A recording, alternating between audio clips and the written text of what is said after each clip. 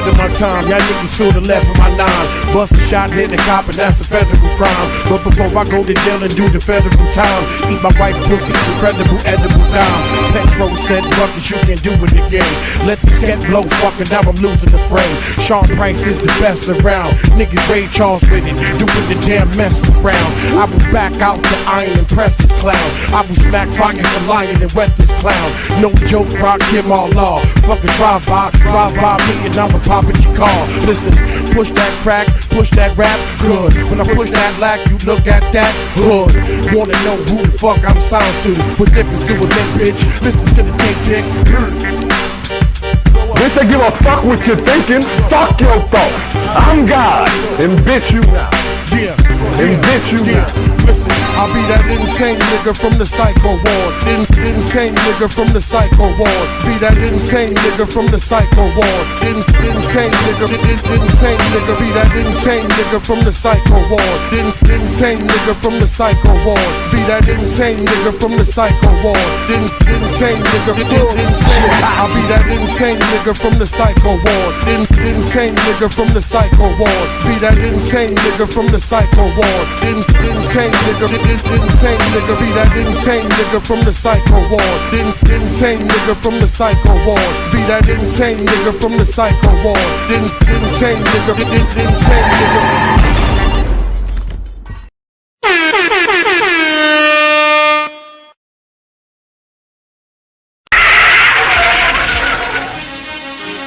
Peace. While y'all was winning Grammys, I was gripping jammies. I know you niggas fear me, cause I spit it scary. All the dead rappers, I resurrect them daily. Ra-da-da-da-da. This is Hail Mary. Who got the thumbs grabbing they simmies? Who got the bad bras grabbing they titties? Who the nicest out of New York City? You don't exist, son of a bitch. Vat Moose. These rappers don't wanna be introduced to me. Maybe because I got too much papoose in me. I drop too much material exclusively. It's because I'm everything that he used to be.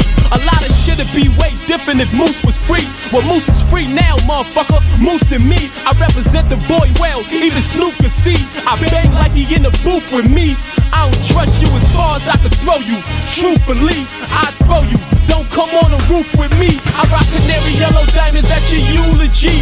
Kill you like Rodamez, I got juice in me. All the old school rappers, I rap them all the time. Now who Jesus Peace rules in 05? I make the motherfucking ground shake wherever I walk at. Dirty South West Coast, where the fuck is New York at? It's right here, homie, got Nike Airs on me, you know me. Keep tight gear on me and ice wear rollies to show me. Don't like near bogey, but like queer slowly but surely. Don't fight fair, holy, your life stairs only provoke me.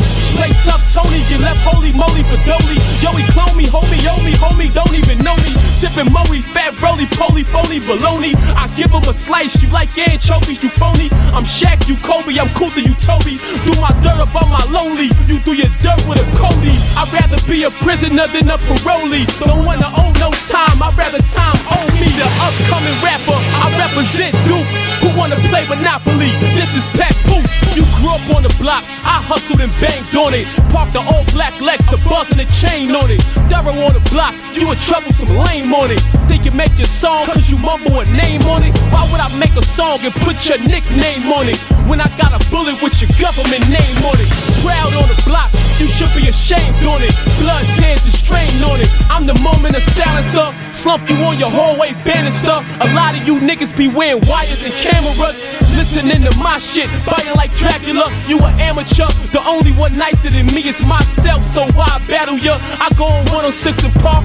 If I'm the champion and the challenger. Ain't drop an album, but a legend like Acura. I spit spectacular. Your man got you carrying the gun. You ain't gon' bust a 40 caliber. You like a person with HIV, you a carrier. Engaged to the 12 gauge, I'm gon' marry ya. Crush all of your barriers. They say pressure bust pipes, but only crackheads fuck with pipes. The only thing pressure do is get me hype. I spit hard like Mike Tyson when he strike.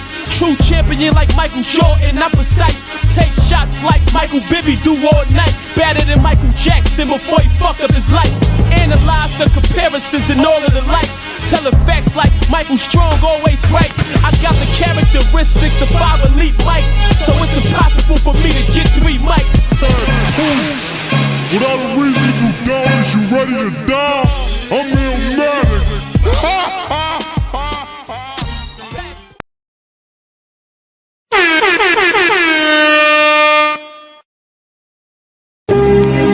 Yeah. Time to educate the youth. Cause if we won't, then who will? Cherry Squad style. Yo. I was a wild adolescent, blessed with the foul lessons. Messing around with the wrong crowd, I learned my lesson. Stressing all the things that I have not.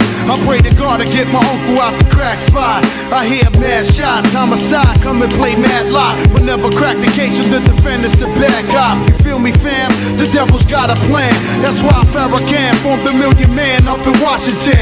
The hidden hand, even Flanders man, had me going hand in hand, killing my own clan. But now I understand and see the big picture.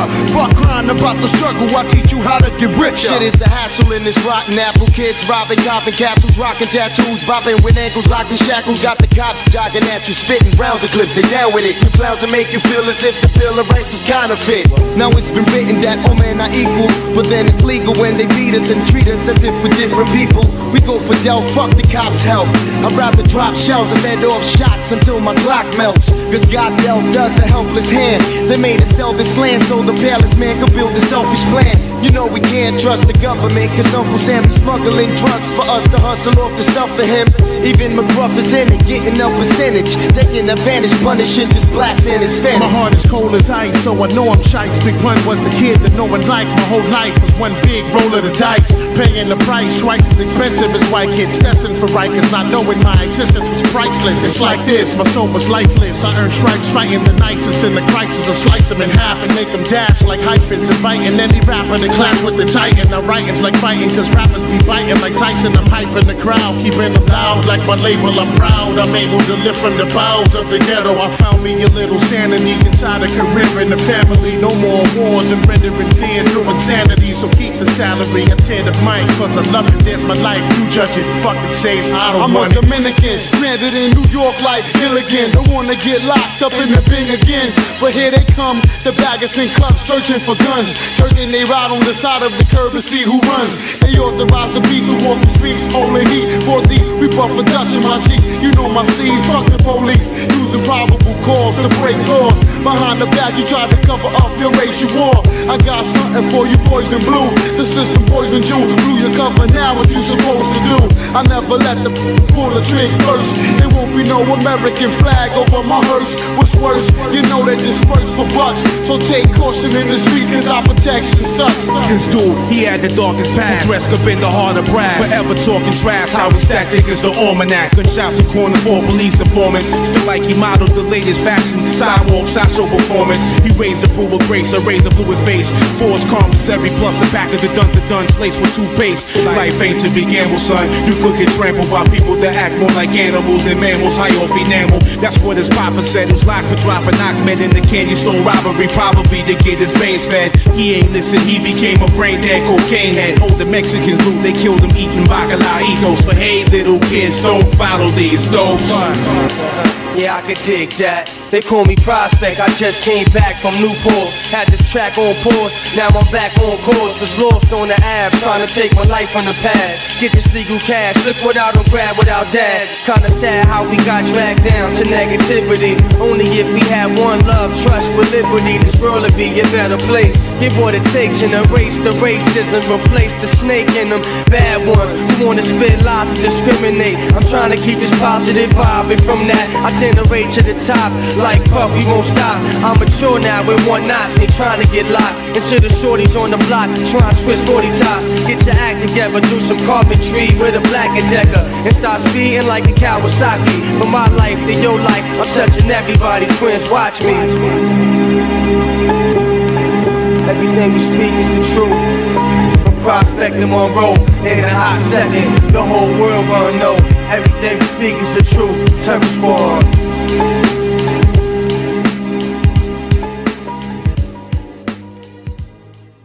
Yo, Joe Crack.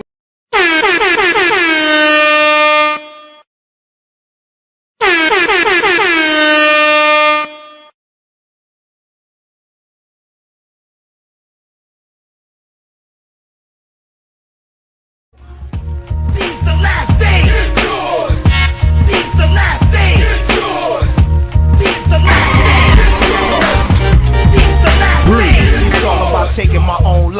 into my own hands. RBG, refine, be a grown man. See, that's what I'm doing, cause I know it's inside of me. All I gotta do is just bring it to reality. It's fuck the government, but still I gotta pay the rent. So yeah, I'm for the caper, most definite. Keeping it militant, focused, intelligent. Pimping the system is basic common sense. It's still fuck the bid. Black power ain't dead. All that red, white, and blue shit be going to your head. See, we break bread, it's like a game or a sport. Gotta train every day to keep your team on point. Cause still, to this day, our reparations ain't paid. And you can see it in the poverty around the way. It ain't even our own people on BET. So they gotta get it from somebody, it might as well be me. Besides, a nigga gotta eat when he hungry. You see how they send troops to war for their country. Niggas worldwide need an army of one. It's revolution to the fullest, put the bullets in the gun, nigga. These the last days. It's yours. These the last days. It's yours. These the last days. It's yours. These the last days. It's yours. These the last days. It's yours. These the last days. It's yours. These the last days. It's yours. These the last days.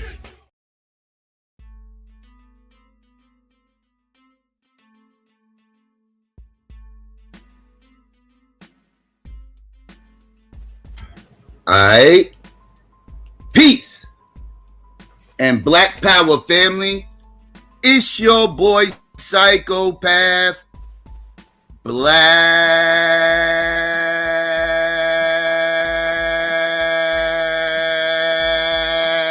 at you. Know what I mean? With another Wake and Bake build. What's really, really hood out there, family? Let me get some ones out there. Let's make sure everybody can hear me clearly before I get into all this. Let me see. Let me get some shout outs while I'm waiting. Let me see. Let's see. Shout out to B1 for Life was good. Let's see. Q Hefner was going on. Old Stoughton was good with you. Blue Blaze was good. Let's see. Who's this? Hits me. Am I pronouncing that right? Hits me. What am I saying that? I don't know if I'm saying that right. Shout out to you. Let's see, GA. Sorry, my dyslexia starts kicking in with all these letters look similar, all jumbled up together. My bad. GA was going on. Sweet D was good, sis. Let's see what's going on. Let's see, Ryan, what up? Lou, what it do? Let's see, Kurt was good. Aries was good, sis. FBA was going on. P Funk was good. Who else up in here? Cynical One was good with you. Who else? Miss Cardio Queen was good with you, sis. Who else up in here? Angels in the building. What's going on? Brother Rob was good. Elaine was good with you. Shout out to everybody else out there that might be listening or slide through. If I missed you, my bad. What's going on, family? What's good? I'm in the building. I got some things I want to talk about. One story I didn't get a chance to mention because it was kind of breaking when I went live on Wednesday. And the other story I kind of want to piggyback off of on Wednesday because some other news came in about said election with Jasmine Crockett, attempting to be a U.S. Senator from Texas, right? Like she lost this week, and some new news came out that I kind of want to address, right? Because I didn't get a chance to address this aspects on Wednesday because it was still new and all the information wasn't out. Now I got the information. We need to discuss some things, right? So yeah. So now with that being said, let's get to the other story that I want to get into that I forgot to touch on Wednesday. And that other information will be we have a replacement going on in the Trump motherfucking administration, right? Like somebody who's been infamous over the last few months recently got motherfucking canned. Ain't that a motherfucking bitch? Ain't that a bitch?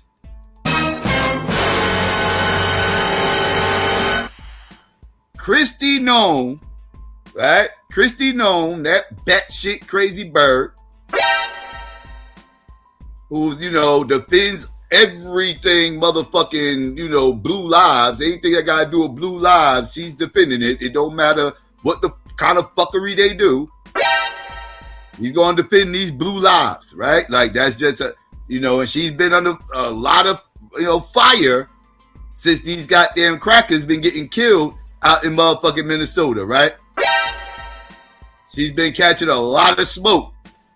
And recently, she just got her ass motherfucking fired.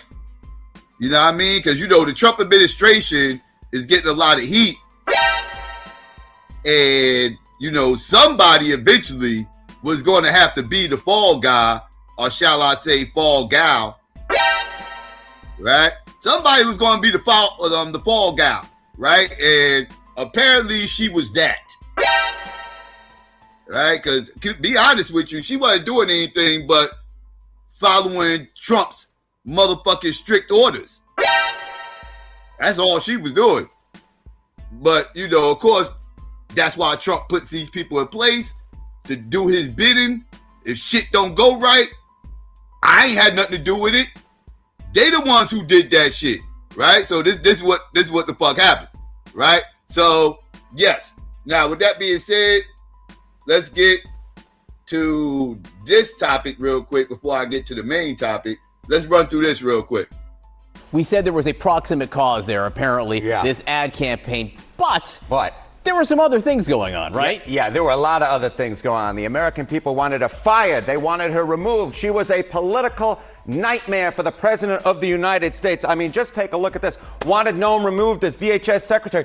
Overall, last month, Quinnipiac University found the majority of Americans, 58%, wanted her to be adios amigos, goodbye, see you later. Among independents, you can see it right here, 62% of independents, we're talking more than 3 in 5 independents, wanted her kicked to the curb. So Donald Trump here making the politically popular move because Americans were simply put sick of Kristi Noem. And this was well before this testimony that was so controversial. All right, how about her approval rating? How has that tracked? Yeah, how is that tracked? Look, the idea that Kristi Noem is unpopular is not a new phenomenon. It's one that is dated all the way back to the beginning of Trump's second term. I mean, just take a look here. Okay, Kristi Noem's net popularity rating during Donald Trump's term, positive in none, zero, nada. None of the polls did she have a positive net approval rating. In all of the polls, she was underwater, swimming in the deep blue sea. She had a negative net popularity rating in every single poll conducted during Donald Trump's second term. Simply put, Americans did not like the job that she was doing as DHS Secretary. And recently, the clear majority of Americans, about 3 in 5, wanted her kicked to the curb, fired, as I said, by Donald Trump. So again, Trump doing what the American people wanted him to do. You talk about Exactly. It was too much smoke. He had to get it out of there because, again, he needed the fall guy. Right? And he pushed everything off to her. And of course, everybody was like, well, this shit ain't working, so she must be the motherfucker. It's her problem. She needs to go.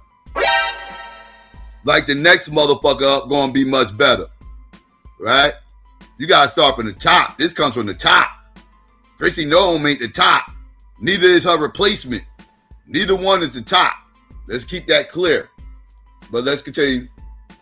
About her job as Secretary of Homeland Security, the immigration efforts that the president has been pushing, in theory, largely fall under Homeland Security's umbrella. How has that effort been greeted by the American people lately? Yeah, this idea that Donald Trump could somehow contain Kristi Noem to just, her own little part of the world, right, and it wouldn't affect him, that is political fantasy. Kristi Noem was hurting Donald Trump in office on one of his key top issues that got him elected president of the United States. I mean, just take a look at Trump's net approval rating on immigration. You go back a little bit over a year ago, he was on the plus side of the ledger. Look at that. 2 thumbs up, plus 7 points. But again, down he goes, in large part because Kristi Noem's efforts. Look at this, minus 17 points on the net approval rating on a key issue for Donald Trump, one that got him elected to a second term. And among independents, he went from plus 3 net approval on immigration all the way down to minus 30 points. I mean, my goodness gracious, on a key issue that independents had trusted Donald Trump on over Kamala Harris, and Kristi Noem's efforts simply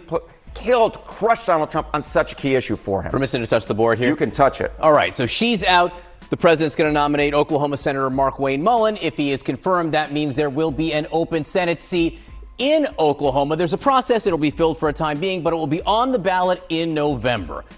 He's a Republican. Yes.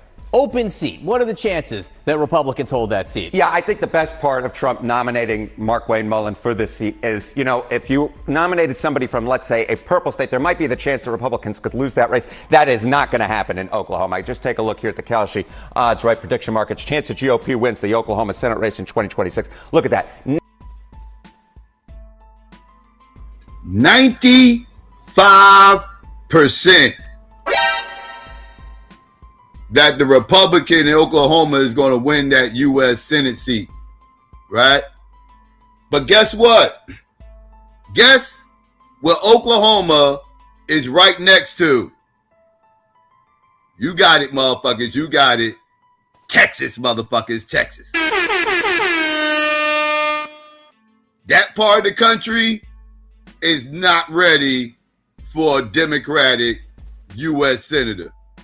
They just not ready for it, dog. I'm just trying to tell y'all. But anyways, I digress. Let's continue. 95% chance. David Boren was the last Democrat elected from Oklahoma, and that was all the way back in 1990. Oklahoma is a red state and will continue to be red. Noam has been on thin ice after multiple issues, including, of course, the shooting deaths of 2 U.S. citizens during immigration crackdowns in Minneapolis. But sources say the final straw was her testimony this week on Capitol Hill. Senator John Kennedy says the president was, quote, pissed after Noam testified that he approved a $220 million Homeland Security ad campaign that placed her front and center. CNN's Kevin Liptak is following all the details from the White House. What are you learning about how the White House has seen her performance there and that one issue that really got them riled up, apparently? Yeah, there was this one issue that seemed to sort of shove her into the abyss in a lot of ways, but in other ways, this had been building for months and months. You know, her demise was something of an open question at the White House. They really viewed that situation in Minneapolis that ultimately led to the deaths of 2 American citizens on the streets as a leadership failure. There were power clashes with the heads of CBP and ICE.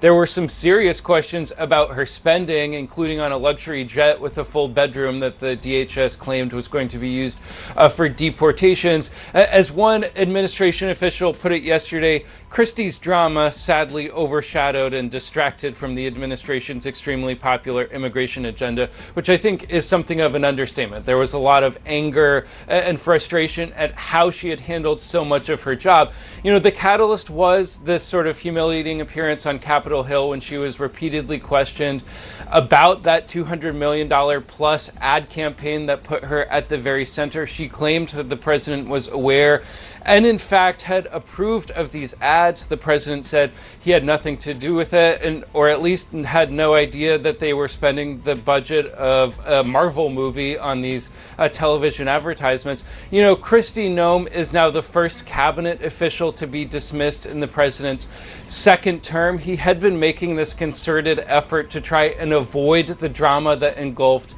his first presidency, and he did find her a landing pad, which is this previously non-existent job as special envoy to the Southern Shield, which is this new security initiative for the Western Hemisphere. The president seems aware that people he dismissed, and he has this experience from his first term, often go out and give interviews or write books that portray him in a negative light. So he does seem aware that finding a place for them to land is an imperative. Now, the man he is replacing her with is the Oklahoma Senator, Mark Wayne Mullen. He's a top ally of President Trump. The president has praised his appearances on television. Mullen said yesterday that there would be the opportunity to build off her successes, but, quote, also the opportunity to build off things that maybe didn't go as planned. Sarah. That is one way of putting it. Kevin Liptak, thank you so much. I do appreciate it. Why do I love these wide open spaces? They remind me of why our forefathers came here. Not just for its beauty, but for the freedom only America provides. I'm Kristi Noem. Well, commercials like those may have been part of Kristi Noem's downfall. Today, she was fired as DHS secretary. That ad, where she's saddled up, was one of a series of spots which reportedly cost taxpayers nearly $250 million. And her congressional testimony about it seems to have been the final straw, or a final straw, for President Trump. There were plenty of other straws already. In any case, the president made the announcement on social media about 20 minutes before she was scheduled to speak in Nashville. The president named her replacement, Oklahoma Senator Markwayne Mullin, and said that Secretary Noem would soon be taking up a new job, special envoy for a security initiative called the Shield of the Americas. He promised to give more details on that over the weekend from his golf resort near Miami. There is little... The Shields of America. Man, get the fuck out of here. Get all the way the fuck out of here. That's like going from principal to janitor, motherfucker. You went from being a principal to being the janitor as a consolation prize. What the fuck is this shit? Like, what? We don't even know what the fuck that shit is. What the fuck is that position, dude? Donald Trump just creates positions just to give people a title, just so they could be around and shit, right? Like, yeah, I'll make you the grand high exalted ruler of the skating rink out in South Dakota in Hudson County. You know what I mean? He'll just make up some fake ass title and shit just to keep motherfuckers around. This shit is wild. Like, what the fuck? What? You can't, the shit, what the fuck is that? Shields of America. What the fuck is, what? Is she Peggy Carter? Is she Peggy Carter out this motherfucker? What the fuck is this? Anyways, I digress. Let's continue. Job, special envoy for a security initiative called the Shield of the Americas. He promised to give more details on that over the weekend from his golf resort near Miami. There is little question, however, that it is a downgrade from running an agency of 250,000 men and women charged with protecting Americans from security threats at home, especially with the country at war against a longtime sponsor of global terror.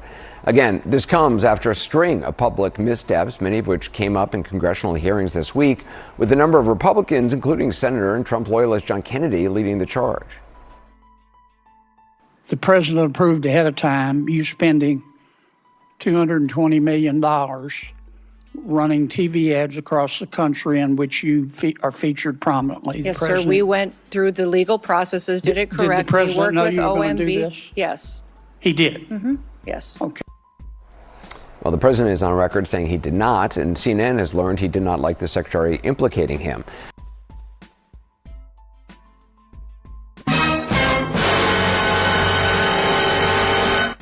Uh-oh. Uh-oh. She was out there putting too much information out there. You know, she was supposed to be the one being the, you know, the shield. You know what I mean? You know what I mean? She was supposed to be the motherfucking shield and shit, right? The shield of America. Actually, she was supposed to be the shield of Donald Trump. And she was supposed to protect him at all costs. Like, she wasn't supposed to come out and say that, you know, she was just following orders. You know, she was supposed to give off this perception that she was just going rogue. You know, like she was some rogue agent just out of control, and you know what I mean? And this wasn't coming from up top, right? That's the perception she was supposed to give, right? And she got there and started telling too many truths, and Donald Trump didn't like that. She's like, yo, man, that ain't what the fuck I asked you to do. That ain't what the fuck I said you was supposed to say. What the fuck is you doing? You off script. You off script. What the fuck? What? $1 million running TV ads across the country in which you are featured prominently. Yes, sir. We went through the legal processes, did it correctly. Did the president know you were going to do OMB. this? Yes. He did? Mm-hmm. Yes. Okay. Well, the president is on record saying he did not, and CNN has learned he did not like the secretary implicating him. This is how ProPublica last fall headlined their story on the ads. Firm tied to Kristi Noem secretly got money from $220 million DHS ad contracts. The company is run by the husband of Noem's chief DHS spokesperson and has personal and business time to Noem and her aides. ProPublica also reports that DHS invoked what it termed the emergency at the border to actually skirt competitive bidding rules for the ad contracts, one of which went to a company run by the ex-husband of former DHS spokesperson Tricia McLaughlin. Now, another, worth some $143 million, was awarded to an outfit which had only been in business for less than 2 weeks. If the president was bothered about it at the time, he didn't say. He wasn't troubled either at the time by Secretary Noem's appetite for the cameras and cosplay as she traveled from one photo op to another, frequently with her aide Corey Lewandowski, sometimes in a customized Boeing 737 equipped with a bedroom. But that may have changed with her testimony about it and other things this week. Could you explain this? Sir, I'm looking at a picture of an interior, looks like a bedroom. Of an airplane? Yes, sir.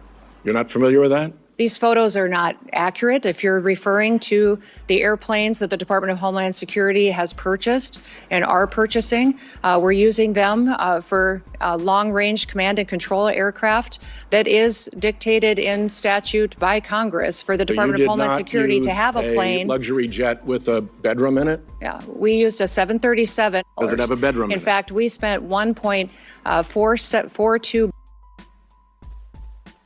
He like, yo, he stuck on that bedroom shit. I would be too. Like, wait, hold up. What? So you got a luxury jet with a bedroom in that motherfucker? What the fuck? And what type of shit was y'all doing on that plane that you needed a whole motherfucking bedroom? Oh, it was some freaky deaky shit going on that plane, I promise you.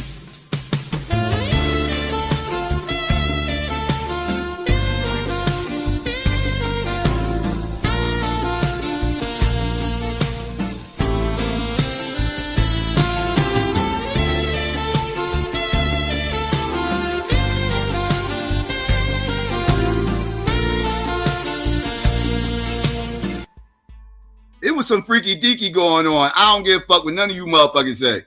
Got a whole bedroom in a fucking jet. What the hell are we talking about right now? That's a flex. That's a whole flex. Let's continue. $2 billion on ICE deportation flights Does it have a bedroom in it? I believe it's being refurbished and not having a bedroom in it. So it is being refurbished. Kristi Noem, of course, is married. Corey Lewandowski is married. He is expected to leave DHS as well. He told the New York Post today that he would not speculate on whether testimony like this about the two of them before the House Judiciary Committee cost her the DHS job. But it was certainly more bad publicity for the administration. So, Secretary Noem, at any time during your tenure as Director of Department of Homeland Security, have you had sexual relations with Corey Lewandowski? Mr. Chairman, I am shocked that we're going down and peddling tabloid garbage in this committee today. Well, she was pressed repeatedly on the subject and continued to give answers like that, but never once denied the allegation. Another factor in her departure might have been the killings of Renee Good and Alex Preddy by federal agents in Minneapolis, or the lies she told in the wake of them. When you perpetuate violence against a government because of ideological reasons and for reasons to resist and perpetuate violence, that is the definition of domestic terrorism. Well, she said that just hours after Alex Preddy's killing. Here's what she said under oath this week.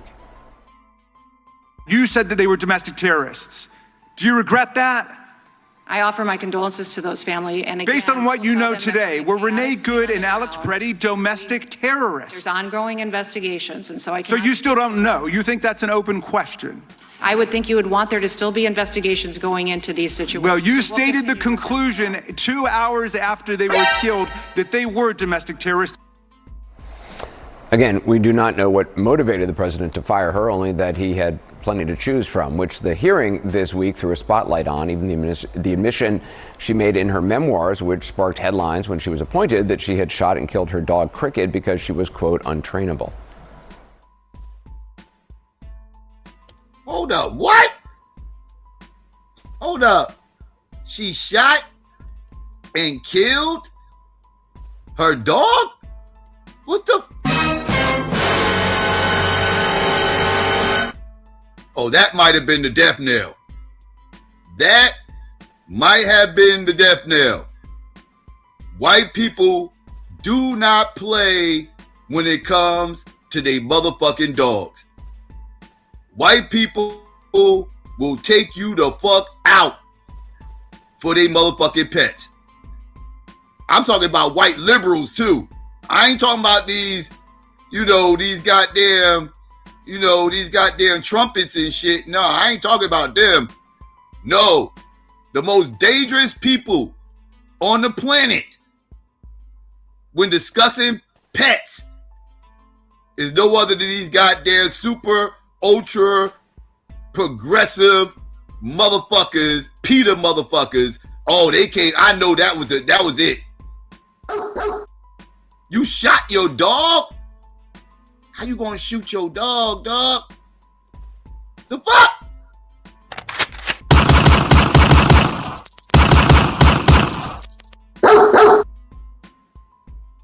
That's wild. That they were domestic terrorists. Again, we do not know what motivated the president to fire her, only that he had plenty to choose from, which the hearing this week threw a spotlight on, even the admission she made in her memoirs, which sparked headlines when she was appointed, that she had shot and killed her dog Crockett because she was, quote, untrainable. The passage where you talk about killing a dog that was 14 months old. I train dogs, all right? And you are a farmer. You should know better. You decided to kill that dog because you had not invested the appropriate time in training, and then you have the audacity to go into a book and say it's a leadership lesson about tough choices. But my point is, and you are a farmer. You should know better. You decided to kill that dog because you had not invested the appropriate time in training, and then you have the audacity to go into a book and say it's a leadership lesson about tough choices. But my point is, those are bad decisions made in the heat of the moment, not unlike what happened up in Minneapolis. We're an exceptional nation, and one of the reasons we're exceptional is we expect exceptional leadership. And you've demonstrated anything but that. And CNN's Caitlin Collins joins us now with more. Caitlin, in any other administration in the modern history, since the Homeland Security Department was formed, if the Secretary of Homeland Security had awarded no-bid contracts for more than $100 million to companies that were newly created that had ties to people that she worked with and knew and had relationships with, I mean, that person would have been investigated at the very least. Is there any sense that this Department of Justice hasn't shown any indication that it's going to investigate these contracts, but in any other administration, I would think they would be investigated. Yeah, they haven't shown any inkling of that's happening. We don't have reporting on that. But there are lawmakers who were saying and accusing Secretary Noem of lying under oath yesterday when she was saying that it wasn't done by Corey Lewandowski, of course, the person who's been serving as a special government employee to her. But I think in that moment, and this is actually something that has bothered and rankled a lot of people in the president's orbit, these contracts, how they were awarded, the fact that they spent $250 million on these ads that you see here, prominently featuring Secretary Noem. A lot of people had actually tried to get the president's focus on this because they knew that he wouldn't like it. It was something that a lot of people have been talking about here in Washington for months now. But it wasn't until that line of questioning from Senator Kennedy, which he told reporters, he gave the White House a heads up that he wasn't going to have friendly questions for the DHS secretary when she came before his committee. It was that line of questioning, though, that got the president's attention, and particularly Anderson, where he asked if the president had signed off on her doing these ads for $220 million. And she quickly answers yes there. And obviously the president contradicted that today and told Reuters that he had not signed off on it. And when we asked the White House about that today, they just pointed to his own comment here.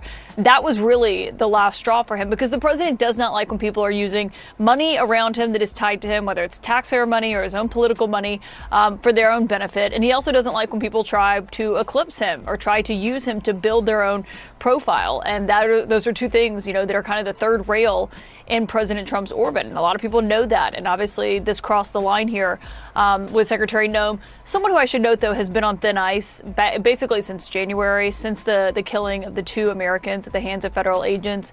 I was there in the cabinet meeting that day in late January when the president, notably skipped over her, something I've never seen him do, because the Department of Homeland Security is one he is deeply invested in. It's one of his favorites. And so, that moment kind of said it all and put the writing on the wall. But obviously it culminated in this today, where the president was so frustrated by that and finally took this moment to do something that it's actually really notable, because he has not wanted to fire anyone from his cabinet. Notice he's just, anytime they've moved people around, they've shifted them to other jobs. He's not wanted to have the same turnover that he did in his first term. So it is notable that he still went as far as he did to take this step, because he's really resisted doing so far. Yeah.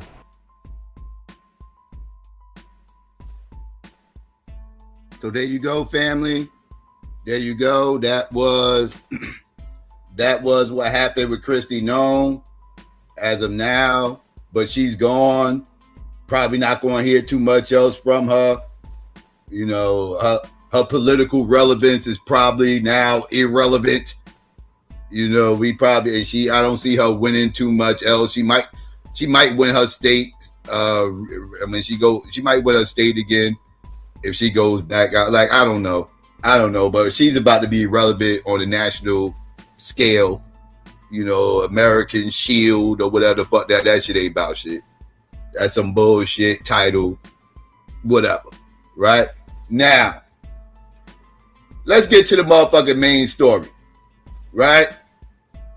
Let's get to this motherfucker right here.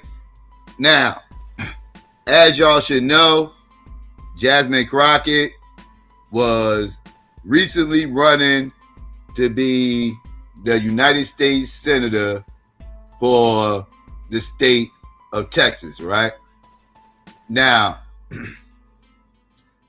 I've been low-key covering some of this since the announcement was made, because I thought it was very interesting that she decided to give up her House seat to take a shot at winning an election that was basically unwinnable for any black person. Let me say that again. Any black person. I gotta stress that for the feminists out here that's running around here trying to play the gender card. No. That state is unwinnable for any black person of any fucking gender. History will tell you such. They voted a woman in office before they voted anybody black. So please miss me with the gender arguments. I'm not hearing you motherfuckers. I'm not hearing y'all. Now, if y'all want to talk about somebody being black not winning, we can talk. Because there's actually something to that. Okay? All right? So there we go. Now, with that being said, I covered this on Wednesday, and I was having discussions. I was a little bit annoyed by some of the reactions of her losing, which I knew was going to happen, but it was some people out there that actually believed that she actually had a shot. Most of these people did not live in Texas. Most of these people that was talking this shit, right? Most of these people do not live in Texas, but just love Jasmine Crockett. So, they give her moral support. But when you're dealing with statewide elections, moral support does little. It really does. Right? Like Cardi B holds no weight in motherfucking Texas. Cardi B getting on TikTok telling people out in motherfucking New York, Atlanta, Chicago, LA, Minnesota, Seattle, China, Europe, Italy, Africa, Jamaica, Haiti.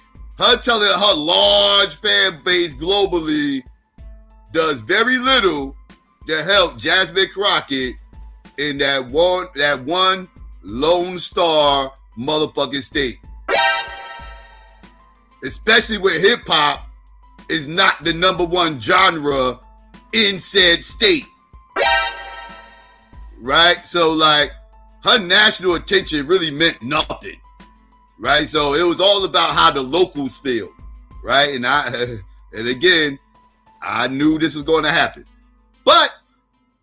But something did come out about the way people was voting in this motherfucking election. Oh yeah, it came out, family. It came out, right? And we all know, at least you should know if you've been paying attention to Jasmine. Jasmine is your typical, liberal, right? She's a corporate Democrat. She's more moderate than people will like to believe. But, she's a corporate Democrat. But just like any other Democrat or liberal, she's, out here fighting and swinging for two certain demographics, right? And that's been my take listening to Jasmine Crockett as far as bills that she's been fighting to push and as far as like what she's been the most harshly critical of. And I seen a lot. The main things I seen her fight for is motherfucking immigration and LBGT/gender fucking politics. That's been the main motherfucking thing I seen her fighting for. That's been the main thing I see her fighting for. Most of the clips and things like that you find of her talking smack and defending shit and everything else, she's defending gays/gender shit, right? Because that's all the same shit. I throw all that in the same bag. That shit is the same shit. All gender politics, all that shit, LBGT, all that shit's a part of gender politics, right? So she defends gender politics and immigration. These are the two main things she has in no particular order. But these are the two main things that I have seen her fight for. Very rare have I seen her fighting for the black community, right? Trust me, I looked because I tried to find these motherfuckers. She will talk about racism amongst black people and this, that, and the third, and whoop-de-whoop. But most of the time when she does discuss racism, it's usually as a comparison to another demographic, right? Usually, right? That's it's usually like, well, this is like, like when she said ICE is just like with the slave catchers, right? Like, she'll bring up slavery and slave catchers when defending these immigrants, right? I've heard her say things like, oh, well, y'all act like y'all don't want these immigrants to be here, but y'all acting like y'all trying to go back to picking cotton. Right? Like she will mention slavery in contrast and try to, spin it like, okay, well, this is like with us, and us, we went through this, so i.e., we should defend that, right? Like, and this is usually what I hear when she's doing these type things, right? Like, maybe it's just me, maybe I'm bugging, but this is what I remember, right? Because I do remember this clip right here, and this is wild when she said it. So I had to go around the country and educate people about what immigrants do for this country, or the fact that we are a country of immigrants. Right. The fact is, ain't none of y'all trying to go and farm right now.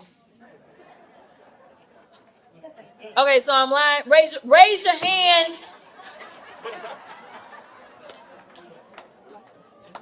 You're not. We done picking cotton. We are. You can't pay us enough to find a plantation. I know that's right. Right? That's usually this is the type of rhetoric I normally hear. I remember when she said that, and that's a very important clip that I just played.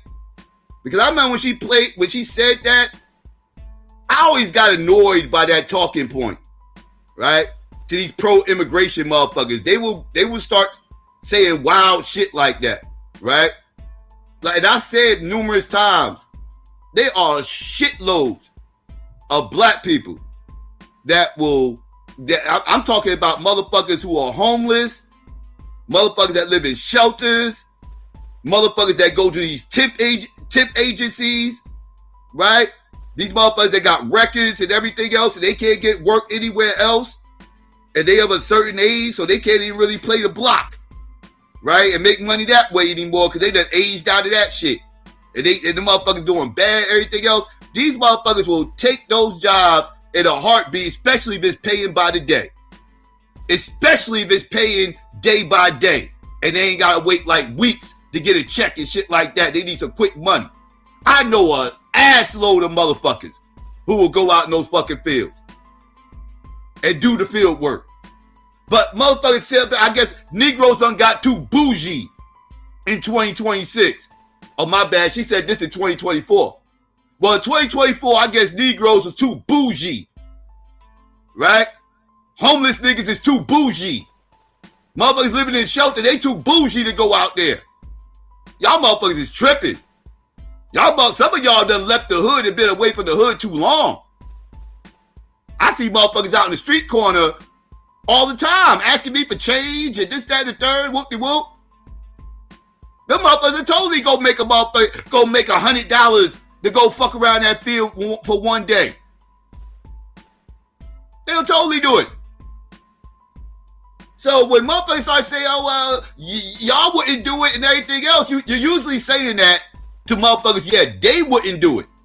But when you say to a bunch of motherfuckers wearing suit and ties who showed up to these events, driving Lexus and Audis and shit, no, those motherfuckers ain't going to do it. But that's not most black people. Right? And I'm not saying most black people will do it. I'm saying there is a segment of niggas that will totally do it. And you are disregarding them. You are totally disregarding them. Every time y'all make this statement, y'all got to stop with this stupid ass talking point. I ain't like it then. I'm just getting triggered thinking about it now. It's a dumb talking point. Right? But people like her get so caught up in their defense of, this silly ass motherfucking agenda, because they playing party politics and silly shit, that they start saying wild shit like this. And then use slavery as, a emotional heartstring to tug on to try to get you to fall in line.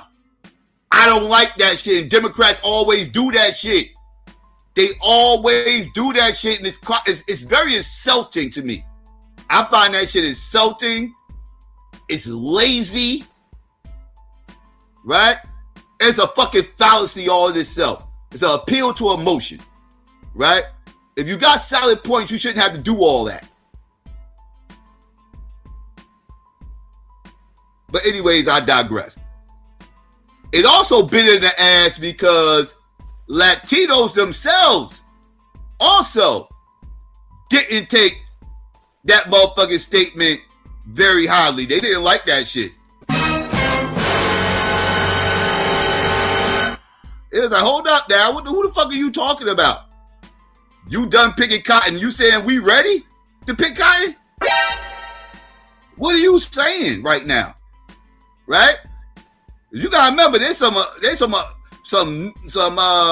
naturalized ass motherfucking Latinos out here who took that shit as some kind of, offense.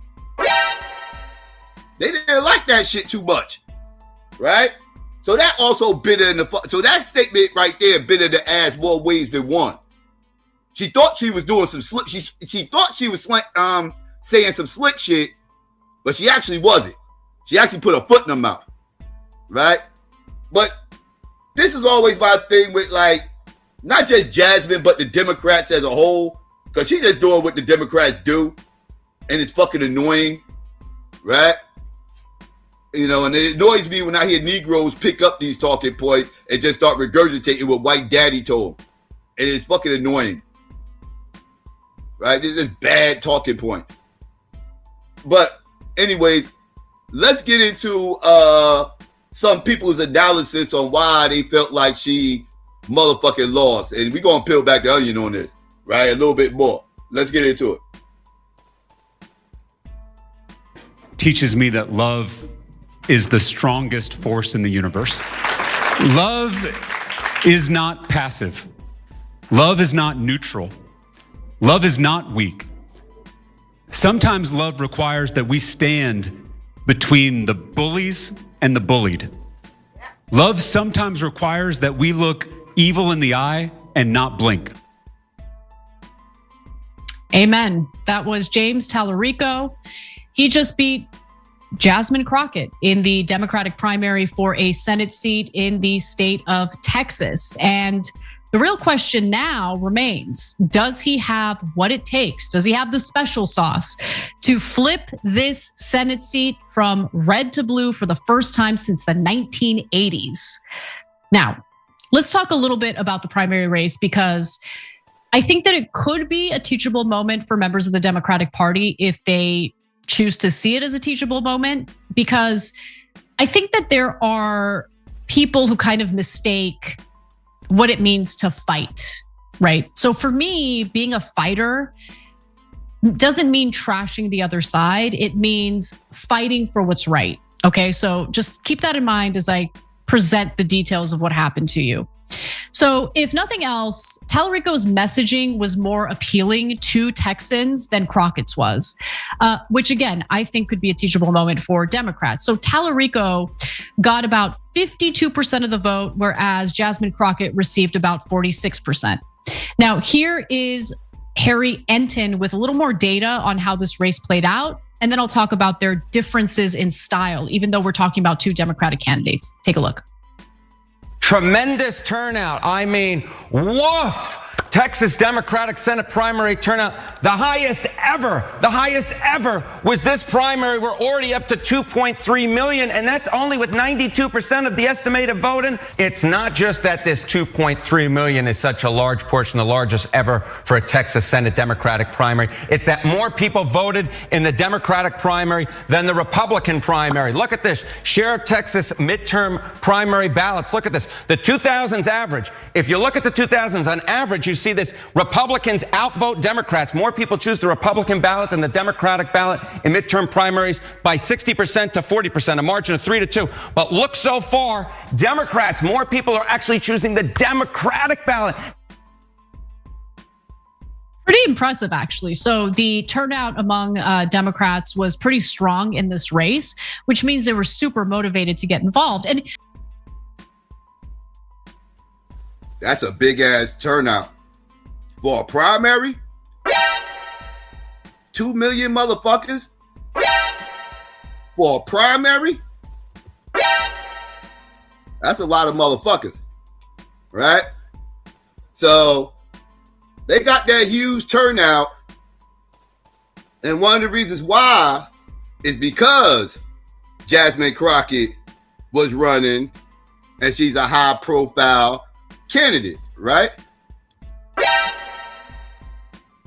But given by how many votes she lost by, that's telling me that those Texans really did not want Jasmine Crockett to run in up motherfucking November. They really did.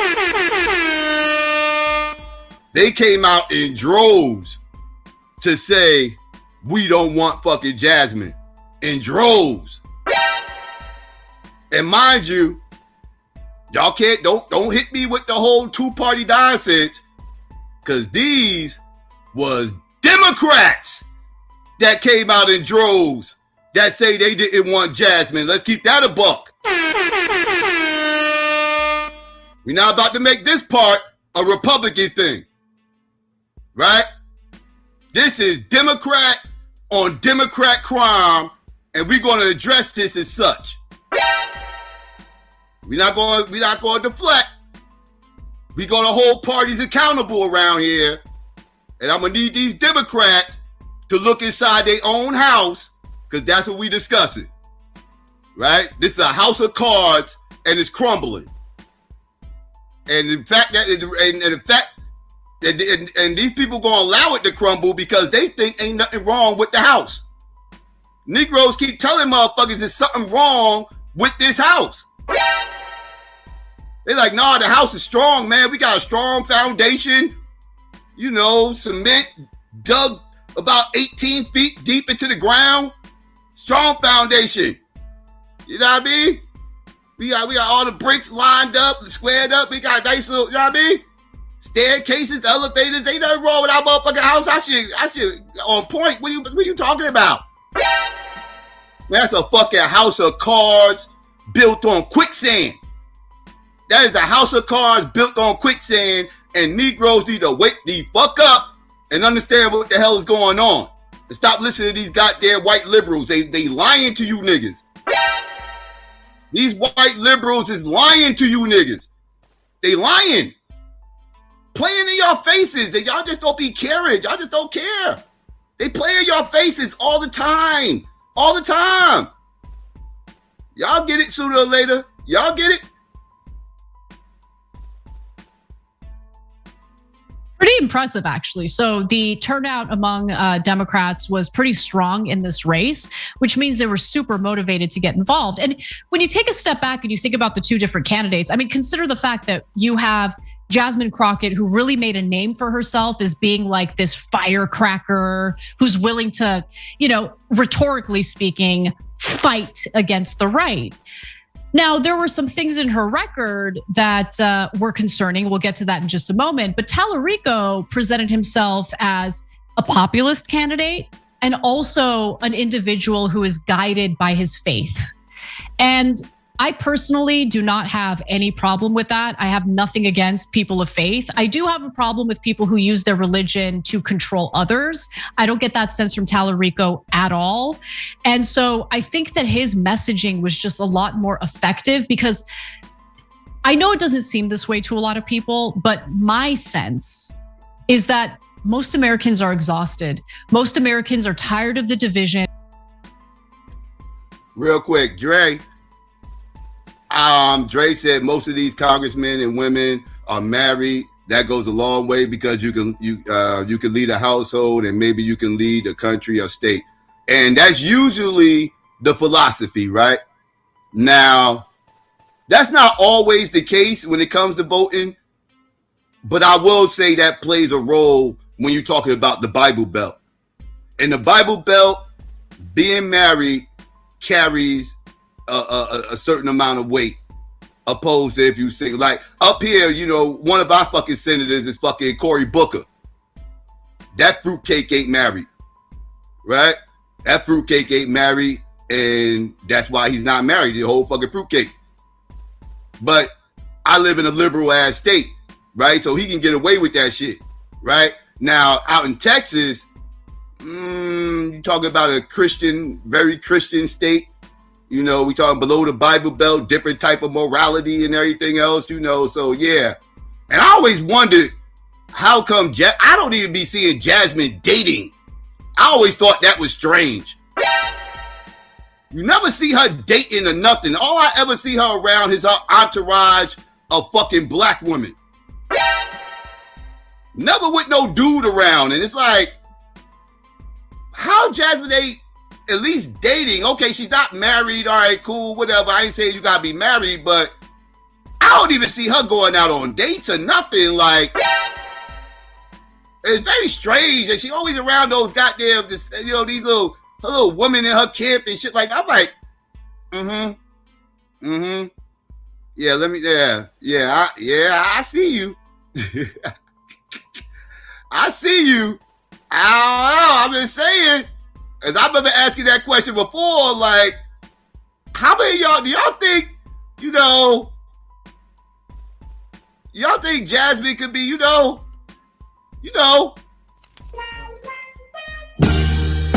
I've been really trying to hold back this feeling for so long. And if you feel like I feel, come on. Oh, come on. Woo. I'm just saying. I'm just asking.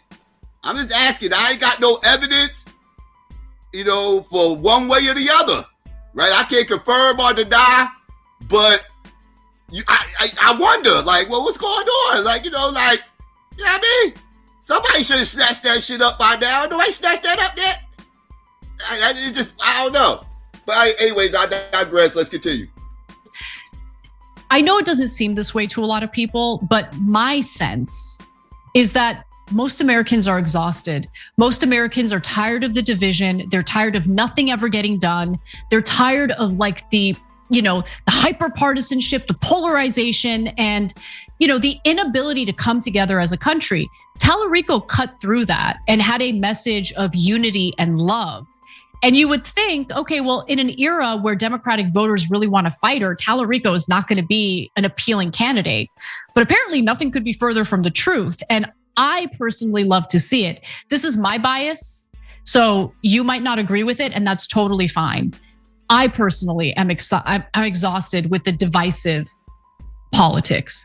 I want to find ways to build coalitions and bring Americans together. I want to live in a country where we see each other as fellow countrymen and women. You get what I'm saying? Like, that's what I crave and I want so badly. And I think that there could be an emerging thirst for that among the American people, and that excites me big time. So with that in mind, as you saw in the cold open, the first video that we showed you, Tallarico has repeatedly invoked his faith on the campaign trail. So that, coupled with his populist messaging, helped him appeal to more voters. His approach resonated with a majority of Democratic primary voters Tuesday, who chose his offering of a political reset over Crockett's promise to unapologetically wage partisan warfare against the GOP. And guys, it depends on what you mean when you say partisan warfare. Is it simply yelling and screaming during a hearing or a press conference? Or is it fighting in a tactful way, a strategic way on policy to actually, accomplish legislative wins? And with Jasmine Crockett, there was a lot of theater. I definitely will give her that. She presented herself as a fighter, but talk is cheap, especially right now. And there were things in her record that really bothered me, including her, complete capture by the Israeli government. And she was unapologetic about that, by the way. And I do think that it hurt her in the end. Now, here's more from Tallarico. Take a look. In my experience, when you extend an open hand instead of a closed fist, you'll be surprised by who takes that hand. That's how I flipped a Trump district in a red county. That's how I passed major bills in a Republican-dominated body. If you hate politics and you've never voted before, you have a place in this campaign. If you've voted for Democrats, but you're tired of DC Democrats always folding, you have a place in this campaign. And if you voted for Donald Trump, but you are fed up with the extremism and the corruption in our government, you have a place in this campaign. A new kind of politics is possible. It's waiting to be born through all of us.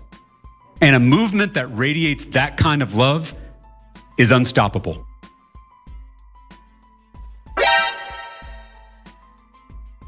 See? And that right there is how you give a message to a demographic of people that you're trying to target. Jasmine Crockett can learn a thing or two on how to run a campaign by watching how James Tallarico handled his motherfucking campaign, right? Like, I knew she was in trouble. Well, I knew she was in trouble the second she decided to run, but I knew I knew she was in trouble in the primary. Right? Like, fuck November. I knew she was in trouble in the primary. When I first saw who she was running against and what his messaging was, I said, shit, she fuck around, don't even get out the fucking primary if she ain't careful. She better change up her messaging, because that little shit she was doing before ain't gonna work. Right? Like, I was like, what the fuck? Because this is the first time I saw this motherfucker. This was his message. I knew she was in trouble when I saw this. The biggest divide in our country is not left versus right. It's top versus bottom. Billionaires want us looking left and right at each other so that we're not looking up at them. The people at the top work so hard to keep us angry and divided because our unity is a threat to their wealth and their power. So their social media algorithms and their cable news networks tear us apart. They divide us by party, by race, by gender, by religion, so that we don't notice that they're defunding our schools, gutting our healthcare, and cutting taxes for themselves and their rich friends. It is the oldest strategy in the world: divide and conquer. But we will not be conquered. We're underdogs in this fight. We're going up against those billionaire mega donors and their puppet politicians. We're going up against a rigged system, and we're going up against a lot of money. But I'm a former middle school teacher. I don't scare easily. And Texans don't scare easily.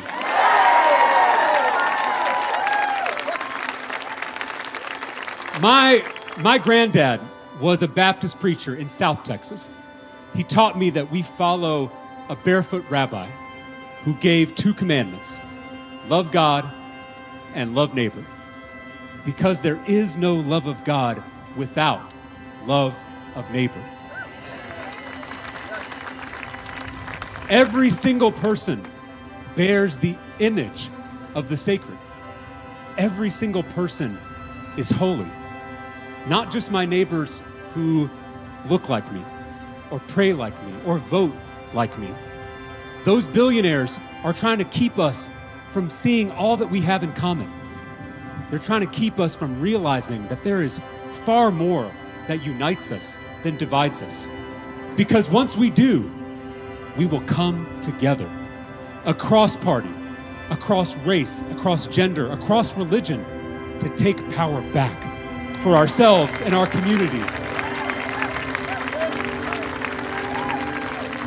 2,000 years ago, when the powerful few rigged the system, that barefoot rabbi walked into the seat of power and flipped over the tables of injustice. To those who love this state, to those who love this country, to those who love our neighbors. Yeah, I saw that. And then when I saw Jasmine Crockett's motherfucking ad, I was like, oh yeah, she's oblivious.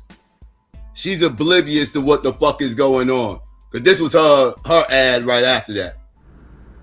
How about this new one they have? Their new star, Crockett. How about her? She's the new star of the Democrat Party, Jasmine Crockett. They're in big trouble. But you have this woman, Crockett. She's a very low IQ person. I watched her speak the other day. She's definitely a low IQ person. Crockett. Oh, man. Oh, man. She's a very low IQ person. Somebody said the other day she's one of the leaders of the party. I said, you got to be kidding. Now they're going to rely on Crockett. Crockett's going to bring them back.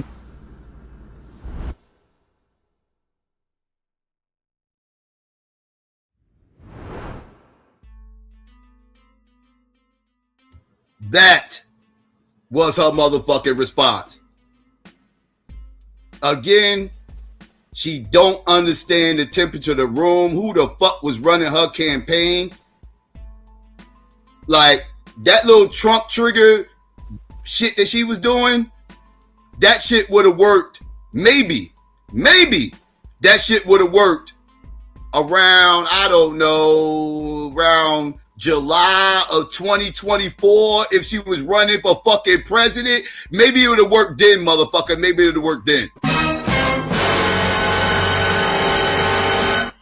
But in 2026, running for the U.S. Senate out the state of Texas, that is a horrible motherfucking ad.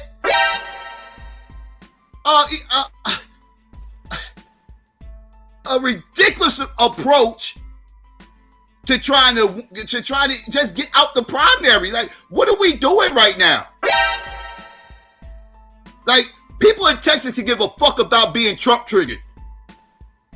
People in Texas can give a fuck about being Trump triggered. If you was in a swing state, maybe they would care.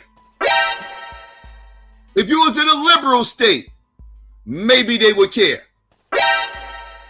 You are in a red ass state trying to Trump trigger people and trying to win a state election. Who the fuck is running her campaign? This is stupid. Who set her up for failure? These goddamn Democrats throwing batteries in her fucking back. And her little fanboys and fangirls, them too. And we gonna act like they don't exist? Like people, what? These people threw batteries in her back. She gave up a house seat for this bullshit? This is wild. What I appreciate about him and Mamdani, and I think this was also a winning strategy, was that they reached out to Republican voters. And they treat voters in general as human beings as opposed to a label. And that's so important, because this idea that someone is like a demon simply because they voted for the candidate you don't like is wrong. And I just think that you have to reach out to people, even if you can't persuade them to vote for you or support your cause. You get something out of the experience of having that dialogue, having that conversation. By reaching out to people who voted differently, you get to kind of understand them better, as opposed to falling prey to the way the media, for instance, the partisan media describes these voters. So I love the fact that he did outreach in, red areas of the state, especially these, Trump strongholds, because he wanted to understand them and he wanted to see if maybe there's common ground. Maybe there's something that he can offer these voters that they would find appealing. Now, Tallarico is a Texas state legislature. He's a Texas state legislator, so meaning he's a lawmaker within the state legislature. And he did work as a middle school teacher in the past. He's also a Presbyterian seminarian, which means that he has pursued a formal education in the Christian faith. And if you're wondering, okay, well, where does he stand on the issues? Enough about his faith. Like, that has no impact on my life whatsoever. That's fair. That's totally fair. But to give you an idea, let's watch 2 of Tallarico's campaign ads. Billionaires don't just influence politicians, they own them. That's why I don't take corporate PAC money. It's why I fought to cap campaign contributions. In the Senate, I'll ban billionaires. Real quick, full transparency, I found out later that statement he just made, that he don't take corporate PAC money, is cap, motherfuckers. It's fucking cap. That's stop. Now, I'm not saying he took AIPAC money, but he totally took corporate PAC money. Just for the record. But let's continue. Oh, Arthur, I forgot about that. You're right. She had no choice. So you're right about that. If you're wondering, okay, well, where does he stand on the issues? Enough about his faith. Like, that has no impact on my life whatsoever. That's fair. That's totally fair. But to give you an idea, let's watch 2 of Tallarico's campaign ads. Billionaires don't just influence politicians, they own them. That's why I don't take corporate PAC money. It's why I fought to cap campaign contributions. In the Senate, I'll ban billionaires from making unlimited secret donations. I'll stop members of Congress from trading stocks, and I'll raise taxes on those at the top to fund tax cuts for the rest of us. I'm James Tallarico, and I approve this message because our government should work for all of us, not just billionaires. When I was 28, I almost died. I was diagnosed with type 1 diabetes. When I picked up my first insulin prescription, it cost me $684. I couldn't afford that. Most Texans can't either. So when I got to the Texas House, I took on Big Pharma and capped insulin at $25 a month. I'm James Tallarico. I know what it means to fight for my life. I approve this message because in the Senate, I'll fight for yours. So, I mean, those are some pretty progressive proposals and stances. And according to Tallarico's website, if elected to the Senate, here are some of the policies that he intends to push for. It includes a tax on billionaires' income and capital gains, raise the corporate tax rate, raise the tax rate on corporate stock buybacks. How about we just ban corporate stock buybacks? How about we do that? I think that makes a lot more sense. But anyway, implement $15 minimum wage. Obviously, this would be statewide. No, I'm sorry, he would be a senator, so he would push for it on a federal level. Create federal public option when it comes to healthcare, expand the child tax credit, ban institutional investors from buying single-family homes, eliminate red tape to incentivize housing construction, which is, in my opinion, way more important when it comes to housing affordability. We do need a lot more housing stock in order to bring prices down, but I'm okay with banning institutional investors in the meantime. Require AI data centers to pay for their own electricity. I am 100% in favor of that. All of us should be. Repeal the Trump tariffs. I think Republicans can get behind that too. And also codify Roe v. Wade, which I'm sure will not be appealing to Republicans in the state, which is relevant for the general election. But, it is interesting to hear that he would want to codify Roe v. Wade as a man of faith. And I think that you can totally be a person who believes the Christian religion and also believes in the standards that were set by the Supreme Court decision. Yep. You might feel that way, Anna. But I don't know how many people in Texas is going to agree with that. Texas, one of the main motherfuckers that was fighting to get Roe v. Wade overturned. So that's going to hurt him, right? That's going to hurt him. But he still has a better shot at winning Texas than Jasmine did. That's for sure. But they're going to hold him on that Roe v. Wade shit. They're going to hold him up on that, trust. There's going to be a lot of anti-Tallarico rhetoric about his pro-Roe v. Wade stance with him being a self-identified Christian man of faith, right? Like, they're going to challenge him on that. So, yeah, so that's that's one he's going to have to overturn. Of faith. And I think that you can totally be a person who believes the Christian religion and also believes in the standards that were set by the Supreme Court decision in Roe v. Wade, which was to ban abortions at the point of viability, meaning at the point a fetus can survive outside the womb. So anyway, what about foreign policy? This is where it gets good. It gets so good. Because I think this is going to be a big factor in upcoming races. Tallarico was on the right side when it came to foreign policy, especially when it came to Israel and AIPAC. So here's what he said when he was asked about Israel and AIPAC in December of last year. Taking money from AIPAC, and I'm not taking money from AIPAC in this campaign. Seeing what's happening in Gaza makes me sick to my stomach as a teacher, as a Christian, as a human being. And our country's role in that slaughter makes me feel complicit in it. I think all Americans should feel that. Yeah. There was a theologian who said, I screamed at God for the starving children until I realized the starving children was God screaming at me. I think God is screaming at us in Gaza right now, screaming at all of us. And so I've said, if I am elected to the U.S. Senate, I'm going to use every bit of diplomatic and financial leverage to end the atrocities. I have already said I support banning offensive weapons to Israel. And I think we as a country have a moral responsibility to stop the death and the destruction. And we can. We uniquely as a country can stop it. And it's time for our leaders to find that moral clarity. And just to juxtapose his position with Jasmine Crockett's, Jasmine Crockett was very supportive of Israel, took the congressional trip to Israel, has taken AIPAC money, and has defended vociferously defended her support for Israel when questioned about it by Democratic voters. So I do think that hurt her in this race, and I'm glad that it hurt her in this race. I don't think that we should be electing any individual who supports Israel at this point.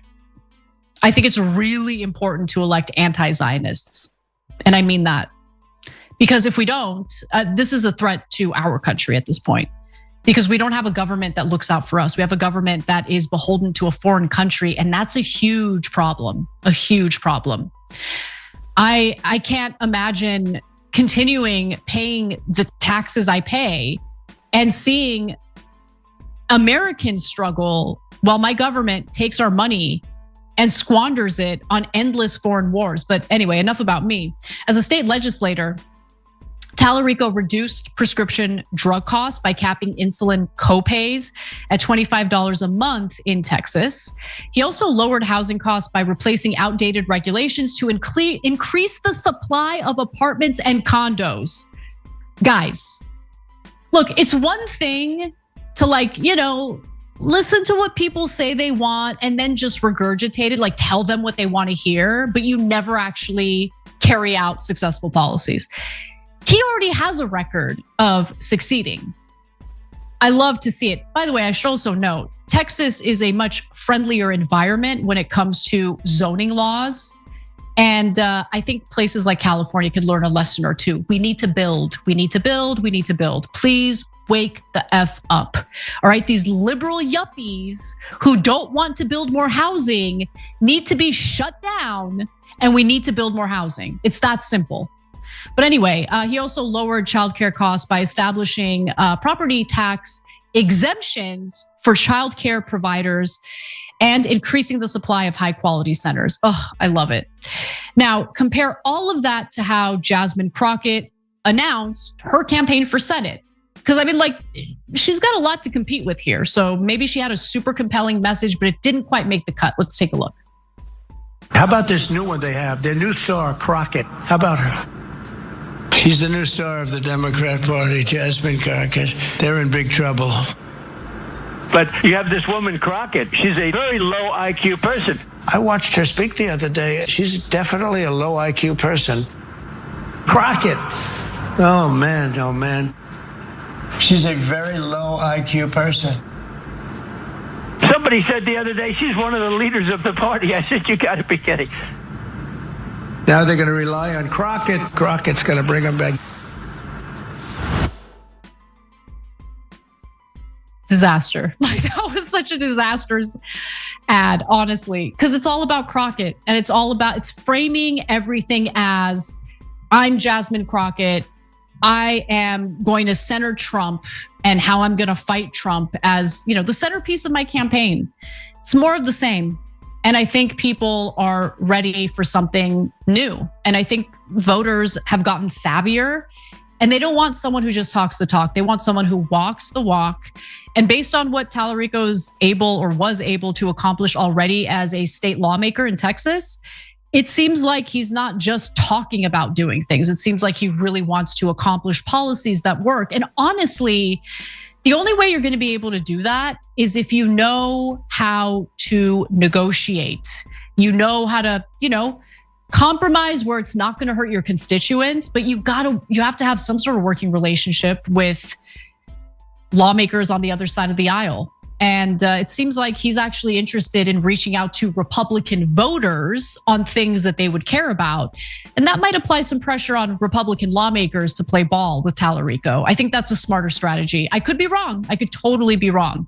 But what I do know, because it's already been proven in case study after case study after case study over the last 10 years, positioning yourself the way that Crockett did as I'm going to just destroy rhetorically the other side of the aisle doesn't really yield policy wins. So I hope Tallarico wins. Obviously, Texas is a tough state for Democrats to win a Senate seat in, but I do think that he has an interesting message. I think that he's focusing on the right things.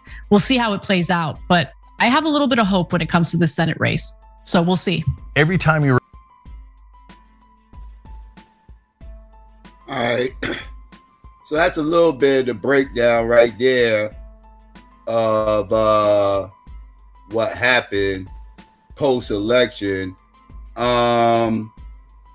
Now, as y'all see in this thumbnail and as y'all see in the title, it reads Jasmine Crockett wake up call, right? And this just ain't exclusive to Jasmine Crockett, right? This is actually, it extends outside of Jasmine Crockett. It just, unfortunately, you know, for her, you know, she actually is the catalyst of the wake up call. But I don't know when you Negroes, including Jasmine not excluded from this Negro conversation.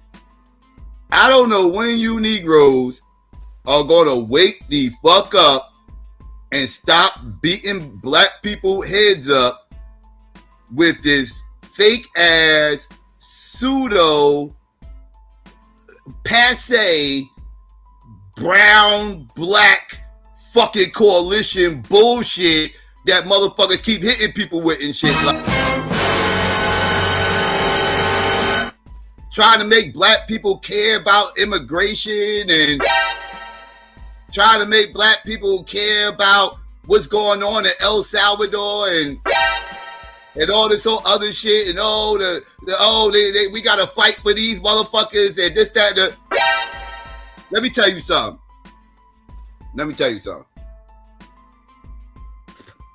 Y'all suffer, right?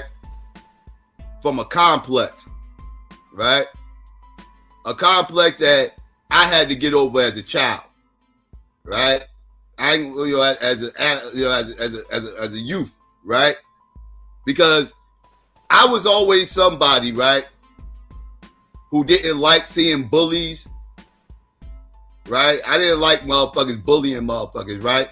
I still kind of don't like that shit. I don't like seeing people getting bullied and shit, right? Like something triggers inside of me and shit, right? I try to fight it off because of what I'm about to say next. I try to fight that urge off, but that's kind of always innate in me, right? Like I don't like seeing people getting bullied and shit, right? Now, what I used to do was jump up and try to defend the motherfucker who's getting bullied, right? I might even sit up there and the motherfucker don't want to fight the bully. Fuck it, I'll fight the motherfucker, right? I used to do that type shit when I was younger, right? I learned quick that is absolutely not how you supposed to motherfucker handle this shit. Let me tell you, if a motherfucker don't want to fight for themselves, you shouldn't jump up and do the fighting for them. Right? Now, if a motherfucker jumps up and fights the bully and then all of a sudden the bully and his friends start jumping the motherfucker and you jump up to defend the motherfucker, that's one thing. If he fights the bully and the bully starts pounding him and he's doing a pound and ground, ground and pound, and and the motherfucker doing too much, then you want to step up and stop it, okay, cool, right? But this motherfucker is like curled up in the corner, don't want to swing and don't want to fight back and all this other shit, this, that, third, whoopty-whoop, everything else. That motherfucker right there is going to have to man the fuck up. That's what the fuck he's going to have to motherfucker do. I'm sorry. That motherfucker got to man the fuck up. I'm not going to sit up here and fight your fights for you.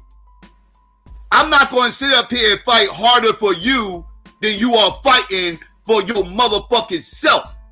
That don't make no fucking sense. And that's how I view these black Democrats who are constantly swinging for these motherfucking immigrants, right? Y'all was me as a youth. Y'all are seeing people getting bullied, and now y'all are up here fighting harder against the bully than the motherfucker who's actually getting fucking bullied. That's what I'm seeing with black Democrats. And y'all want us to follow this same mindset. No, I passed, dog. I passed, dog. That's their fight. Tell him to stop curling up in the fucking corner. Tell that motherfucker to stop. He all balled up in the fucking corner and shit. Getting pounded on. And I gotta jump up and fight this motherfucker? Tell that motherfucker to fight back. If that's the fuck he wanna fucking do. If he's getting fucking bullied. Tell that motherfucker to fight back. The fuck? So I gotta fight harder? That shit wow. That shit wow. And that's what I be seeing with black Democrats. Y'all suffer from that same complex. It's the same ideology, it's the same shit. Y'all gotta get up out of that, dog. Y'all need to get the fuck up out of that. And Jasmine Crockett tried to keep y'all stuck in there. And she got her fucking wake-up call. She got her motherfucking wake-up call. That's for sure. That's for sure. All that swinging she was doing. She was swinging for those immigrants harder than she ever fought for black people. Harder than she ever fought for black people. She fought for these immigrants. This is facts. This is facts. We can go clip for clip. Go get all the clips you can find of Jasmine Crockett defending black people. And then watch all the clips I can find of her defending motherfucking immigrants and shit. And let's see who gonna have more clips. Y'all motherfuckers gonna be back there coming with your one in a possible. Y'all gonna be coming with y'all one in a possible. I'm gonna have a whole Boston over here. What? I'll be cooking you. Stop. Stop. And she got her fucking wake-up call. I remember when she look, listen. Prime example, watch. Thank you, Mr. Chairman. President Trump has made it clear that he only opposes lawful immigration when non-white people immigrate to the United States. His immigration agenda isn't about public safety or economic stability or jobs. It's about racism. It was racist during his first administration. It's racist now. And like his first administration, he's hired a bunch of racists to carry it out. In fact, I'm gonna pause here really quickly. I know we're talking about TPS, but I don't know if anyone else has mentioned the fact that ICE agents were literally dragging a pregnant woman just this week in a viral video. So don't tell me that this isn't about cruelty, because it is. Moving on. The president is now on record admitting to calling majority black and brown nations, quote, shit. Black and brown nations? See what I mean? See what I mean? Here we go. Here we go. Black and brown coalition. Here we go. Here we fucking go. What she mean black and brown nations? Maybe you'll get that fake ass.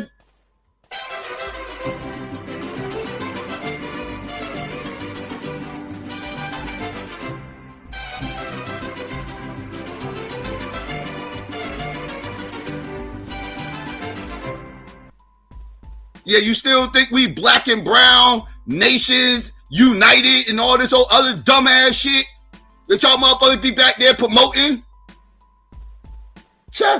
Wake up call, motherfuckers. Wake up. Wake up, motherfuckers. Man, where my shit at? Wake y'all asses the fuck up. Wake up. Wake your punk ass up. The president is now on record admitting to calling majority black and brown nations, quote, shithole countries. This isn't about cruelty, because it is. Moving on. The president is now on record admitting to calling majority black and brown nations, quote, shithole countries. He consistently refers to black and brown people as, quote, low IQ, stupid, or nasty.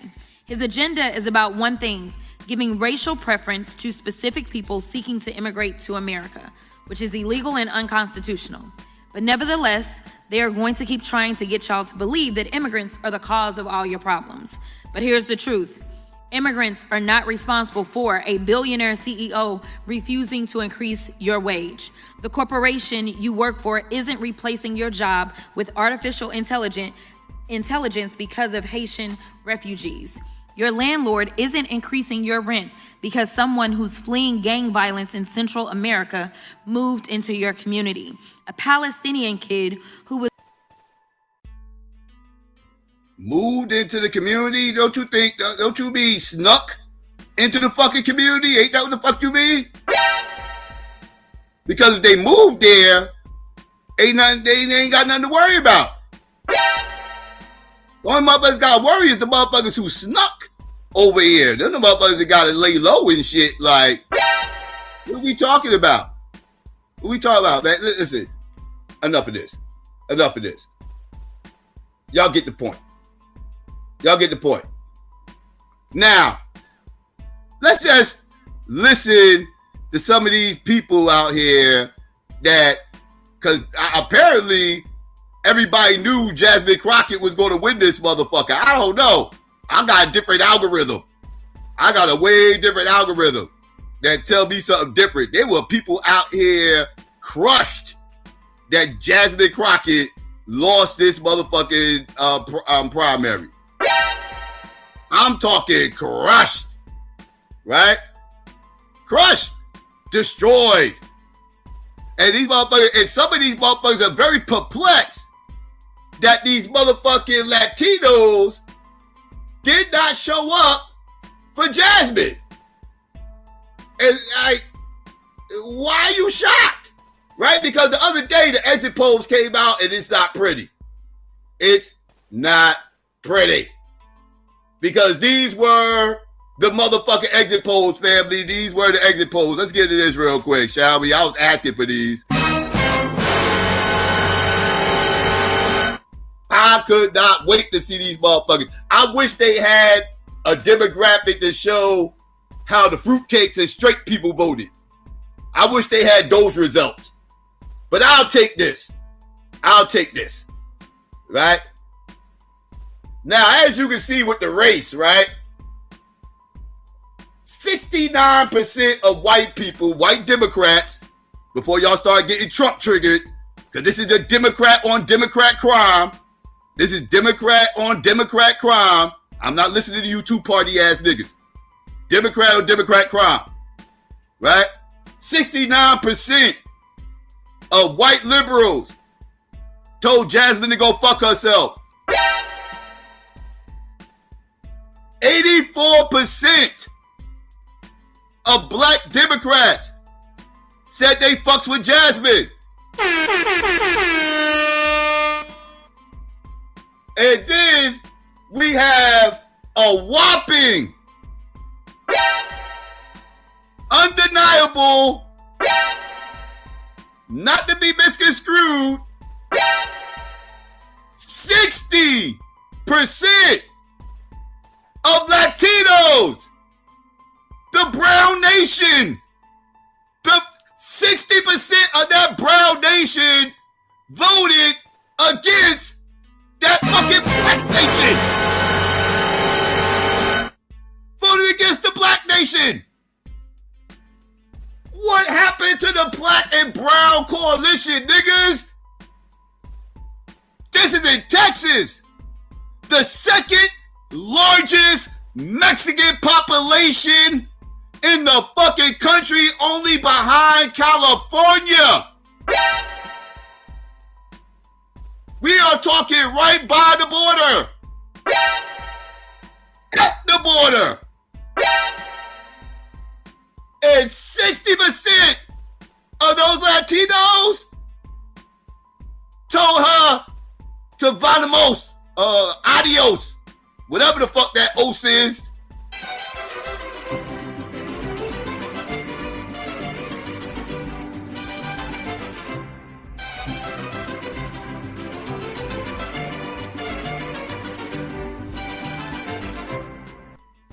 That's what happened. That's what happened. But no. We got to maintain this black and brown coalition. We got to still maintain this. We need to still fight. We got to fight because it's not right. We got to fight for our right. Coalition. We gotta fight for that shit. Fuck out of here. I'm not fighting harder than them niggas. I'm not gonna fight harder than them motherfuckers. Sorry. Tell them to fight back. Tell them to fight back. Fuck out of here. I'm not fighting your fight for you. You sound dumb. Anybody doing that shit sounds dumb. It's a bunch of dumb sounding niggas out here. Let's continue. Hey, just real quick. But this to my Latino brothers and sisters that follow me on here. I'm trying to get y'all to educate me on something. I'm being dead ass serious. I ain't even being funny. I'm trying to see kind of what y'all feel. I'm trying to let y'all educate me on it because I don't want to be viewing y'all the wrong way. So I'm trying to figure out, do y'all feel like y'all align more with black folk, or do y'all feel like y'all align more with Caucasian? Like, listen to this brain dead ass motherfucking liberal. This is what I'm talking about. Wake up, motherfucker. Wake up call. Stupid ass nigga. Wake the fuck up. Wake your punk ass up. 60%, dog. Every election is like this. Every election they tell you niggas, we don't fuck with y'all like that. This is every election. Y'all thought y'all had this one in the bag, right? Or you got all that shit is flooded with Mexicans. She's gonna clean up. You dumb niggas. Look, he hurt. Look at him, he hurt. He crushed. He's confused. He's perplexed. He don't know what the fuck is going on. He's like, I'm like very confused. I need y'all to tell me. I need y'all to help me. Help me help you. Help me help you. Please, tell me. What is it? Do y'all identify more of these motherfuckers or these motherfuckers? Because I'm lost. Help me. Help me help you. He's lost. He's a confused ass nigga. kind of what y'all feel. I'm trying to let y'all educate me on it because I don't want to be viewing y'all the wrong way. So I'm trying to figure out, do y'all feel like y'all align more with black folk, or do y'all feel like y'all align more with Caucasian? Like, and the reason I say that is because when I used to hear black and brown people, and I always thought we was like jointed to the hip. Like, I always thought we was the black folk, you know, Latino, brown, you know. So I always thought we kind of shared some of the same struggles, same hardships, same, just, you know. Nah, dog. We don't share no same fucking struggles. What are you talking about? We different, dog. We different. We ain't share those same struggles, and that's why y'all niggas need to stop trying to align with these motherfuckers vicariously through slavery. Stop. Stop comparing what the fuck we went through with what the fuck they went through and every fucking thing else, because stop that pseudo-ass logic. Stop. Only you niggas think like that. Y'all the only niggas who think like that. They show you every election. It's only you niggas. Wow.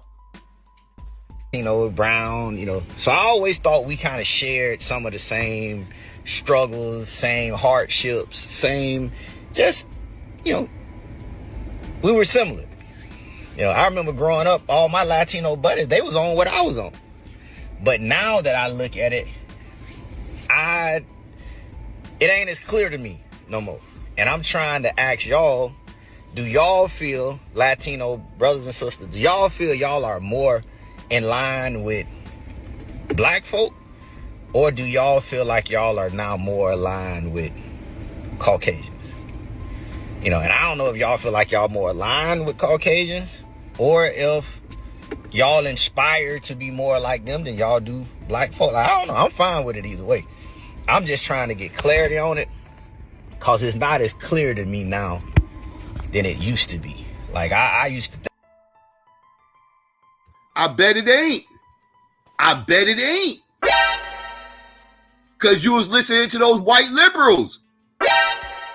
You know, motherfuckers like Joe Biden who chastised you niggas and told you niggas you better play nice with these Latinos. They gonna be running shit in about 30 years. Y'all better line up with these motherfuckers. Y'all better play nice, niggas. Y'all better get in line, nigga. Joe Biden tried to warn you niggas. He tried to warn you niggas. And y'all ain't want to listen to White Daddy when he was telling you that. Huh? You don't fuck with you niggas. They don't need you niggas no more. The fuck? That's why I say all this aligning with these motherfuckers, all this other shit, man. Y'all be doing too much. Y'all be doing too much, dog. Seriously. Then this motherfucker like, yeah, it ain't what I thought it was. Yeah, no shit. And then motherfuckers like me try to tell you it ain't like that. The only thing your two-party, brain-dead, zombie ass can fucking do is call me a Trump supporter. Well, here we is, motherfucker. Here we are. What, you gonna call me a Trump supporter on this too? Even though this is a Democrat beating another Democrat? But somehow or another that makes motherfuckers Trump. This shit is wild. Like, y'all are so deep in the fucking forest, y'all can't even see the fucking trees.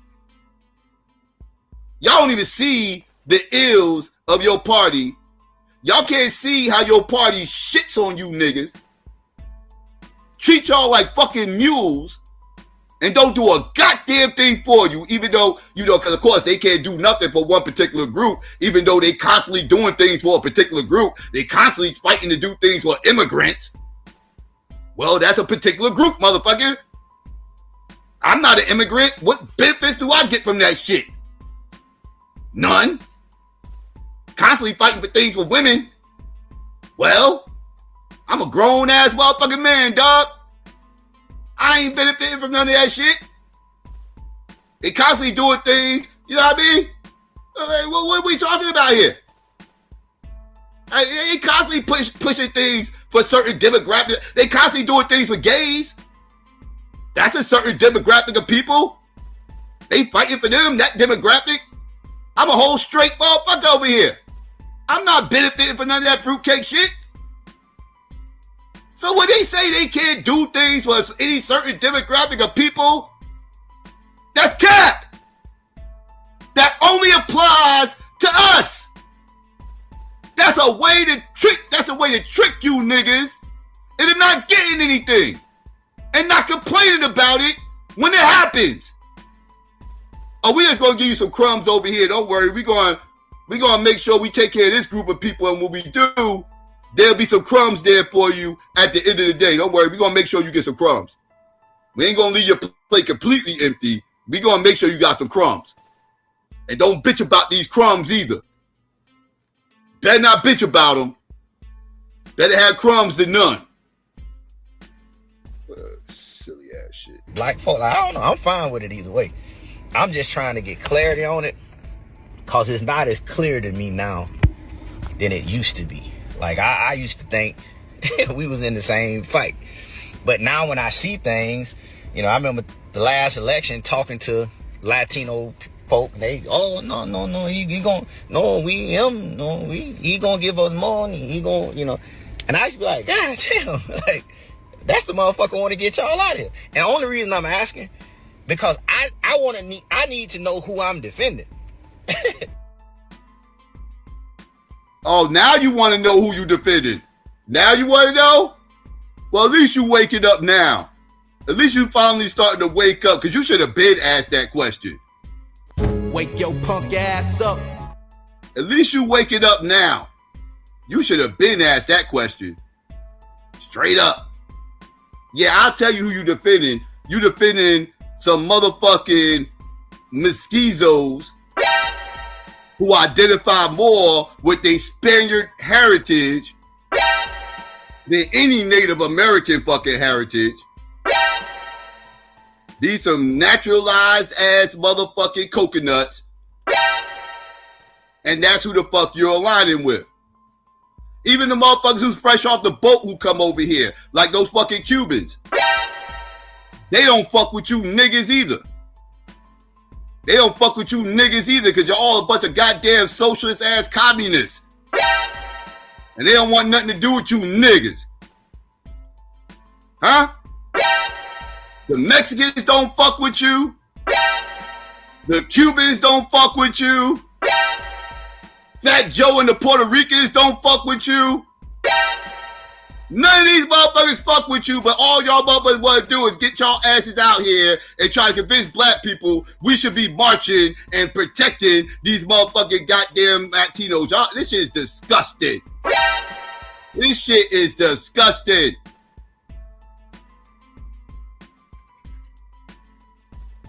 He gonna he gonna give us money. He gonna, you know. And I used to be like, God damn, like that's the motherfucker want to get y'all out of here. And the only reason I'm asking, because I need to know who I'm defending. Like I don't want to be defending no motherfucker who don't even fuck with me for real. So I'm asking so I know who I should and shouldn't be defending. So if y'all can just help me understand y'all thought process and who y'all feel y'all align more with, because I've seen, you know, political candidates, you know, black person, white person, and y'all motherfuckers, y'all be over there. So I'm just trying to get clarity on that. If y'all can help educate me on this, I surely appreciate it. And it's love either way. Now, you know I had to say something real quick before I show you the other videos. I always said, what planet are black people living on? What planet are you living on that you are just discovering that there's a lot of Hispanics who are racist? I think it might depend on the neighborhood you grew up in, the state you grew up in. It could be different. It can be different in some places, but look, I've been hearing it for years, for over a decade in California, how a number of black people were terrorized in their own neighborhoods to get out by the Hispanics that took over the neighborhoods, not being able to get a job in California or Texas or Arizona, New Mexico, and various parts of the country where they dominate because they refuse to hire a black person. Okay, I told you about hearing them say "mayate" all over the supermarkets 15 years ago, which is the N-word. I mean, seriously, you can walk in some places and you can tell by body language and the vibe and the energy and how people treat you that they don't rock with you like that. Now, I'm not saying that all of them are like that. I had said before, my most racist encounters have been with Mexicans, not necessarily Puerto Ricans or Dominicans, but I've heard the stories too of black men and women who have, you know, issues with them in different parts of the country.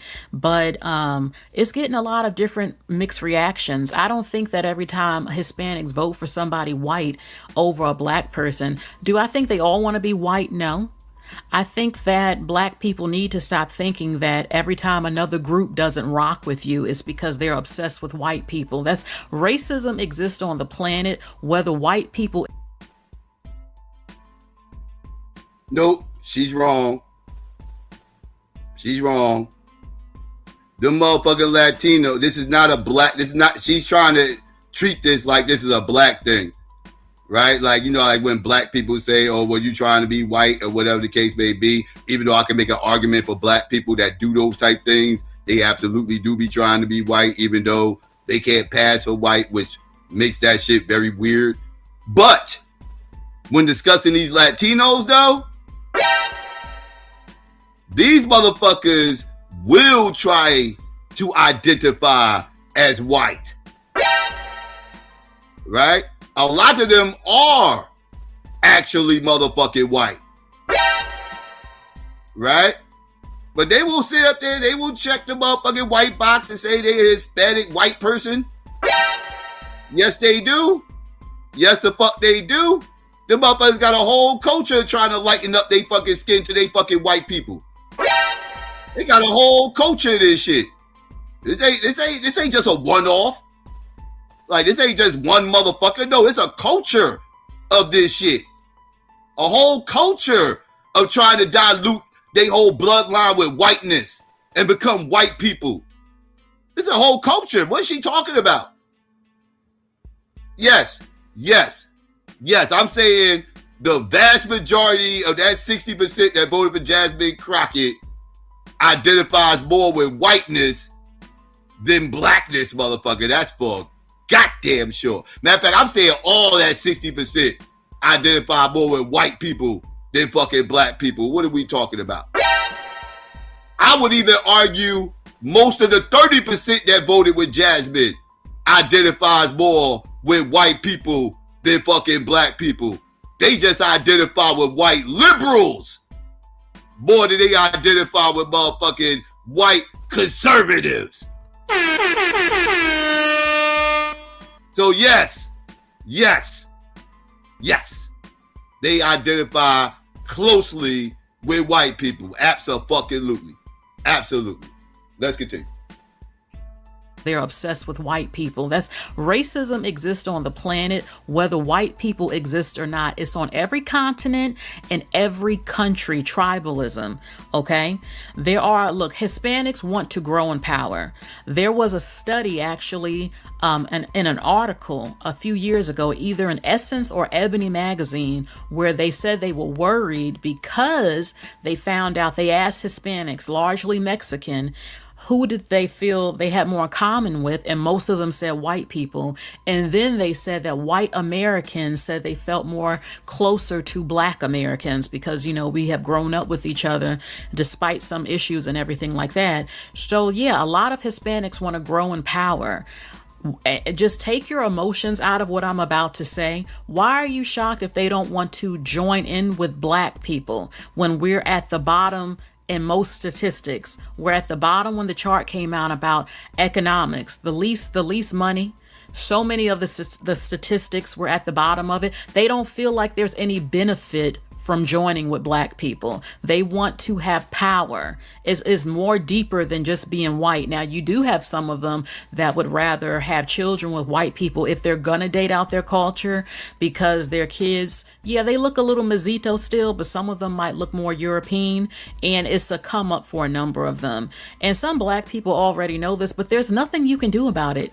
You're never going to change the mentality of some people who don't.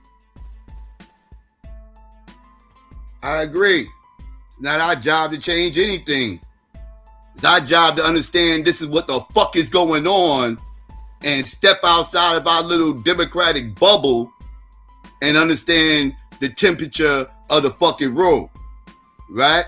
Because motherfuckers, they live under some delusion of inclusion. And that's not what the fuck this shit is. It just isn't. And it's a come up for a number of them. And some black people already know this, but there's nothing you can do about it. You're never going to change the mentality of some people who don't want to join in with you. On a certain level, they're not going so far, And look, I don't need y'all to keep making these videos about, why would you're voting against yourselves? Let them figure it out on their own. And if that happens, let them learn their own lessons towards that. You're not here to save every damn body. We have a lot of problems, and Black America needs to fix. We need to fix our race and build up the race, especially when it comes to business. That's why I always promote a lot of black businesses. You've seen that, because that's very important. Stop obsessing and worrying about people that, as you can see, are not going to vote for you just because you're black and you're running for Senate or some sort of having a position in power. Okay. Hispanics who are racist, the ones who are, and yes, it's a significant amount, this is nothing new. So I don't know why people are just figuring this out, because this has been going on for decades, and people are saying, oh my God, they didn't support her. And Jasmine actually was about illegal immigration, from what I heard. She supported the Hispanic community as well, but they didn't go out and vote for her. Okay, and it's a mixture. Some of them don't want her in there. And then there are some who feel like, why do I have to vote for her just because she's black? I've heard that literally. So you got a lot going on with that. And I just think that in 2026, there's no way on earth some y'all just figuring out that a lot of so-called people of color don't like you. And just stop bringing up white people all the time, because the world don't all revolve around white people. Don't get me wrong, they have a lot of power, but a lot of people wouldn't still like you whether white people existed or not, because this is going on within other countries, within their own groups and everything like that. Okay, and at the end of the day, what you gonna do about it? Nothing. You can't do anything about it. You can't make someone love or like you or respect you. You can't make them, you know? So that I have a lot more I could say. I'm not going to say anymore. Let's jump into these videos now. What are people saying about Jasmine losing? No.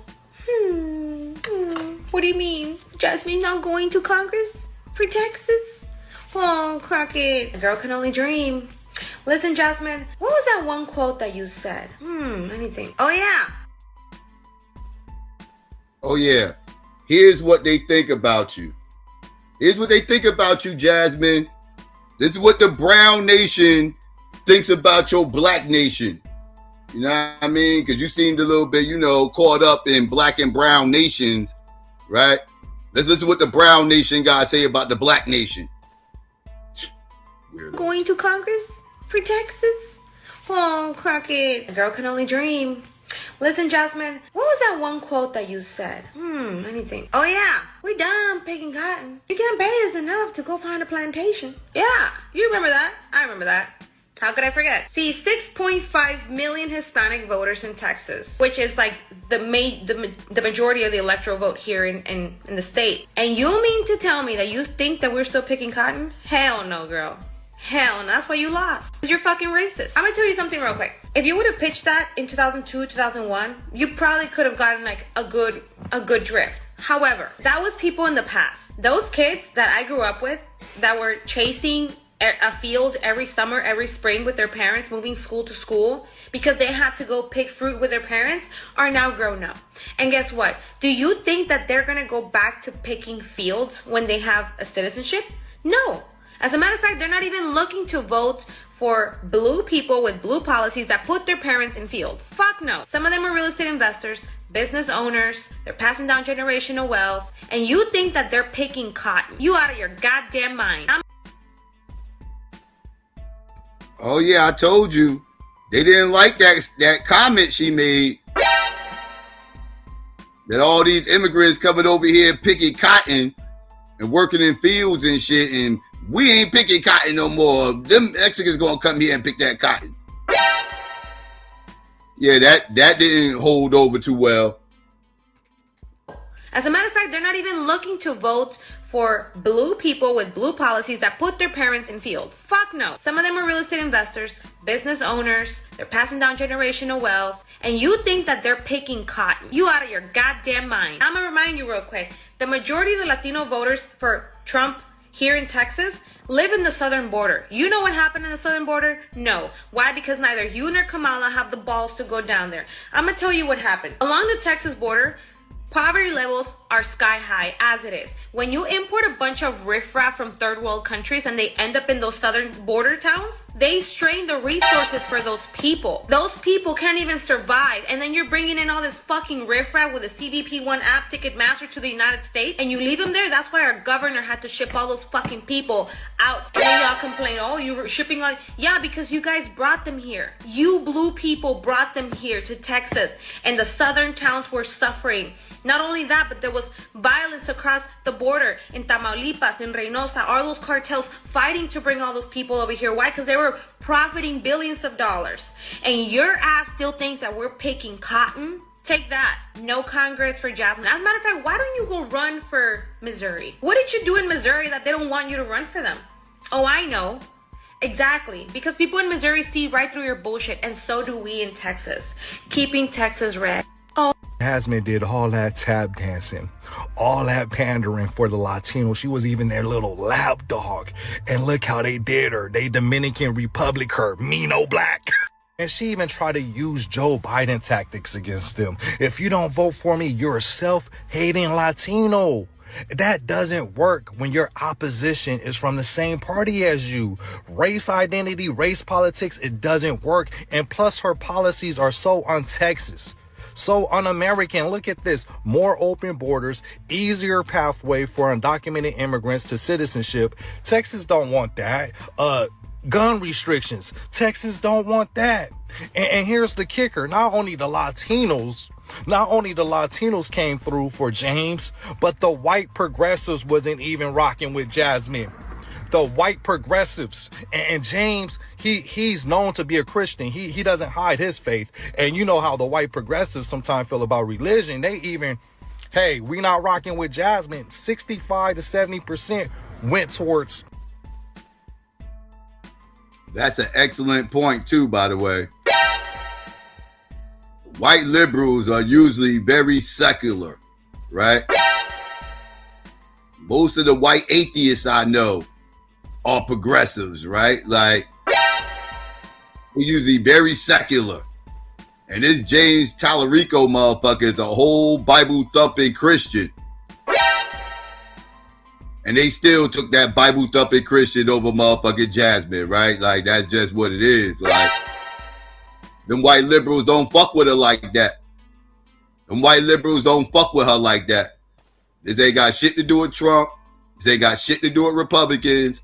Those white liberals and those Latinos don't fuck with Jasmine.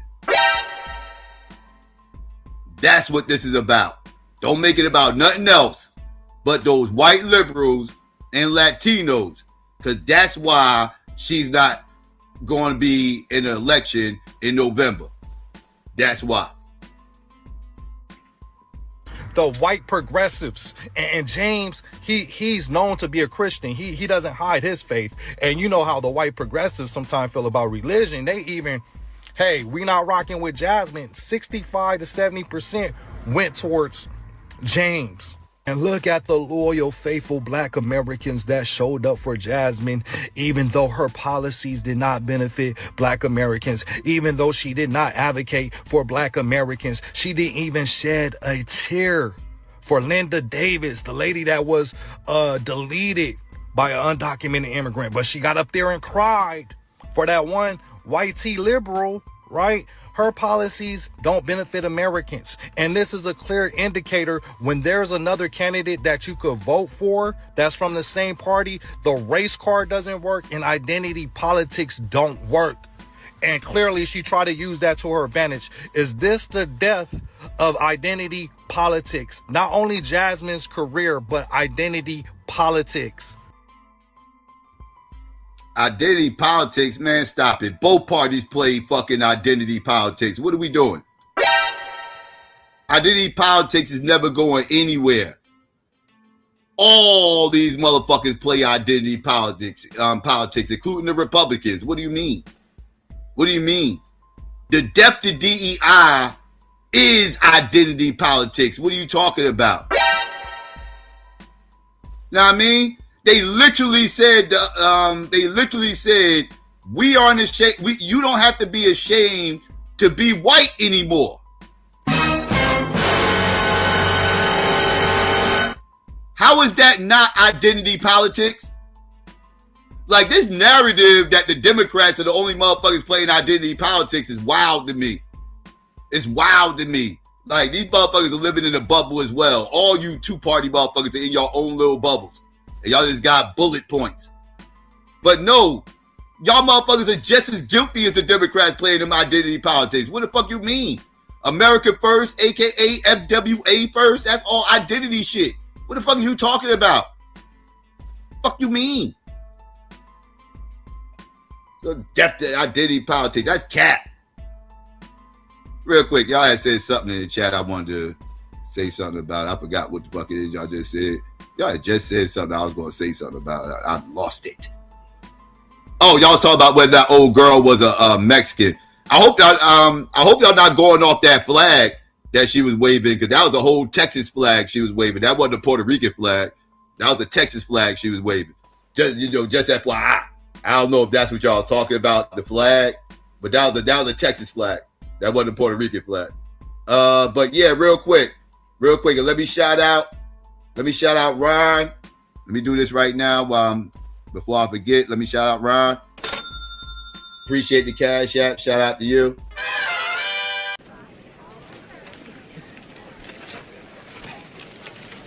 Donation. It's a donation. I thought it was the trash. Don't be hitting on me. Put some money in. Stupid ass. I'll whoop your ass, Clarence. Don't call me now. Right, you tall black motherfucker. There's women up inside. I don't give a fuck about that. Ain't nobody give me nothing. Come on. Shout out to Ron. Appreciate that. All right, so let's get back into this. And clearly she tried to use that to her advantage. Is this the death of identity politics? Not only Jasmine's career, but identity politics. If one of the reasons you didn't vote for Jasmine Crockett is because you didn't believe she was electable or because you believe that she has a big mouth, those thoughts are rooted in racism and bias. If you're telling me you didn't vote for her because you didn't agree with her policies, okay, that makes sense, but her and James have basically the same stance on everything. When you call Jasmine a big mouth black woman, you're telling all women to shut up. You're telling that all women do not deserve to have an opinion, a passionate opinion about what goes on in this country. I voted for Jasmine because she has a passionate and loud opinion about what goes on in this country, and she wants to do things to fix it. I like James Tallarico. I think he's a good guy, but he still plays the white man's politics. And where has that gotten us? 400 fucking years of being disenfranchised by rich people. That's where it's gotten us. That's where respectability politics has taken us to this point right here. I knew Jasmine Crockett was going to lose based on the way that a lot of people was on these social media platforms talking bad about her. All right? It don't matter if the collective of us went out and voted for her. We got to understand that she's still a black woman. You had that one white T woman that got on here and said, I love Jasmine Crockett, but I voted for Tallarico because we need someone who could win. Well, the only way she can win is by you voting for her. So what are you talking about?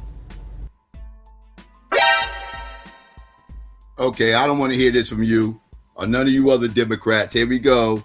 Y'all crying about that electability shit. Eat it. Eat it. Bask in it.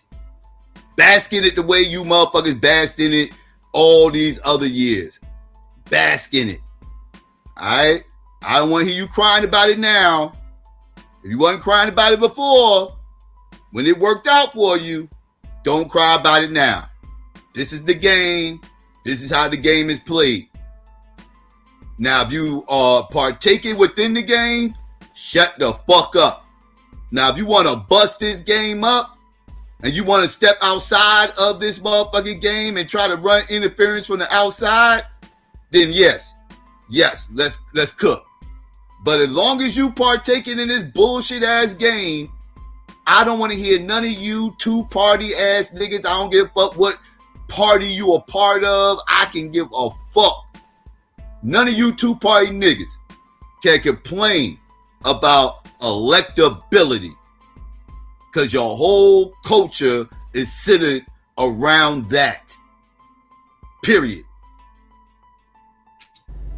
You know, that's why we have statements like, you know, never trust a white T liberal woman. Okay?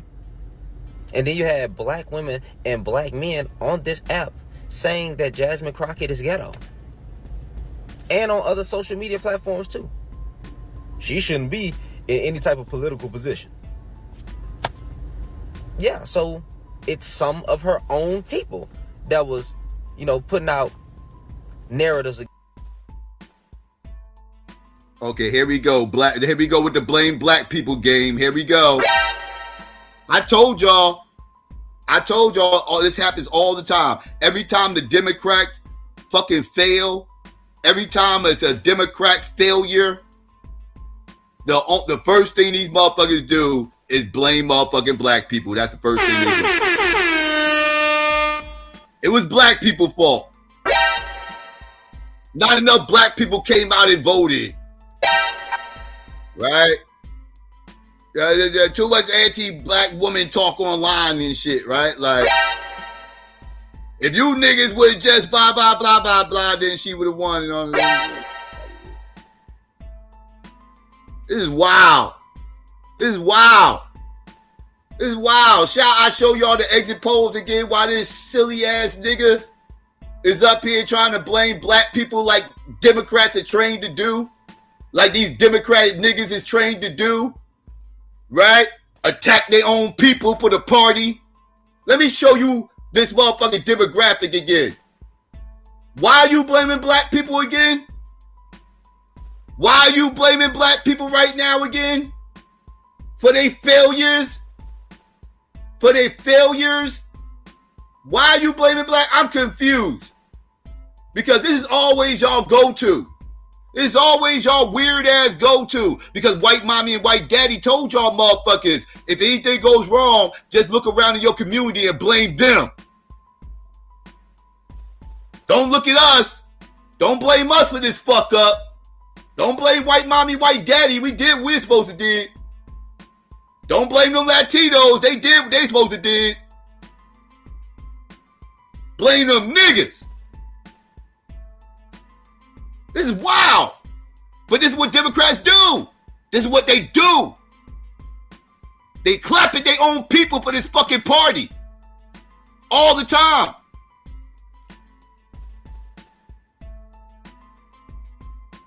Any type of political position.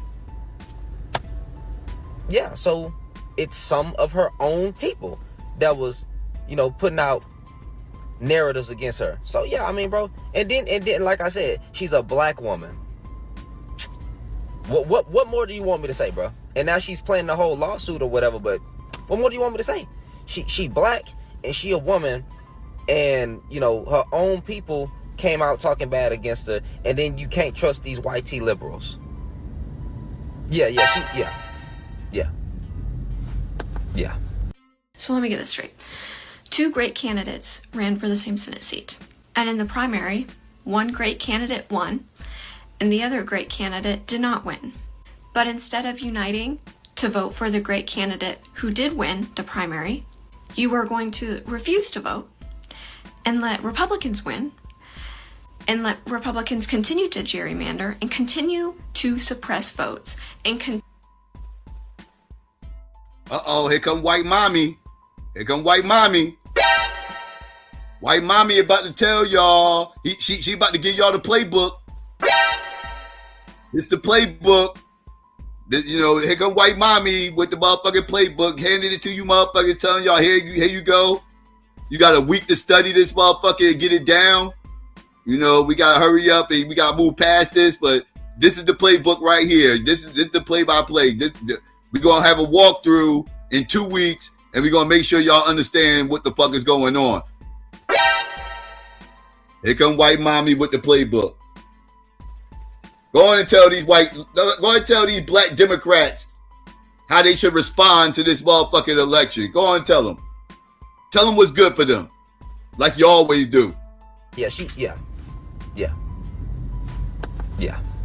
So let me get this straight. 2 great candidates ran for the same Senate seat. And in the primary, one great candidate won, and the other great candidate did not win.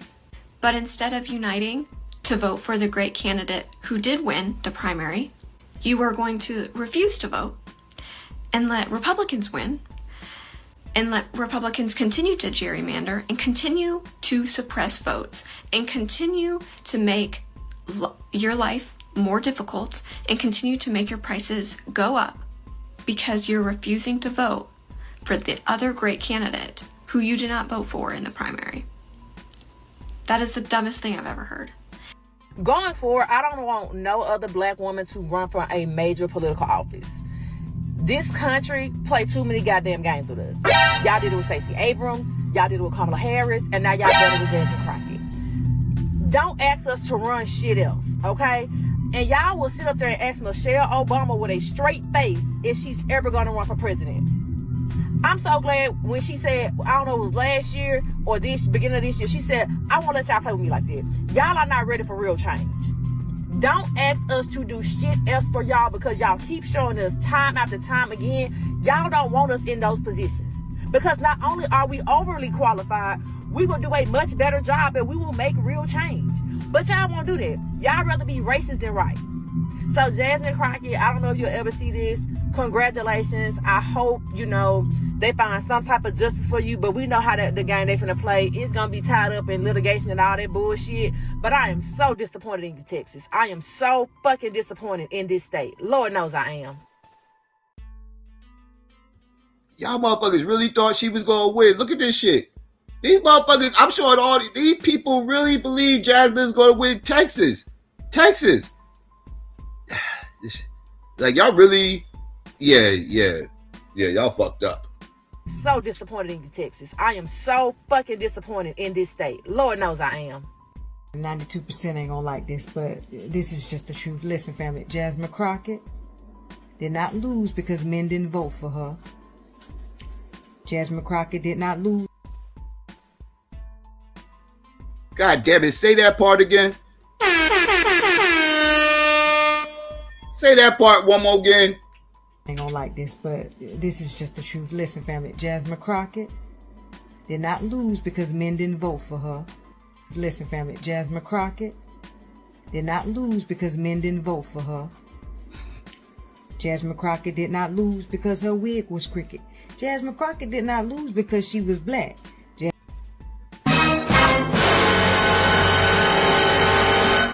Now that's where I gotta stop you. I could have stopped you at the wig crooked part, but I ignored that. But this is where I have to stop you. I gotta stop you there. You was cooking at first, but then you just said that last statement, and yeah, I don't know. What the fuck are you talking? What? She totally lost because she was fucking black. What are we talking about right now? What are we talking about? Now that's where you lost me. Now that's where you lost me there. I'm off that train. I was on the train. My bad. I thought I was on the right train. I got on the wrong one. Next stop, let me get the fuck off this bitch. Because I don't know what she talking about. She ain't lose because she was black. Now that part is completely false. I lose because her wig was crooked. Jasmine Crockett did not lose because she was black. Jasmine Crockett did not lose because she was a woman. Okay? Jasmine Crockett lost because her policies were sorry. Her policies was bad. Her campaign sucked. Okay? Ain't nobody... Men ain't competing with women. Women are competing with men, if you ask me. Okay? But y'all just don't want to face the facts and the truth. Jasmine Crockett lost because her district didn't like her. Okay? Her district says she sucked. Jasmine Crockett, Democratic Party, is losing due to policies. Okay?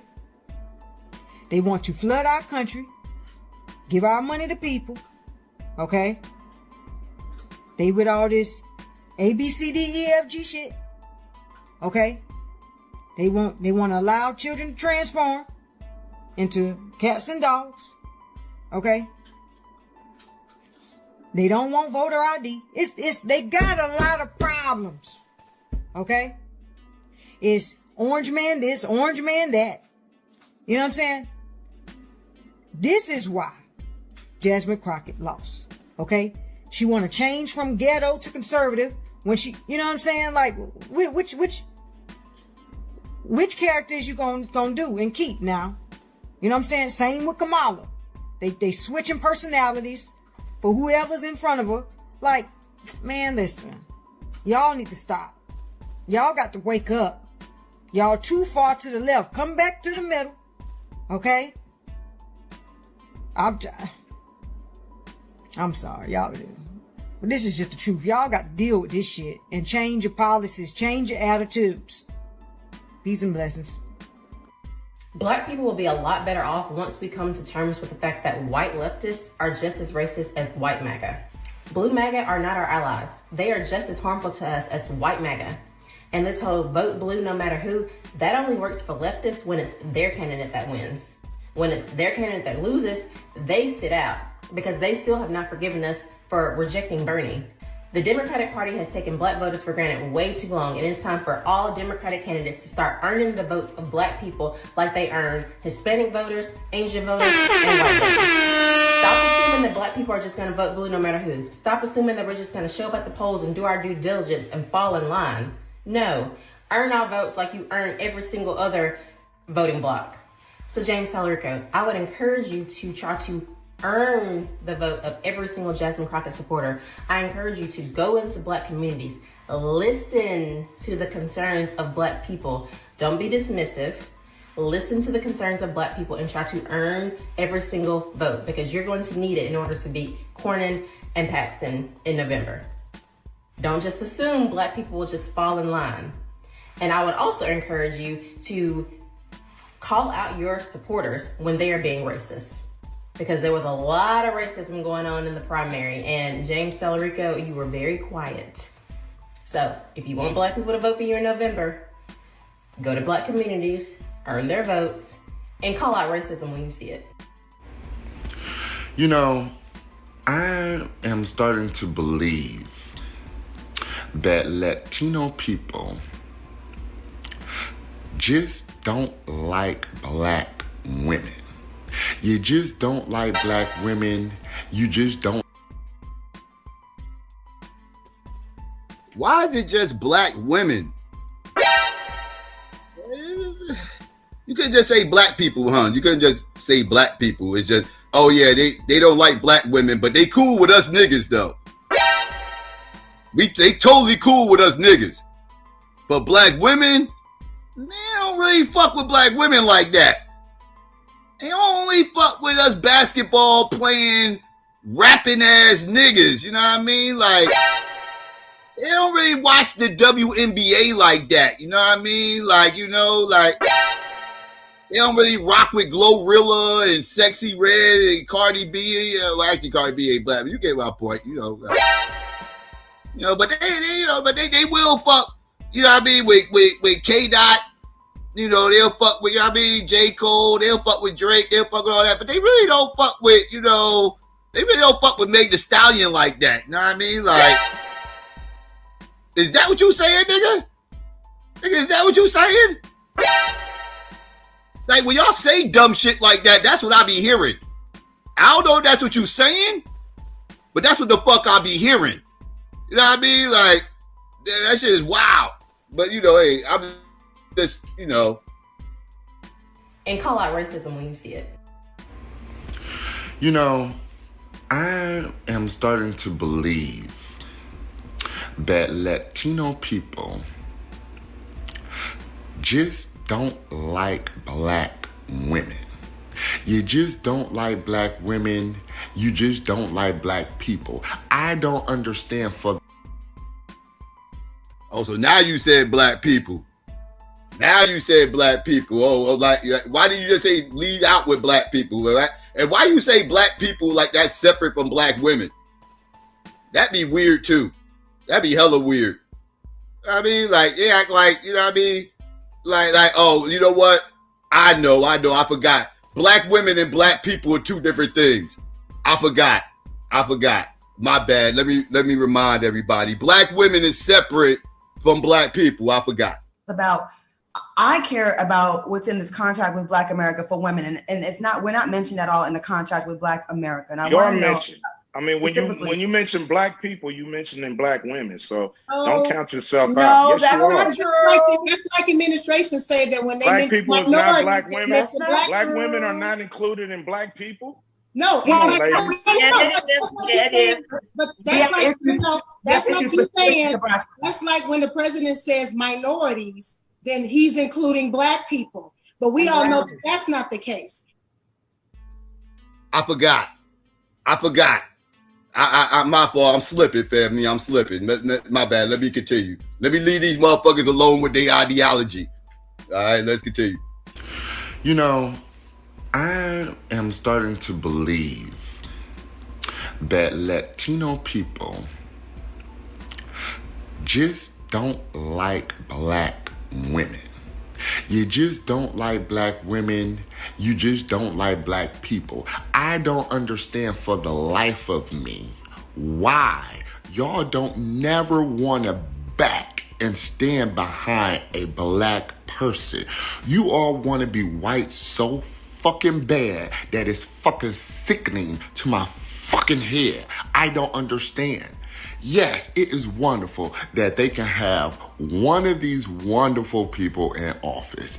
But y'all did the same thing to Kamala Harris. And look what the fuck happened. All you motherfuckers wanted to sit there and support Donald Trump because you didn't want to support a Black woman as a president. Yet, Here we go again.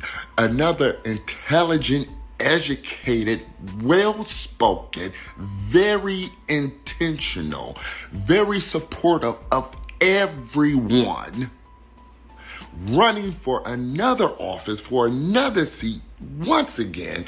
And this right here, propelled them. What the fuck is it? I'm so sick of you bitches. If Jasmine Crockett lost the primaries because of racism. Yeah, that dude just talking right there. That dude that just got talking, y'all know, like, yeah, I'm just saying, you know. You ugly. I'm just saying, you know, like he was very zesty with his you know, speech patterns and everything else. That shit was kind of wild. But anyways, I digress. If Jasmine Crockett lost the primaries because of racism, remember, it was racism from her own party. She wasn't running against a Republican. She was running against a Democrat. And she herself said that they were darkening her skin and being racist towards her. Jasmine Crockett. What the what? Nigga, why? What the fuck are we talking about? Yeah, that part. What are we talking about right now? Jasmine Crockett got on her soapbox and said that people were hating on her because they made her pictures look darker than she really is. Nigga, what? Okay, that's a very strange motherfucking comment coming from her. Like, first off, let me say this. Let's say they was darkening her skin tone, whatever the case may be, in her ads or whatever. Why would she consider that a bad thing?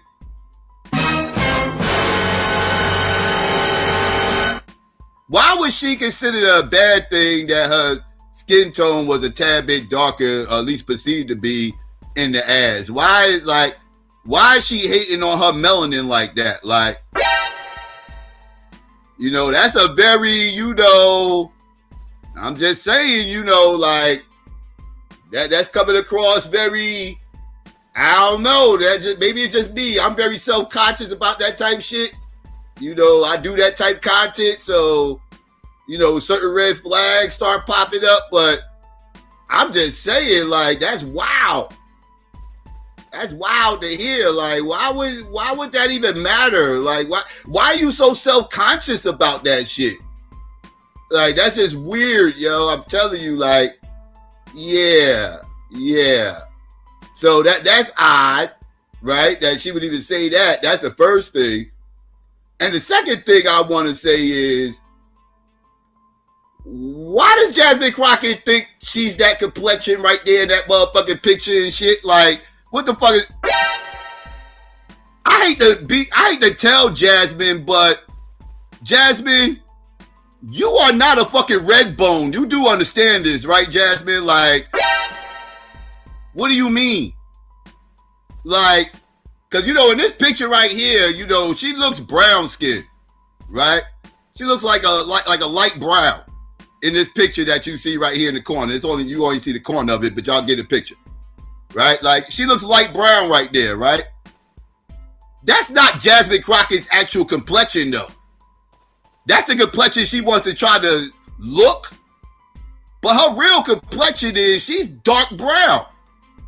Jasmine Crockett is a dark brown sister. I mean, I'm not making this shit up. I mean, she is a dark brown sister. And there's nothing wrong with that. I'm not saying it like that's a problem.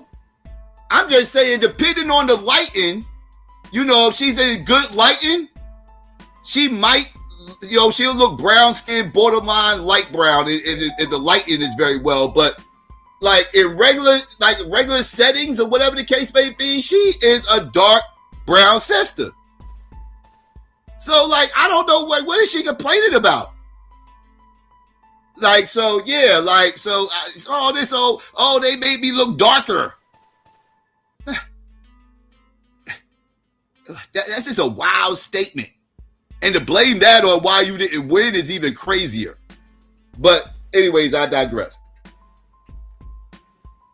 Crockett lost the primaries because of racism. Remember, it was racism from her own party. She wasn't running against a Republican. She was running against a Democrat. And she herself said that they were darkening her skin and being racist towards her. Jasmine Crockett lost because the Democrats no longer have a use for her. They only use black people to be loud and to relate to their base. The minute they don't need you, you're gone. Jasmine Crockett was loud. She got the people going when they needed her to.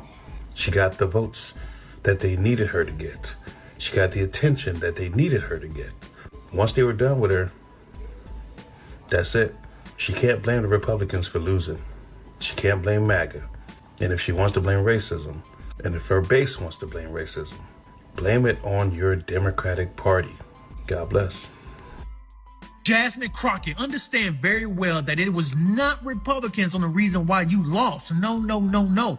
It was your own party. Your own party rigged it against you. I don't even think there was even a high elite Democrat representative that endorsed you. You had a result to illiterate rappers like Cardi B for support. What part of that do you not understand that they don't want you? They threw you under the bus, which is something that the Democratic Party loved to do to their own people. They gave you the Bernie Sanders treatment, the Fetterman treatment. Oh, they're racist, trying to insinuate that this had everything to do with the Republican Party. But boo-boo, James is Democrat. You was running against another Democrat. So who you talking about that's racist? Apparently she plans to sue. She plans to sue because she feels like they cheated. No shit, Sherlock Holmes. Of course they cheated. Your party cheated because your party don't want you running a damn thing. You're too ghetto. They needed you for a specific reason. That reason was to get all the dumb black Americans that still support the Democrat Party all riled up. This is how stupid they are. Yesterday, I overheard a woman say, oh, Jasmine lost because that MAGA. I can't believe that MAGA James. What? James is a Democrat, but she thinks in her head she has been influenced so much. And that's so real. That is so real. These Negroes are so trained to just go straight to MAGA and Trump on everything. Welcome to my world. Welcome to my world. This is what happens. Yes, it is a sickness. Yes, it's a whole cult. It is a whole cult. Anything that goes against the cult is MAGA. Even fellow Democrats. If a fellow Democrat goes against the Democrat that you like, that's because they MAGA. This is the sickness within this cult. Yes. She loses to a Democrat, and makes everybody MAGA. This is what happens. This is what I have been dealing with my entire time, my entire existence, talking this motherfucking politics shit online. I have been dealing with this for over a decade. Welcome to my world. Welcome to the logic of the two-party drone. Welcome to the psychology of the two-party zombie. This is what they do. This is what they do. They can't help themselves. This is what they trained to do. This is the only way they know how to respond to criticism. It's just put a MAGA hat on you. They're just going to put a MAGA hat on you and start yelling at you. That's what they're going to do. That's what they do. Democrat Party all riled up. This is how stupid they are. Yesterday, I overheard a woman say, oh, Jasmine lost because that MAGA. I can't believe that MAGA James. What? James is a Democrat, but she thinks in her head she has been influenced so much by hatred and race bait that she thinks that Jasmine was running against a Republican. They are programming you people. The purpose was served, Jasmine.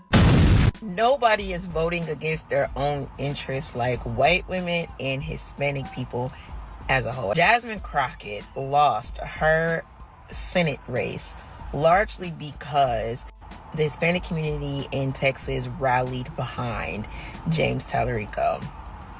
Even though she was extremely vocal about her opposition towards ICE. Don't say that else. Don't say that else. Don't help. No, don't let him have it. Let him have it. Democrats in Texas might have made a smart decision. Now, y'all know James Tallarico won the Democratic primary against Jasmine Crockett in Texas. And before anybody starts their usual conversation, Jasmine Crockett did not lose because she's black. She lost because too much of her campaign was about Donald Trump. Nah, she lost because she was black. She lost because she was black. That was the main motherfucking thing. If she was white and she had that same high profile as a fucking Becky, that would have been enough to beat Tallarico in Texas. But a black person cannot come with that high profile and lack of messaging and even get past the primary. Even if she got past the primary, she still wasn't going to win in November. And why is that? Because she's black, motherfucker, because she's black. This is just facts. Like I said, Tallarico would not have beaten Elizabeth Warren in Texas. He wouldn't have beat her. He wouldn't have beat her. Elizabeth Warren would have won on name recognition alone. Name recognition and the fact that she's a Becky. This is just facts. This is just facts. She ain't have to bring no policies or nothing. Name recognition and whiteness. That's all she needed. Jasmine cannot come with name recognition and blackness and think she gonna win anything in motherfucking Texas. It just ain't gonna happen. It just ain't gonna happen. James Tallarico won the Democratic primary against Jasmine Crockett in Texas. And before anybody starts their usual conversation, Jasmine Crockett did not lose because she's black. She lost because too much of her campaign was about Donald Trump. And here's the thing about voters. They don't send people to Washington to just complain about Donald Trump. They send people there to do something. James Tallarico was out here talking about actual issues, policy, school, religion too. And let's be honest, conservatives don't own religion, but they do a way better job than liberals campaigning using religion. And now Republicans are nervous because quiet is kept. They wanted Jasmine Crockett to win that primary. She's easier for them to run against. But Tallarico, that's a different animal. And now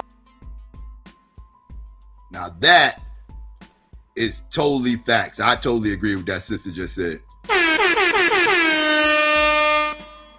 I believe the Republicans actually wanted Jasmine Crockett to motherfucking win. Because Jasmine Crockett would have been a guarantee that the Republicans would hold that motherfucking Senate seat. Whereas Tallarico actually has a slim shot.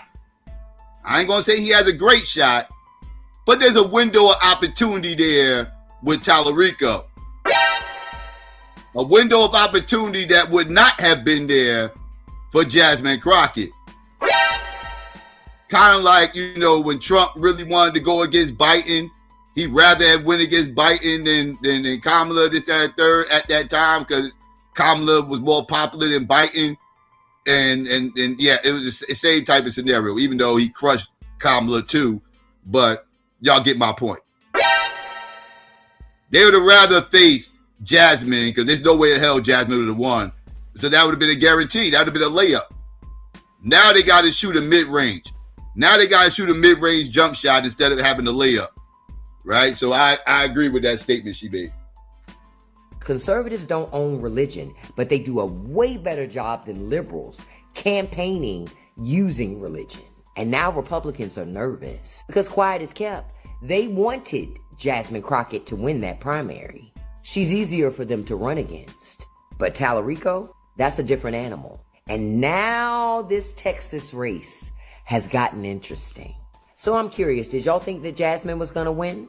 And do you think Tallarico gives Democrats a real shot in Texas? I voted for Jasmine Crockett. In my county, she did 49.7% to James Tallarico's 49.1%. I did my part. Do I think Jasmine Crockett was given a fair shot at the Texas Senate seat? No, I don't. Do I believe that there was intentional miscommunication and misdirection surrounding voting poll locations? Yes, I do. Do I know as a practicing attorney in the state of Texas that if Jasmine Crockett thought that it would make a difference that she would file a lawsuit? Also, yes. She conceded Tuesday's election, and if she never did another thing for Texas politics, I wouldn't blame her, though I genuinely hope that she comes back in 2027 to try and take Raphael's seat in 2028. But if she doesn't want to, nobody should be mad at her. That being said, feel your feelings. Feel all the feelings that you want to feel for the rest of the week. But come next week, everybody better be supporting James Tallarico. Because if you're not supporting James Tallarico, I'm going to consider you one of the leftists that was trying to get people to not vote for Kamala Harris. Do I think that he's going to change a whole lot as a Texas senator? Probably not. Because he's a white, straight Christian man and the system is built for him. That being said, he is the Texas Democratic candidate. And if you are not supporting him, I'm going to consider you an undercover Republican. And that, you hear that? White mommy has spoken. White mommy has spoken. If you don't vote for Tallarico, you're a MAGA motherfucker. You a whole motherfucking Republican. Gee. I wonder where y'all got that talking point from again. Oh yeah, that's right. Exactly. I told y'all sound like these white liberals. Listen to this bird. If you don't vote for Tallarico because you fucked with Jasmine Crockett and you pissed off at Tallarico, then I'm gonna look at you like you MAGA. I'm gonna put a MAGA hat on you and start yelling at you. That's what I'm gonna do. Cause it's party first. That's what white mommies say. Vote blue no matter who, motherfucker. Vote blue no matter who, or else we are going to shun you from the church. Motherfuckers, we're going to shun you. That's what white mommy said. Better listen to white mommy. Nobody should be mad at her. That being said, feel your feelings. Feel all the feelings that you want to feel for the rest of the week. But come next week, everybody better be supporting James Tallarico. Because if you're not supporting James Tallarico, I'm going to consider you one of the leftists that was trying to get people to not vote for Kamala Harris. Do I think that he's going to change a whole lot as a Texas senator? Probably not. Because he's a white, straight Christian man and the system is built for him. That being said, he is the Texas Democratic candidate. And if you... That statement told me everything I needed to know about this Becky. This a whole raving, radical, feminine, lesbian, atheist. You know what I mean? She is a whole motherfucking bell hook book thumping, radical, you know what I mean? Atheist. Motherfucking feminine, and she ain't trying to hear shit you niggas talking about. All that intersectionality shit going smooth out the fucking window. She was like, fuck all that. Yeah, I know he a Christian, straight man, and the system is built for him to dominate and keep their foot on women's necks. I don't need to know nothing else about that Becky. That one statement told me everything I need to know about her worldview. I know everything about her worldview from that point on. That one statement. I don't need to know nothing else. That was trying to get people to not vote for Kamala Harris. Do I think that he's going to change a whole lot as a Texas senator? Probably not, because he's a white, straight Christian man and the system is built for him. That being said, he is the Texas Democratic candidate, and if you are not supporting him, I'm going to consider you an undercover Republican. Okay, anyways, have a great day. And Miss Crockett, you're probably never going to see this, but you ran an amazing race, and I'm sorry that Texas got it wrong. Well, people, now, I promise you, she voted for Jasmine because she was on gender code. That's what the fuck was going on there. He was on gender code. Because, again, she's a radical feminist. Yeah, she chose the woman over the whiteness, right? Like, so yes, the radical white feminist will do that. So, yes, so she voted for her because, she was on gender code. But let's continue. you got played. Breaking news. One of Tellerico's largest contributors. You remember after even before the so-called fiasco with CBS. Now remember, CBS is owned and run by one of Trump's buddies. So when they did not air his interview, that just fueled for people to feel like he was the underdog. Because at the time, he was behind the polls with Jasmine Crockett. But one of his largest donors, is in bed with, guess who? Trump. I told you guys he could not be trusted. You didn't hear anything about him. You talking about and asking, what has she done? What has he done? Nothing. And guess what he did? He just played the American people. Those of you who really thought, well, we need him, who called her attacks nasty, which was so ignorant, because she never was attacking nasty. She was intelligent. She spoke her arguments, she stood her ground, and she is knowledgeable. And you guys can't stand that because you only want one ignorant person. And because he's white and ignorant and says all kind of things about people, y'all somehow think that's okay. But anybody else that goes against him, you want to call them nasty, call them names and stuff. Just like you jump on here to call me names. But y'all know what I tell you in the comments, and I'll tell you in this video, yo mama. And before you say mine, baby, she's in heaven. She'll come.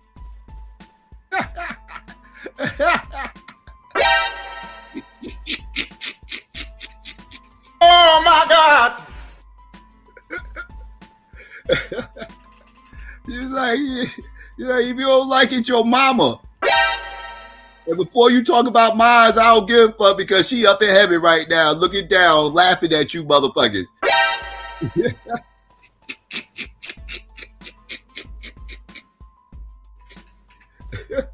She gave them an old school reading. Nasty. She was intelligent. She spoke her arguments. She stood her ground, and she is knowledgeable. And you guys can't stand that because you only want one ignorant person. And because he's white and ignorant and says all kind of things about people, y'all somehow think that's okay. But anybody else that goes against him, you want to call them nasty, call them names and stuff. Just like you jump on here to call me names. But y'all know what I tell you in the comments, and I'll tell you in this video, yo mama. And before you say mine, baby, she's in heaven. She'll come visit you, and she will still check up on you about her baby. So you might want to watch that one. Nevertheless, the ignorance is real and the plan is real. They did not want to go up against Jasmine.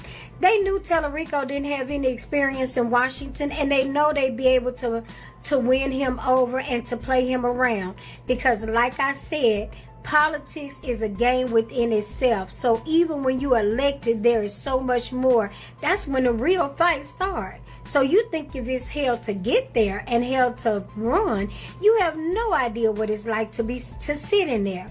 Nevertheless, people, now that you've messed up yet once again, and that's why I did the video about when will you back a black woman, because she has been the foundation for everybody, black, white, Asian, Latino, you name it.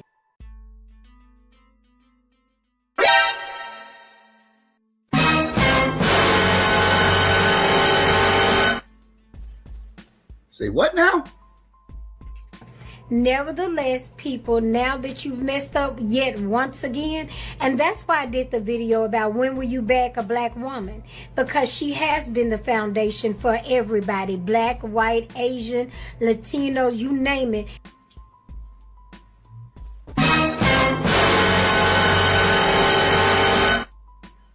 Black woman was the foundation for whiteness,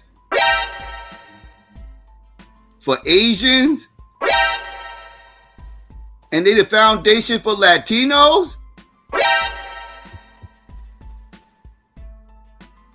Where the fuck is black men at on this fucking pecking order? Because I ain't hear our name yet, motherfuckers. I ain't hear our name yet.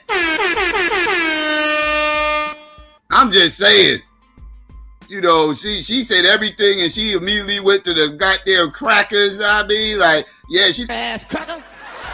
I mean, she immediately went to those crackers, like, yeah, she the foundation for the crackers, which is wild to me. You know what I mean? Then she said, yeah, we the foundation for the engines. Asians. They're the Asians and then the engines.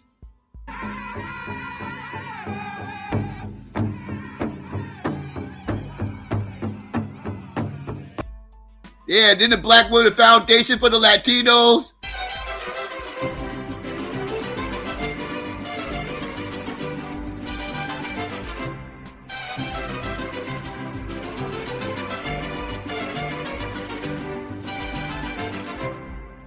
Got black women foundation for everything besides black men? What the fuck? Goddamn, man, what the fuck we at, dog? What the fuck? How are y'all the foundation for crackers? Explain that. And Asians and Latinos. That's a wild statement. That's a wild statement. Nevertheless, people, now that you've messed up yet once again, and that's why I did the video about when will you back a black woman, because she has been the foundation for everybody, black, white, Asian, Latino, you. Okay, she did say black, my bad. She said black. It's still crazy that she said white and Latino and all that shit, but she did say black. Okay, my bad. Name it, the black woman has been, because she will fight. We have always fought for everybody. It's not even in our nature to just be selfish and think about ourselves. We will think about everybody. If you're an underdog, we're fighting for you.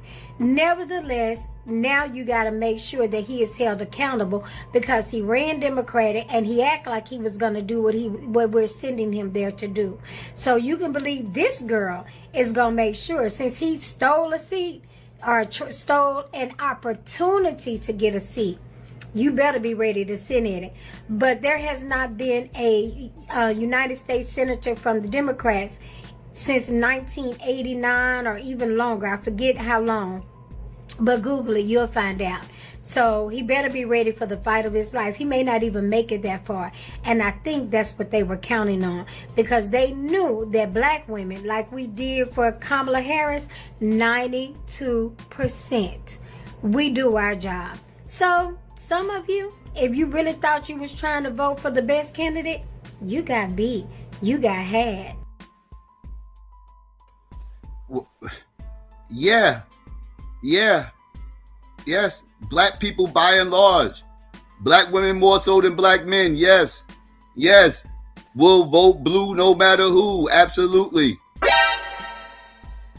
But as you see, white people is not voting blue no matter who. The who matters.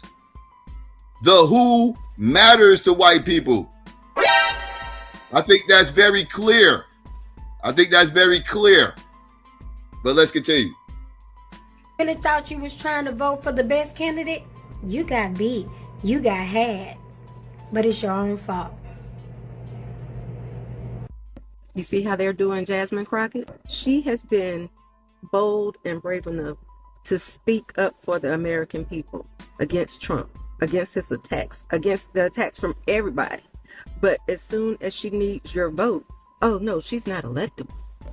You find every reason in the world to nitpick and try to disqualify her. Every time a qualified black woman gets the opportunity to lead, you find a reason to tear her down. And then you have the audacity to say, well, where the black women at? Why the black people ain't out here protesting? That's why. Why the fuck would we go out here and protest? You already told us we ain't qualified to do shit for you. If I'm not good enough and my qualifications aren't good enough for me to help save us, then my qualifications ain't good enough for me to put my life on the line for you. So, no.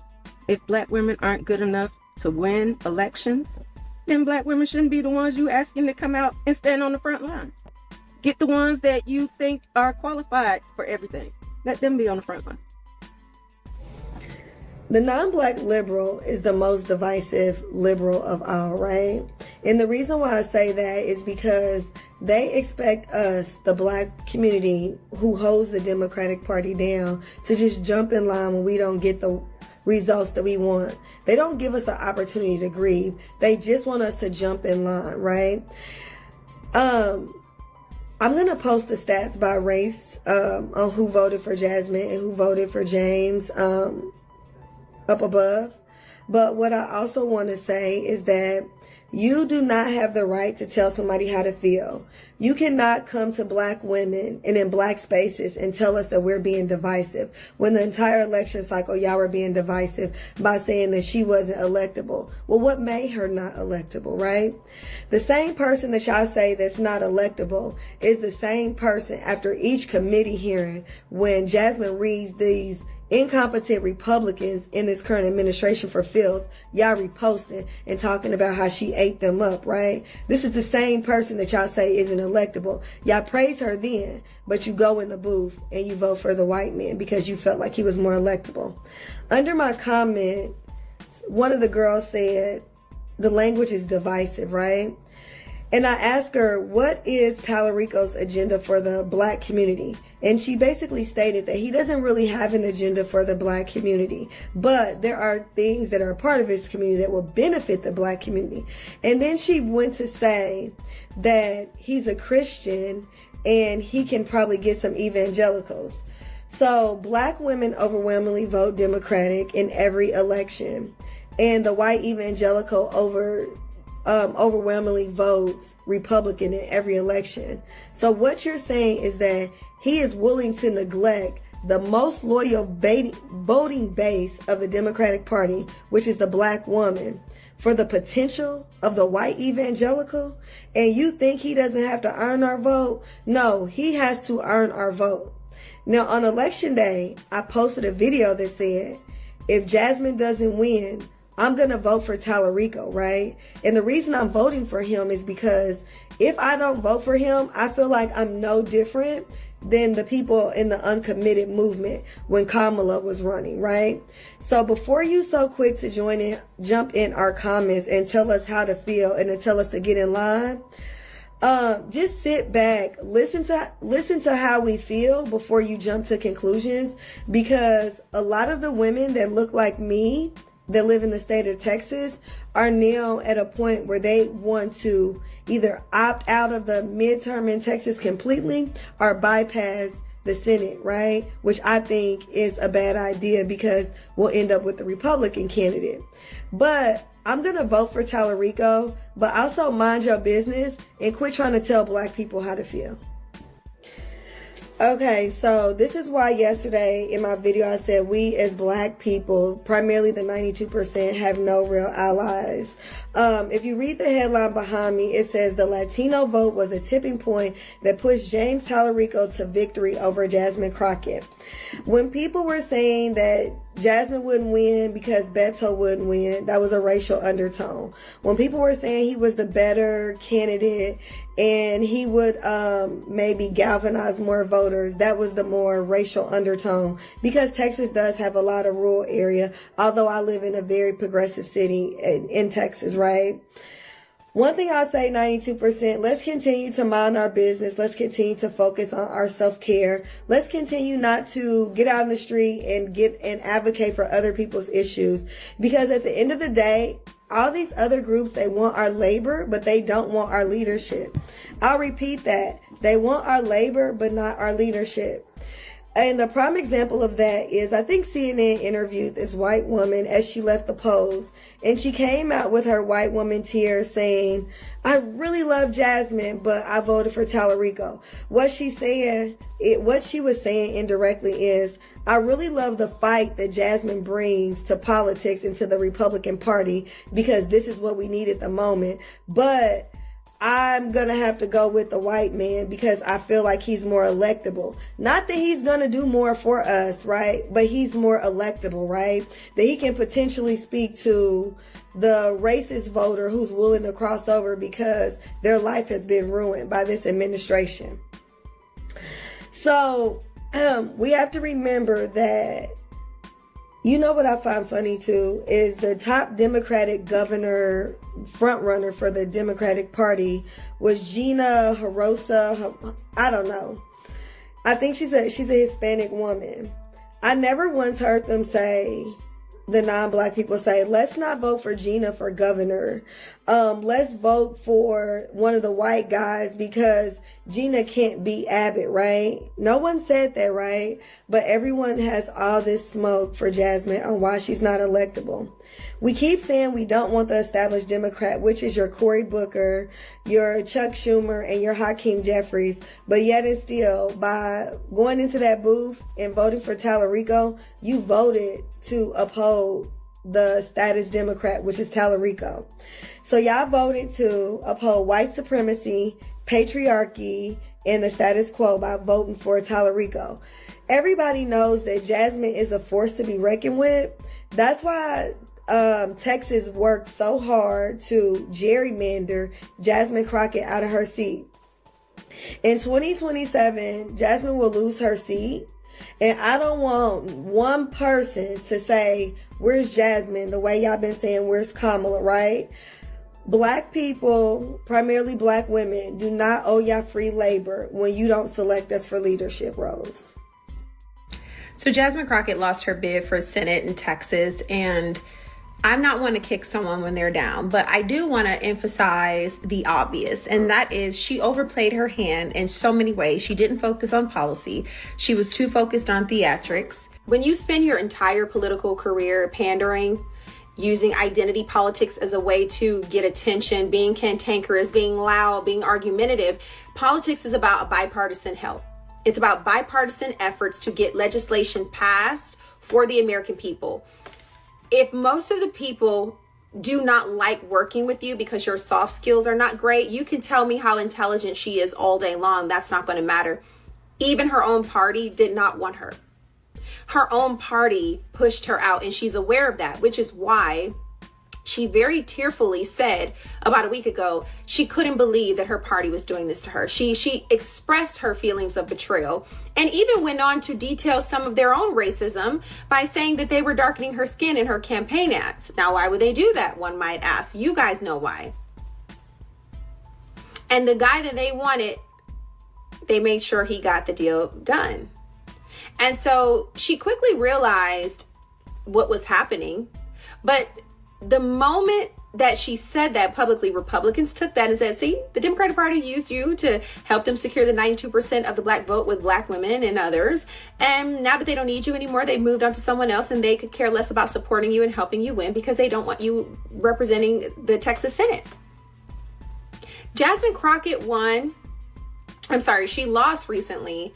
And the first thing she did is realize if she wants to run again as a Democrat, she would not be able to tell the truth. She wouldn't be able to repeat what she said last week. So she switched things up and said, this is what the Republicans do. They cheat. Now, keep in mind another insult, because that lets me know she believes that her base is not informed. This has nothing to do with Republicans. This is a Democratic primary. There are no Republicans running against you. In fact, Republicans wanted her to win so that they could watch her lose.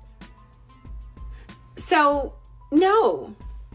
This is not about cheating. Is she being an election denier now? She's sounding a lot like, I don't know, Donald Trump. Again, what goes around comes around.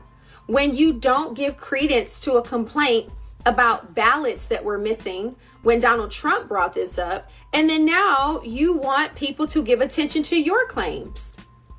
And to that, we have to say, don't be an election denier. You see how that works? Which is why you treat people how you want to be treated. It doesn't matter what side of the aisle they're on. Again, this is why I'm not going to make videos bashing her. I'm not going to make videos joking about her. Although a lot of your videos are absolutely hilarious. Still, I believe in being kind to people to the best of your ability. Now, some people just, it is what it is. However, Jasmine brought this upon herself, and she's a victim of her own political aspirations, because she's aware that her party pushed her out, and she's still going to be 10 toes down for them just so she can secure a spot in the future, instead of continuing on with her honesty train about her betrayal. So to that I say, this is why you can't, this whole, all the Republicans are the ones that are racist. You don't see Wesley Hunt and others saying that their campaign photos are being darkened, do you? You don't. So treat people how you want to be treated, and maybe next time focus on policy, because the American people deserve people that can reach across the aisle and work with others, instead of, I don't know, having constant arguments for political theater. That can only work for so long. And real quick, family, I forgot to shout some people out real quick. Let me do this now while I just noticed. Let me give a shout out to D.A.B.A.T.E real quick. Shout out to D.A.B.A.T.E. Appreciate that. There we go. Appreciate that, D.A.B.A.T.E. Shout out for the cash app.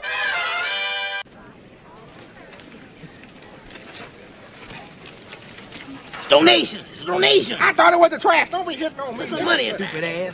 I whoop your ass, Clarence. Don't call me now, that. You tall black motherfucker. There's women up inside. I don't give a fuck about it. Ain't nobody give me nothing. Shout out to D.A.B.A.T.E. Appreciate that. And shout out to Kurt.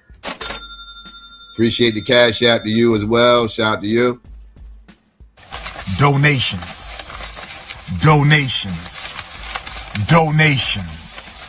Donations. Donations. Donations. Gifts. Gifts. Gifts. More gifts. More gifts. Shout out to Kurt. Appreciate that.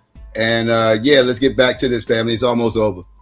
so the last piece to this is, I know a lot of people were just elated to see someone who they feel has been mean, okay, lose the Senate race. But this guy who just won is 10 times worse than Jasmine Crockett. If you take a look at the campaign that he's been doing in churches with this whole God is non-binary and, you know, his strange interpretations of the Bible that he's talking about on podcasts and saying that our border should have a welcome sign, very problematic. And you know, and I mentioned that early as well. I don't know if I mentioned it earlier. I know I definitely mentioned it on Wednesday. Tallarico is actually way more progressive than Jasmine Crockett, right? Like he gives off this perception. Like if you look at what he puts, like he's way more progressive than Jasmine Crockett. So while these motherfucking Republicans and bullshit is scared to death of how allegedly progressive policies about Jasmine Crockett shit, this motherfucker seemed like he way more progressive than her. Again, I think the Republicans wanted her to win. I think the Republicans wanted her to win because, yeah, this dude actually, his policies actually, he goes more against what the conservatives push than anything because he ain't corporate, right? But anyways, I digress. And this whole push to turn Texas blue, Texans better pay close attention because they are attempting to do just that. And they're attempting to bring all the policies from all these other states that you don't want to be like, that have policies that you do not want on your doorstep. You're going to have to tune in and force these politicians to show you their policies. We're done with the political theater. Are we ever going to stop worrying about what the next man is doing, what the next man did, how the next man spent their time, how the next man... Are we ever going to stop worrying about what the next man is doing, what the next man did, how the next man spent their time, how the next man used their vote, why the next man didn't vote for who they know they should have voted for, and worry about what we did? I keep hearing or seeing creators talk about the James Tallarico, Jasmine Crockett midterm vote and why the Hispanic people let us down. Studies have shown, not sure what studies there are, but studies have shown that everybody who's not us, and sometimes us, have let us down. So why, when it comes right down to it, if the race is black and white, as in Jasmine Crockett or James Tallarico, in a red state where people think that they have proximity to whiteness, that it would have been anything other than James Tallarico. I personally voted for Jasmine Crockett. I may lose somebody here, but I didn't feel that Jasmine Crockett was going to win just because we are in a red state. And Jasmine has a big personality. Big black personalities don't go well with white people. It is what it is. I don't make the rules. There are certain types of black folks that are tolerable for the white community. Take, for instance, Barack Obama. He was tolerable for, he's still my boo, but he was tolerable for the white community because he had proximity to whiteness, being that he was half white. So he knew how the game was played. Love me some Jasmine Crockett, but she comes off as being a lot. Not for me, not for our people, because we understand her. Highly intelligent, way more qualified than James Tallarico, as is always the case. But I think what people don't understand about us is that just like Jasmine, just like Kamala, just like Barack, we always have to be 5 times more qualified as the mediocre white guy. I mean, it is what it is. And we know that, and we are that.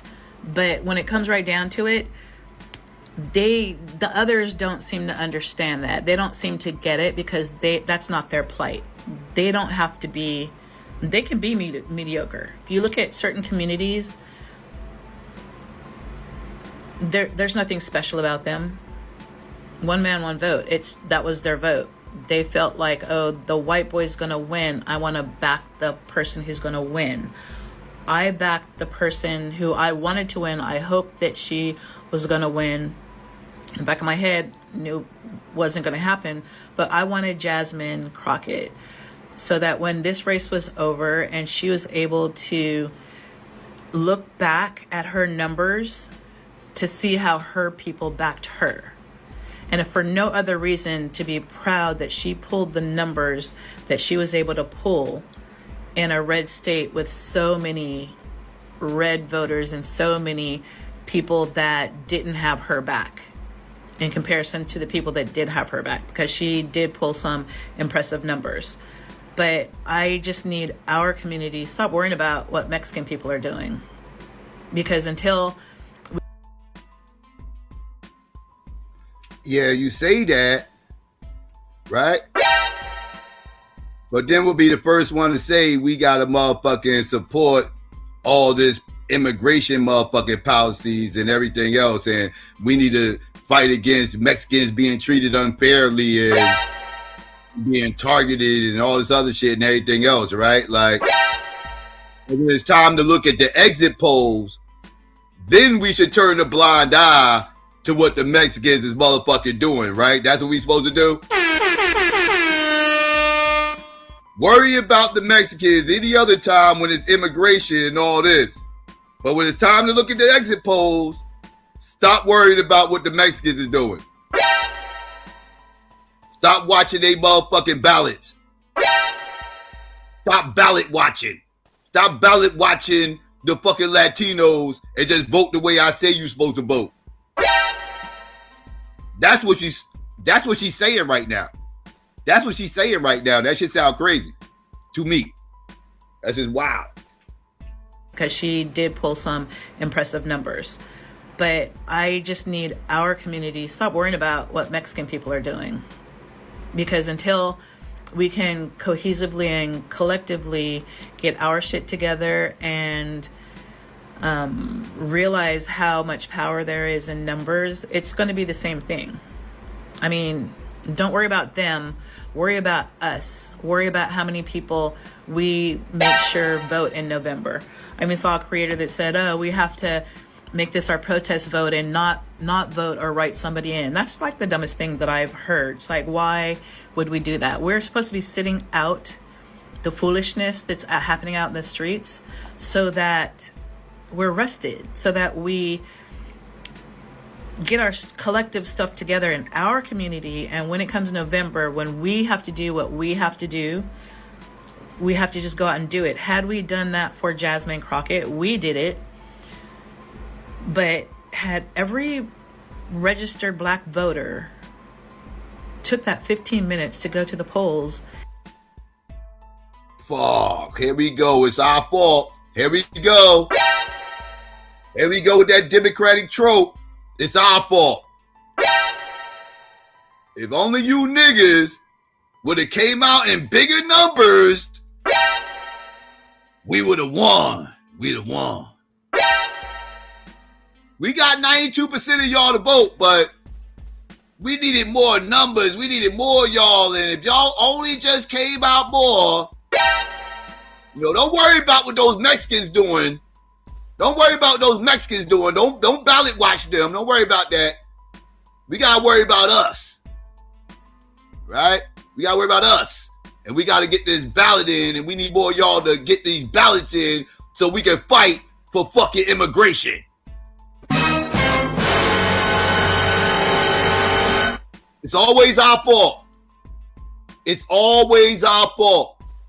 Every time one of these Democrats fail, because they don't understand the people and what the people are requiring to get their vote. And we just supposed to be good little lapdogs and shut the fuck up and dribble. We are tired of dribbling while we shutting the fuck up. No, we gonna talk and dribble. We gonna still dribble. But we gonna talk our asses off while we're doing it. The fuck is wrong with you motherfuckers? Huh? Have to do. We have to just go out and do it. Had we done that for Jasmine Crockett, we did it. But had every registered black voter took that 15 minutes to go to the polls and vote like it was important, the outcome probably would have been different. But as it is, it was a contest. James Tallarico won the contest. I don't know, probably don't know anything about him, but I've heard whispers of him not being as up and stand up as he appears to be, or has basically led us or led people on that he was. But it'll all come out in the wash. Maybe not. I don't know. But like I said, all we can do is worry about us, stop worrying about them. What do they say? Comparison is the thief of joy. I mean, maybe, just maybe, this didn't happen for Jasmine because she was meant for bigger and better things. And maybe, just maybe, if she had gotten that Senate seat and was occupied or preoccupied with the Senate, she wouldn't be able to do what those bigger and better things were that are waiting for her. But like I said, I wanted my little sis Jasmine to realize how great her numbers were so that she could, I'm not contributing to make her proud of herself. I'm sure she's proud of herself, but it was my little part that I'm going to vote for Jasmine because I want her to be able to look back and say, wow, this many people had my back. So it's not about electability. Okay. Convenient. That is not about electability anymore. Anyways, I digress. I think I've gotten most of my points in. I've hammered home my points and my issues with some of the pushback that I've been hearing about what happened to Jasmine, right? So it's got way more to do with this wake-up call from not just Jasmine, but all these black Democrats who try to shame black people for not being down with the black and brown coalition. Stop that shit. Stop that shit. All of us ain't gonna be down with the black and brown. That's just what it is. Like we see shit for what the fuck it is, dog. These motherfuckers, they don't fuck with us like that. They don't fuck with us like that. And we need to move accordingly, right? If they just so happen to align with us on something, then they just so happen to align with us on something. But just because they in bullshit don't mean we are in the middle of bullshit. And that's the mentality y'all have to get out of. Just because you got caught don't mean we got caught. But somehow or another, y'all motherfuckers think just because they got caught, that means we got caught. Oh, hell no, motherfucker. You better wear that bid. You better wear that jacket. Fuck wrong with you? Don't turn to a snitch. Don't turn to a snitch and try to drag my ass into this bullshit because you got caught. Let me live, motherfucker. Let me live. Don't drag me into this bullshit because you got caught. Talking about so we got caught. No, you got caught, nigga. You got caught. Fuck are we talking about? So yes, I don't play that we got caught shit. I don't have that mentality. That's not me. Right? So with that being said, let me get ready to get this link out here, family. Know what I mean? And let me get this announcement real quick while I got y'all attention. Tomorrow night will be the next debate. And the next debate will be no other than Rio versus Lance. Right? And that'll be tomorrow night, Sunday. I believe it's 9. Let me double check. Let me double check the time. Let me double check this time. All right. And yes, it will be at 9 p.m. Eastern Standard Time. And the debate topic will be, is Jesus the divine, only begotten Son of God? Right? That's the title. And that'll be tomorrow night, 9 p.m. Eastern Standard Time. Be on the lookout for that. All right, so let's get ready to get into this real quick, and I'll be right back, family. Let's cook. Retwist. What's up, Snoop?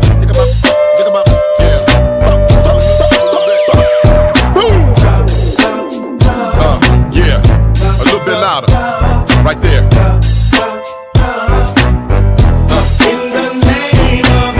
Click, booyah. Dub kick the frame in. Nigga, let the games begin.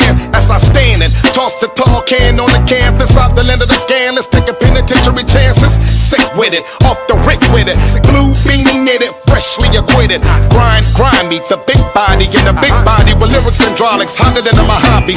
Selling, global felon, career felon. Escalade, 3 braid, beard wearing. Fuck it, I thug for free and thug to eat. Niggas call me hardhead cause I love the cheese. Gangsters, hustlers, pimps if you follow me. Let me see you put them hands up like a robbery. I solemnly swear to stay down and slang the seed. I spit in the name of the streets.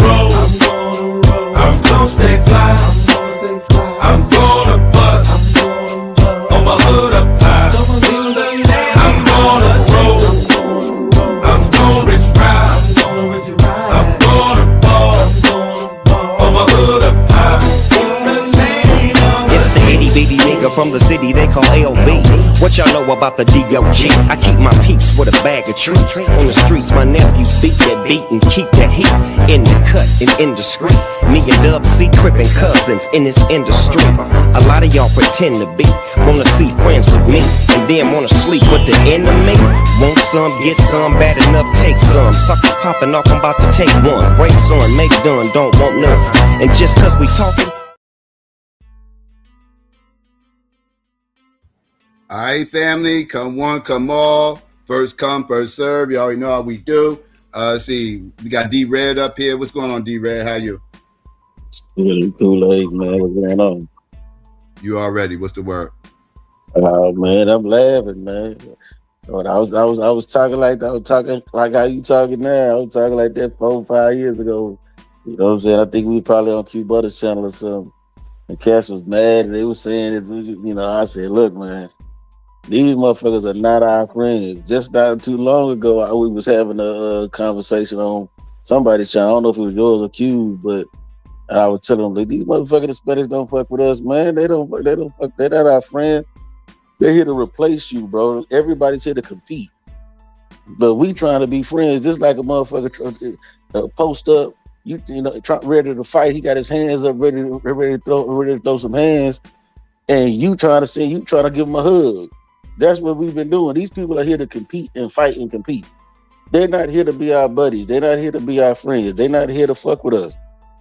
You see what I'm saying? That nobody's here to fuck with us, bro. You know what I'm saying? And so for people to be talking about how motherfuckers should be fuck with this illegal immigration shit, you know what I'm saying? Hell, even Mexicans don't even want the illegal immigration shit. Then why not call ICE on them? You know what I'm saying? Shit, I would. Shit, I don't give a fuck about that. But the point is, even Mexicans don't even want them motherfuckers, bro. Like, But nobody brother, wants them motherfuckers. why not Nobody call wants them ICE on motherfuckers. them? Well, I don't even know you, bro. But I'm just saying that So you just gonna let them just take over? You gonna let them just keep voting against you? Bro, like, do you got any kind of discipline?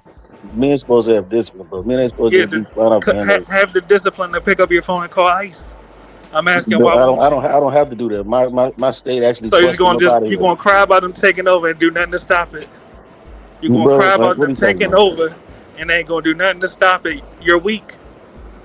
Bro, I don't even know you. So yeah, but you know the truth. Point I'm is, telling you. I don't even know what you're talking about, bro. So what will you do to stop this? The point I'm making is, bro, is I've been saying this shit for years. You know what I'm saying? And so yes, but what will you do to stop this? Motherfuckers is just getting on board with the shit that's been going on, and so what will you do to stop it, bro? We got to grasp because, bro, I don't talk to people I don't know, bro. So I don't know you talking to me. No, so you're going to keep bending over for Latinos and crying when they penetrate you. I get it, bro. Like I get it. I don't know you. You're going to keep crying as they penetrate you. And this part of the reason why I left. You talking that fruitcake shit? Like, I don't even know what you're talking about right now, bro. Yeah, that's what I'm saying. I don't even know that nigga, man. Like, yeah, but yeah. I you know, maybe lose train of thought with that nonsense. You was talking about Ben being on. Yeah, like, I've been telling motherfuckers this black and brown coalition shit is all bullshit. That shit is all bullshit. I don't get down with the black and brown motherfuckers. You know that's why the D.A.B.A.T.E shit used to always irritate the shit out of me, because it's like we try to make us them and everything else that third. Like, no, them motherfuckers don't even fuck with us like that. Like, they don't even fuck with us like that. They really don't. So yeah, I trust me. I know. Yeah, I don't get down with that black and brown coalition crap. I've been telling black people about that shit forever. Motherfuckers keep trying to compare what they went through to slavery, and that shit triggers the shit out of me. Every time. That shit pissed me out too, bro. So go ahead, my bad. Nah, yeah, that shit just don't compare slavery to what we went through with slavery to what anybody's going through. I don't give a fuck what the fuck it is they going through.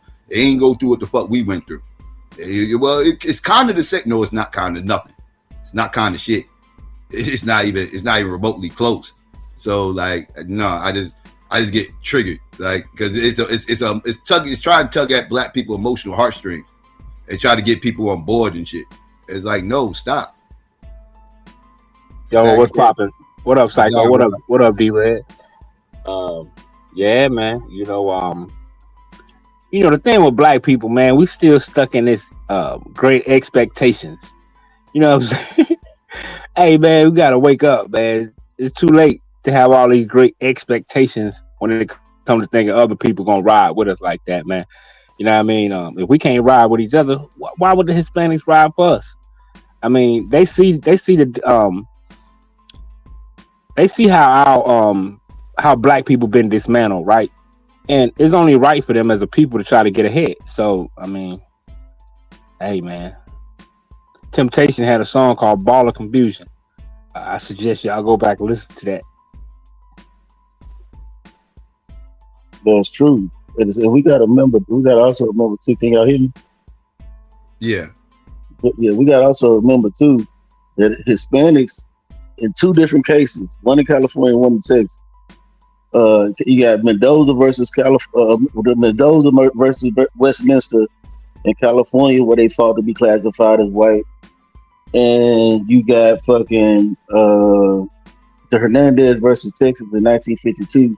They fought to be classified as second class white people. So these people have been fought and legally going to court to fight for the right to be white. You know what I'm saying?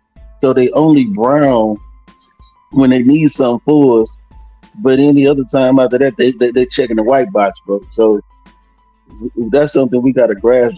They want to be the buffer class between white folks, you know what I'm saying, and us. They want to be the buffer class. That's why Biden has said we're gonna have to go to we're gonna have to go to the Hispanics if we want something done. Motherfuckers been telling us what the play is, but like we friendly as a box of puppies.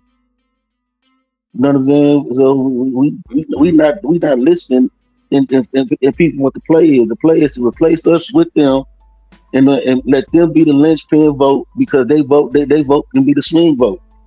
Our vote will be obsolete. It ain't gonna matter if we vote or not. You know what I'm saying? That was the game plan by flooding the whole thing with illegal and giving them amnesty and giving them the right to vote. That was the whole play. Black people, no, we fucked up trusting motherfuckers. We fucked up trusting motherfuckers, but trusting the system, trusting these white liberals, thinking everything's gonna be everything.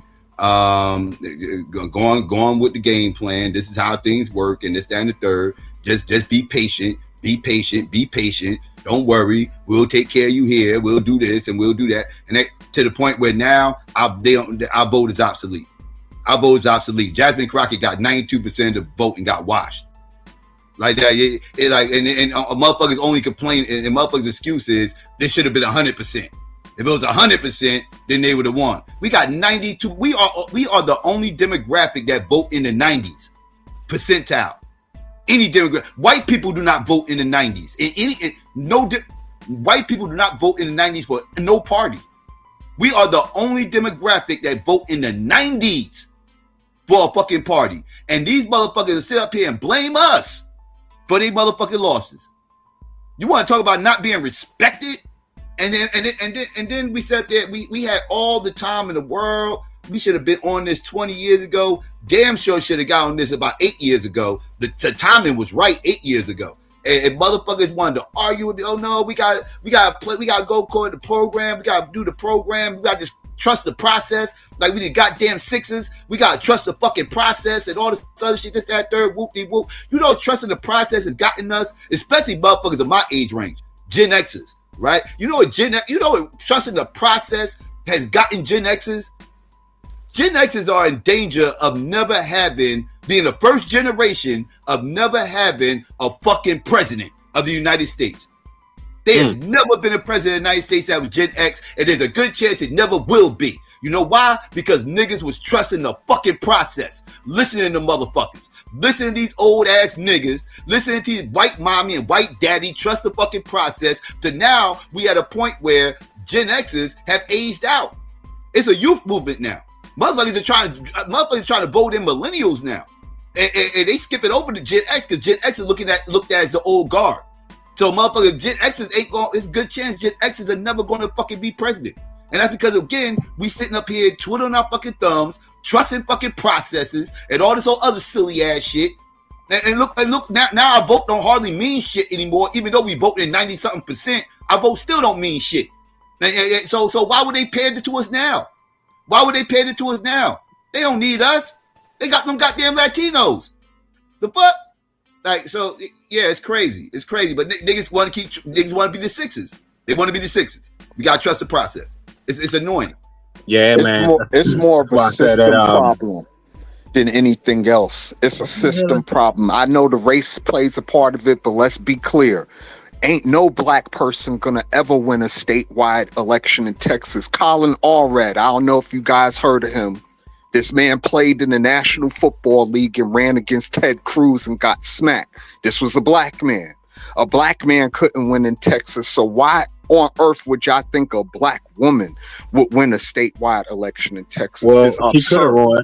She could have won, but he could not have won. You know what happened? See, Jasmine Crockett, what she messed up at, she gave the world this loudmouth black woman image, bro. You can't come out like that. The balance wasn't there. She dancing and shit. No one took her serious from the other side. Them Hispanic and white ain't gonna really take her serious like that. You out here dancing and twerking and shit. Nobody wanna see that shit. She messed up her own image when it comes to the other people getting votes from other people, in my opinion. Well, you know Jasmine Crockett never had a ground game, though. It's not like Jasmine Crockett was campaigning in El Paso and campaigning in San Antonio and campaigning in rural Texas. She never left the Dallas district and thought she was going to win a statewide election. Let me tell you something. That was the problem, bro. Let me tell you something real quick. Name recognition does not equal appeal. And that's where Jasmine Crockett failed. She thought because she's recognized, she has name recognition, she thought that was going to equal appeal. Latinos are very conservative. And on top of that, they're really religious.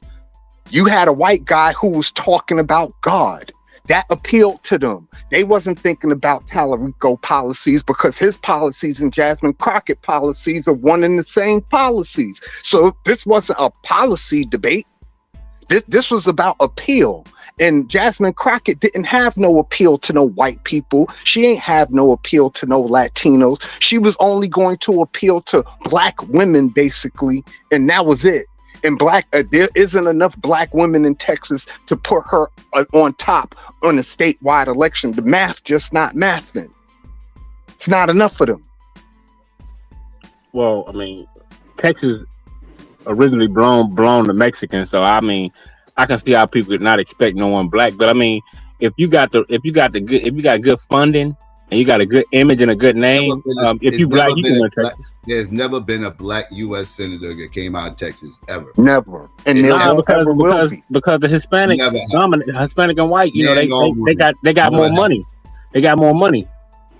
Bro, and this was my issue before when I said it's a system problem. The money in our elections is the real issue here. It's not the people running, it's the system. The fact is only a two-party system and we're all trapped in it makes it a problem. If we had 3, 4, 5 parties out here where people could choose from, if you forced a motherfucker to vote like you force a motherfucker to pay car insurance to drive on the road, our elections would be very different than what you see right now, in my opinion.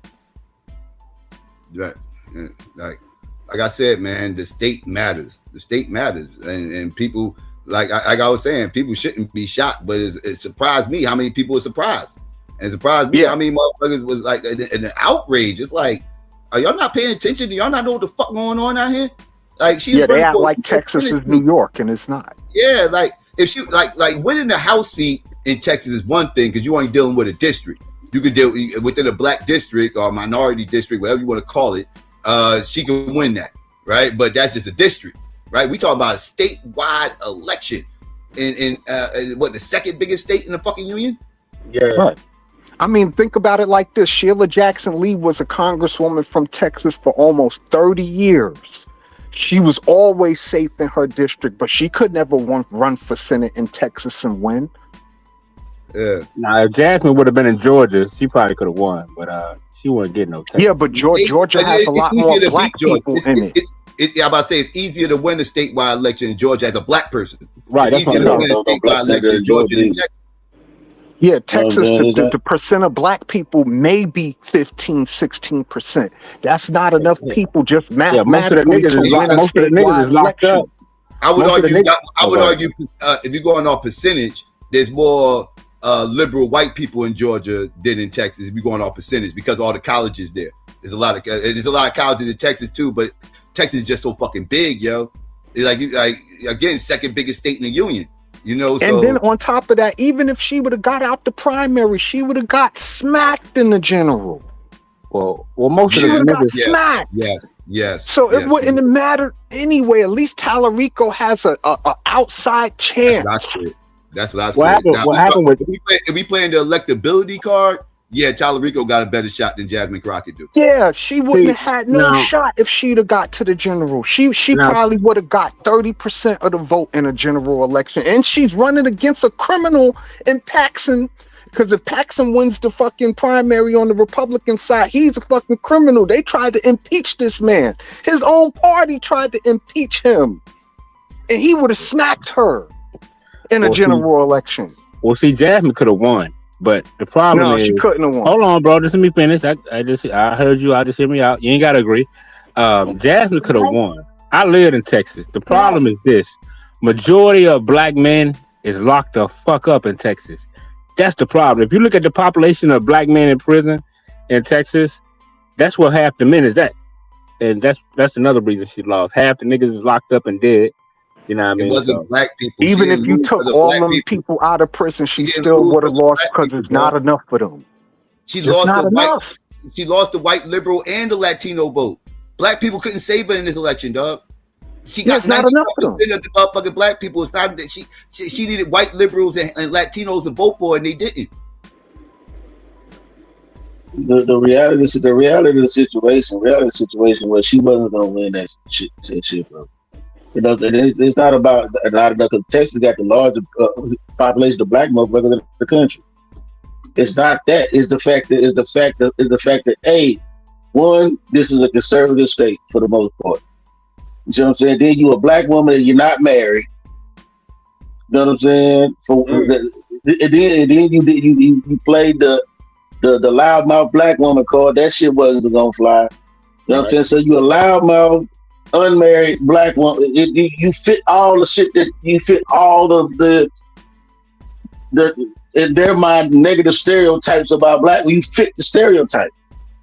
You see what I'm saying? And so once she went and did that shit, you know what I'm saying? Then she didn't campaign good. She didn't go, like the brother said, she didn't go to Laredo. She didn't go to the border town. She didn't hit the road to do nothing. She stayed right her ass right in Dallas and she didn't even make a Spanish ad to even appeal to Spanish people, period. Like she just ran a horrible campaign because she thought, like the brother said, she thought I have a name. People gonna vote for me because I'm Jasmine Crockett. They know me for taking on Trump. And she thought that was gonna be enough, and motherfucker didn't give a fuck about none of that shit. Nah, and she made it look like she hated white people. See, she showed all her hands too quick. You know what I mean? She was bashing white people. I mean, yeah, I understand that, but you don't show your hands. She should have waited till she got in and showed that part of her cards. And I think that's what she failed amongst the white voters. And on top of that, she didn't do her history. Texas hasn't voted blue in a federal election since 1976. You know why Jimmy Carter won Texas in 1976? Because he was from the South. He's from Georgia. And on top of that, he promoted his religion. Jimmy Carter was a Bible thumping motherfucker, and that appealed to a whole bunch of people. Like Tallarico's using the same playbook. And that's why he was the last. And that's why he was the last Democrat to sweep the South like that. Like he swept the South, and that's because he was a Southerner and everything else. But after that, the South went completely red after him. When Reagan and there's never been another Democrat to win Texas since that, because Democrats don't have issues talking about God for some reason. I don't know why, but for some reason, liberals have a real hard time talking about their faith. And to Latinos, faith is important to them. They care about their faith more than they care about a policy. Yeah, believe it or not. They buy 1,000 candles a week. That's a fact. So when Tallarico start talking about God and Jesus, that related to them. They wasn't thinking, because they're the same policy positions. Their policy positions are pretty much diametrically the same. So it wasn't about a policy. This was about faith and gender. Most men don't want to vote for a woman to lead them. That's just a fact. Whether you want to believe that or not, that's just a fact. Hillary Clinton ran for president. She was far more qualified than Donald Trump, politically speaking. Not in a business acumen, but politically speaking, Hillary Clinton was far more She had a better qualified than resume. Donald Trump. She had a better resume Right. and all that. But Right. but you know what? Trump smacked her in a general election. Why? Because he's a man, and most men aren't gonna vote for a woman to lead them. That's just a fact. No, I disagree. That wasn't. She didn't lose that because she was a woman. She actually won the popular vote and everything. She didn't lose that because she was a woman. She lost that because she ran a bad campaign. She ran a bad campaign. She did the same thing Jasmine Crockett is guilty of. Like she kind of thought her name recognition. The pandering. Yeah, she said she did the pandering. She did all the pandering, stupid shit. And the Dems haven't really squared that circle when it comes to the Bernie Sanders voters. I really think that the Democrats have been split since that primary, since that Hillary Clinton, Bernie Sanders primary. They've never gotten over that. The Bernie people have never gotten over that. Well, and it's showing now. 10 years later, 15 years later, it's still, that divide is still there. And she didn't know how to play her coon card right. Like every black person got a coon card and shit like that, right? But she didn't play it right. See, when you got your coon card, right, or your sellout card, when you in those type of fields of politics, you got to use them. And then, once you get in, then you can just throw them, put them cards away. But she didn't know how to use a coon card. Well, my thing is they just making a big deal out of nothing. Even if she'd have won the primary, she would have got smacked in the general, and it wouldn't have mattered if it was Cornyn or Paxton, she would have got smacked. So we're just crying over spilled milk at this point. And for the record, Pure, she did appeal to Latinos. That's the point of the stream. She did appeal to Latinos. That's all Jasmine Crockett does, is appeal to Latinos and gender politics. That's the main thing you're going to see her fighting about. Pull up clips of her fighting for something other than immigration and gender politics. You're going to have a hard time finding that shit. She spent her whole time at the house defending immigration. But the problem is though, Psycho, not understanding that most Hispanics, especially Hispanics by those border towns, don't support illegal immigration. This is the part that she's not. The whole state, Hispanics included, by majority, I'm talking about majority Hispanics, supported Abbott busting them motherfuckers the fuck up out of here. I'm talking about just Hispanics. Like 69 to 70% supported him doing that shit. So you're in a state where, because they understood that they don't want their wages driven down.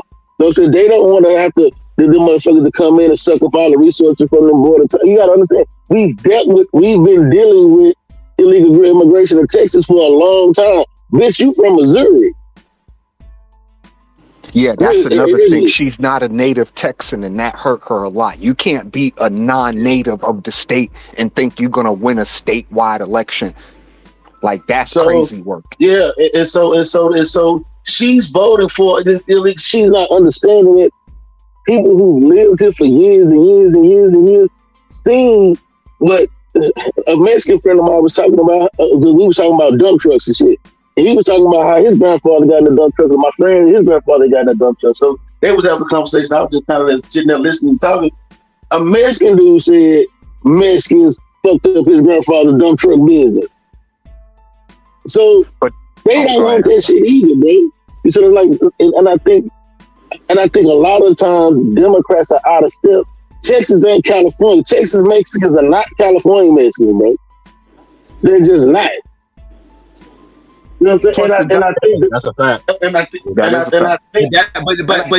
the major election would have told you that too, because Donald Trump won the Texas the southern borders. They showed the exit polls from the southern border of Texas and everything else down there by San Antonio and beneath. Yeah, Donald Trump swept that region.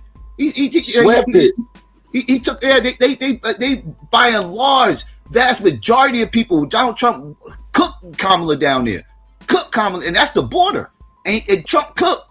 Like, so yeah, like it's the same shit in 2024.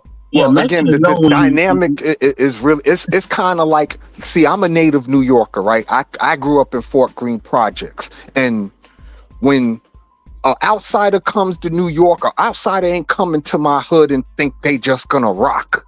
Like, they in they town. You understand what I'm saying? Like, somebody from a Bismarck, North Dakota can't come live in New York and run for mayor and think they're gonna win. And I think that's what Jasmine Crockett issue is. You're not a native Texan. Texans are inclusive, just like New Yorkers are inclusive. Yeah, We stick together at the end of the day. We're not gonna just vote for an outsider just because you talk a good game. If you ain't from there, then you don't really know. You can't really relate to a native when you're not a native. Yeah, I agree. They want a true Texan. Like, Texas is a prideful ass state. So yeah, I agree. And like I said, man, not understanding that Texas Mexicans are not California Mexicans, bro.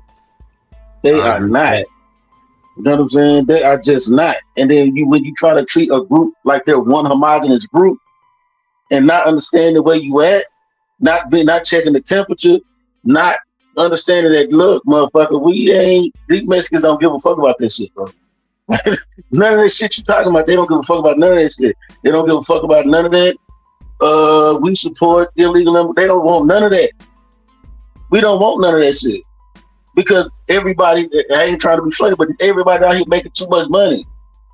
Like, you know, the Texas is one of the places. If you can't get a job where you make a decent money, you just don't want one. Exactly. You see what I'm saying? And so everybody getting too much money, so don't nobody want that. And then we already don't pay no state taxes. So then she and we start looking at her like, what Mexican dude I was, some Mexican cat I was talking to, they said, man, we looked at her like the brother said, she's an outsider. And so she wanted to bring some of that California politics to Texas.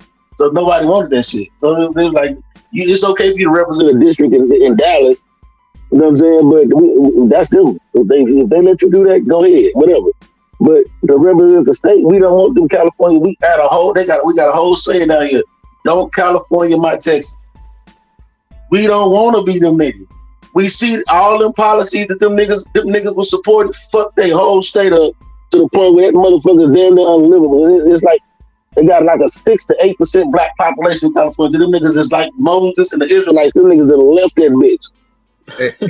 Yeah, the reason why people are saying, reason why we saying that Mexicans in California is different than ones in Texas is because ideology, right? Like, Mexicans out in California are more liberal than the ones out in Texas who is more conservative, so to speak. And it's just different atmosphere, you know, different atmosphere in California than it is in Texas. Texas Plus, is you got an urban rural connection. California is ultra progressive, and Texas is ultra conservative. So, and that rubs off on the Mexican population. Like the cultures are just different.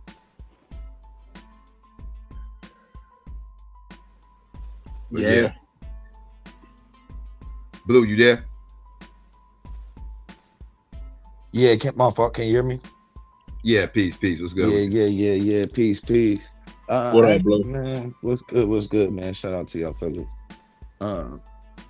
I was gonna say, man, he actually made a solid point, D.A.B.A.T.E, just a second ago, when he was stating how they ain't California Mexican, and I kind of always made that assumption because of some of the videos I done seen it be seeming like, you know, I ain't never really been a part of the culture, but I will say every time I've been down there though, bro, they is the bougiest fucking Mexicans I ever met though in my life, bro.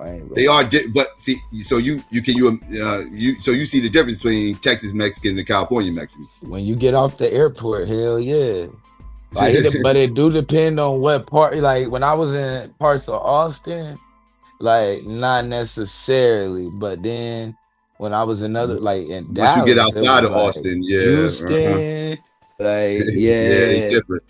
Or in like in the center of Austin, like yeah. But you know when you in there, it just kind of depends. But I did notice that though. I'm like, damn, it's a lot of bougie, like in suits and all kind of shit, bro. Like even the way they wear their hair different. I'm like, plus y'all know Jasmine Crockett didn't even have a campaign manager.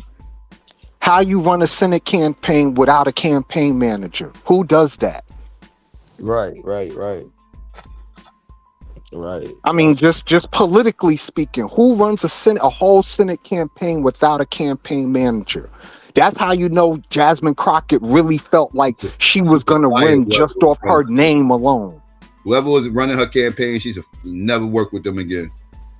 She didn't have a campaign manager. That was the thing. She did not have a campaign manager. And there's no way you're running a Senate campaign without a campaign manager. That's freaking dumb. Yeah. Hey, You y'all, need somebody I'm to driving. handle Can you your hear campaign. me? Is my background real noisy?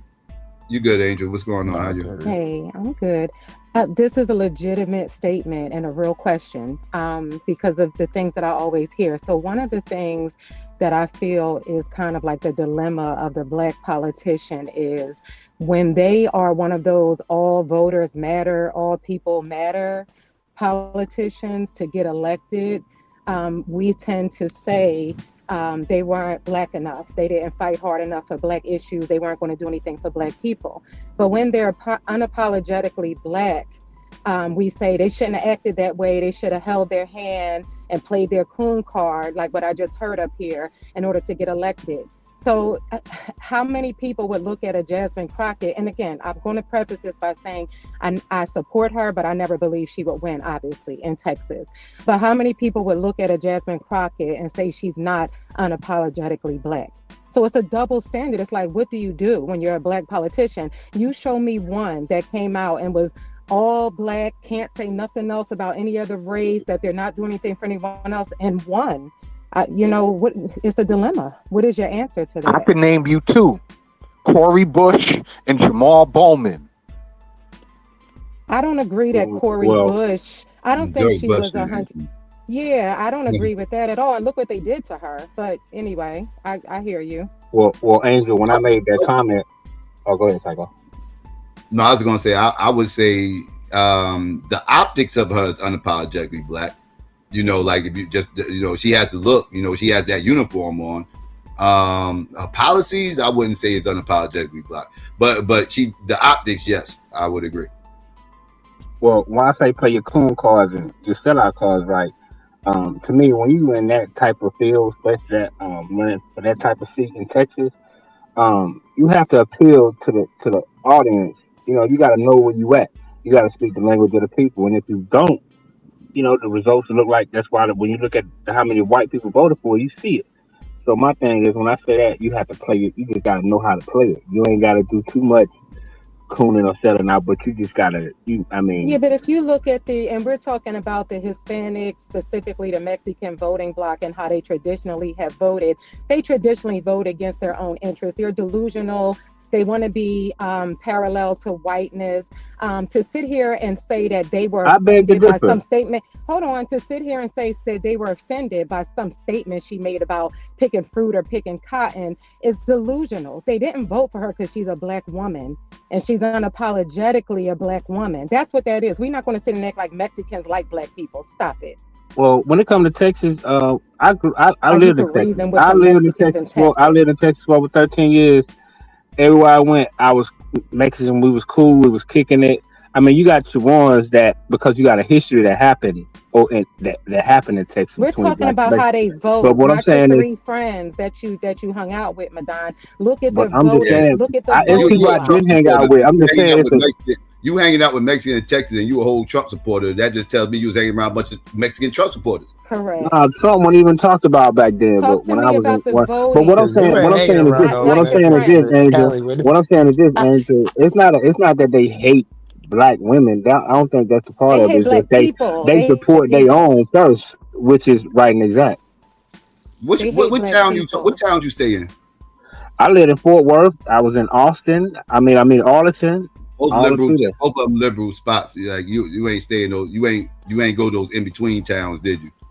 Yeah, I mean, I was all through Texas, East Texas. I mean, just riding, but like, as far as I say, just talking with people and just talking with the niggas, a lot of people that grew up. It was, they had Blacks and Mexicans had a beef like back in the day, right? With kind of he ain't go to like Kenland and shit like that. Like I could tell you some crack ass towns. You want.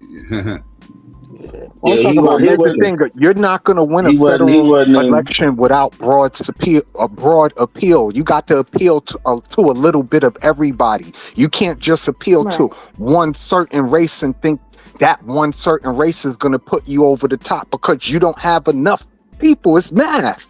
There's not enough black people in Texas for that to happen. It's just not. Texas is not New York. It's just not enough people. When you look at the young women, when you look at the young Hispanic women in Texas, who do they dress like? They dress like the black women.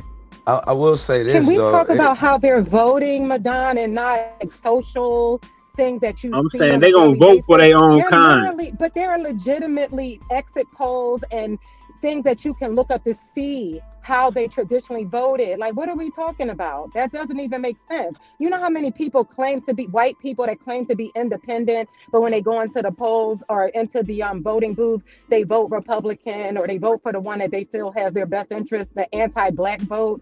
Like, what are you talking about? That doesn't even make sense to look at your own personal experiences. Well, this Texas vote didn't have nothing to do with policy. It had everything to do with religion, in my opinion. These Mexicans or these Latinos or whatever you call them, they voted with their faith first, not their policy. And to piggyback off of that again, she come in talking about she support illegal immigration. The Mexicans, she don't know her audience. To which she don't know her, she's not real versed with her audience enough to be running for a state election. She's not versed with her audience. Because I will you can't challenge be you on that. I apologize. You're right. There was a time where the majority of the Hispanic vote, when you looked at certain states, they did traditionally vote against what some people would consider their own interests. I don't know how you would look at that. They would traditionally not be for illegal immigration. But since 2025, if you look again, that has changed. Since Donald Trump started doing what he was doing, a lot of Hispanics have changed their stance. And that the numbers don't lie. I'm not making it up. You can literally look it up state by state. A lot of them have changed their stance and they're now for immigrants because of what Trump has been doing. They got their Hispanic wake-up call talking about they put Donald Trump and he gave them a wake-up call. So now a lot of them are changing and the exit polls and things like that are showing that. Well, what it is they're not for how he's handling it, but they're still not for illegal immigration. They're not for how he's handling the situation with illegal immigrants, but they're still not for illegal. That's the like I'm in Texas, so I'll be looking at all the news.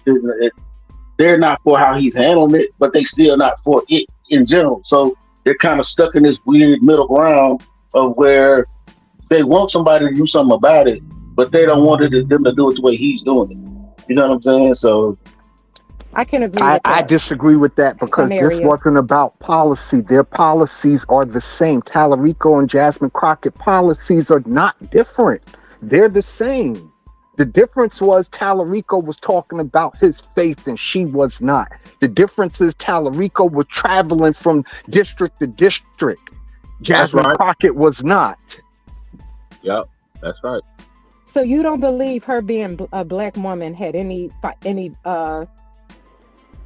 had nothing to do with this? That didn't weigh on these white and Mexican people down in Texas? I mean, being a black woman, yeah, but see, you had a black man run for Senate 4 years ago, and nobody was talking about Colin Allred didn't win because he was black.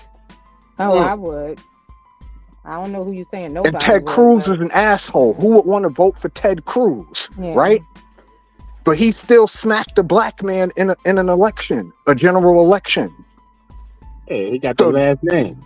So for me, it's not really about a black and white thing. It's more about how you campaign. If you're not willing to travel across the state, remember, it's a statewide election. You have to travel and make your case to other people in other districts. Jasmine Crockett made no attempt to travel to do anything. So she thought she was just going to win a statewide election staying in Dallas-Fort Worth. Like, the math don't add up there. I wonder though how much did because the way what I was looking at is from what you showed, it was like 60% of Latinos that voted against her, wasn't it? 60 total, yes. Between men and women, yes. 60. Right. So you got that, and it's still kind of it's not like you in a like it's still based on districts. Is gonna make up the strength of your vote. It's not gonna be like a well, the statewide election, so it's about the numbers. It is about the numbers, but But and yeah, you have to remember, this is about the percentage of people that showed up, not total voters. And I'm not trying to that's true. distract from that, but traditionally, I looked at the black vote with that. And what we have to be honest about is in some districts there was a low turnout. And I'm not trying to say that it's because of black people that she didn't get in. You're right, Psycho. We by and large just willingly run, and in the largest numbers, especially black women, we do it. But the turnout has been low. It was the same thing with the presidential election. You We're know talking why? about 80-90% of a lower turnout, You not know total why? votes. You got a lot of, well, especially in Texas now, you got a lot of what they will quote unquote call woke, where people like, man, fuck the voting system. I ain't with that shit. I'm with That's the cat. teaching of the No. ancestors. I'm talking about black Yeah. people. Okay. I was about to say they broke records for this primary. Like they had over 2 million people come out and vote. Now, mind you, it could have been a lower turnout for black people because I'm talking total numbers. But if you talk about total numbers, yeah, they broke records out there. Yeah, I'm just my black people. A lot of black people, they don't, they tired of the system. Don't think it's working, it's gonna work, and they a lot of them think it's rigged. But that's what my homie, tell me that I still talk to on the phone. No, that ain't what happened. What happened is, again, even black people, even if you're a Democrat, you don't really want illegal. A lot of her policies, again, she's not from Texas. So some people might say, well, she's been in Texas long enough. Well, you would think that. You know what I'm saying? But you got to speak the language of the people that you campaigning to, that you want to vote for you. You see what I'm saying? And so she was not inspiring to make, what I'm saying, to make people go vote for her. And if people did vote for her, it would have only been because she was black. You see what I'm saying? Because that's why a lot of black people didn't vote, because they don't really give a fuck about neither one. Nobody really wants a bunch of them. Like, the biggest fear for most Texans, I'm talking about black, because I'm in Texas, black, white, or other, is we don't want Texas to be California. You know what I'm saying? Again. Our main thing is gonna be watch when he go against that Republican, he's gonna get watched more than likely, and it's gonna be the reason why, because everybody's gonna be like, the illegal immigration shit. That shit is you're a walking dead man if you're talking that shit down here. None of us want that shit. You see what I'm saying? None of us want this. You're a walking dead man, and you get to talking certain policies and all this shit. You're just a walking dead man down here. Because nobody's voting for you. Well, even motherfucking Democrats are not voting for you. The policy debate, I hear you when it comes to a general election, but in this particular primary, their policies were diametrically the same. There was no real space between Tallarico and Crockett when it come to policy. The difference was he wanted to talk about his faith and she did not. No, I get that. Traveled and she did not. But she became the face of this. Is what I'm trying to explain to you. She became a poster child for protecting illegal immigrants, and all that. She put herself out there. You know what I'm saying? With a policy that's unpopular in the state. She became the face of it.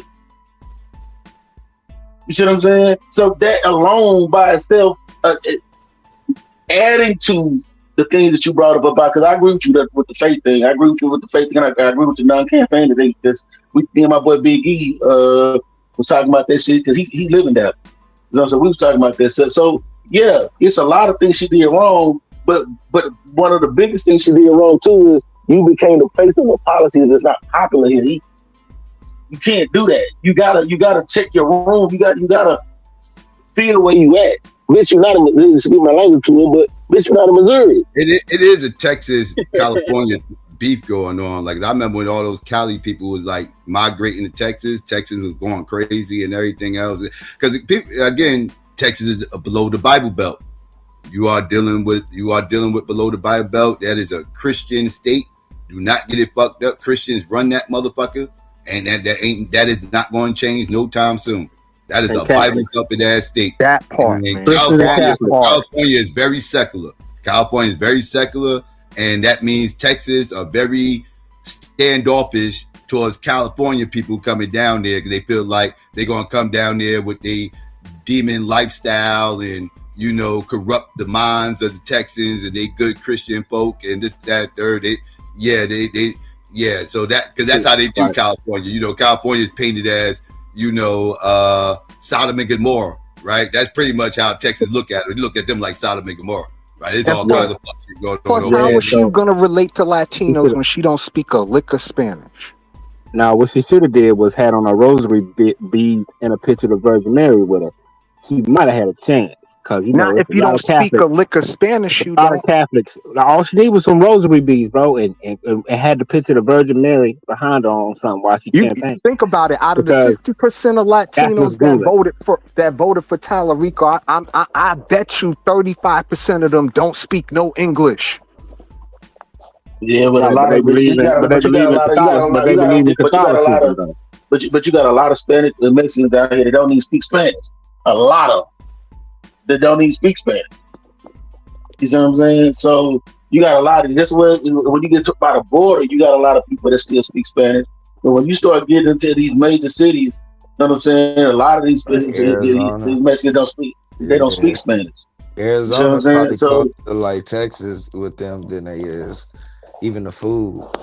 But like LA and Ghetto, we got like ghetto ass, like they from but they still but they Catholics though. That's one thing, they believe in that Virgin Mary. Definitely all gonna be Catholic. That's a Shalom, what's good, man? I mean, but that's everybody South America though, pretty much. I mean South. But no, I was just agreeing with Big Dog because they gonna go off their religious first and foremost. I Shalom, what's up with Don Blue? That so the Bet-E's didn't want to vote for the sister? What's happening? I do want to see though. She was saying that it was lower turnouts though for in overall. We had a higher percentage of a lower turnout. So I heard the brother. He was breaking down the angel that it may not necessarily have been because she's a black woman, but like in y'all opinion, and I'll mute up so y'all can answer. What's the real reason y'all felt like she lost though? Because she sucks. She sucks as a abrasive.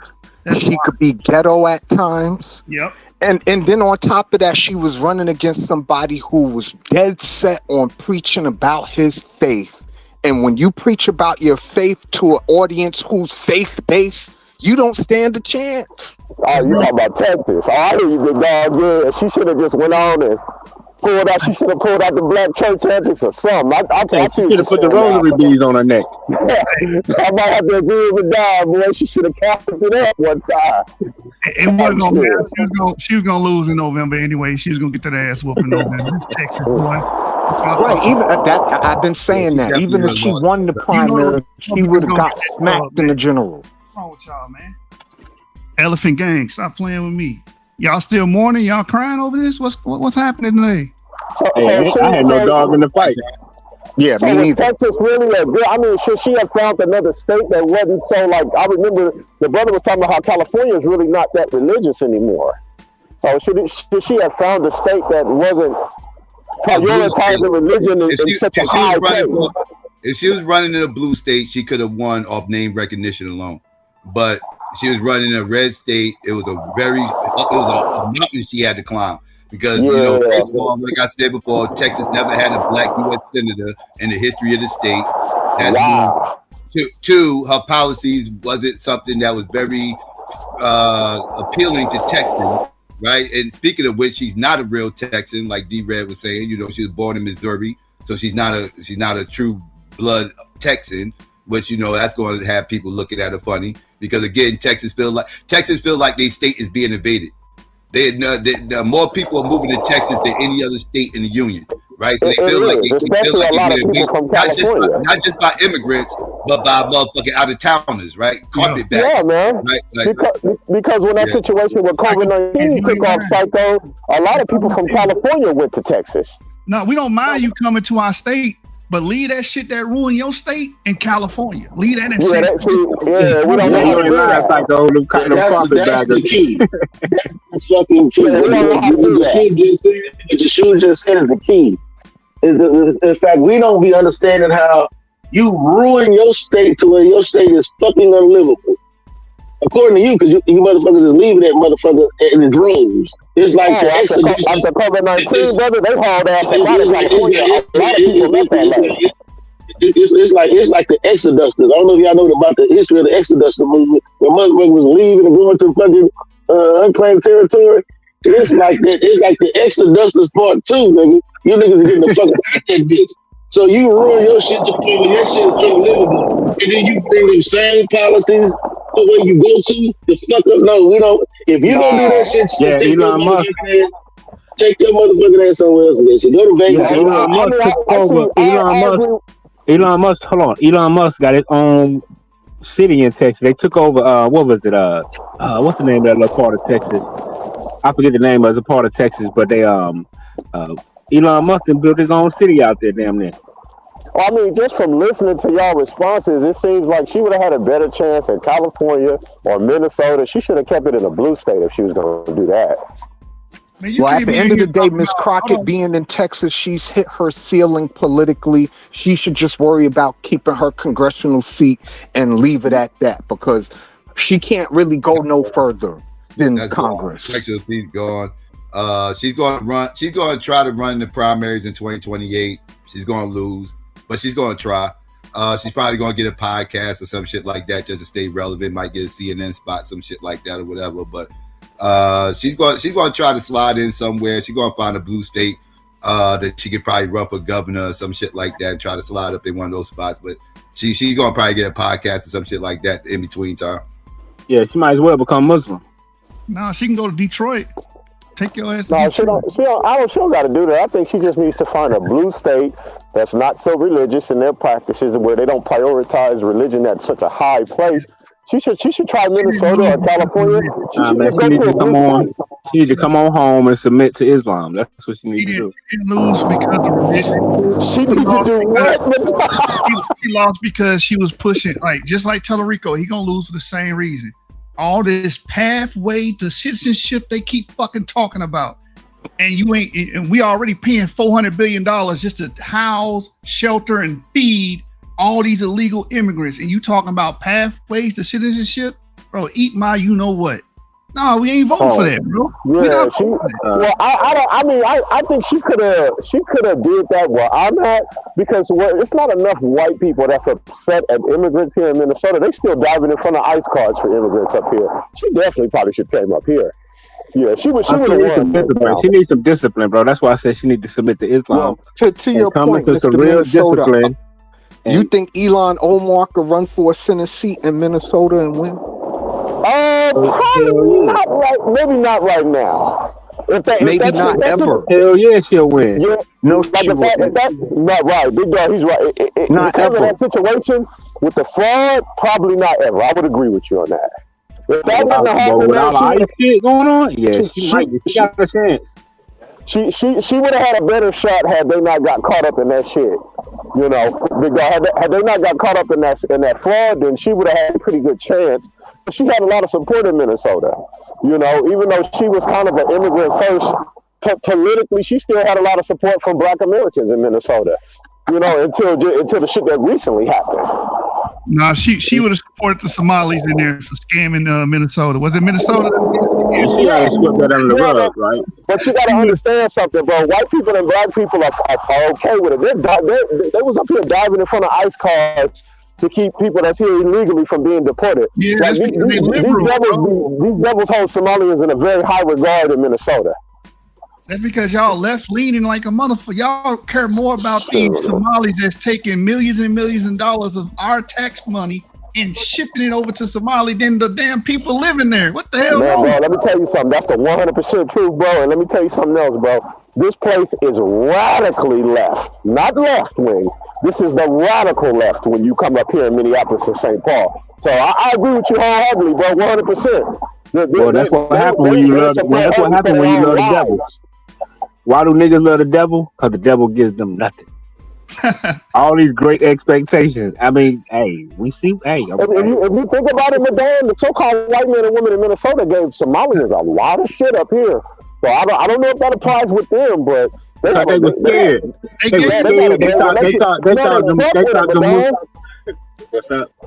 They fuck with Somalians up here, Madonna. They sponsor I their know. You know families to why? come from You know Somalia why? and live here. You know why? You know why? Because of their practices. Because of what they believe in. That's why they fuck with them. What you talking about, the Islam? Yeah. That's Man, why. them white bitches, hold on, hell no. Them white bitches ain't supporting Somalians because of Islam. These Bro, I'm white telling women you, up that's here, what it is. they Because hate they the see Bible. the. They hate the Quran. That's not why. Yes, it is, bro. That's the bottom line of it. That's the Let me bottom tell you line something, of it. bro. If white women could convince Somalian women to take them hijabs up here, they would, bro. I'm telling you. This You know, case I'm with telling you, God is the it's about radical respect. left. It's about you gotta understand respectability. This is my opinion now. This is how, because I ain't never lived in Minnesota, but I'm just on the outside looking in. But to me, it goes down to respectability, and that's why they support them. They women got their heads covered. They in decent manner. They don't look ratchet. I'm just saying, bro. White folks They look got at. paid I'm telling off you, the bro. That's a fraud fact. thing, Madonna. White women wish they could do it. White women know they've been ran They through don't like want a to dollar do it. store. They walking around this motherfucker with spandex on when it's negative 20 degrees, but you don't know what you're talking about. They walking around with I know exactly what spandex I'm on when talking it's about. negative 20 degrees in Minnesota. The reason why they did that for them is because the white people that was involved in that fraud got fucking paid, and that was their avenue of getting paid. Using Somalis, Ethiopians, and immigrants, that's how they get the Bro, funding. white folks been committing fraud since they got here. White people, when did white people stop? They ain't never stopped committing fraud. White women been committing fraud since slavery. But go No, ahead. but what I'm saying is, what he's saying is right. They shaving off. They in on it. They in on the shit too. They in on the grift. So that's how they got the money. They use the Somalis and their immigrant status to get the federal fund. That's how they You got know the why? money. Because they look trustworthy. Bro, I'm telling you, it goes down to respectability. Nigga, what? They got a history of being pirates and black slavers in Africa. Nigga, you know who the fuck Somalians really are? Nobody trusts the Somalians. Again, that's crazy if you think Elon Omar could win a Senate seat in Minnesota. That's insane. Insane. I believe it. Ain't no way in hell Elon Omar's winning a Senate seat in Minnesota. But before the fraud scandal, if the fraud scandal never took place, you don't think so? Not this baggage. Not with this baggage she got right now. She got too much baggage. Nah. Even if she had zero baggage, she wouldn't stand a chance running against a white person in Minnesota. There's no way. Jasmine can win in Minnesota. Woman, but against a white man, no, because white women will support her against the white man up here. Jasmine would have to live out there for a few years before she could actually run, but she could win out in Minnesota though. Minnesota. Easy, psycho. She'll do that 2 years, and you'll look up. She'll be the fucking governor. I'm trying to tell you. Shout out to the Democrats. The Democrats like, I gave you what you wanted. You wanted a black face in office. There you go. Boom. You got it. So you think, yo, Swarthy, you think if them Somalis was out there dressed all ratchet like our women be, they wouldn't have trusted them women like that? Yeah, because the thing is, Madonna, that's how they got the bag. Bro, I used to work with a Habesha Ethiopian. He used to come to work every day. Your country pays me. He used to throw this shit in niggas and white people's face. If that's how they got the bag, Madonna. That's how they get the federal funding. They get into these programs that help refugees leave from countries that are in turmoil, and in return, they get subsidized funding from the government. That's how they got the bag. It's not about them being covered up. Why's your mic muffled? Hey, I got a question for the panel. I know this is a little off topic, but I'm just curious. Did you say it was Abraham Boozle? Can I ask a question to the panel before I go? And this, I know this is a little off topic, but I just need to ask. Westmore, do he have a real shot of winning the presidency in 2028? No. Hell no. No. Absolutely. He won't even get past the primaries. He won't even get out the primaries. Right. I agree with that. No, he doesn't. Nah, it's Gavin Newsom. They're not gonna go black person. They're not gonna go woman. They're gonna go white man. That's what the Democrats are gonna do. They're tired of losing playing that card, right? You know, like Kamala got destroyed and they tried to cover all their bases with Kamala and she got cooked. They didn't. When Hillary tried to run, she got cooked. Like but she didn't get cooked, but she lost. Kamala got cooked, but still, they're gonna go white man. That's what they're gonna go. Full liberal. Watch this nigga Gavin Newsom. Hey, please, Democrat. It's gonna be a big ass L right here, bro. So more Gavin Newsom and not Josh Shapiro. You don't think the Israeli factor play a part in that? I do. Josh I think Josh Gavin is a Shapiro, little I bit think more. he's going to run. His policies ain't bad, but he's boring. He's boring. I think he's going to have a hard time drumming up a lot of support because he doesn't have a lot of personality, and people want a personality. People want something they can attach themselves to, right? Like they're not really voting for policies; they vote for who they connect with. That's true. Yeah, that's gonna be. Yeah, I agree with that. Well, thank you for having me up, fellas. I appreciate it. There's been a really good conversation. Thank you again. Yeah, see, Jasmine came out dancing to Kendrick Lamar. They not like us, white folks already feeling some type of way. So because of the Super Bowl, so they forgot. That's one thing about white people; they don't forget. And they Man, y'all acting like what she hold said. your ass to the fire. Her stances is what got her ass whooped. You got terrible stances. Fuck her character. Her character's bad. We know that. But the proposition that she was going up there defending was just horrible. Tallarico not better, but it's a better presentation. So they went with him. That's an easy story. She lost by 15 to 20 points.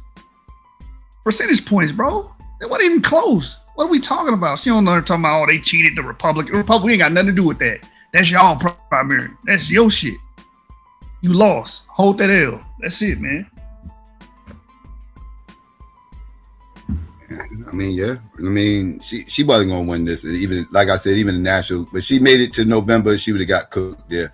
It's kind of just like it's kind of like this. Let's not delay the inevitable. Let's just get it out the way. Tallarico actually got a better shot. He's got an uphill climb too, though, because I heard some of his views, and they're gonna rip him apart for his views about Roe v. Wade. Texas was one of the front runners in tearing down Roe v. Wade. And he's trying to get it back going again. And even though him being wearing his Christianity on his sleeve, and kind of leading with that Bible thumbing stuff, and for them to hear his opinion about abortion, they're gonna kill him over that. They're gonna call him a fake Christian, all types of shit. Like they're gonna rip him apart when we get closer to November. We already seen this movie with Colin Allred. Colin Allred already tried this, man.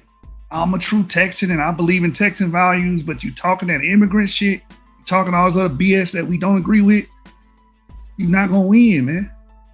They keep trying to make my state fucking purple and blue. The only way that's gonna happen is the immigration that come here is greater than the population, bro. That's the only way it's gonna happen. Because the people here, I don't even think it's gonna be immigrants. It's going migrants, people from outside the state, right? People from counties, northeast, and shit like that. Yeah, like they can turn the state purple, but it's still not ready for that yet, because everybody that's moving to Texas ain't necessarily a liberal. So, but it's still going to take at least 10 years bare minimum for that to happen, at least. And I think it might take longer than that. Yeah, she got all that Trump. The thing is, once motherfuckers be getting down here, because dude I know moved down here, he was on that still never shit. He's from California, dude named Ed. And I just anecdotal, but it's funny. What I'm saying? He said, man, look, I ain't used to seeing this much of my check. He's like, it's California, nigga, we taxed to death. He said, man, did not have no state taxes. No state tax, right? No state taxes. You know what I'm saying? And just that alone, of him getting paid with no state taxes. That, the food and the weed prices were the best thing I remember about Texas. But my bad, go ahead. But what I'm saying is, once he got a feel of that for about a year or two, he flipped from being a whole Democrat to being a Republican. Just off that, just because off the fact that I get to see more of my check every paycheck. Yeah, you know what I'm saying? Like people when it comes down to it, people don't want to get taxed to death. You know what I'm saying? People don't want that shit. That shit. They don't want that high cost of living where you spend $1 million on a 2-bedroom with half a bath in California. Yeah. Nobody want that shit, the bro. cost of living is way cheaper in Texas. Way cheaper in Texas than California, or even up here, Northeast and shit. Way cheaper, son. So yeah, that's why everybody go down there. The weather and no state taxes. Cost of living is cheaper. Yeah, rent was so low. And there's a lot of opportunities down there too, because you got all them companies moving to Texas. So they got to fill up those jobs. So there's a lot of job opportunities there too. Yeah, man, definitely. I know I was able to see it. I had what I think three different apartments when I lived there. Rent was so cheap. I was like, man, I'm tired of living on this side. Let me go over here. Let me go over here. Yeah, I couldn't afford the house I had in Texas. I couldn't afford it up here. I couldn't afford it. Niggas ain't never lived in no Republican state, man. I done lived in Democratic states my whole damn life. I don't even know what it's like to live in a Republican state. That's cool. I live in a Commonwealth. Don't come down here with that bull. No, fuck. Because I didn't in California. I tell you, motherfuckers, we fool niggas. I don't have no problem telling motherfuckers now. Right to Texas. I don't have no problem telling motherfuckers we fool, bro. Like we fool. Well, I can perceive we fool, bro. We ain't taking nobody else. Fool. We don't need nobody else. You know what I'm saying? Yeah, we have capacity, bro. Like, yeah. You know what I'm saying? We good. We good. We don't want no more motherfuckers coming down here. You know what I'm saying? We don't want, we like it the way it is. Like when motherfucking COVID was happening, we were still going to work. Yeah. We were still getting bread. When like, bro, we wasn't going through the shit that everybody was like. I mean, we like it that way. We like it that way. Man, I done had to. When the oil price, when the oil price, when the oil got your mask and shit today, and we're supposed to be wearing masks and I damn near had the soccer Edomite in his chin over that shit up here. When the oil prices get high, you got on a mask with they weird asses.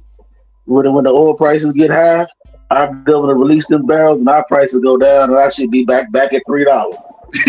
but you know all of the liberal fanatical, you gotta have a mask and COVID-19, this and that. They were saying all that to run their ass to Florida and Texas to not wear no damn mask. You know what I'm saying? So yeah, when the gas get high, we got our own. Like we pretty much can be self-sufficient if we want to. You know what I'm saying? So you know what I'm saying? We cool with everything the way it is, but we don't want no problem.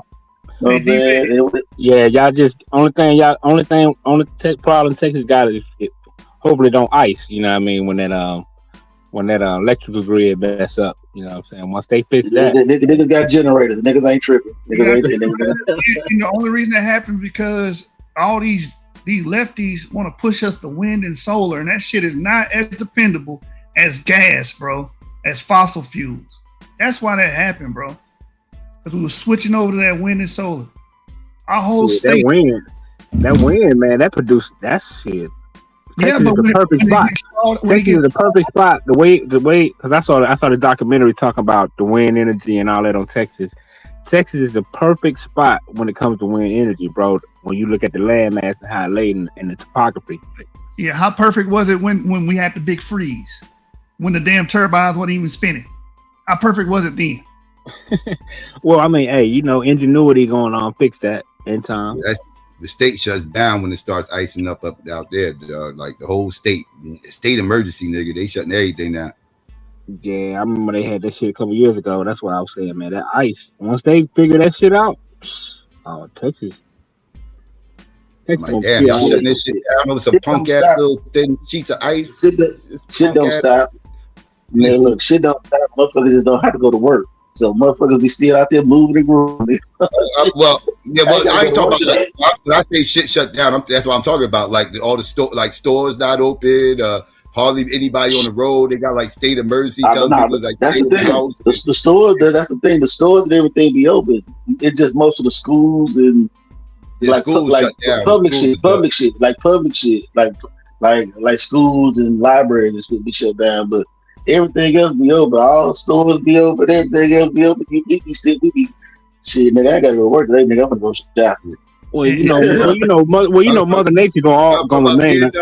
Coming from up here, where we motherfucker, we had a fucking blizzard, nigga, and had about 2 feet of motherfucking snow, man. The next day, motherfucker, we gotta go to school.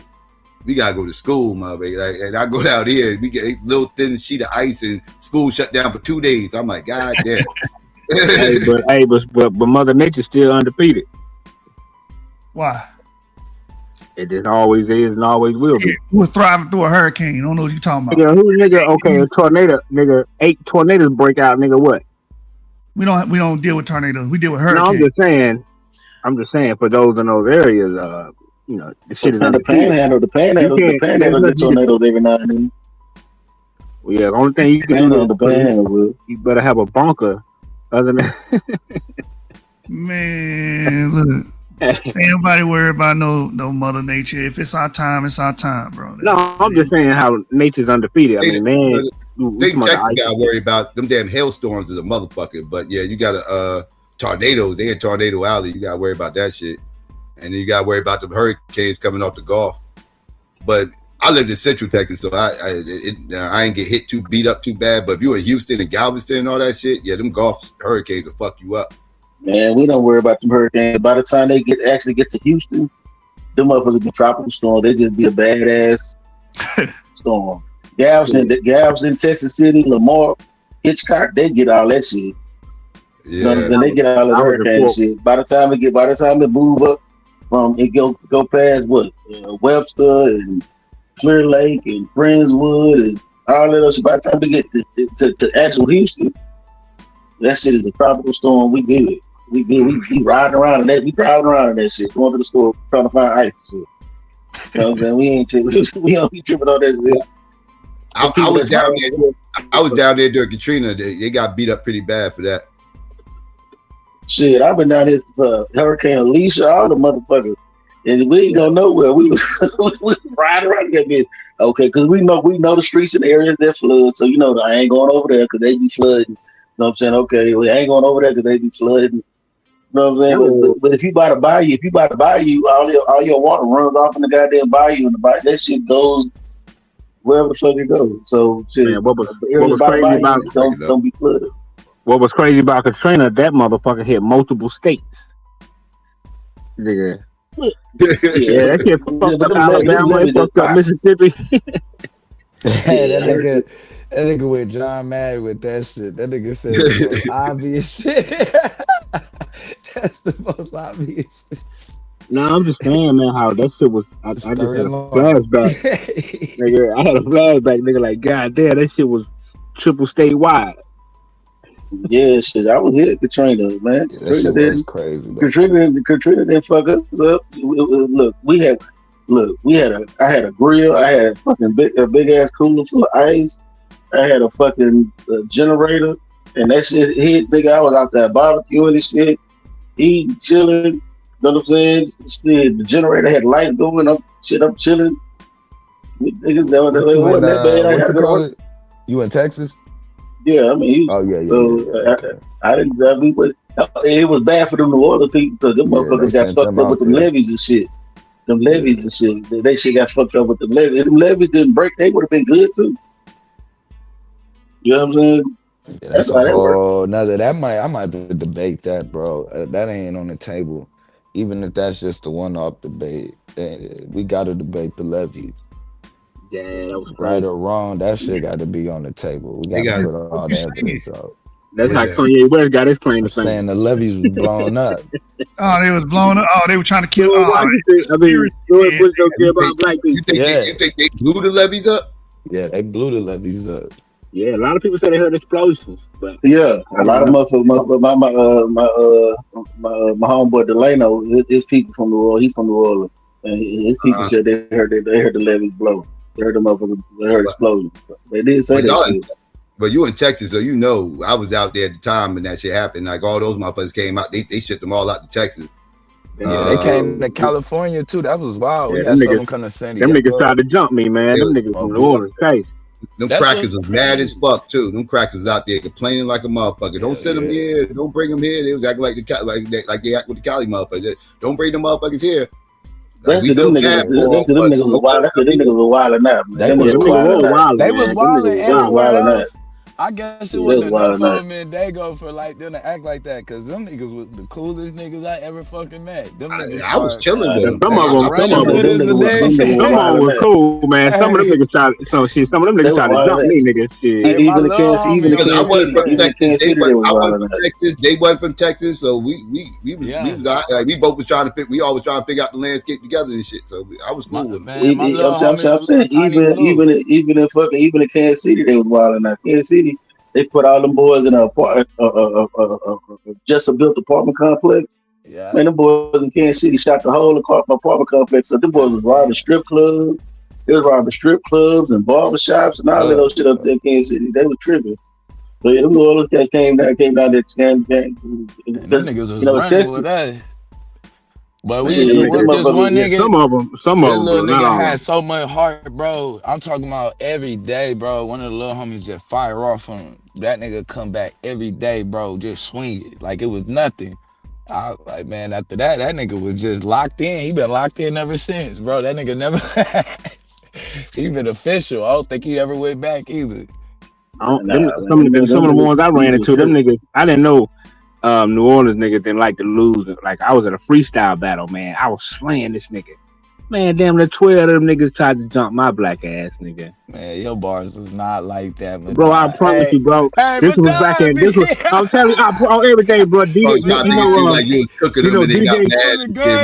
Yeah, bro. They tried to because check it out, right? In the freestyle, because in the freestyle, when you freestyle, you calling niggas all kind of hoes and shit like that. You don't mean it, but it's a freestyle. But them niggas took that shit literally, right?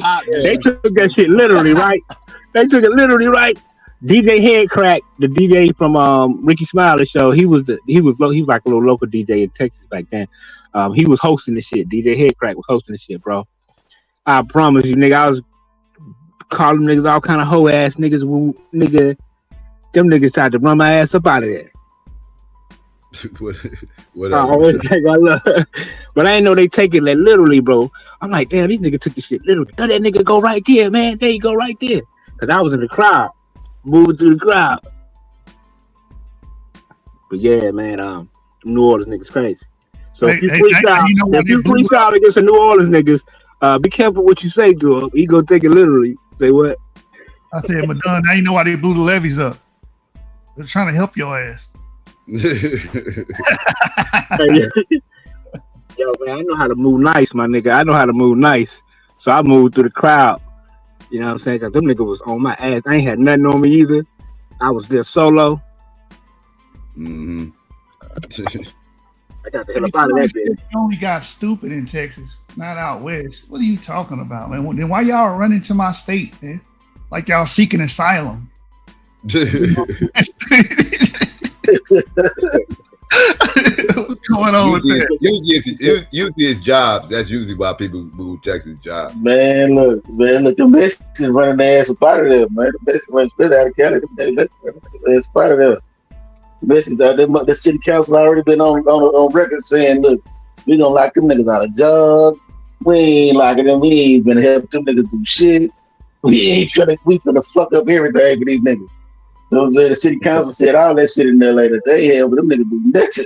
I mean, really though, we got a black lady that like a black governor, bro, that or a mayor that literally handed out emergency cars, bro, for them because just in case they were scared to go to work and shit because of ICE. So you can't really fuck with Cali like that in general, bro. I'm just gonna be real. And to be real, Cali gonna be red by the next election. That shit was close already this election. That shit. You said Cali gonna be red, you said? Hell yeah, that shit finna be red, bro. Cali ain't gonna be red. Man, they crashed out. I'm trying to tell you, the Mexicans, I'm telling you, Psycho, I'm trying to tell you this what happened. The Mexicans come, you know what I'm saying? Once they start getting their bread up and they start opening business, because right now Mexicans are taking over all the businesses. You know what I'm saying? Shit, them niggas is running Roscoe. They already got a good portion of the business. You talking Cali? They already got a good portion of the businesses. Well, at least like in their neighborhoods, bro. Right? They even running black restaurants like Roscoe's. Nigga, them niggas running all this shit. Yeah. Nah, hold on, man. Nah, you tripping. You going to Roscoe's. It's all niggas in there, bro. It don't matter what part. Even in the gentrified part. Hold on, man. I gotta find out. I'm out there to ask my cousin where it's at, because my cousin stay in LA. He said, man, I had to walk about that bitch. I said, where y'all going? How much? He said, man, we went to Roscoe's. I saw some Mexicans in that bitch. I said, what? Nah, he over exaggerating. I said, you might have some Mexicans back there cooking and shit. It's still the same. It's so shit. When them niggas start buying Roscoe's, them niggas start taking over Roscoe's, niggas over. Every nigga gonna have to leave LA, man. At that point, once Roscoe's is gone, that's the last hope, nigga. And that and the goddamn hot dogs. What's that? Pinks? I think it's Roscoe's Pinks. ain't going nowhere. They didn't open. I think it's. I think you know the hot dog, the Pinks, the hot dog stand Pinks. You know what I'm saying? Now, Them what niggas it gets you? It's the Louisiana. I seen Mexicans working in soul food places. Let's keep it a buck. I know y'all seen it too. I seen Mexicans working in soul food places. It's really gonna be But don't even speak English. Yeah, I seen it. Nah, I ain't seen it. I ain't seen it down here. It's gonna really be not a This Is It and Just Oxtails and all that shit down here. And Mickey's, I ain't seen it down here, but. Now it's really gonna be Asians though. I ain't never really seen a Mexican like with a soul food spot. Like I seen Mexicans working in Chinese restaurants. I seen that. I just seen that though, for sure. I definitely seen that. Yeah, I seen that too. They'll fuck with, but it don't be no one that's been here though. That nigga don't speak no English. Yeah, but I'm saying, but once the Mexicans get their weight up, them niggas become Republicans, nigga. Once them niggas get their weight up, them motherfuckers become Republicans, bro. Honestly, that's who gonna weight up no more in California. They ain't never finna vote that way. But I'm saying that's how the motherfuckers. That's how California gonna flip red. No, I don't think it's gonna flip. The way. Now look at the places though. I think really more the places, because even though, bro, we only like 5% in each city, right? And then it look like Mexicans got a decent number, but it's still majority white, especially in the districts that count. So if they want to flip some shit, they could always flip some shit. Yeah. Remember, they got the district right. Cali set all that shit off before Minnesota. Remember all that fuck shit that was going on? All those Mexican nationalists out there, they Mexican flags and shit like that. That shit ain't never gonna turn red, dog. But nah, you gotta think that's literally LA. You like Cali, bro. Most of Cali, yeah, like anywhere you get caught anywhere in between San Diego and LA is a sundown. That's Cowtown. Between those LA, are all Cowtown. Yeah, like Baker, like you start. So it's like those is really the like where fucking Josh Allen family and shit is from, and all of them acres them niggas was on it. Like, them the niggas who really run that shit, bro. Like, they just be playing fair. I was telling motherfuckers before Cali got ready. I think we was on Cuba channel, Psycho, we talking about this. I said, bro, even New York, nigga, outside of New York City, nigga, that ain't no place you fucking ass want to be. Yeah, you don't want to get caught in them. Sliding through Syracuse and Albany and all that shit. You want to slide through that shit? Oh yeah, I mean, like. Yeah, I feel you. Like, it's parts of New York, you don't want to get caught at like late night and shit like that. I mean, really, the whole country. If you not in the inner city, you trying to go from city to city. Once you leave the city and you start heading up towards Canada and all that shit and everything else, there's some towns up there you don't want to get caught in. Thank you, bro. I be trying to tell you. I was having this conversation before. I said, you'll pay attention. We'll relegate to the north to all the big cities. And we'll say Chicago, New York, Jersey. We'll say Detroit. We'll say what else? Who else am I missing? Like Miami. Philly. So we'll relegate it to north to them and forget the whole rest of the goddamn state. Yeah, that's the one thing about Mexico. They'll move to the raciest town. The time you think the raciest, the Mexicans move it. Hold on. South don't got the trademark on racism like that shit. No, bro. South too. Hell yeah. But the illusion is that they do though. Because they'll relegate the South to the whole state, all the states. You know what I'm saying? So, but they won't do that. They don't do that to the north. They don't do that in between motherfucking Philly and Pittsburgh. Your ass don't want to get caught there. In between motherfucking Pittsburgh and Erie, you don't want to get caught there. You see what I'm saying? Mm-hmm. Ohio, you don't want to get caught through in the motherfucking small places in every state you wouldn't want to get caught in. Hell nah. Some places you seen how they did that nigga on his porch? State. Like y'all seen how they did that nigga on his porch smoking that cigarette? The police rolled up on that nigga, threw that nigga into the door. That nigga was on his own porch. But yeah, I don't want to be up in there. That shit. Like for the most part, that's why I be saying, bro, they really be just playing fair for real. But if they really want to, they got the numbers that they need to do to make shit move. And they set it up a certain way, like that they already had these issues already thought out that at some point they may become a minority, and in any place they made sure that they set up certain shit to where that regardless of what their numbers is, they still hold majority of the vote somehow because of however the and that's usually outside, and that's usually outside. That's usually all the areas outside the major cities. Yeah, that was my point. That was my exact point, Psycho. Know what I'm saying? That's my exact motherfucking point. Like motherfuckers don't be understanding outside of, and I know when I was doing shit I ain't had no business doing, I used to hit the highway. So I know all of the places your motherfucking ass gonna want to get caught in, and damn near every major state, bro. I mean, outside of maybe like Colorado and shit, because I never really was fucking around over there. Oh, that's one of them too. You know what I'm saying? Man. You know what I'm saying? Whatever state you go to, if you look at the major cities, like he was just saying about Cali, LA, and then you got the Bay and shit like that. Everything in between is like places you don't really want to get caught up in, and that's a long stretch out in California. Long stretch, the long 6-hour drive stretch, man. Yeah. That been wide open too. You like, man. You might get a break around Sacramento, but then it's right back to the bullshit again. Hell yeah. Cause that, man, through just cutting through Bakersfield, it feel like that's the whole fucking state. It's Bakersfield and shit. Like I'm like, God damn, this shit country as hell. Well, you know what I see going on in Alabama, man, it didn't take me by surprise. I should have known. The white man and the Mexican man is building a bond. Now that the black man is pretty much doing his own thing. That's what I see, man. A lot of these white men, they hiring a lot of these Mexican guys. They take up for them. They're all kinds of shit. So the white man is building a new relationship with the Mexican man to get your black ass out the way. Wait, I ain't gonna lie. That's a revelation to you? No, that's a fact. It's already going on. No, when I was in Alabama, right? I'm like, that's what I'm saying. It's been like, what are you talking about? I had Mexican people. When I was in Bama, right, I had 3 Mexicans that came from San Diego start working with me right at the same spot. So the white dude, right, he thinking he all in good with them, right? This nigga one day gonna ask them if any of them know how to cut grass.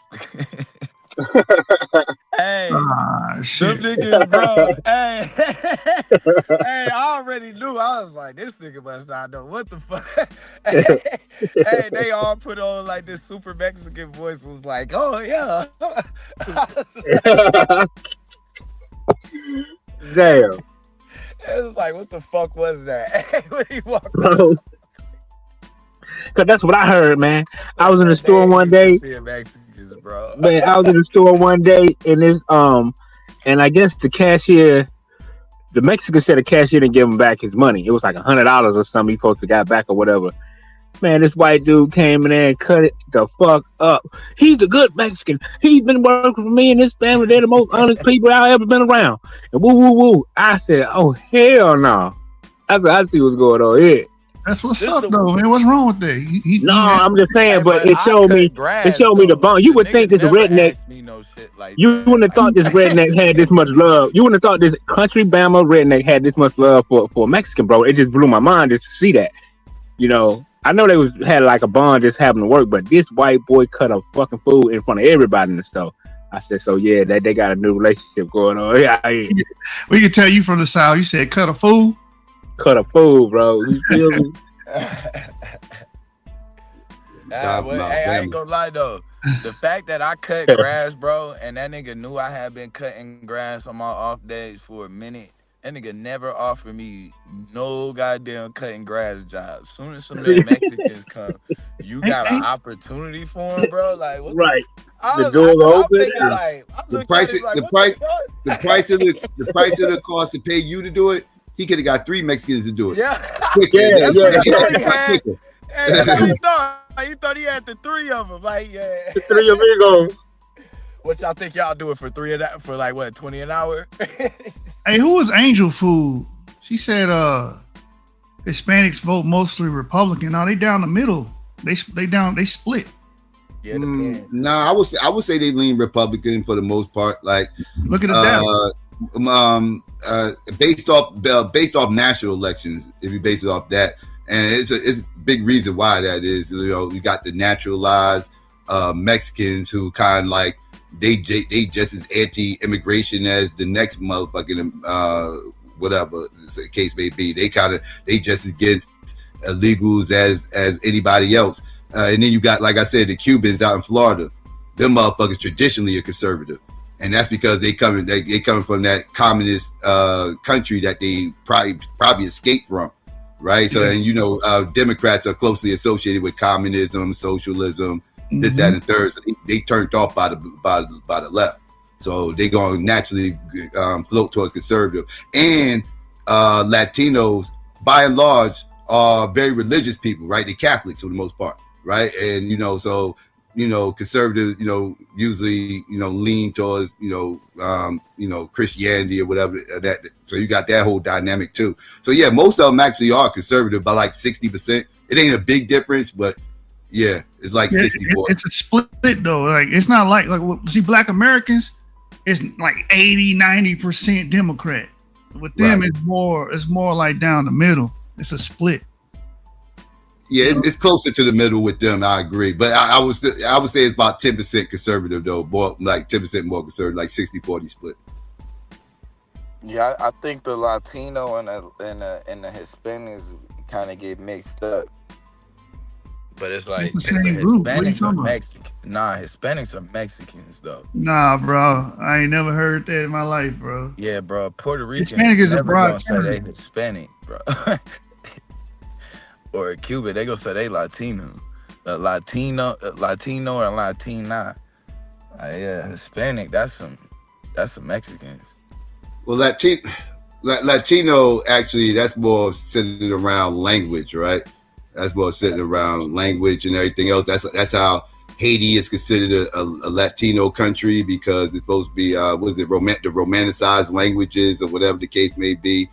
So that's what Latino really represents. Hispanic is about the culture. That's the culture right there. Like, so that's the difference between two words. One got to do with linguistics, the other one got to do with culture, but people use it interchangeably. Right. Yeah.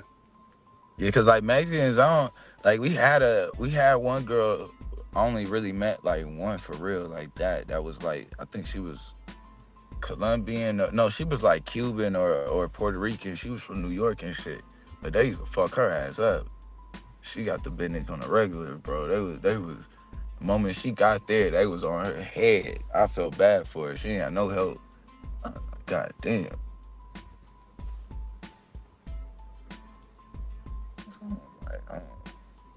It's just, I think though, it depends. It really, you have to see what the population, because I believe that probably gonna be for Arizona. They gonna probably have a high number of conservatives. Probably for Texas. I think though, as you get to like Cali. Okay, I got that backwards. My fault. Hispanic deals with the language and Latino deals with. Okay, all right. So I got that. Okay, I got it backwards. My fault, family. Language Latino refers to the geography and culture. Yeah. I know Haiti is considered a Latino country. Yeah, Hispaniola. It shouldn't be though, because they was French. That's why I said. That's why I said Hispanic. Yeah. No, it's romanticized languages though. It's romanticized languges. Oh, okay. Because you know, in the beginning, there was the island of Hispaniola. But Hispanic is more about proximity to Spain. You know what I'm saying? Spain used to be called Hispania. You know what I'm saying? So that's what the whole Hispanic shit. You know what I'm saying? Latin is about the language. Latin is about the language because, again, French is the Latin language. Brazil is considered part of Latin America because they speak Portuguese. So Latin is about, you was right, Latin is about the language, but Hispanic is more about proximity to Spain. That's why no other group calls themselves Hispanic, but pretty much Mexican.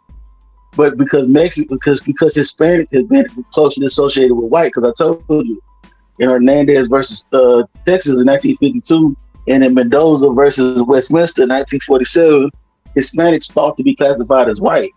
So white signifies proximity to whiteness. That's why you don't hear Puerto Ricans using the term Hispanic. You don't hear them using it. Yeah, that's you see what I'm saying, and that's part of the reason why. That's part of the reason why a lot of Mexicans don't like Hispanic, like Puerto Ricans and Cubans, and they look at them as the niggas of the Spanish speakers. You see what I'm saying? So they don't fuck with them. Yeah, probably the darkest. Yeah. I mean, but that's where it get fucked up at though, because it's like at the end it's confusing because we still talking about a whole colonized people. Like we don't know who the fuck these people are. They speaking somebody else. They speaking a European language just like we is, and they damn sure got a whole nother name for themselves. Yeah, that's the thing about the Mexicans that's confusing. That a lot of Mexicans don't realize. They still wear the name of their conquerors, the last names. You know what I'm saying? But they yeah, what it is. Real quick, we got Stan. Stan, you there?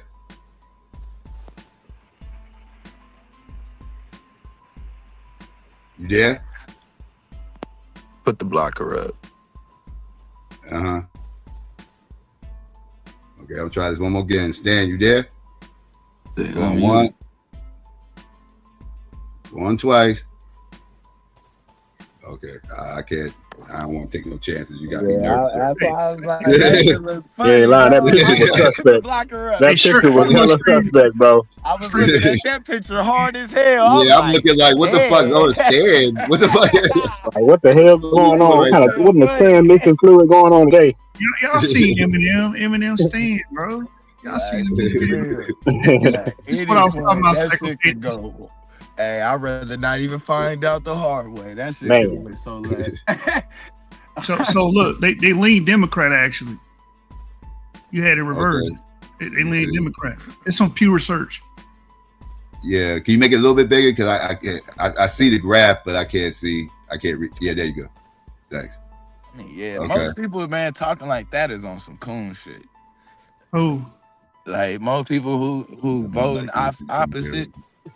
And talking crazy against, like, even if you don't fuck with illegal, like calling somebody they wouldn't be talking. I mean, they is cooning, no, bro. The Mexicans up there talking crazy. I redneck. You just talking about. No wonder you and the rednecks get along, man. You was talking about being. She called the Mexican people those people. When those people get dropped off, like she wasn't Mexican, bro. Wait, who said that? Who said that? The Mexican lady he was showing on the video. She was like, those people get dropped off in the southern border. Oh, yeah. She was talking big shit. I was like, what the fuck? She was talking big shit. Those people, and they this riffraff that they have to, that's why they have third world country. She was called it a third world country, all types of shit. Yeah, she was talking crazy. Yeah, bro, like that shit, I don't know where she would be able to go to school at where I went, bro. They would have beat the shit. She sounded like a young Tad. Yeah, she would have fucked around and died or something. The Mexicans would have took that bitch and you would have never ever, bro. Now I'm like, these people talking in some safe ass spaces, boy. I don't know no Mexicans willing to show their face talking like that. That's crazy. But you know what people gotta understand. One second, Sweaty. I might have an issue here. Let's go. Stan, are you here? Yeah, this is Kurt. Psycho. You hear me? Oh, what the hell? What the hell? What? Yeah, I'm a stand of that black woman. You see that, Madonna? You see that black woman up there? God, man. You see that black woman up there, Madonna? She look European. That's all the Allah you need, brother. That's all the Allah you need. Now let's talk about how these 900,000 black voters didn't show up for the primary. The what? Do you know that? 900,000 black voters did not show up for the primary in the Colin Allred, Ted Cruz general election. I'll tell you why they didn't show up. You just kick the door in, primary. Excuse me. What that was. He don't even wiggle the knob to check and see if the door was it Johnson? Was it Johnson? Was it Allred Johnson? No, Colin Allred did go against Ted Cruz and lost. But what are we talking about? Now I heard over 1 million votes, 1 million black votes did not show up to the polls. What do you mean didn't show up? Are you saying it's Didn't conspiracy? show up to vote. No, I'm saying that he had enough with those 1 million votes to beat Ted Cruz. And guess what? He didn't. So why are we talking about it? He lost. Okay, because a million people stayed at home. Good. 1 million people didn't show up. 1 million black voters didn't show up. I'm celebrating that. I told you why. I told you why they didn't show up. No, I'm just trying to find out how the numbers, how the math don't add up. When if those 1 million voters did show up, Colin Allred will have been elected in the federal election. Guess what? He wasn't. But you said you was happy about that. How many votes would they have counted for? That. I don't vote blue. Oh, your emotions math, my friend. I vote red. So I'm happy. Your emotions math. Huh? Are your emotions math? I don't know. What are you trying to tell me? Well, at the end of the day, black folks tired of voting and shit. That's the truth of it, man. All right. So that's why a lot of them didn't show up. Oh, that's psycho. Here's some math. Here's some math. A.P.A.C money. Do you know that A.P.A.C money was outspending Jasmine Crockett 5-1? Good. I can believe that. Oh, good. That's good. Yeah. That's good. You don't have no solution. I'm not for a that. Democrat, so good. Bro, that's America. That's America for you, bro. What you expect? That's how elections work. You have people funding you. They behind you. That's America at its finest. So you're a Republican, right? Yes, sir. So let me ask you this. I'm a god on earth. The Republicans, you know that's their war in Iran, right? You can't blame Trump for it. Why you over blaming Trump for this Republican war? Because you know that you know that your Republican hawks wanted that war since '79. Yes. And now they finally got it. Why? Yes. Because they got your boy trapped on the Epstein files. And they got him cornered in. That's not why, but okay. Yeah, yes it is. So that's not why we went to war with Iran. Republicans to lead. You want the Republicans to lead your family to look up to the sky and possibly see thermonuclear warheads coming to them. Is that what you're saying? What the fuck are you talking about? Russia and China are right next door. And they itching. And they don't want none. They don't want none. We'll smoke okay. We'll put holes in too. But Jasmine Crockett ain't good enough, is she? I'm not a Democrat. I don't vote for people talking about giving pathway to citizenship to illegal immigrants. What are you talking about? I don't care about her. If she was a Texan, and would you have voted for her? No, I didn't. I did not vote for her. If she was anti-Israel, would you have voted for her? If she was anti-Israel, I didn't vote for her. I don't get the point. I didn't vote for her. And I'm a voter. I go to the polls. I was there March 3rd. I did not vote for her. Okay. Now, there was some A.P.A.C money going to North Carolina to go against a Fauci, a candidate, a black woman. But she narrowly beat out her opponent, right? Because she stood up and became anti-Israel. So? That's what's winning the election for Jasmine Crockett in Texas. If she had did that. She lost. What do you mean winning? She lost. No. I know that. But why are we not saying that? Why are we talking about the math ain't mathing up? That she would have been whooped in the general election when the numbers are actually there. She did get whooped. She got whooped. She got her ass whooped, man. Get over it. She lost. Don't worry. By 150K, bro. Hey, Stan. 150,000 votes. 900,000 votes outnumbers that. Stan. 41. Don't worry. 41. Don't worry. We will avenge your sister. We will avenge Crockett in November. I'm going to show up to the voting polls, and I'm going to vote against Tallarico. All right? That make you feel better? Okay, so you voting for who? Cornyn? Of course. I'm not going to vote Tallarico. Or you voting for Ken Paxton? They had a runoff. Wait, who won that runoff yesterday? I was at work. Wasn't able to go. Paxton lost, I believe. Paxton lost, so yeah, Cornyn. So Cornyn, you believe Cornyn's anti-war? You think he's a dove? No, he's not anti-war. Why would he be anti-war? Okay. So you like this war thing? Yeah, I like putting belt to ass on our enemies. Okay, so do you think that may have clouded? You think that may have clouded the airways with this Jasmine Crockett thing? What's your point? I don't care. I wanted Jasmine. Hold on. Let me give you. Trump got into a war to change the jury pool. Let me tell you a secret. Because you believe. Let me tell you a secret. I wanted Jasmine Crockett to lose. I wanted her to lose. You're asking the wrong person. I wanted her to lose, and I want Tallarico to. I want both of them to lose. What part of that you don't understand? I'm not a Democrat. No, I think what we have to do is we have to understand when it starts to get like back in the 1860s, when shit starts feeling uncomfortable. So you want to consider? For you to no. I'm talking about 1860s, before the Civil War. What about it? Well, that leads up to the Civil War. Okay. The Dred Scott case. So what was leading up to the Civil War? That was 3 years earlier.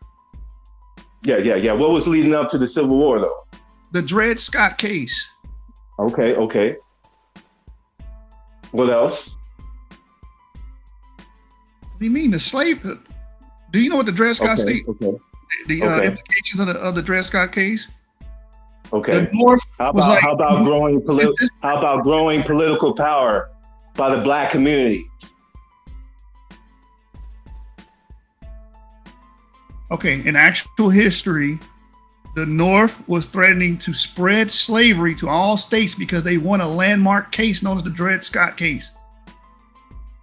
So I don't know what you're talking about, but I know about the abolition movement. All right, go ahead. Growing political power was in the United States. What does this have to do with Jasmine Crockett? Right? Can you help me out, bro?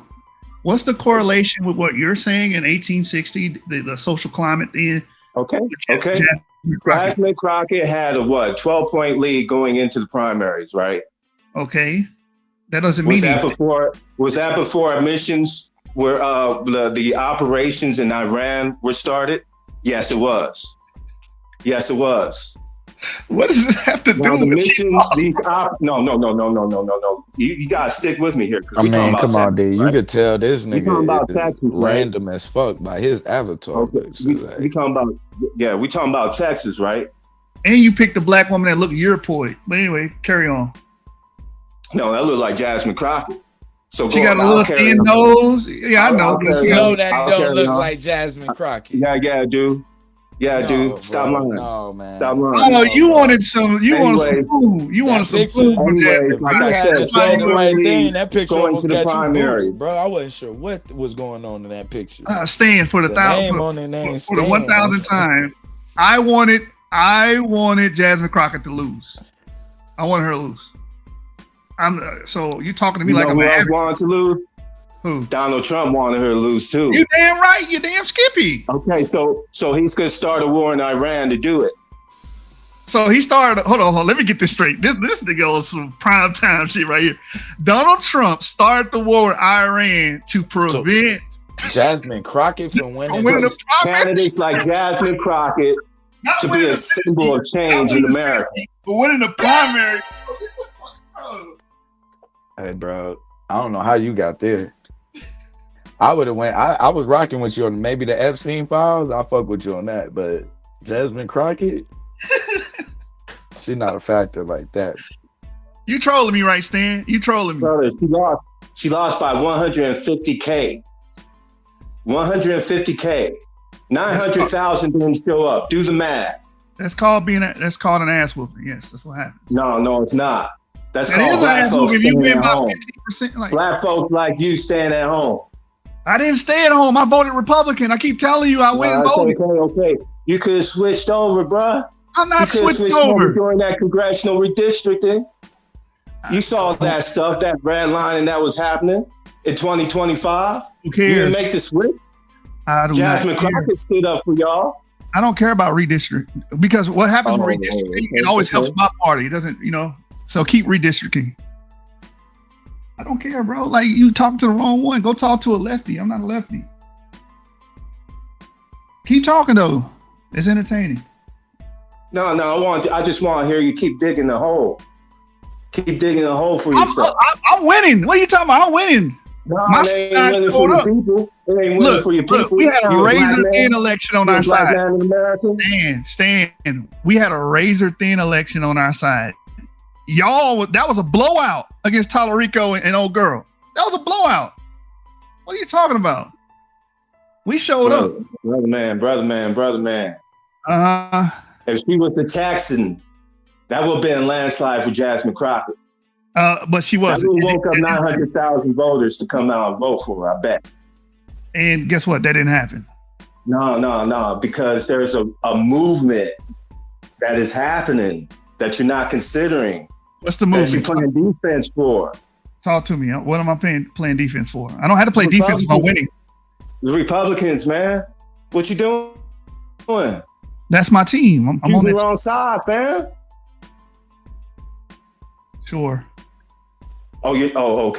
Oh, so you don't believe okay, so you can vote Cornyn then. Is that what you're saying? Yeah, I will. You can vote Cornyn over Tallarico. I believe in oil and gas. I believe in the banning of state tax. I believe in lower. You believe in gas prices? I believe in Proposition 3. I believe which says that if you want to raise the property tax, it's up to the voter. I believe in those things. Those are all Republican propositions, by the way. Yeah, and they're not doing anything. I believe in refineries. I believe in fracking. Huh? And they're not doing anything. My people are Texas. That's doing a lot for our economy. Is booming because of all those things I named. Lower property tax, oil and gas, refinery. You know how much money this state makes off of oil and gas and refineries? And your side that you're advocating wants to destroy all that. Oh yeah. I'm not voting for that.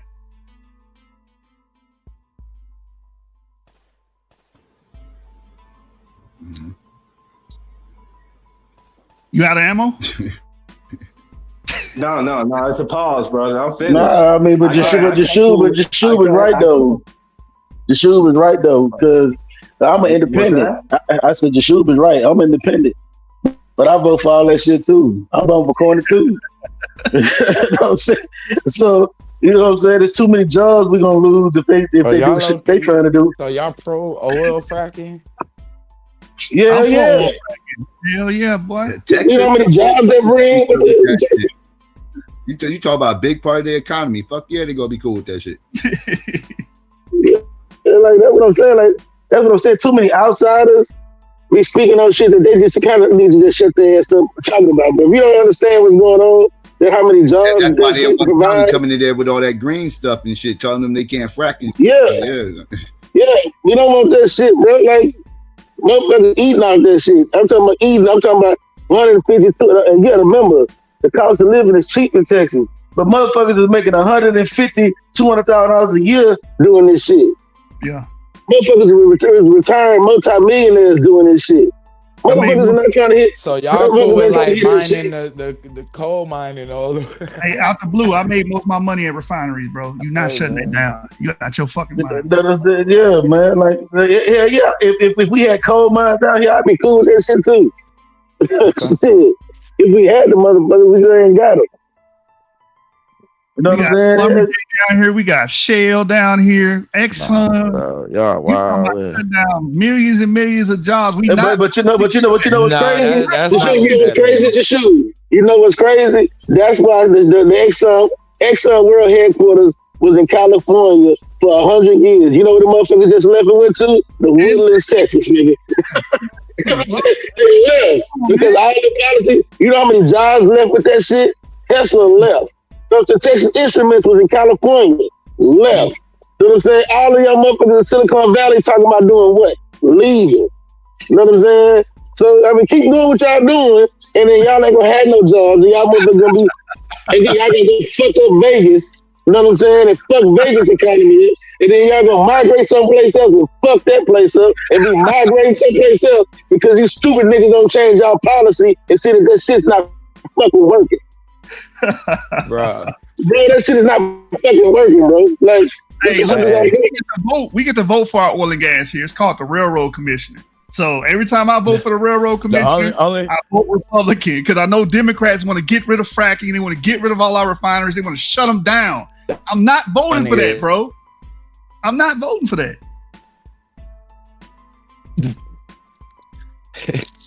Hey man, I'm a fan of it, bro. Whatever destroy this bug the fastest is I'm a fan of it. Well, I know you anarchist. You an anarchist. So. Y'all, I'm not an anarchist. So, mesothelioma, all of that. Y'all. Hold on. So Angel Food said there needs to be more. I have a problem voting for a white person over one of us unless they are a complete. So this is crazy. I vote policy. I don't vote color. And the thing is, Wesley Hunt was on the ticket. Y'all didn't vote for him. Why y'all didn't vote for Wesley Hunt? He black. Was that the Republican? Was that the black Republican? The Republican, yeah. Nobody talk about Wesley Hunt, though. He came in third place. He got like 12% of the vote or something. Yeah, they didn't vote for him, man. I don't think nobody fucked with Wesley for real. Wesley was cool. Wesley was cool though. He just didn't have a chance to win. No, but y'all don't believe y'all don't believe in voting rights. He had no solid backing. You don't believe in voting rights, though, right? Wait, hold on. Voting rights. We're talking about voting. Please That's stop. what Jasmine Crockett was standing up for. What voting rights? For illegal immigrants? I got voting rights. The redistricting, bro. What's going on in Texas right now? If it hurts the Democrats, I don't care, bro. It's hurting Democrats. No, it's hurting black voters, bro. It's hurting black voter representation. Who they vote for? Who do blacks vote for? And what? They vote for Democrats. In what state? I was wondering when nobody was gonna come with this. What state? In Texas. What state, bro? Oh, in Texas. In Texas. That's the ghetto. You said what? But I think the problem. I think you're not understanding, bro. Is this? And I'm not even in I want to know though. Would you debate? I'm not even but you know what I said? I'm not even a Republican. But I don't even give a fuck about the redistricting because I know. Again, I stand by that shit. Don't California my Texas, nigga. I stand by that shit 110%. I don't want to hear shut that ass. I don't want to hear Hunt, bro. How come it didn't hurt your boy Hunt? I don't want no motherfucking other California policies in Texas. That shit ruined California to the point where you motherfuckers can't even live there. Don't bring that shit. We don't want that shit here, bro. All that redistricting didn't hurt Hunt. Is that what you're saying? No, it would hurt Hunt. He ran as the goddamn Republican and black people because black people don't know how to be utilitarian and they vote. I've been living in California for 10 years. If you niggas is broke, just say that. That's all I'm saying. I've been happily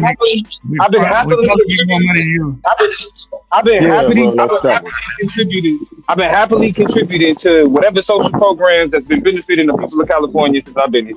Okay, stay your ass there. Right? All right, you want a cookie? No one cares. We're talking about our state. Nigga, fuck your state. Hey, look, there's a lot of niggas that ran over here to go back to your state. How about that? Yeah, fuck your state, nigga. How about that, nigga? Nigga talking about California, my Texas. Y'all sound like white people. Y'all sound like you got liberal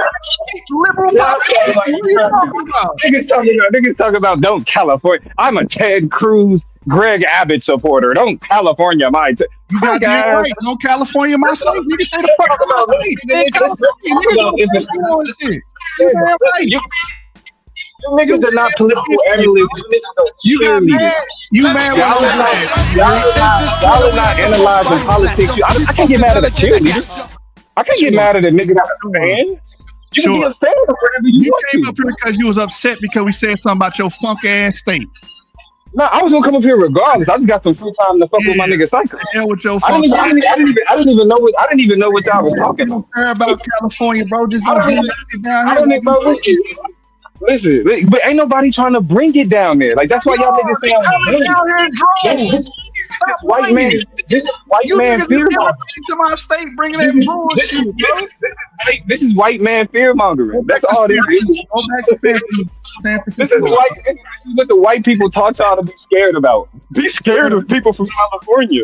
We ain't people from California are gonna change our lives. Oh my God, we're being invaded. Oh my God. He got his. We should be afraid. We like our home before the You war. scared, you scary ass niggas. You fear mongering ass niggas. You should be scared. Nigga talking about don't California my Texas. Are you right? We don't stand on it, bro. I know because you a fan girl. You ain't saying political analysis, nigga. You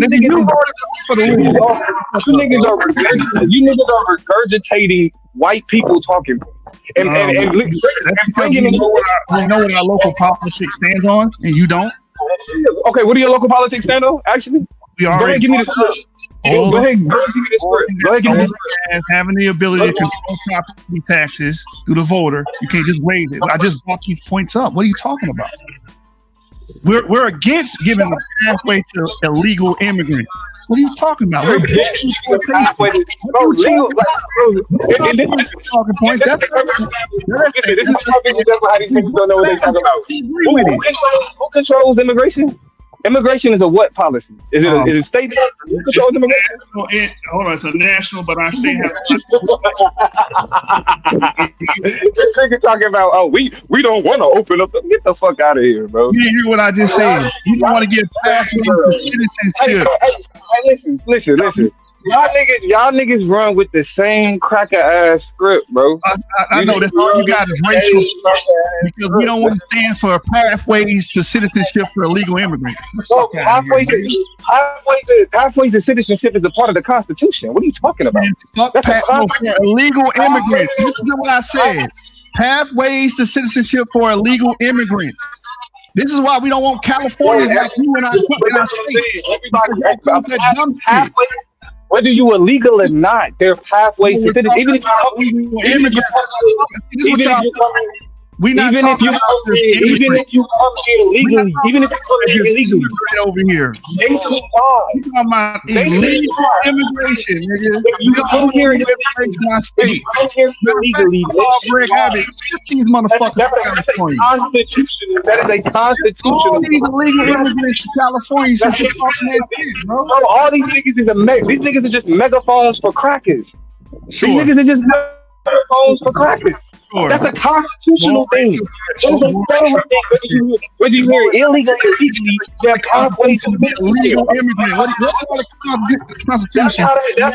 Legal immigrant to have a pathway to citizenship. That's how it works. Bullshit. That's how it works. No, it niggas is propaganda. That's how it works. No, it don't. That's how whether you work like that. I in 2003. If it worked like that, then every illegal immigrant would have got citizenship. They didn't, did they? Stop it. It's about going through the process. Whether you legal or illegal, you can still go through the process. Again, regardless. We wanted to port regardless. Exactly. Hold on. You see how I told him it didn't make it. See how I explained to him it didn't make a difference, and then the nigga just went to, well, I'm just against illegal immigrants. Okay, cracker. Okay, white man. Yeah, I'm against illegal immigration. Stop calling yourself Lucifer. Call yourself the white man. That's why you want to be Lucifer, because the white man the devil. Sure, I call myself the white man. He heard, listen. He heard that niggas called the white man the devil. He heard that niggas called the white man the devil, so he called him the Blanco, nigga. What you talking about? I know. That race shit don't work on me. I don't give a fuck. I'm still going to vote the way I vote. I'm not going to your fucking sorry ass team. I don't have a team. That's what I'm saying. Yours. I don't have a team. I say fuck bro. I hear your propaganda. You are a left. I say fuck Democrats and Republicans. You are talking to the wrong one. You That's are you, a boy, you bro. niggas are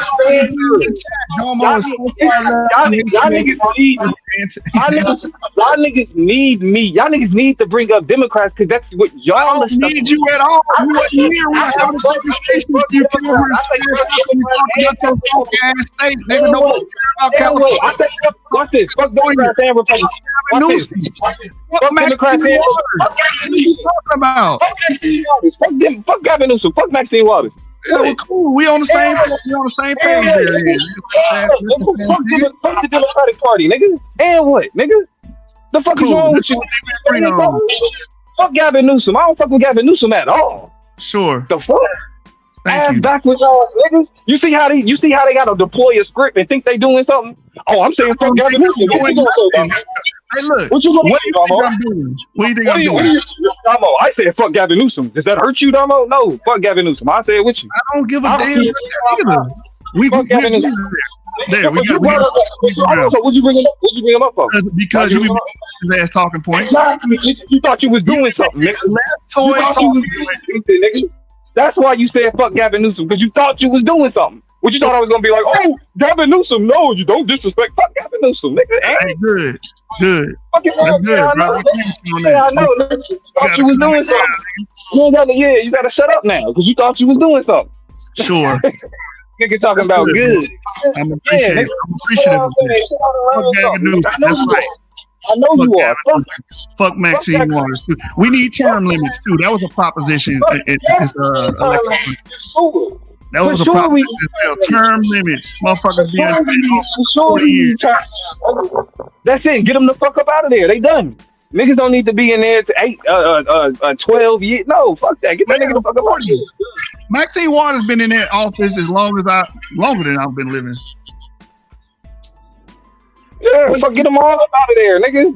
The fact that the average age of Congress be damn near in the 70s, like fuck that, that's crazy. Look, get them the fuck out of there. Common ground, there we go. Common ground. Yeah. That's what I'm saying. Yeah, I know. But that's what I'm saying. That's why you recognize that we got more common ground if you get up out of that bullshit script they got you running. Well, it's script of my own. I'm telling you why. Okay, if a nigga asks me why I voted away, and I tell you why I voted, and I tell you what policies I stand on, that's on you. It's one side that sides with those policies, the other side that doesn't. They care more about LGBTQ and reassignment surgery. Both of them stand on the same side. That's where you fuck up. They both stand on the same side. You think they different sides. They don't. You think, see? That's why he run with the script. That's why he run with the script. They don't. I know. On Saturday. I voted in my county. On Saturday. Jasmine Crockett wins, man. I know. That primary on the Saturday. Jasmine Crockett wins Texas. How about that? Jasmine Crockett lost. Why are we still talking about Jasmine Crockett? Man. No. I'm talking about all these rules that you stand up for. All these rules you stand up for. Texas State, this Texas Supreme Court is full of Republicans in Texas. Am I not lying? Jasmine Crockett was never winning a statewide race. Jasmine Crockett is not an electable candidate in a statewide race in Texas. Period. She's like, there's no way that somebody like Jasmine Crockett culturally could capture the amount of rural areas that's necessary for her to win a statewide race. We saw that with Beto O'Rourke. We saw it with Colin Allred the last time. We know Texas politics.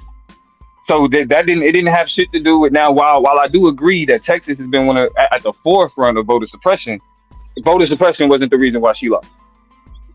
I'm just keeping it stacked. No. It came down to one thing.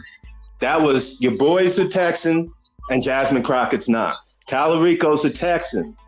Jasmine Crockett's not. That's what it came down to. Boo-hoo, nigga. A white Texan. A white Texan Christian. A white Texan, exactly. Good. Exactly. Electable. And he gonna lose too. And he gonna lose too. That's what I'm saying. Like, I mean, it depends. I think record for saying that, Domo. He's electable. Go ahead with that. Yeah, nigga. I said it, nigga. He electable, nigga. What are we talking about? You think I'm gonna run from there? You know what the fuck you talking to?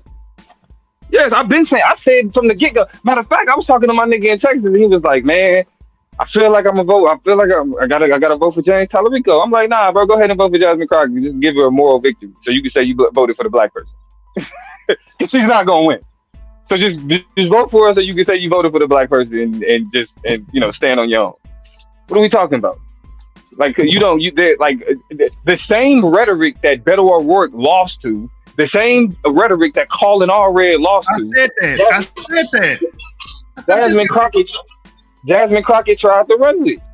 And she lost. You know what I'm saying? The benefit with James Tallarico is he's more like the moderate nature, his Christian background, the fact that he's a white man. These are all things that if there are people who are in the middle because they don't fuck with Trump's current administration and his current policy, or if they've been off put by certain things that's happening from the Trump administration, they're not gonna jump out the window for Jasmine Crockett.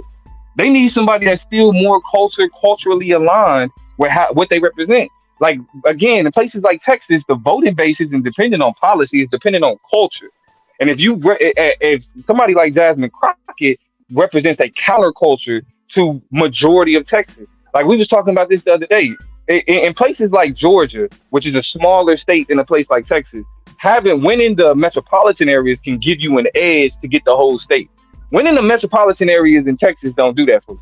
You have to have some type of like rural appeal in order to win statewide. And Jasmine Crockett didn't have none of that. So when we talk about face on this culture, following the 2024 election, the Texas GOP has moved further to tighten mail-in voting.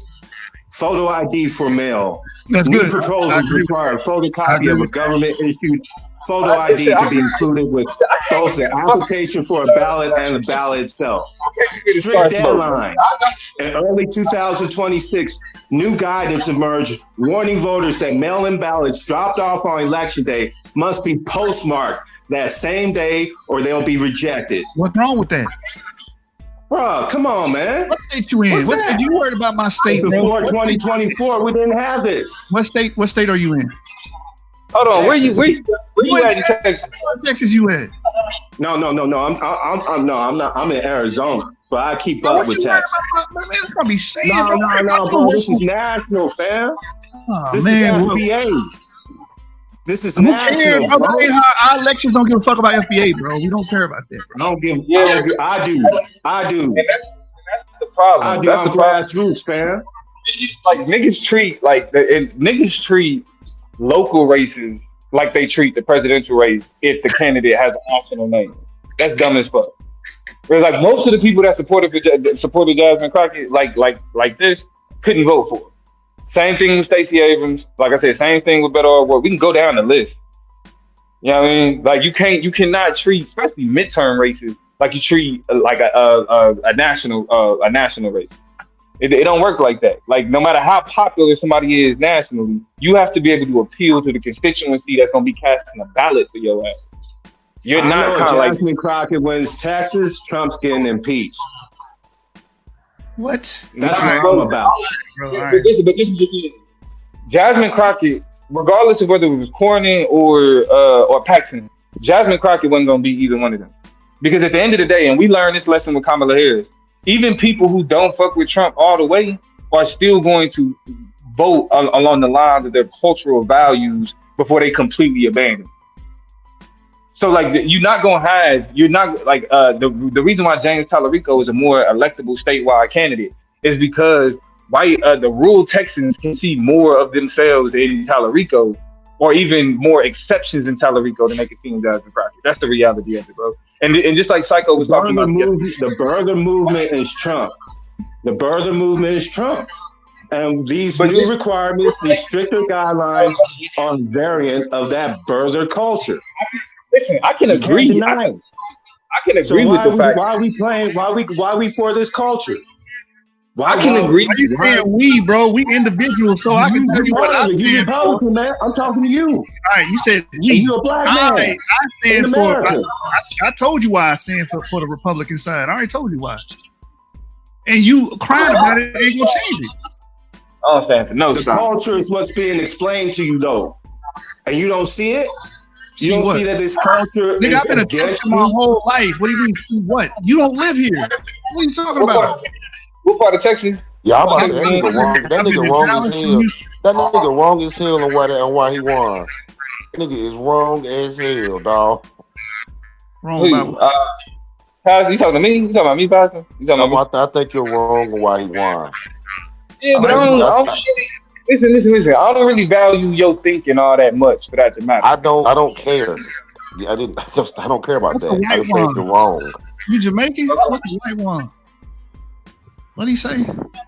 Then he said he doesn't value my thinking. Nigga, I don't care if you value my thinking. What kind of comment is that?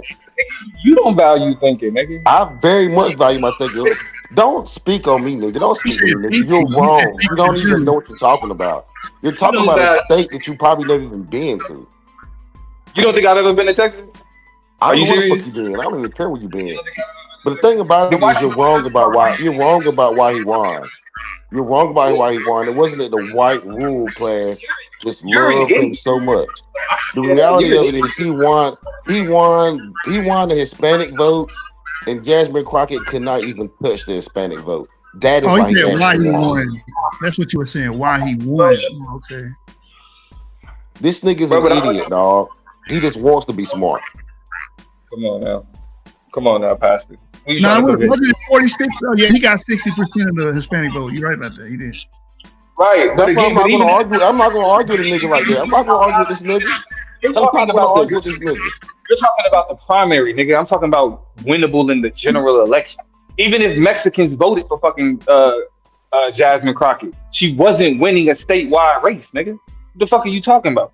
Even if Mexicans was like, we're gonna fuck with Jasmine Crockett, like literally, not like across the state, those rural areas matter in a general election, not the primary, jackass. And because like Texas got a closed primary anyway, right? Correct me if I'm wrong. Texas has a closed primary. Do you know what a closed primary is, Pastor? Only the party line.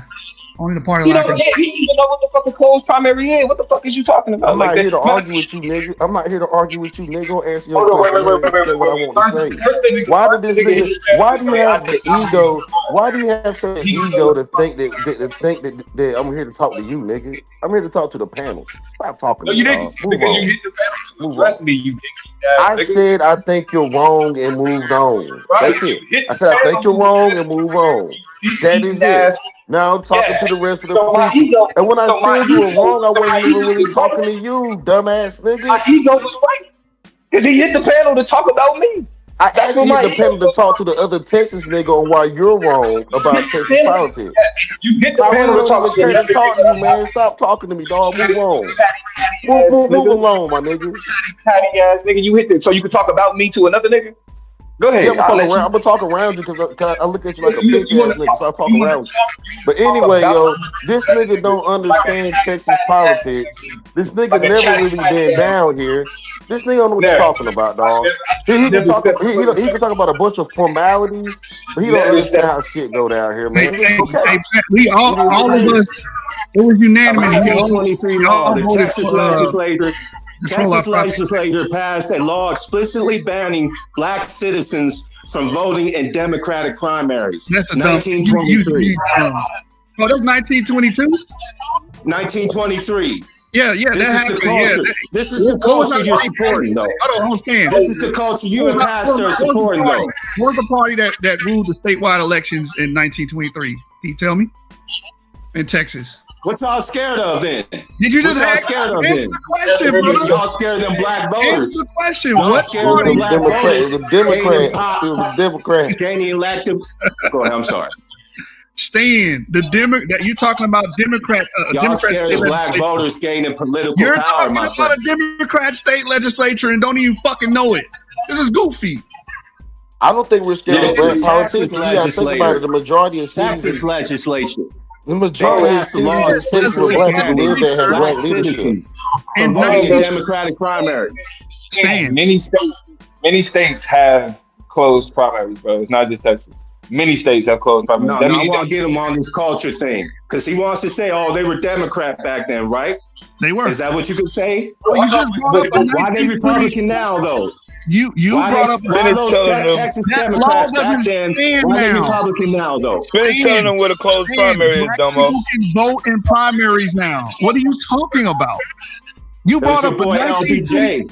It was your boy LBJ. Stan, why did you bring up and they said, hell no, we ain't dealing with that. We going over to the other side. Am I in the Twilight? That's what did it. I must be in the Twilight.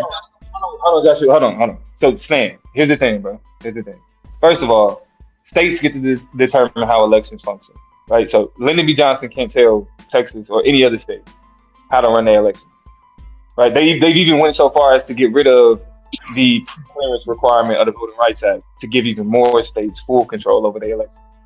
Right. So the decision to have a open or a closed primary is based on the state itself. The state make that decision. And Texas isn't the only state that. So a closed primary literally means that you can only vote in your party's primary, which a lot of people and Psycho, for example, would be opposed to closed primaries because it makes it more difficult for third party candidates to be on ballots because you have to be a part of a registered party like Democrat or Republican in order to vote in those primaries. So Texas isn't unique in this, and I wouldn't necessarily say that the existence of a closed primary itself is as a suppression tactic. I wouldn't say that. I feel you though. I like the energy, like the direction you're going in. But the fact that they have a closed primary doesn't satisfy that though. The nigga went 80 years ago. No, 100 years ago, and pulled a damn Democratic state legislature law against black people. He went all those years back, bro. What was the purpose of that? Nigga stuck in the past, yo. Man, it's a smear campaign, man. You ain't got no ammo. You ain't got no real ammo, bro. You can go back within the last 10 years to talk about the Supreme Court calling out Texas for voter suppression.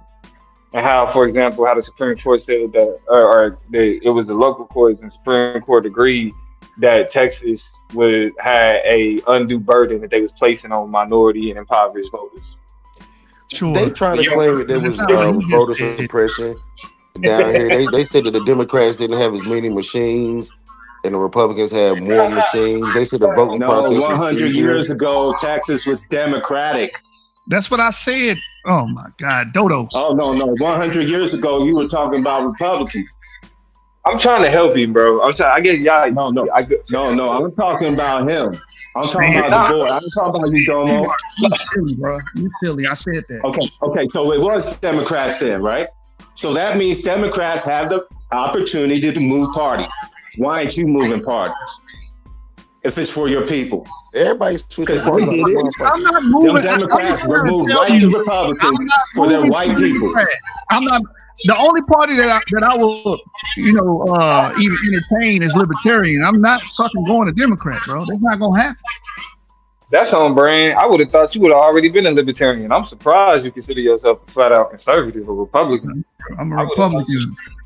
I would have thought you would have been Libertarian, but I nothing wrong being a Libertarian. Wasn't Moore was a Libertarian, isn't it? Moore was Moore a Libertarian? Yeah, he Libertarian. I think he is. Yeah, I think he is. If anything, that should be the official third party. The official third party should be Libertarian. It shouldn't be. That should be the official third party. If you're going to have one, Libertarian is a third party. There's no one third party. I mean, I'm just saying, if they was going to be like, they got the Green Party and all these other niggas. If you're going to have like another third party, it should be Libertarian. There are many third parties, bro, and Libertarian I know there's many, but there's one we're going to take serious, right? If we're going to take a third party serious, it will be the Libertarian. All of them serious. They all I don't take all of them serious. Like the Green Party, don't nobody really take serious. Yes, they do, nigga. No, they don't. No, they don't. The Green Party is in the office right now, nigga. What the fuck are you talking about? They don't take that shit serious. They don't take that shit serious. I would argue. Keep it real. They don't take the Green Party serious. I would argue the core of MAGA is libertarian. I would argue the Tea Party spun away from the libertarian. Well, MAGA is almost like a third party. Occupy Wall Street. Remember that? 2011. Yeah, Occupy. Yeah, I remember Occupy Wall Street. That's MAGA right there, nigga. But I think MAGA in itself is a third party. It's not really true conservatism. It's not true conservatism. It's not liberal. It's not. It's not in left. In the words of GA, we running stop signs. We calling Occupy Wall Street libertarian? No, Dad. Them niggas. Occupy Wall Street, like the same niggas that Occupy Wall Street. I think only y'all missed it up. I'm talking about them motherfuckers out in Seattle. Go ahead though, Domo. Nah, they was leftists. They was progressive. Yeah, they was full grown. They was full grown leftists. They wasn't fucking like libertarian is. Libertarians. Okay, that's what I meant. Then. That's what I meant. Yeah. They split. Half of them went MAGA, half of them went like kind of like Antifa, kind of like. I think they split. Yeah, I don't know who would be Republican libertarian. Libertarians are mostly constitutionalists. They believe in small government. Yeah, libertarians believe in the right to discriminate. Shit. They believe in the ability to be like, you black. I don't want to sell to you. I think you should have the liberty to do that, though. You should have the liberty to do that. Well, that's just crazy as hell. You should have the freedom to be like, I don't want to serve. They want small government, but they want that small government to have a lot of liability, though. They want that small government. They about states' rights. They want to get the federal government out of there. Yeah, and they about the free market. Like more libertarians are more pro-capitalist. The Occupy Wall Street was definitely on some socialist shit. They was anti-corporation. Were they anti-capitalist or they anti-Wall Street? Well, I think they were anti-greed. Occupy Wall Street was anti-capitalist. I can see why you're saying that. I can definitely see why you're saying that. But I do think it was more about the greed though, like cronyism, not capitalism. But I can definitely like you might like making sure your friends get money and all the insider trading. I think that's kind of what they was against, but because you can't call that capitalism. You can. Like, wait, you can't call it what capitalism? Like all this insider trading and watching and like checking out and making sure your friends get money. That's not true capitalism, dog. That's like bullshit. You purposely putting the motherfucker under the dirt. You ever heard of Rockefeller? Yeah, you ever heard of Rockefeller, the Rothschild, all them niggas, of course. Yeah, but what they was doing. Rockefeller is the one that said monopoly is the best way to move a market forward is through monopolies. If you want to move your business forward, make sure you destroy all competition because competition is bad for the market. Because with competition, it's like a water hose. With competition, you have all these different companies bidding for these jobs, and it's always going to go to the lowest bidder. But if you control the market through monopoly, you can set the prices like you want to do it. That's the Rockefeller model. You also get to set the pay scale too, right? Well, what you get to pay the employees. You set the wages, right? Exactly. So you need government, industry, and finance working together to control the market. That's September the Federal Reserve. 2025, the RPT filed a federal lawsuit, Hunt versus State, arguing that the open primary system in Texas violates their First Amendment right to freedom of association. They argue that Democrats and independents are sabotaging GOP results via crossover voting. What y'all scared of? Okay, so here's the math, is it? No. Here's the against y'all, is it? I don't think you understand the implications of what's being argued. No, they understand there's a growing resentment towards this president. And they just lock it up. Okay. They're trying to negate it. Don't worry, you only got 2 more years. Get over it. You got 2 more years. Get over it. We have to sit no, sir. This Mr. Random Fact. After 60 days of this war still going on, you better kiss y'all asses goodbye. Man, you're not up here crying about no 8-day war. You're not crying about a war. I'm surprised they had to impeach that nigga, dog. I like Trump, but I'm surprised they ain't impeached him. They tried. They lost. Look, this nigga got impeached twice, right? How many legal cases? Over 4,000 or 5,000 legal cases or some shit? Y'all can't fuck with my nigga Trump. They're gonna get him on the war shit though. Nah, they ain't gonna get him. Y'all keep saying that every time. He better hope they don't get. He better hope they don't get control of the House and the Senate in November, because they do. This time next year, he's going to be impeached, and it can happen next year. They tried it twice already, bro. He better not back out that fucking Iran war. That'll be his 3rd year next year, right? He better not turn his back on that Iran war, though. It was second full year going into his 3rd. That'll be him working on his 3rd next year. Yeah. He better not do an about face on that Iran war. You telling me you don't know about the amount of court cases that Donald Trump has actually lost? He's won a few, yes. No, I said 5,000 legal cases against him. I didn't say how many he won or lost. Okay, yeah, 1 is a very low number.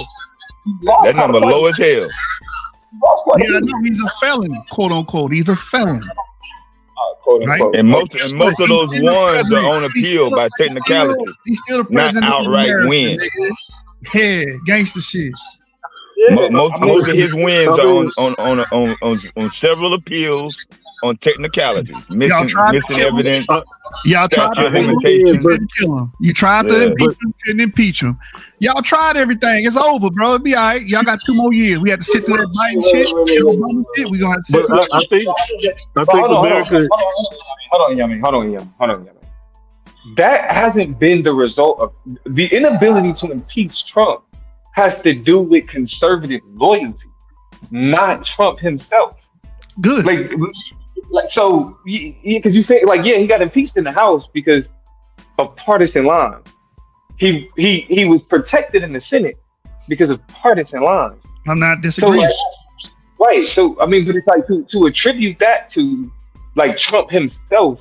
No, it's more of Republicans being spineless and not willing to stand on, and it's based in a lot of hypocrisy, because a lot of the shit, the fact that, for example, Bill Clinton was impeached for less. Let's be honest. He was, but what I'm saying is y'all tried everything. Get over it. I don't give a damn what your explanation is. Listen, I'm not a cheerleader, bro. I'm not a cheerleader, right? Sure. So like I'm not here to be a fan of. I'm not here to be a fan like this. So the way that you engage in me like that don't mean nothing to me, right? I'm literally talking about the facts. Talking about the facts. He been twice. How many times you got shot at? 3 times. How many? You got about 5,000, and he's still out there. The same Latinos that said they voted for Talarico when it actually in 2024 they voted for Trump. There's no politician. That's what it is. Them Latinos that voted for Trump in 2024 that were Democrats. So I can't do that. Okay, man. All right, dog. I can't do that with you, bro. I'm not. There's no politician that I'm willing to dick ride that hard. There's no politician that I'm willing to do that to. No, open primaries. I'm just reminding primaries are insurance against that. Y'all ain't gonna be able to do anything to this nigga. Y'all threw this kitchen sink at him. He's still the president. Okay, that's cute, right? That's cute. I heard that the first time. It's reality. That's cute, right? But again, what makes that possible is a complete undermining of constitutional authority and checks and balances. So if you're okay with saying that you don't give a fuck about checks and balances, like you're okay with giving a certain type of unfettered power to a presidential position, then again, you're a henchman to me. Sure. Like that. That's Jimmy where Henchman. I'm Jimmy Henchman. Okay. You a henchman. I hate to say it. I hate to say this word. Ninja Turtles are a foot soldier. So it's okay. So I can't argue with a foot soldier. And at the end of the day, he the president. I hate to say it, but the reason why white people stick with Trump because he brought back the white Anglo-Saxon Protestant talking points. That one was missing. He's dropping the ball on that. The thing about it is, I agree with Dev, yo. Like, I think he did pull like a Margaret, like Thatcher kind of move. Well, let me start some bullshit so that worst case scenario, I can turn this bullshit up, and if I can win this bullshit, maybe they'll keep me in office. And that's exactly what she did. And I think that Trump is doing the same thing. Like Trump had to start some bullshit, dog. Like. It was too much going on. Like the Epstein stuff was going on. They was coming at him for like insider trading. I mean, all kinds of crazy shit was going on with Trump. So he kind of had to pull I guess a boss move. All I know, bullshit. All I know is all y'all efforts amounted to nothing. The man still became the president of the United States again. It's over. Move on to the next election. It's not over. It's I don't think it's over. I don't know if it's over, yo. You can't never say I don't know where you get this from.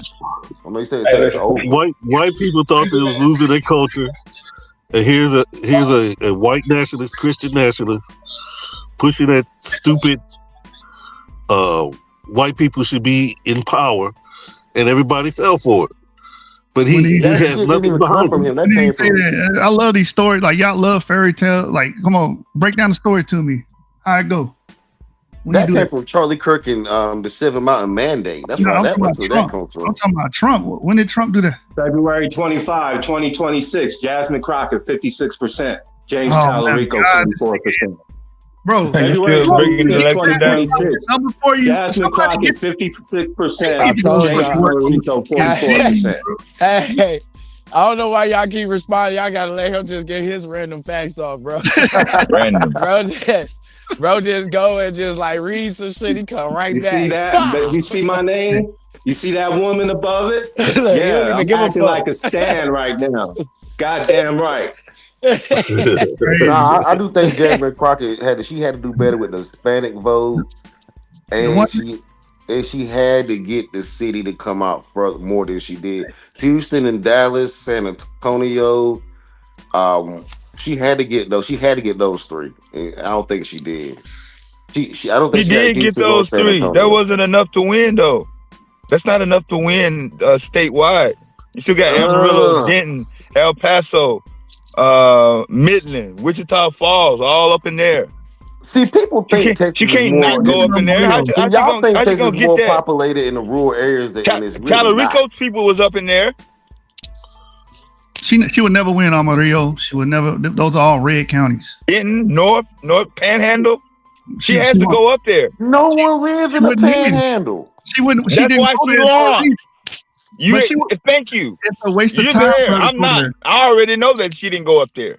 Yeah, but I'm saying even she went, it would have been for a lost cause because you ain't got no vote. Nobody's gonna vote for you there, bro. It was too many votes to make up. Y'all got 250 fucking counties. Shit. You would have to have a good majority of the Central and West Texas.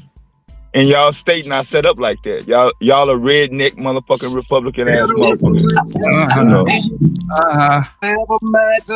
Nah, both my states were red too. North Carolina and Texas. I'm gonna make sure. I don't know. I don't think the South need to go back blue right now, yo. Not right now. Maybe later. Not now. No, we gonna stay red, bro. Because we can't afford it. I like seeing y'all crying, bitch, and moan on the internet. Well, I kind of like the way the South is. I wouldn't change the South. You got niggas like Psycho that would change the South. I wouldn't change it. I like this shit. Change it for what? To be like California? To be like Washington? I don't know State? what they want to change the South into, but I like the South. I don't want to change the South to nothing. I set the South to be what it is. You know, everywhere different, right? Different atmospheres and everything else, different environments. The South is what it is, man. It's the Bible Belt. It's different down there. They got dry counties down there, shit like that. Like, I accepted it is what it is. We got dry Catholics. The Catholics said, we got dry counties because the Catholics were like, y'all out of line, dog. Y'all niggas is drinking too much. Sit your ass down. And we No. So a dry county, you can still buy beer. You just can't buy liquor. You can't buy that is like that because initially dry counties became a thing because of the anti-Catholic movement and the anti-Irish. Nah, it's just times that you can't buy them. So it's like on Saturday. I'm just talking about I was just talking about the origins of it. Like the reason why dry counties in the South and everything else was the anti-Catholic movement with the Christians and everything. But even before we get because Catholics drink, bro. It's like I'm trying to figure out, like, niggas, where is the idea that niggas want to? Hey, what was MAGA all about? Make America great again. Hold on, Yamane. Hold on, Yamane. Like, because I really want to figure out where this, like, where is the concerted effort to quote unquote change the South? Where is it coming from? That shit is coming from. I think the left is trying to change. Yeah, they always the talk South. about it. They always talk about it on TV. I think that's for Democrats. Being cool with white folks. Texas, when I moved down there, they was talking about that shit. Like, they was looking at me crazy. Like, it wasn't that bad. I was in Central Texas, so it's kind of liberal out there. But like the Texans, they felt like they being invaded. They felt that way. Okay. Here's the thing, though. We know how nervous white people get. Like any idea of something different creates paranoia in crackers. So that's why the reason why I asked the question is like, who's coming down? But like, we're trying to change all of Texas. Who's coming down saying that? But it's been literally said. I don't think the black people like it either, yo. I'm gonna tell you why, Domo. Hold on, let me finish the point. Because the reason why people are moving to Texas is because of all the shit that y'all brag about in terms of the economic benefit. All of the no income tax, no state, all of that shit. That like people see that and they be like, it's expensive as fuck out here. Maybe I should move to a place where it's not like that. So I'm trying to figure out how on that though. Niggas, okay, and that's fine. But again, though, that's what I'm trying to figure out. On one hand, niggas brag about the economic policies that niggas benefit from in these states, in states like Texas, and then when people be like, "Well, damn, we want to take advantage of it." Oh my God, we're being invaded. Oh my God, they're trying to change it with their leftist ass fucking voting ways. The thing is, it's a whole bunch of states in the South that's like low expenses and shit. Like Alabama. The difference with Texas is it's actually money there. Yeah, and it's cost of living, and you got the weather. So you're getting everything all in one. Whereas like if you was to move to Alabama, you get nice weather, but there ain't no jobs there. The key, right? I was you can't set up an oil rig. But they're adopting certain tech, like they're trying to. They recognize what Texas is doing that's working in southern states like Georgia and Alabama, and they are changing. That's why you have more tech companies moving to the South. Yep, that's true. They're trying to make Austin the new Silicon Valley of the South. Actually, it's moving out of Austin. That's what's bringing all the California people there, the tech companies moving there. But that's my point, though. Y'all get it, man. It is. Y'all wanted these people. Y'all no. We want. You talking about the younger generation? No. We want the industry. We want the Steve Jobs. This is the problem. We want the industry. We don't want their ideology. Thank you. You talking about Steve Jobs? Here's the thing. But because I don't know what the fuck y'all think about tech culture. Tech culture is not progressive. It's kind of conservative. The more I research, it's kind of conservative. You talking about Steve Jobs now? And the people that's coming there are Palo Alto crowd. And so here, the reason why I bring this up, is because it's like y'all need to create these fake enemies in order for y'all to be outraged to make relevant points. We created the blue way, the little blue trickle that came down here. We created that. That was a blue trickle. Literally. First of all, the people that's coming, like the tech industry is not bringing trans people with them. They're not. The tech industry is not bringing gay pride parades. They're not. And that's who's coming to Texas. That's who's moving to the South because of the better business policies or what they feel like are better business policies. It's more business friendly than being. So I can agree with you in reality that's not happening, but you can't tell Texans ideologically that's not happening. You can't tell them that there's an idea that trans and liberalism and not liberalism, leftism is not coming to Texas from California. Texas people have been sold that fear and they believe it. It's a real fear. It's not like we didn't even. But okay, so how many? So Joshua, or even Pastor, like y'all Texas niggas, how many years has there been a exodus from California to Texas? How long has this been taking place? Probably like 10, 15 years. 10 years, like 10 years 10, strong. 15 years. Okay, what impact? What election has that in Texas specifically has that migration impacted? It hasn't done it yet. Not one. It hasn't done it, and if it hasn't done it in 15 years, how many elections is that, Joshua? Like 5, 7, like 5. You talking about national? You talking about the national? No, I'm talking Texas. I'm talking like talking governor. Several, yeah. Governor. Right. So if there's been 15 years of migration, and up until even the most recent 2024 election, we haven't seen all of these liberals changing Texas, then wouldn't that prove that that's not happening? You could argue that point, but you can't. You could argue that point when you break it down like that. We doing preliminary strikes in this motherfucker. We trying to make sure it don't happen. Shit. That's what I'm saying. Like niggas don't care. Like even though it ain't happening, that's because the fear is more not happening. Look, the Texas fear is is more so important than real. the reality, though. That's what I'm telling you. I think the fear Texas is more important than the real. reality. It was niggas that got interviewed that was like, I fuck with Jasmine Crockett tough. She not winning this election though.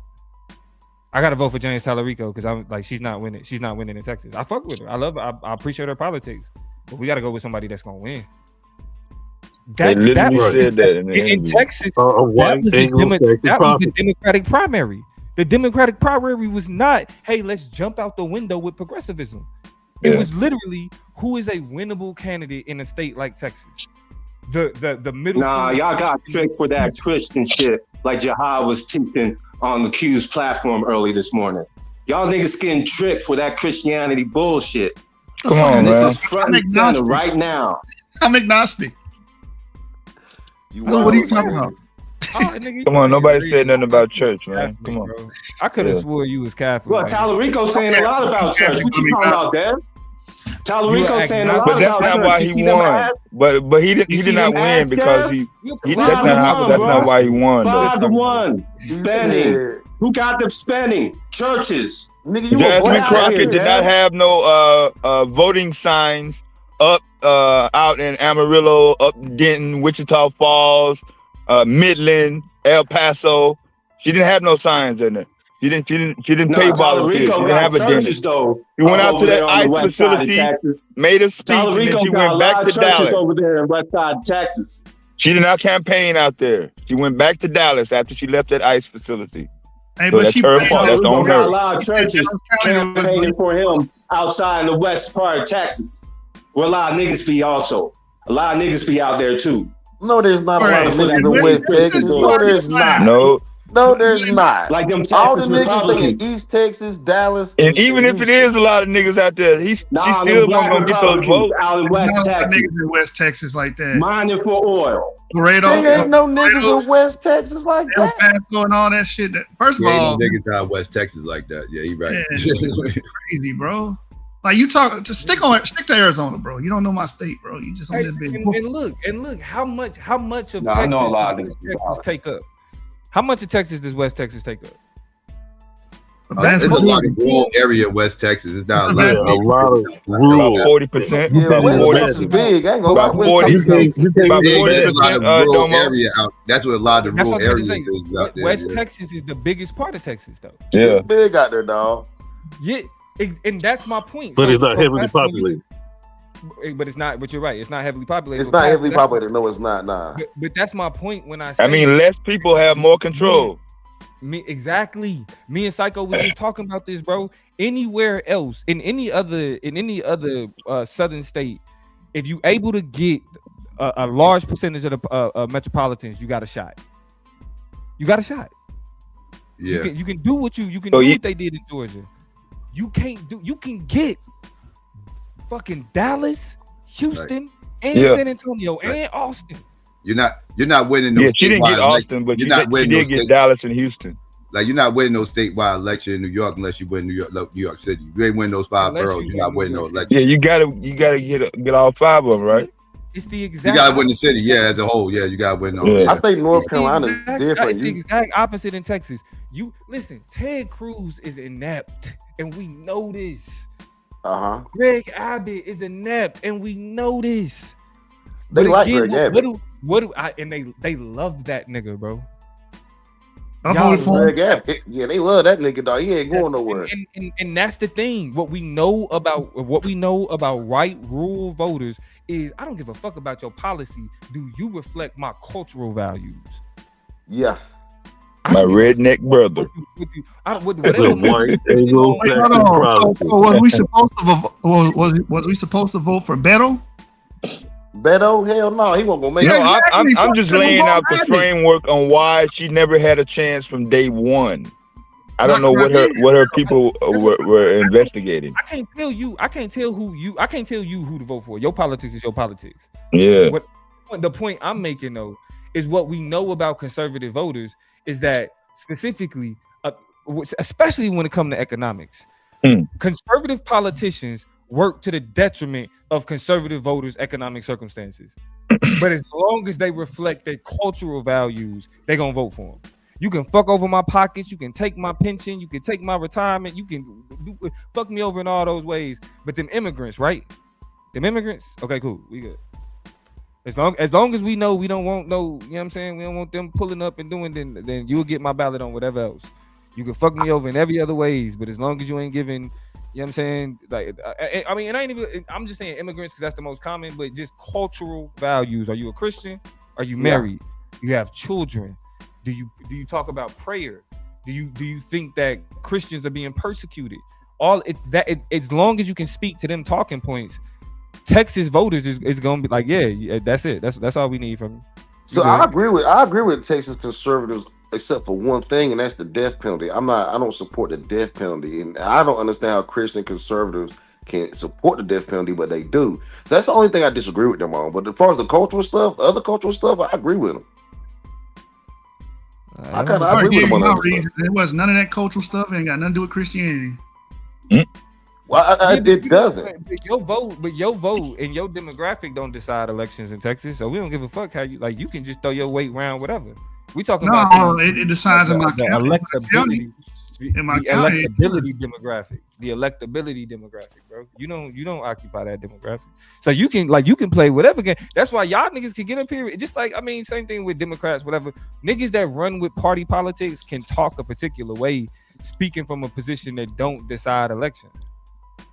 Yeah, I mean, like, I'm only looking at, but you don't, bro. Yes, I do. I vote my county. I literally vote for my tax assessor and shit. What are you talking about? Yeah, I'm talking. Well, in those types. I live in a county that's mostly that lean Republican. That was done on purpose. I'm not talking about party demographic, nigga. I'm talking about like social demographic, nigga. I'm not. Yeah, you can attach yourself to whatever party and be like, and which is crazy. That's why electability matters. Do y'all hear how this nigga is up here talking about we won? That's all that matters. We win. We Nothing did. else matters. My party won. That is a and I appreciate that because I'm a part of the party. I'm a part of the Republican Party. So what policies are getting ready to? So what policies are getting for us? Hold on, Blue. I promise. That's how it works. Let me just explain this. I'm not That's independent. Burgers. That's what we see with Yashub is literally Duverger's law. What we're seeing is the only thing that matters is winning the election. It's a zero sum. You either win the election or you lose. That's why third parties will always be in the shit bin of history, because unless they attach their politics and their movement to a party that can win, who gives a fuck what they believe or what they stand on? That is the result of a first past the post winner take all voting system. As long as I can hit a panel and be like, our side won, that's all that matters. Our side lost the last one. Yeah. See, Man, this is Duverger's law in action. We are seeing what we value. We don't value impact. We value winning. As long as we'll keep electing the electable motherfucker. No matter how worthless they are, no matter how many laws, no matter how many, you know what I'm saying? They don't have to pass no laws. They don't have to put nothing forward. But as long as it's enough people that's willing to vote for them, we'll keep putting them back in that position. That's why I say fuck party politics. We hurt ourselves doing that shit. I don't see no problem with that, because at the end of the day, you can't vote. You can't vote in the unelectable. You can't vote. Okay, but that's why we complain about. But Pastor, that's why we complain about politicians. This is why they're inept. Because what they actually produce, we don't care. Are they banging the same color? Actually, I do care. I think you're right on that. If we get certain things like, okay, the Republicans like, don't mess with 2A. You don't mess with 2A. We don't. If you win and you don't mess with 2A, we good. If we win, you do something with immigration, we good. We win, you keep these you keep transgenders out of school, we good. I don't think you have to give much. I agree with you. You don't have to give much after you win. I mean, what policies though? Niggas don't give nothing. Donald Trump literally campaigned on releasing the Epstein files. He is now accusing people who care about the Epstein files of being Democrats. Think about that. And niggas and like niggas like Joshua, but still like, yeah, he the boss. Whatever the boss say go. I mean, I just want to know, what did we win? So Jasmine Crockett lost. I didn't. Why y'all keep saying we? I don't vote in the interest of the you. Republican. You said the Republicans. Yeah, so no, what I was. That's I was what I'm trying to figure out. Being like when you say we, like he's I'm saying that when Republicans. Republicans win, he wins. That's what he's saying. Yes. Yeah, no, I completely understand that. That's not. That's why I'm asking. What? That's my But listen, I'm supposed to be like, outside of that, though. Blue, hear me out. That's not politics. That's gang banging, bro. Sure, I'm into gang banging, bro. I'm a Catholic. That's what I'm saying. And this is why gonna work for me, bro. This is why when niggas try to start talking politics, I'm like, nah. We've been gang banging for thousands of years. You know about the what you know. Go back to what you know. That's gang. The fact that you are a black Catholic is wild to me, dog. We left them niggas a long time ago. Catholic. This we left. How can you be a black Catholic, my nigga? That is crazy. That's like being a black Mormon. That's like being a black Mormon. How you say you agnostic, but you got faith in the Catholic? I am agnostic. I don't have faith. I'm just. Hold on. Well, Catholics are not agnostic, but they believe in a whole lot of saints and crazy shit. I'm Catholic, nigga. There's also like y'all niggas be gang banging on Mary, gang banging on Mary, Joseph, Peter. Culture. Joshua, ain't nobody challenged you on this shit. Ain't nobody. Y'all out of all the debates you done had, ain't nobody challenged you on can you be an agnostic Catholic? It's just like being a secular Jew. They keep hold on, now that is real. You can definitely do that. You can definitely do that. You can be an agnostic Catholic. But you can be. But by definition, agnostic means you don't know, right? Like it means not to know, right? Like lack of knowledge. So, but if you're a Catholic, you have a doctrine, right? Like Catholic has a doctrine. That's my point. Yeah, but it's different than being an agnostic Jew because Jew is a race of culture. There's rituals. I know, being from Louisiana, I know a lot of agnostic. Because there's a lot of cultural rituals that they have as far as how you get married, where your kids go to school. Okay, so culturally Catholic. You actually right. Yeah, like culturally Catholic. That's what I'm saying. Because I'm culturally Christian. That's what I'm culturally exactly. Yeah. I am. So my apologies. I'm culturally Christian. I say that all the time. I'm not. I don't. Yeah, being from Louisiana. Yeah, Louisiana. There's a lot of culture Catholics. They don't practice. So they don't believe. Yeah, they don't believe in the faith, but they do the practices. They do the rituals. They do the practice. Mardi Gras is also East Coast Catholic too. Yeah, Mardi Gras. The East Coast too. Yeah. Okay. My fault. They don't eat fish during a certain time because of the. Just because of the culture, not because they really believe in it. Saying this shit sounded crazy. Yeah, I'm an agnostic Catholic. Don't eat meat during a certain time. Because I say I'm a Christian. I say I'm a Christian. Yeah, small hats out here who are atheists and shit. So yeah, I got you. Yeah. No, most of them are but no, they play something called Frank. Most of them are. Well, then they I would argue most of them are atheists. Yeah, they practice something called Frankism. Look at Netanyahu. You have to practice in order to be a part of the culture. You got to practice to be a part of the culture. So if you not to benefit, you ain't got to practice to benefit though. And that's where they understand. As long as we just agree, we ain't got to believe this shit. To be part of the community, though, you still got to follow the practices. Yeah. But so I get that. Yeah, but they all benefit a lot of though. The small hats practice Frankism, and that's like they don't believe in shit. They just want to go against everything. They want to bring back the third temple through going against everything. Like if they do enough bad shit, a savior has to come back. For the leaders though, bro. That's for the people. Like shit, any of that shit, bro. They don't believe in none of that shit. That shit is for the people. Right. You supposed to believe. I think even Christianity has that too. It's like money. Money ain't for them, bro. Money is for you. That's for you to be able to spend and feel like you a part of this shit. But in reality, these motherfuckers live off of their resources. They got some money principles. That's pretty strong though. It's really strong. That they live by, like a third of your earnings should go to savings, another third towards stuff like that they live by, that they don't break those rules. Like remember that dude from the Clippers, that owner?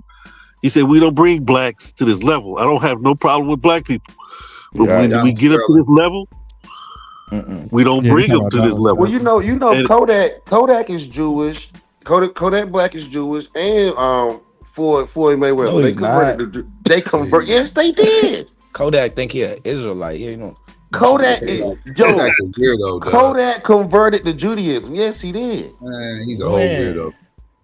Floyd Mayweather they got did him out of jail. And Floyd Mayweather did it. I mean, if he did, they technically got his ass up out of prison. So, like, if Trump did you can't really use celebrities, bro. Like, these niggas got millions of dollars over their head. Yeah. These niggas got sitting in time. They ain't even supposed to be out of prison. Like, look, that's the first Jewish shit. president. Trump is the first Jewish president. He's not a small hat. Will y'all stop saying yes, that? he is. He's not Jewish, bro. What the hell? Yeah, That nigga yes, he did convert. You think? Oh man, that is Trump the is AI not a video. Christian, I seen even that he- AI video that went viral and everybody running around here saying he's a small. That video is AI. It's not coming from that video. Who lets their daughter convert to it? His daughter converted, so then he converted after his daughter did. No. Okay, y'all don't have to believe it. I think her daughter converted because of her husband or some shit like that. Because of her husband, That don't make him a small hat. What? That don't make him a small hat. No, he already was. He already was. Right? No, he's not. Yeah, a small bro, got like that dude is the devil, bro. Yeah, Like y'all keep thinking Trump ain't about signed Donald on. Trump, bro. Jared Kushner has been making billions of dollars on crooked ass shit since Trump has been in office. Yeah, this nigga Jared Kushner. Yeah. I mean, and even if you look at what's happening in Gaza, nigga, Jared Kushner is gonna be one of the first investors in beachfront property once they get done. And then he lied when he said that he brokered a Middle East peace deal. He didn't. Nigga, you didn't do shit. He went over there and hung out for 2 weeks. That nigga Jared, and that's why you don't hear Jared Kushner name. Cause Jared Kushner is the nigga back there. Like shit, I'm not the president.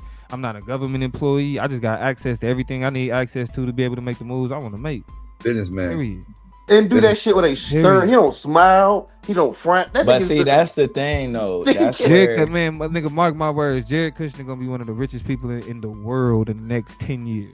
But if he isn't now, Well, I would say he already is. Like if not, yeah, right. Just niggas don't know his assets like that. Niggas don't know how he, you know what I'm saying? So you don't broadcast that. But yeah, I mean, he's probably top 10 already. I'm talking about top 3. But outside of Israel being like you saying like that's being a proxy state, you do believe though that relationship though is complicated. You talking about with the United States? I don't think it's complicated at all. With Palestine or with the United States? Not with Israel, like with them, with Mossad agents getting caught on a constant spying here, all kind of shit. Bro, listen. When this nigga Joe Biden said that if Israel didn't exist, we would have to create one. We did. That simplified it for me. Yeah, we did. We created Israel. That simplified it for me. So the other stuff is like WWF though. Right after World War II, they created Israel. Yeah, we created that shit right after World. Yeah, we didn't. The Balfour was the Balfour contract. Well, the Allied forces, whatever. Yeah, that was on the British mandate. Western powers facilitated. But if the United States had issues with it, it wouldn't have happened though. Like the United States was like 80% of it. Like it was called the Balfour Contract or the Balfour Act. And the British Rothschilds had something to do with it, but America put the it was the Allies. It was a group effort. It was a group effort the Allies, but yeah. Yeah, it's mostly the British, but here's the thing though. Once you at the point where you recognize that niggas have become, and this is how successful they are at this shit. Niggas are controlled opposition. The narrative is that that Israel is making the United States its bitch. That is wrong. It's the other way around. The United States lets Israel get away with the fuck it want to get away with because it is its proxy state. Mm-hmm. It is in our interest that they do what it is that they do, and we know Benjamin Netanyahu will make sure that happens to it's a converged interest. They trying to get what they want. We can help them get there, but we need to get what we want out of it. So everything, all the shit that they able to get away with is so that we can take advantage where we need to take advantage. Yep. But the entire narrative, everybody is, we just Israel's bitch. We just we like for what? No, that was no. Latinos were pro DEI, bro. No, Latinos were pro DEI. This nigga, right? And I told Jasmine Crockett was the staunch fighter of DEI. Look. Why the hell are Latinos voting for Talarico? Just let him get that off. And that's where I'm at with it. Like citizenship to the undocumented immigrants. American military generals were talking about literally letting Israel go wild in the Middle East. They just recently caught some American generals talking about how we need to let Israel do whatever they want to do in Iran to promote spiritual warfare in the coming of Christ. Which I don't know how they're going to pull that off, but these are niggas in the military. Like, nigga, y'all are five-star generals. Nigga, y'all can't say shit like that. Why not? White Anglo-Saxon electability with this DI issue. Do you believe that we should have Latino?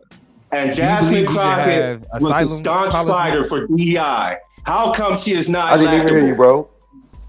How come she's not electable if DEI is for Latino? Come on, man. We should have any asylum policies. We should have some psychiatric asylum. How about that? Some of these niggas do need to go into a psychiatric asylum, yo. I ain't gonna lie. Some niggas need to get like. The left said get rid of all the psychiatric asylums and mental asylums. Some niggas need to be put in a room, dog. Bro, y'all comfortability to just say shit, and then just add the left. It's called make it seem like nigga. It's called making fun. I thought there was a pro DEI man on the panel. Domo, ain't you pro DEI? Yeah. Okay, so this electability thing. I got a master's degree in it. That's my shit. Okay, so Latinos and DEI. Obviously, she doesn't have any electability because DEI, she right? 15 points, bro. Obviously, she doesn't. Well, I think. Well, I mean, to be honest, I'm not sure what you're asking about Latinos and DEI. Like, I don't get that part. He's saying since Latinos, quote unquote, support DEI, why they didn't vote for Jasmine Crockett because she fought for DEI. That's his. Y'all trying to answer this nigga question, man? Is y'all crazy? I'm not answering this. Oh well, you're right. You let this nigga get that Tourette's. Yeah, they crazy, Blue. Yeah, answer your question, Blue. Yeah, electability was the main concern at the top of this conversation. Saying.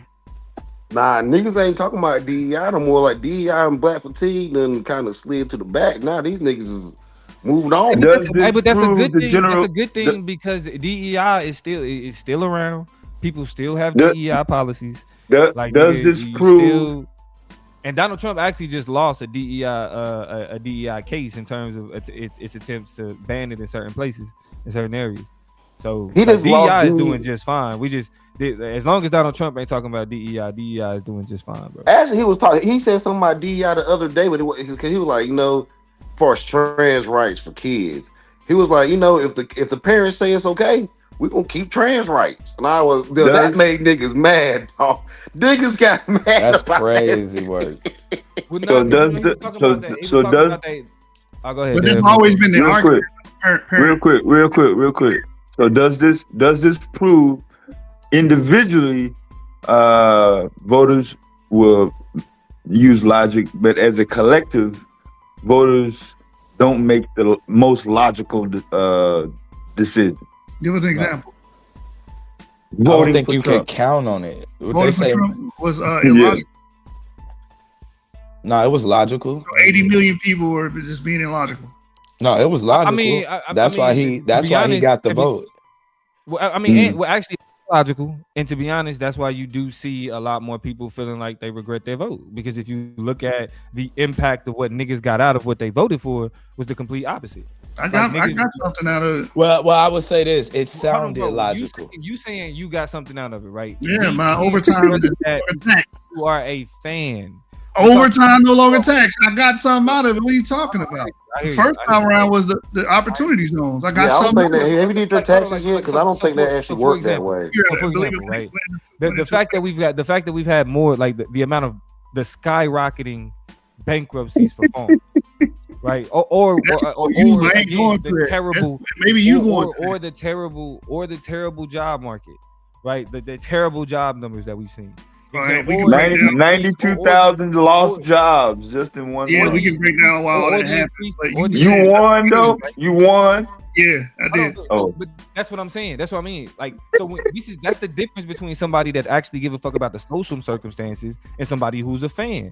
I'm not a socialist, but I kind of agree on that. You said give a fuck about what? I don't care about your circumstance. I don't vote for your circumstance. I hear you. No, listen, I hear you, right? Like, I vote for my circumstance. I hear you, but again, when you then make certain statements about the conversation about the collective, you can't speak on the collective. Who spoke on the collective? You don't care, right? Not get anything out of it. I just told you I got out of it. No, I didn't say. How very Catholic of you, brother. How very Catholic. I didn't say I am very Catholic. Thank you. This is my point. You have already let it be known that this nigga could kick your mama in the face and you'll still put your face in his. I never said that. Yes, so it's like, but that's what you've shown. Let you do it because it makes you feel that's a sentiment. I think based on that's not the sentiment. Again, I got some out of the election. You said right. So basically, if he comes up, who cares what happens to everybody else if he makes the come up?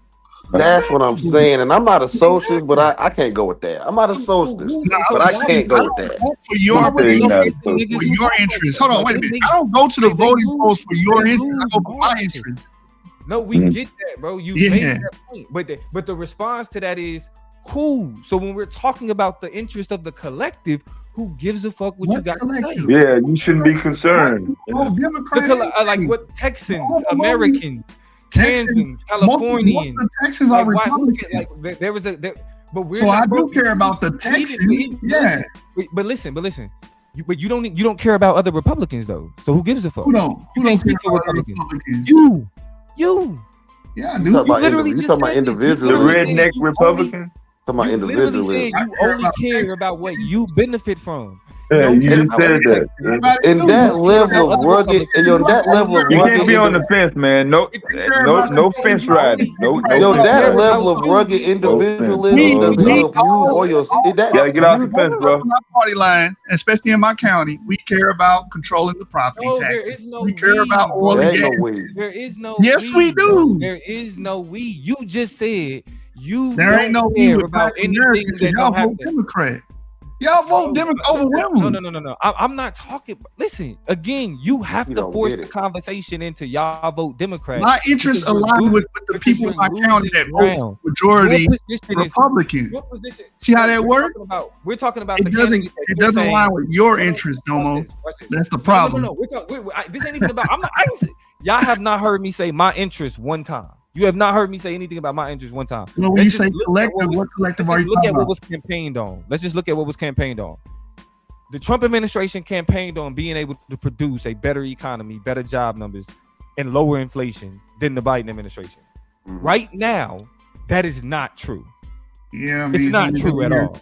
But he said that day one. He didn't say give me a year. He looked at you and said, "Day one." That's all.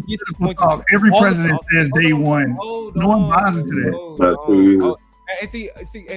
All presidents say that. Obama said that. No, Obama never said. Obama never said nothing like that. Day one, I would do X. You lying, bro. Day one, I would do X. All right, so y'all was born yesterday.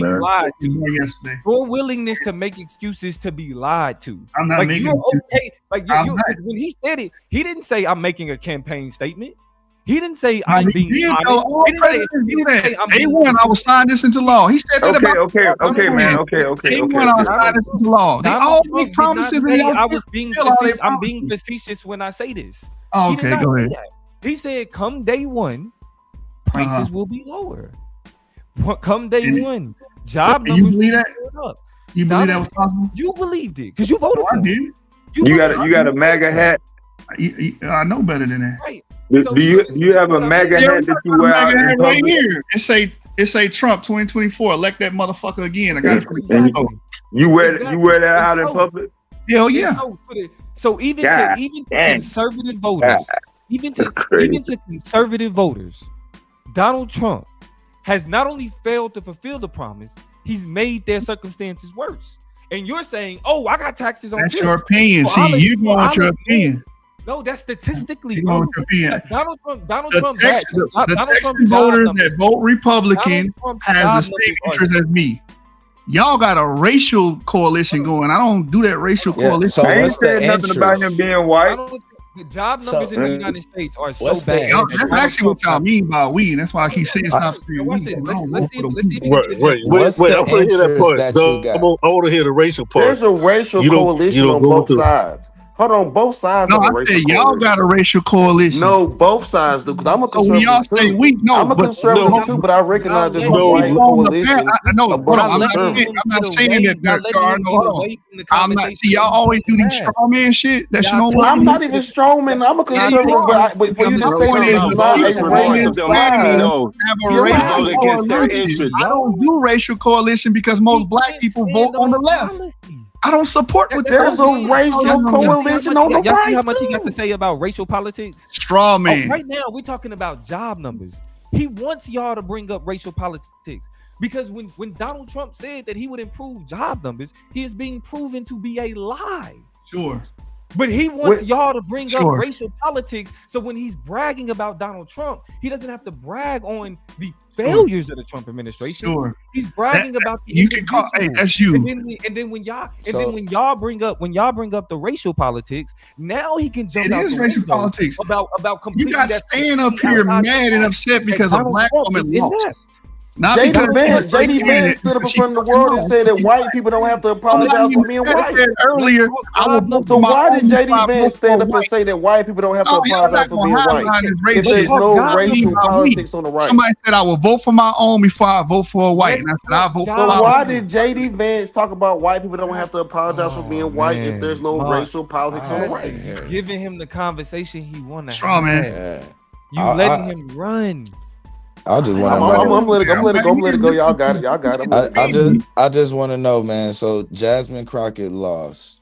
No. What exactly? What are the policies that is getting ready to be enacted that affect you?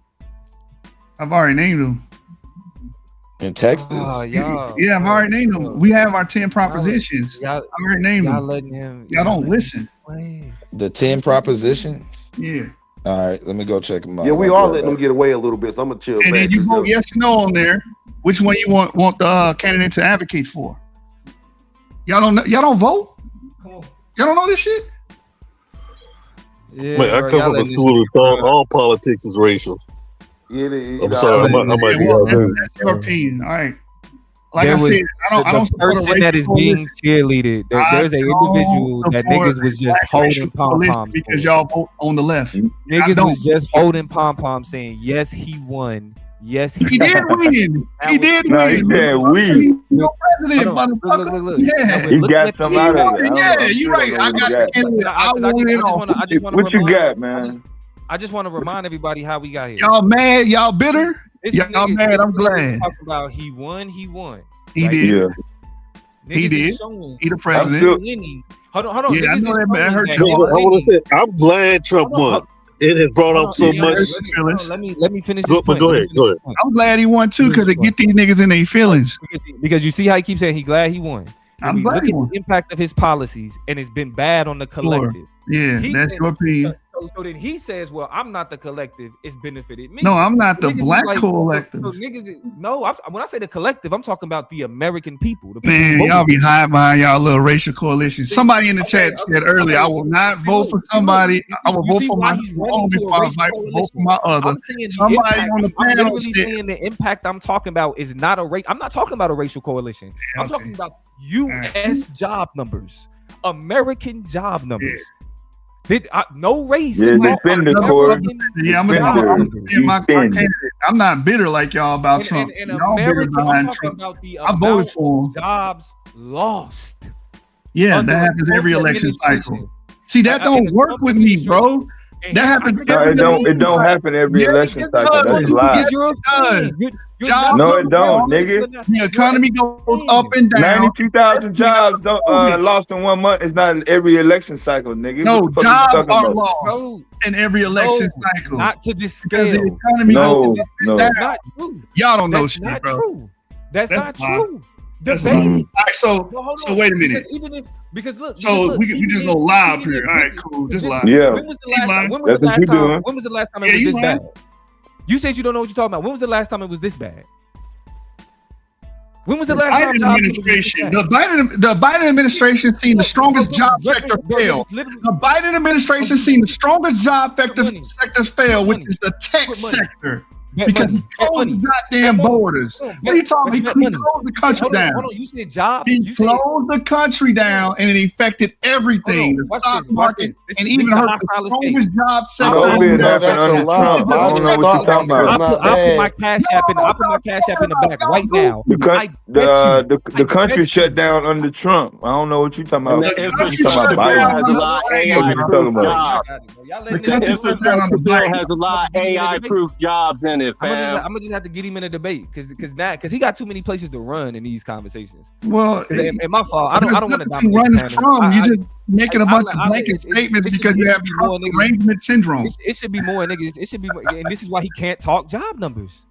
He can't. He's using his script. The markets crashed under Biden. Y'all talking about when the last time we had it this bad? Nigga, under Biden. The infrastructure bill has more AI. Biden had a strong. Hold on, bro. Biden had a strong stock market. You said Biden didn't have strong job numbers. You said he didn't. You said when the economy was this bad. It won't with Biden. It won't with Biden. It won't with Biden. Talking about jobs. It literally was said jobs. I brought up the strongest. Hold on, Domo. So you're gonna act like you didn't hear me say the strongest job sector in America, the tech sector, crashed under Biden. Tech is not the strongest job sector. The strongest. As a whole.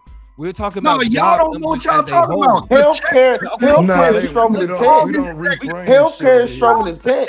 In America, and it crashed. It's not. Bro, tech is not the strongest sector of. No, it's not. Keep going with that. Just say you like tech more. We'll ride with that, man. All sectors. That's your favorite sector. The trucking industry is bigger than the tech industry. You like tech jobs, okay? The trucking industry is bigger than tech. Healthcare is bigger than tech. We get it, bro. Military is bigger than tech. No problem. Tech is not the biggest industry. Where'd you get that from? That's what he likes. That's what he likes. Ain't gonna work on him. That's what he likes. He likes tech. Did you read? Don't rain on his parade. Did you read Tallarico's policies and what he planned on implementing? I do not fuck with Tallarico, and I did, yes. But hold on, real quick. So information and technology is at 39%. Someone said it was bigger than the health sector. The health sector is at 27%. Shut the fuck up talking to you. Nigga, you just made them numbers up. Shut the fuck up. Make the numbers up. I'm looking at the chart. Nigga. Show me the chart. I'm looking at the chart on my phone, nigga. Share it, nigga. Okay, then you just talking. Sure. Y'all don't know what the fuck y'all talking about, man. You don't either, nigga. You just threw up 27 No, you don't know what nigga. you're talking about, bro. You don't. You don't, nigga. If you really think continue to drive if you think information, you added IT. You talking about IT, information and tech. You think information and tech is what's compared with crazy, nigga. 2022. This was during the Biden administration. What are you talking about? So shit, what you doing over here though? What you doing over here though? What does that mean? This nigga. Well, I mean, I'm just saying, you know, when niggas be sneak dissing and shit, they hide behind it. Sneak dissing what, nigga? The sneak dissing our league, bitch. What you doing here? Who sneak diss your league, nigga? Shut your bitch ass up, nigga. You. Goofy ass. I've been having a conversation this whole time. You come here mad because I beat you. Ain't mad because I beat you. Here. You mad because you want me gone? You want me off of here? Yes, get the fuck on. Yeah, this nigga a crybaby, nigga. You lost and now you mad, nigga. Shut your bitch ass up. No, I'm not mad at you, bro. They gave it to you. They gave it to you in your space. But I need you to understand. I need you to keep that energy. You lost. When I left. Cool. You lost. Because you cried like a little bitch, nigga. You cried when you lost. I don't cry when I lose, nigga. Fuck is you talking about? You cried like a bitch when you lost and showed your panties. That's what happened. We just gonna get him out of here right quick. Right. Nah, nigga, I ain't going nowhere, nigga. I was cool until you came in here with your bullshit, scary ass nigga. You lost. Nigga, what you do, nigga? This is my first time meeting you, nigga. What you do? He lost the debate to me. Now he on this bitch crying. You lost. I'm gonna show you in a second. Yeah, you lost. I gotta get him the fuck off of here first since he won't shut the fuck up. Man, you shut the fuck up. Nigga, you came at me, nigga. What you talking about? We having a conversation. And now I'm gonna come at you with you absent. Now when I come at you, you won't be here to respond. Yeah. That's what you got. That's what these grown men do. I gotta get you out of here. I can't stand you because you beat my ass, Lucifer. You whooped me, Lucifer. You lost. It's over with. You lost. You cried after you Your lost. name is Lucifer? You cried, nigga. I don't feel like arguing with fuck niggas, bro. Yeah, nigga, you lost, nigga. Yeah, my name Lucifer, the light girl. Daddy, Pastor. Nigga, I can't fuck with a nigga named Lucifer. That's cool. Nigga, Don't fuck the me. devil, They asked me to do it. That's crazy, nigga. Please, bro, please. Nah, ain't no please, nothing, nigga. You lost, and now you mad, bro. You still mad behind that loss? You mad because I beat your ass on Marcus Garvey, nigga? Yeah, I whooped that ass on Marcus Garvey. You lost. You didn't win the judgment. Now you mad. You just fucking mad, nigga. Get over that shit, nigga. Grow the fuck. It dropped. All right, bitch. So now, this motherfucker is part of a debate league where you got to wait 2 fucking weeks for the goddamn results. When I finally got the results of the fucking debate with this bitch ass nigga, I said, nah, I don't want to affiliate with y'all. On my way out the door, the fuck niggas start talking. And guess who they start talking about? Guess what league they start running their mouth about? So, bitch, don't come over here now. Don't come over here now. I told y'all I'll never come to y'all space and debate again. They literally gave you a debate and told you were able to reframe Jim Crow. Cool. Where I'm from, we don't get to reframe Jim Crow in debates. If you get to make up your own version of Jim Crow, they're gonna give it to you. Cool, you won, my nigga. But don't come over here after talking all that shit. Stay your bitch ass over there, nigga. The fuck? Calling us a fake debate league and all this other shit. Nah, nigga, stay your bitch ass over there with the real debate league that nobody fucking watches, nigga. The fuck? And if you're going to quote me, that's the reason I came up here. If you're going to quote something I said in the chat, you better quote it correctly. I didn't say I vote for black candidates just because they're black. What I said is I have a problem when we're talking about third party with voting for white candidates over black candidates that are not sellouts. And what I meant by that, and I clarified it, is black candidates who don't have the right policies. But for when I'm listening with you just want some we won boss bullshit. You ain't on no policy stuff. You haven't named one policy, and the ones that you did name contradict each other. In one breath, you're talking about tech jobs and the market crashing, and in the other breath, you're talking about getting overtime tax deduction. So which is it? Are you a high earner, or do you benefit from getting to write off something when you get overtime? So you don't know what the fuck you talking about. You clearly are white adjacent with your voting block. Just admit it. Anybody that comes up here and say Jasmine Crockett lost because she's ghetto is voting based off of race. And that's all it is. So don't be misquoting me. That's the only reason I came up here. And if you was talking shit about the debate league, fuck you. That's probably the ones we was talking about the other day. Fuck you. Yeah, they from that other little space. Like I said, I went over their space. I was debated over there and shit. But when I said I'm cool, this is a weird judging system. I'm not waiting 2 weeks for a judgment. So you can now talk shit after a nigga waited 2 weeks for a goddamn judge debate. You got it, fam. If it take 2 weeks to judge a debate, y'all can have the shit. I don't want to be part of it. And he started talking about our system over here. So you know what I'm saying? That's the issue.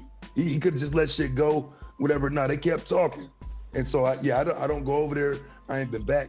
But then I look up and you over here, like, yeah, but you was talking shit.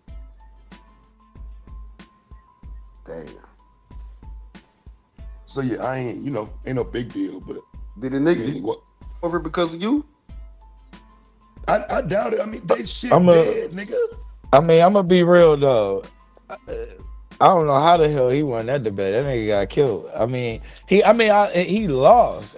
It was a good ass debate. I was shocked he was able to fight with it the way he was. Talking? Why can't I hear Blue? But that fucking you but gotta when go out and come back in, Angel. But the motherfucker said they said that he was able to reframe what Jim Crow was.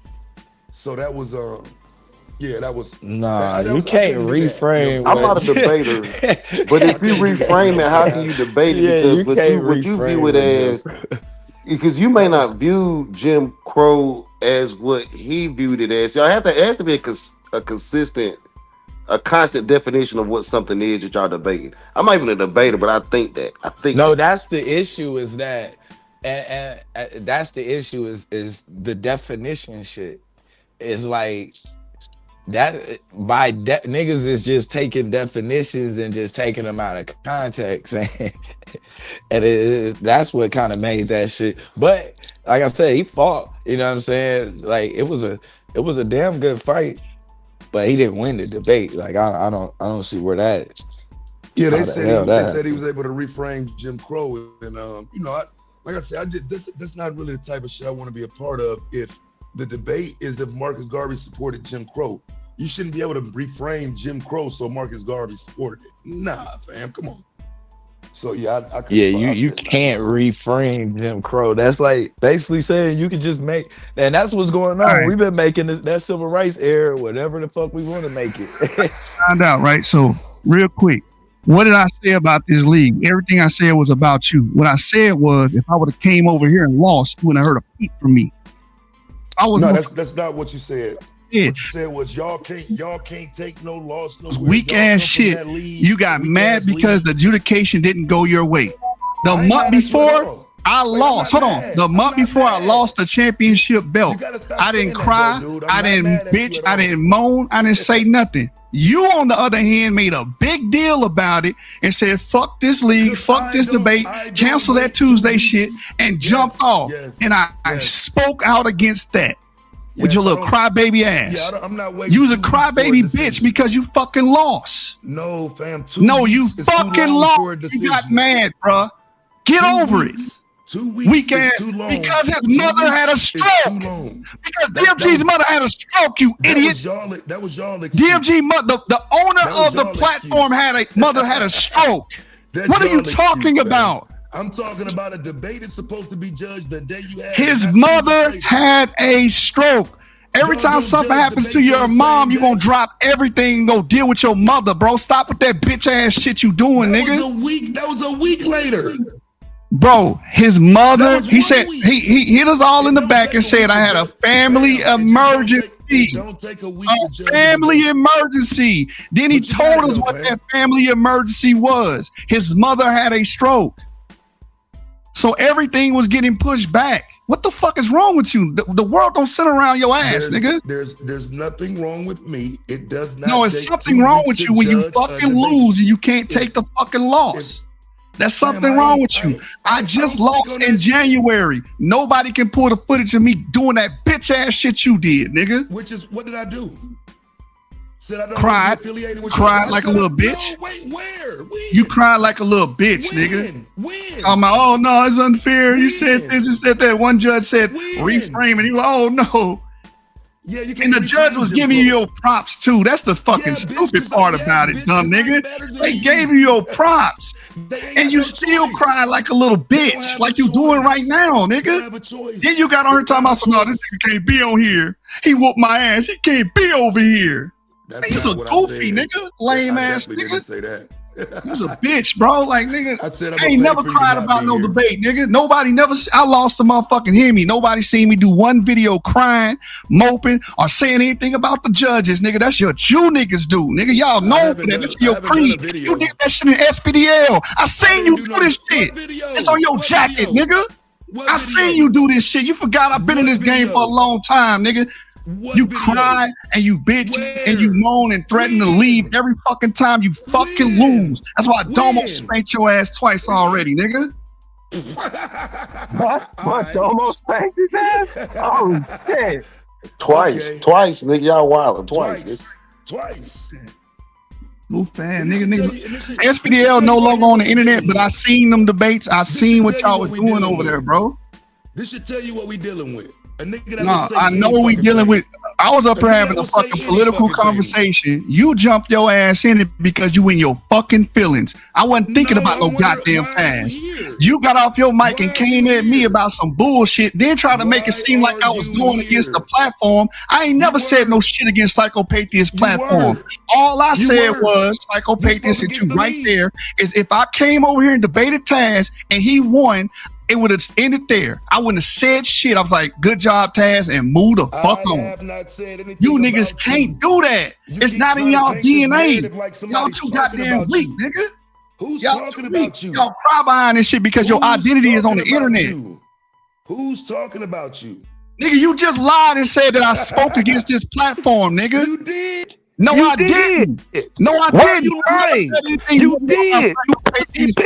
At least be able to stand on it. What I said was, if I would have took a debate over here to Taz and the adjudication did not go in my favor and they said I lost, I would have like, good job, Taz, and move on. I wouldn't have said nothing.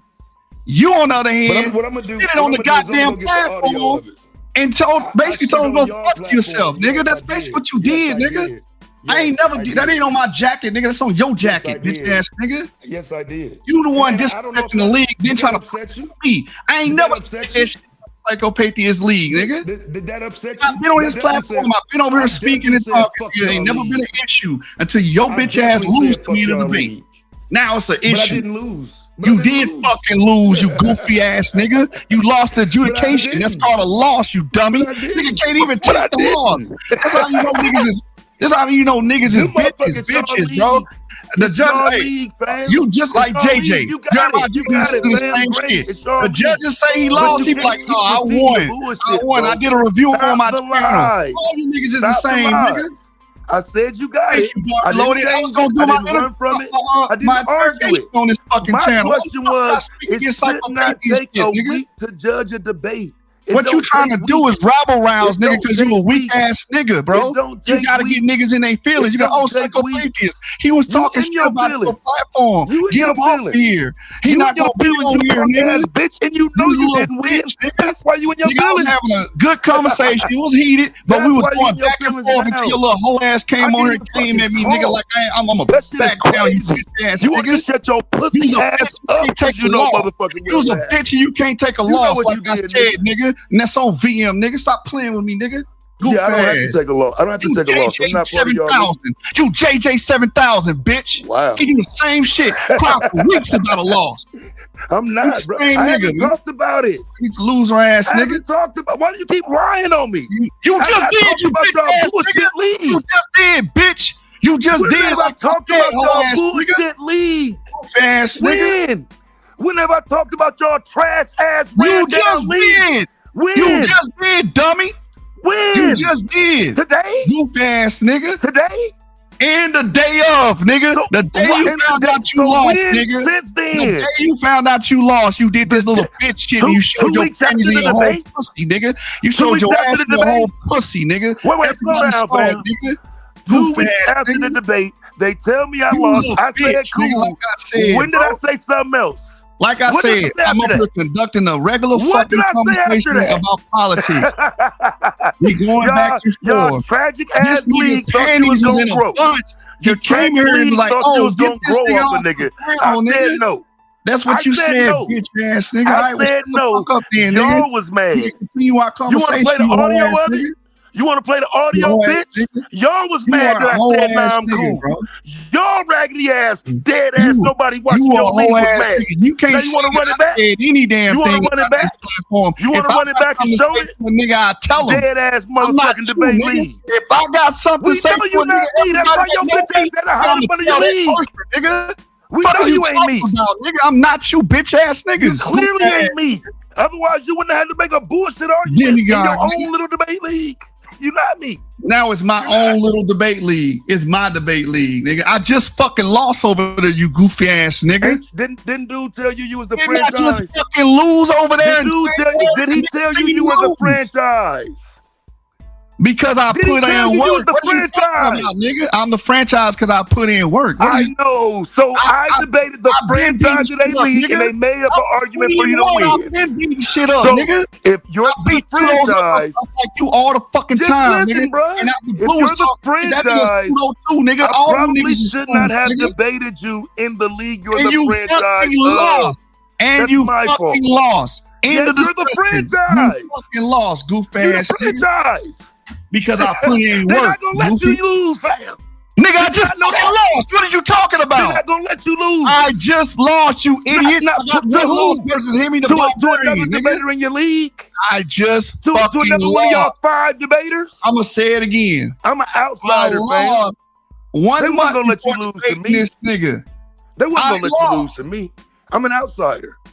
I ain't one of y'all ran down as debate league because you 6 came up niggas there in with it. them picture They pages wasn't ass gonna let slide. me win. Niggas think debates is They picture wasn't pages. gonna let me win. I came up there with actual historical fucking quotes and gave clarification and context of what I'm talking about. You are a shit debater. Came up there with picture pages. Fuck is wrong?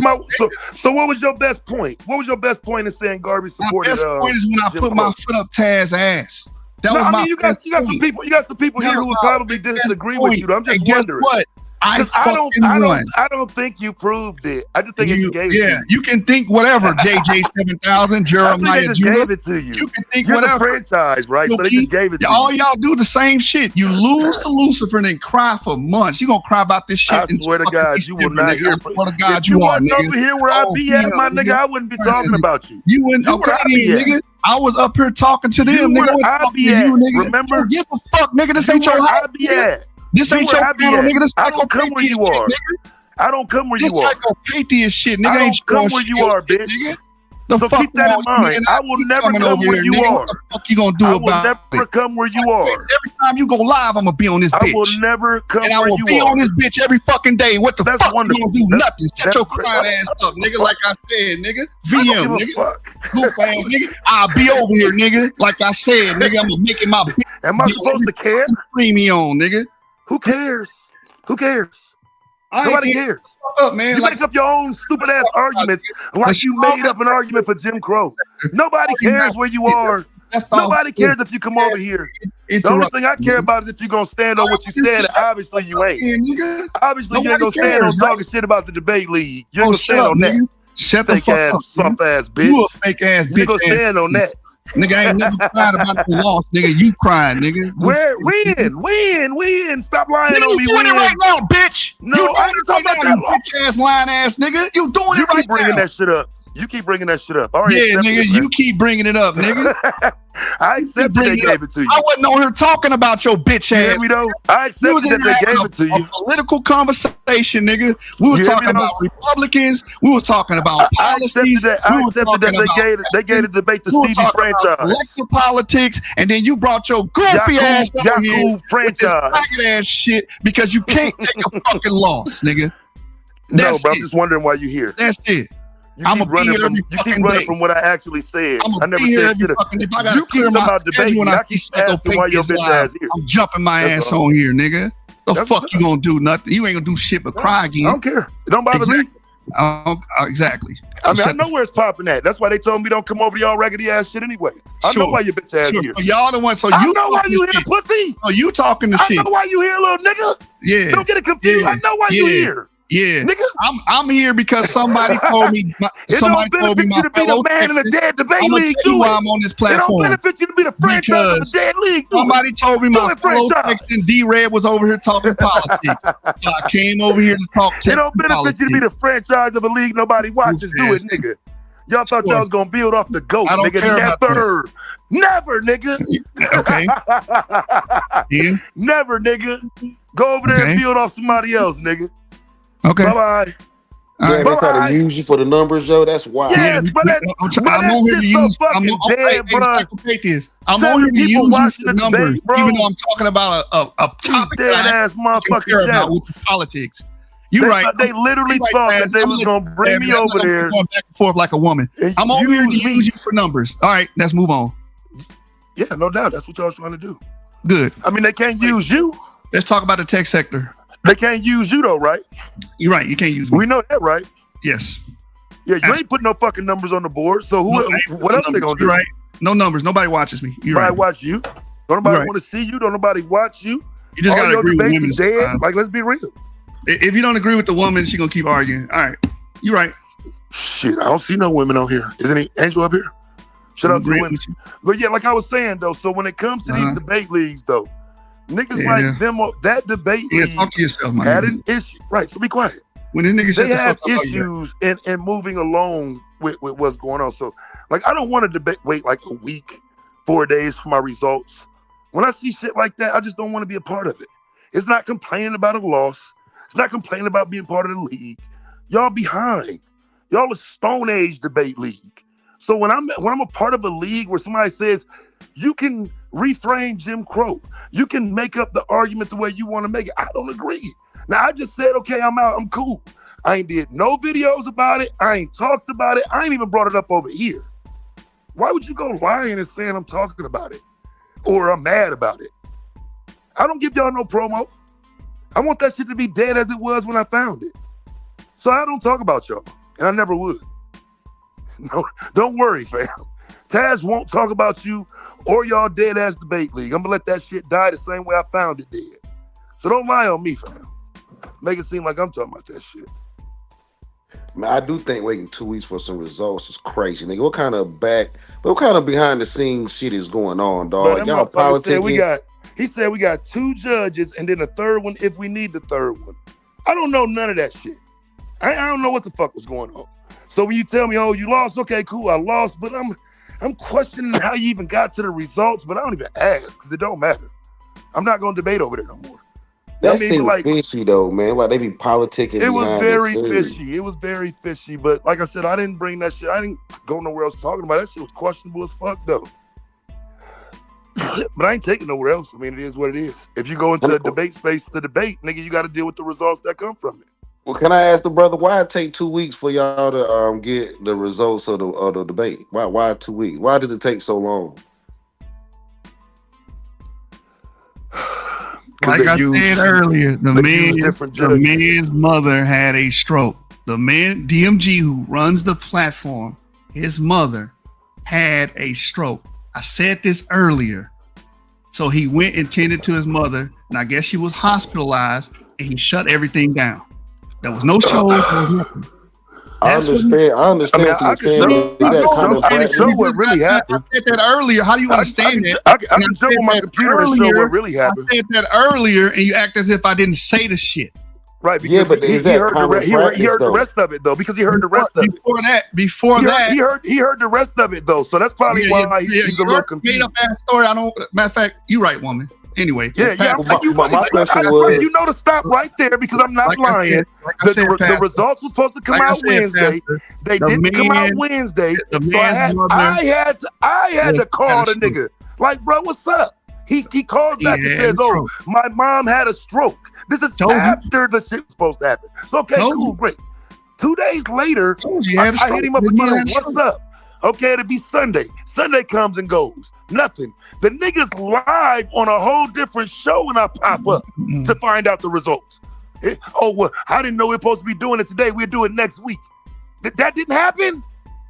Well, hey, look, like I said, you just confirmed what I just said, the original debate, the nigga wasn't there. Let's talk, nigga. You just confirmed everybody heard you say the original debate I pull up for the debate. The nigga literally ain't there.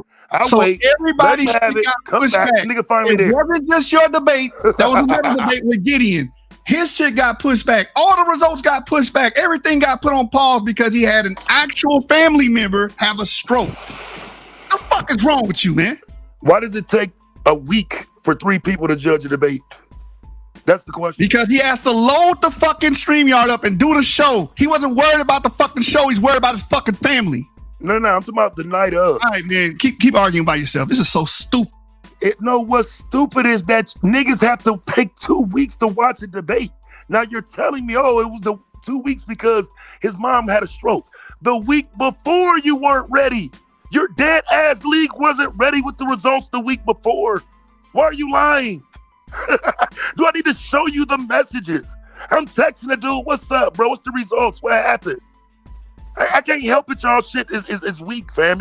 And then you want to sit here and pretend like I'm making up some shit or I'm mad. No, I'm mad I participated. I should never had a fucking debate in that shit. Because for real, a week for results is too long for me. Every debate league I've been in, you get the results the same day. So seeing that I gotta wait a week and this and that, I was cool on that. What's like? Why pretend like that's like I'm making something up? Nah, man, that's what happened. That motherfucker said we got 2 judges and then a 3rd judge if we need the 3rd judge. I don't even know who the fuck the judges were. Do you? Do you know who judged it? Right. That's some wild shit. Right. So you just wake up one day and find out you lost. No explanation or nothing. You know what I'm saying? They the write Jasmine Crockett, you go. But that's why people tell me don't debate in other leagues no more, and I get it now. That's the first time I really felt slighted. Like, damn, for real, y'all just gonna get over though? Like, all right. So yeah, that's why I said I ain't debate nowhere else no more. And for him to say, "Oh, you mad?" No, nigga, I would never say you didn't lose unless you sit here and talk shit. I mean, I didn't lose unless you talk shit. That was your league. I lost. I shouldn't have debated that. But it was bullshit.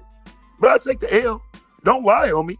Don't say, "Oh, you're going around crying." Fam, I wouldn't give you the clout. I wouldn't give you the benefit of the doubt of talking about you. So no, I just wanted to know why you were here after y'all ran your mouths and made it seem like y'all league was superior. Because what it made me feel like was y'all just wanted to get a dub over somebody relevant to help boost your dirty ass, bum ass league. That's how I felt coming out of it. So that's what I'm saying. That's what I'm saying it was. I don't feel like that that it was anything other than trying to promote y'all debate league. It wasn't about nothing else. I mean, it does help to have a larger personality or a larger YouTuber come to your channel. And then if you can talk shit or get them in a rope when they on your channel, that kind of makes you look good. Yeah, it is what it is. I ain't tripping. I said it. I'm not saying he did that. I'm not saying he did that, but if you do that's that. That's what I felt like they did. I do feel like they kind of tried to use my name and shit. It's like I say, you shouldn't have to do all that, but no, what I was saying today wasn't about the debate itself. It's just about what he was saying. If niggas from over on that side of the debate shit talking shit, I'm expecting to not be here. Like, that's all. So if you gonna be here, you gonna be here. I ain't trying to stop you from coming, but nigga, you was talking shit. Like, you was talking shit about the league I won a tournament in. Like, if you can't stand on it, you'll have to. And just show you a bitch. But nah, you was talking shit, and it should be cool. This my nigga, we was talking shit, we was in a heated moment, whatever. He can't even do that, pussy ass. And I'm definitely talking shit about y'all league, so, you know what I'm saying? I'm gonna show y'all it's done, nigga. I'm gonna stand on it. You don't have to worry about it. But I know you want to be a part of what's going on over here, so cool, welcome. Yeah, 2 weeks is crazy, yo. I mean, I know just don't lie on me. If it might not normally take them 2 weeks, but I do understand a family emergency. Hopefully it ain't normally like that. You know, that's crazy though. 2 weeks is crazy. But I mean, if you have a family emergency, that's not crazy. But if that's standard practice, yo, that's wild. I guess standard practice is 1 week or 4 days or some shit. And I guess they said that happened or whatever. But like I say, when you outside the loop and you don't know, you don't know. And so, you know, he was saying it was miscommunication and whatnot. That's what the dude who league it was saying it was miscommunication and shit. But like, bro, I'm the man in the middle. Don't nothing look like miscommunication to me if I'm debating a person you calling your franchise debater. You know what I'm saying? I don't even know who your judges was. So, you know, I'm just assuming, right, that this was all on the up and up. And so, no, I don't even talk about it though. It is what it is. Like, that's what I don't like what he said just right there. Was just that kind of got under my skin. It's like, dude, I don't be talking about that shit. I'm talking about it because you're here now, but I won't be talking about this tomorrow. I wasn't talking about it yesterday. You ain't got to worry about me. I ain't gonna give y'all no promo.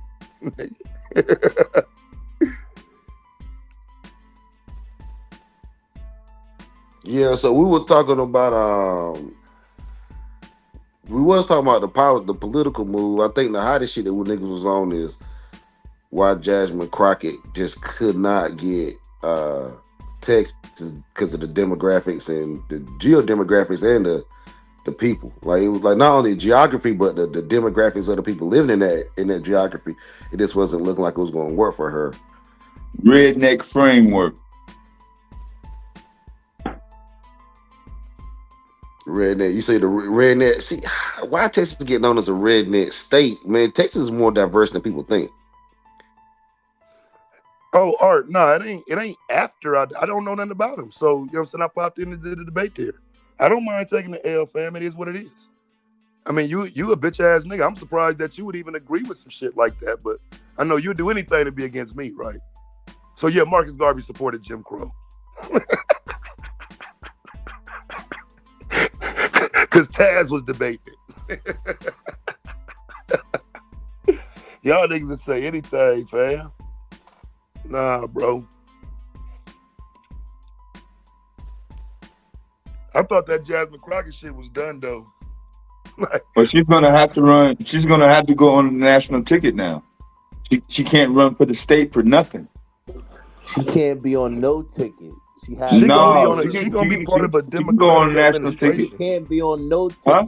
She has no congressional nothing to run on nothing. Her political career is over.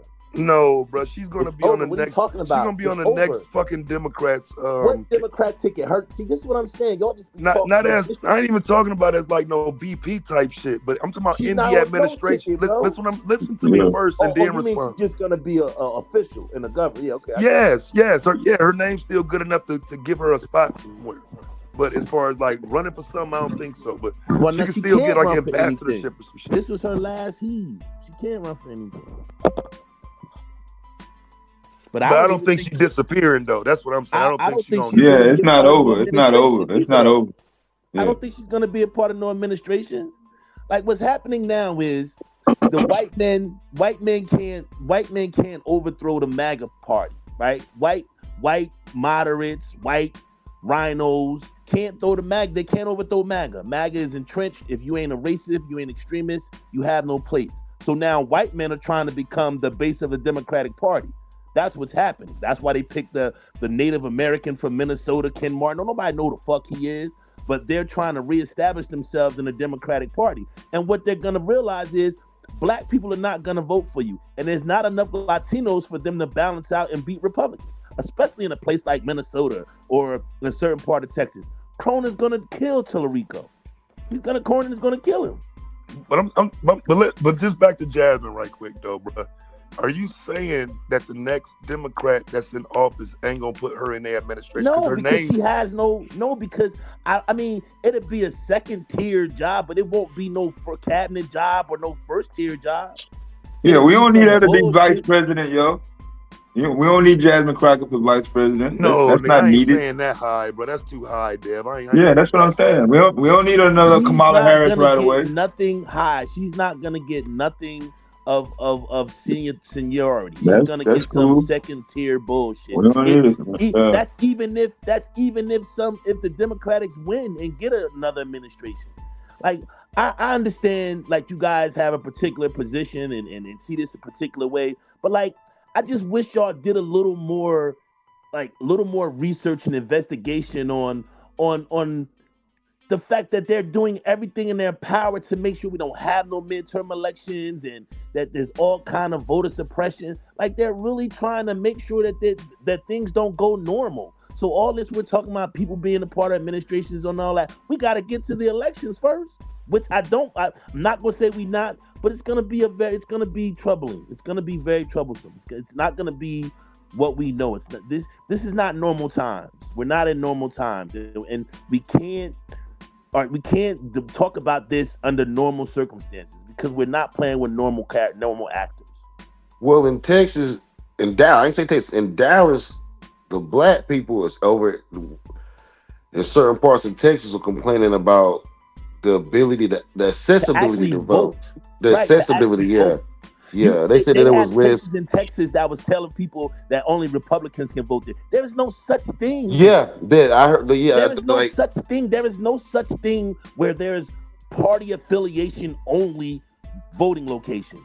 There's no Yo, a such cat thing. told me exactly that. He looked me dead square in the eyes, and he said they turned him away and made him go vote at a like a Catholic church. It was like I don't know. Yo, dude told me that, and I seen in his eye. There's He no won't such lie. thing. He won't lie. Such thing. They said it's 1 million black voters in Houston, Texas, and only 150,000 of them showed up to vote. Yeah, because they said on the Democrat side they only had two machines. On the Republican side, they had 4 machines, and he took the rationale for that is because there's more Republicans in Texas than Democrats. I don't know how they know that. But even with that rationale, the ratio of parties does not designate polling locations, bro. It does not. I know it don't, but that's the excuse they gave. During the last election, right? During the governor's election in New Jersey, right? There was up where Psycho live at, there was a lot of bomb threats. So there was bomb threats in Irvington, there was in the black locations. Now there was bomb threats here in Trenton, next door to me. There was a polling location next door to me. There was bomb threats, right? Because somebody knew that if we affect these locations, we can get the vote to turn out. So what the people were doing, instead of not voting, they were riding to the suburban districts that wasn't getting bomb threats and voting. And Mikey Sherrill tore Jack Chilarelli ass up. So they're trying everything to stop the Democratic vote through different means, and in Texas, it kind of worked. I hate to win that way, though. Even though I agree more with conservative ideology, I hate to win that way. That's not. I hate to win that way, man. Give them niggas 2 machines and we get 4. They say like that's crazy, man. They always cry about their losses, man. They always cry, man. You lost, man. You know, but I'm saying, if we got 4, give them 4. If we got 4, give them 4. So you come back talking shit again. Okay, so all right, female. Hey, female. I'm gonna go get the audio. Don't ignore you, female. I'm talking to Black Brown TV, little female. Don't make no sense. Anyway, Black Brown TV, y'all lost, bro. It's over. What are you talking about? Who lost, brother? I live in New Jersey. The Democrats. It wasn't. How the fuck did the Democrats? Why y'all talking about it? You worried about my state? Listen. You gotta argue with Taz because you ain't in my. No, I don't have to argue with him at all. That's a female. I'm talking to you. So, you can argue with that. Your daddy a female bitch ass nigga. If you're sitting here talking about, that was a female response. Your daddy a female nigga. Them bitch ass niggas you hang out with. You gotta ignore females, bro.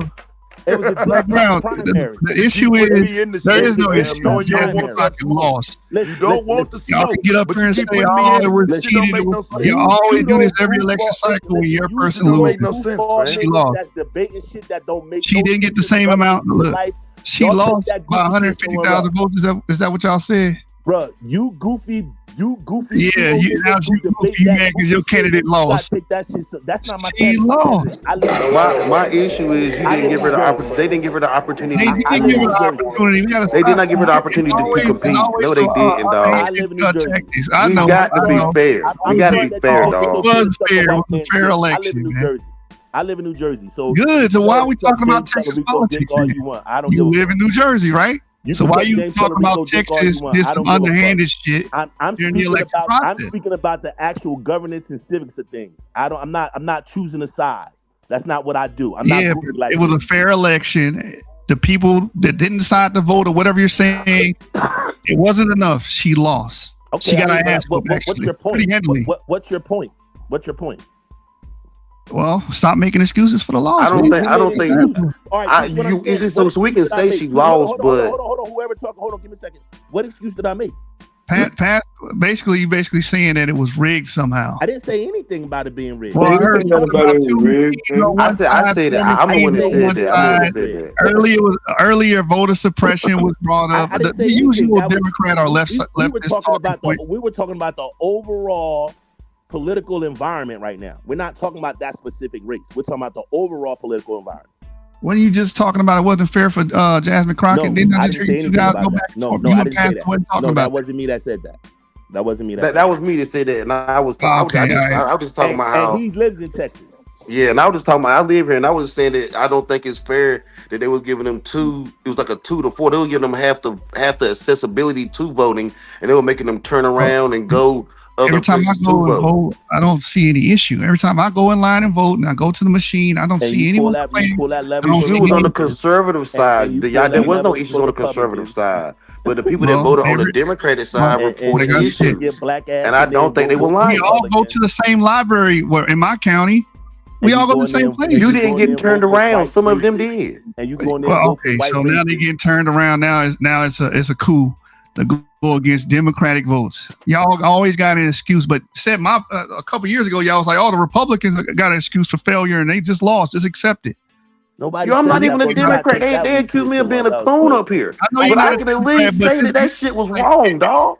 But y'all, you saying that it was rigged in a way, bro. You trying to put that out there. He's speaking on the truth. He's speaking on facts. That's not the truth. It was a fair election, bro. She lost because she wasn't a better candidate than Tallarico, according to the people. The people. She lost real simple, man. She didn't. She didn't. She did like you don't tell the truth about a rigged ballot. She didn't have a campaign manager for one. She didn't leave Dallas district. She didn't campaign throughout the state. She doesn't have a district. What are you talking about? She doesn't have a district. Like she doesn't have a district. She was running for a Senate. She was running for a Senate spot. She wasn't running for the Congress. She was running to be the Democratic nominee. She was running for the Democratic nomination. She was a member of the House of Representatives, Oh my God! She was a member of the Texas House of Representatives. D-Ray, they don't go off facts. She didn't leave her fucking district. She was under but she didn't leave. Talk to him, D-Ray. She didn't fucking campaign right. She didn't fucking campaign right. She didn't even put a fucking added Spanish to the end. She didn't even put added Spanish to the end right before the fucking election. Cooking, man. She ran a bad campaign. We have uninformed coons in our race. I would tell so all you hear is niggas talking about some shit that you wasn't there to see. Tell me what all right, when you finish talking, we know what the fuck happened out here. We know where she lost. We live here. Like that's how I be telling y'all. We live here, bro. Crazy, she didn't do a good job. She didn't even come to Houston and campaign. She didn't go to Beaumont. She didn't go to Beaumont. What black people left. She didn't go to Orange. She didn't go to none of it. Majority of black people to get most of black people out the vote. She didn't go to none of the motherfuckers. She didn't go to the Valley. She didn't go to Amarillo. She didn't go to motherfucking El Paso. She didn't go to none of that shit, bro.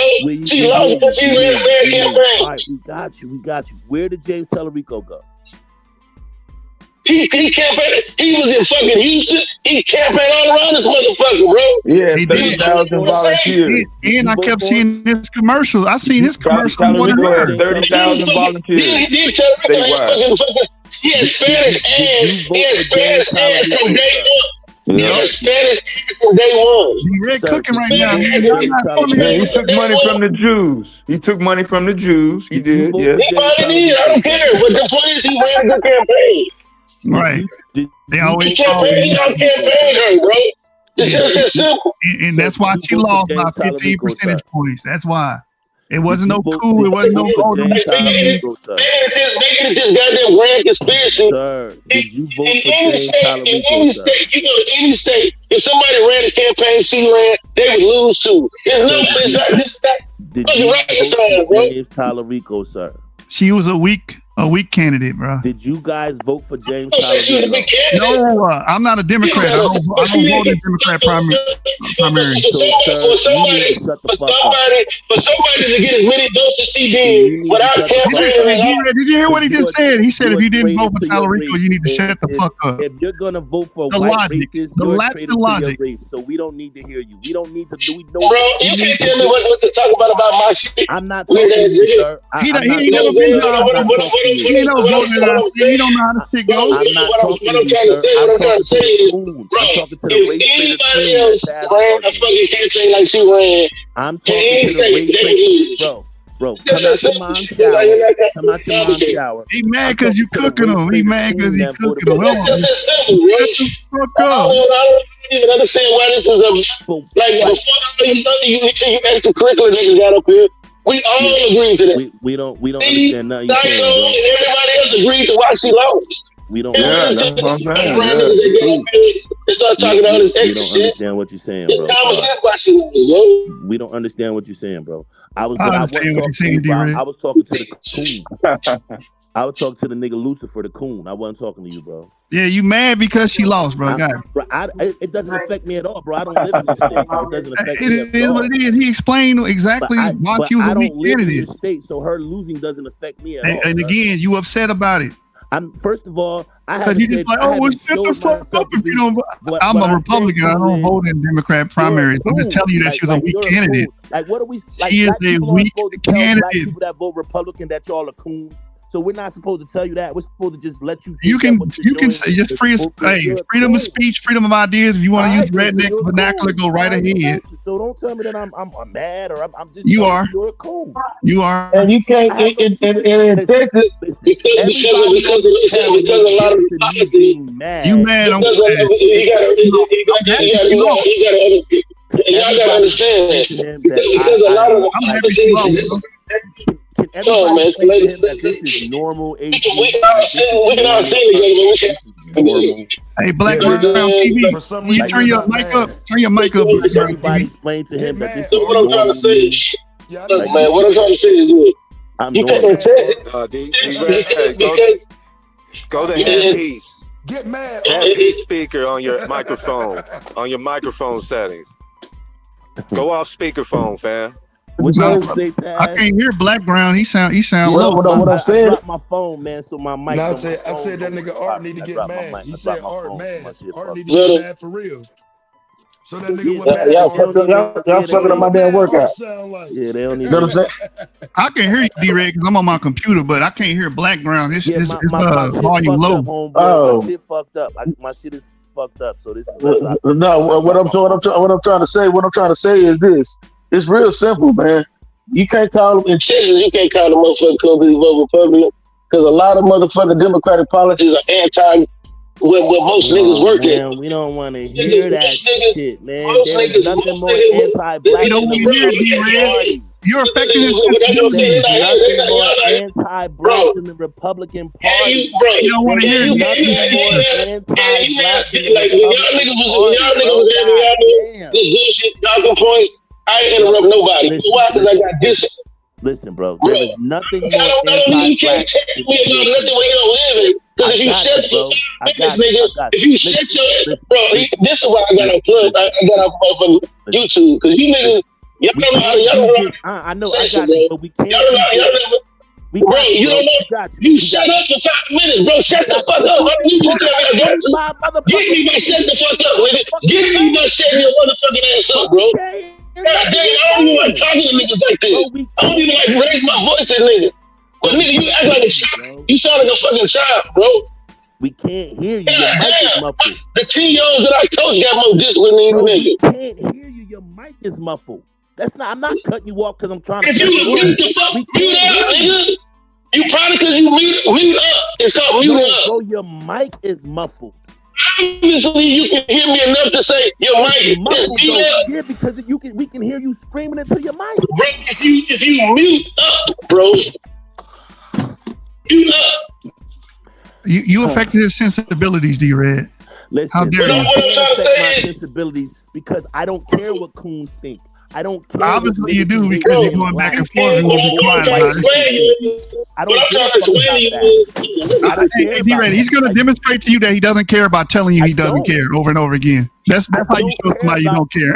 I don't care about coons. Like, I don't care about coons who go vote for white people go on. and think they did something good and then say, well, the Democrats don't look out for black people. Let it out. The Republican Party is the most the Republican Party is the most fucking hateful, racist, and all that other stuff. I've heard that my whole life. Okay, keep going. Fucking country.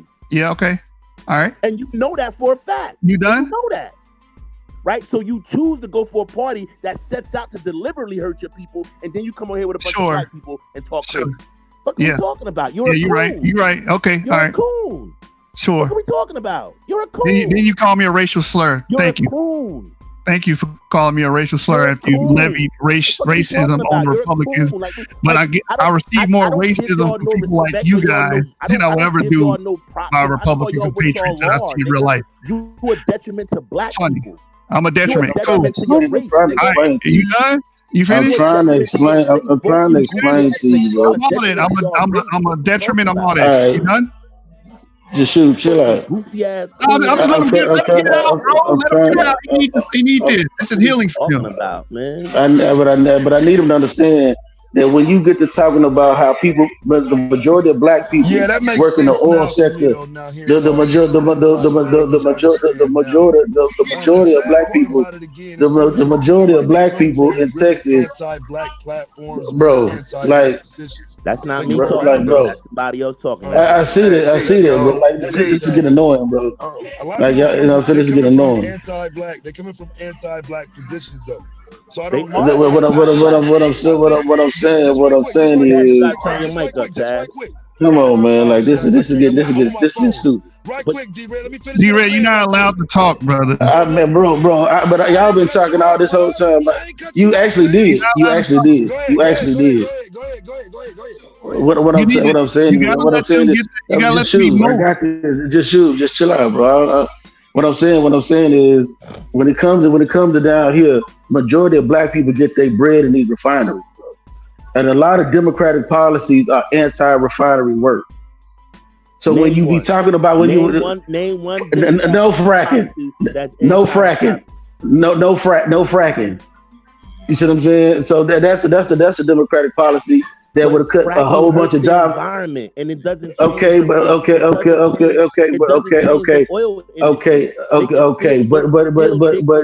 not listening. You see how you could have said this when I was done, bro. I'm saying you could have said all this. I already know the Democratic talking points. Give me more. I already know the Democratic talking points, homeboy. I already know, bro. You've been monologuing all goddamn day, bro. Like, I'm not trying to talk over you, bro. I'm not trying to do all that. I'm just trying to say what the fuck I gotta say. Then you instead of having a conversation, don't have a monologue. Bro, I don't need, but I'm trying to tell you what I live. I live this shit. Okay, what you talking about? You talking about some shit that you talking about some shit that's theoretical. I'm telling you, I live this shit. Just because those people work. All right, bro. You just want to talk. Go ahead. You just want to talk. Let them emote. Go ahead, emote, Black Brown. Like your logic for this shit is like, well, a lot of black people work for the refineries, so it benefits us to vote for the Republican Party. Yes. No, it doesn't. No, it doesn't. Okay, that's your opinion. All right, keep emoting. All right.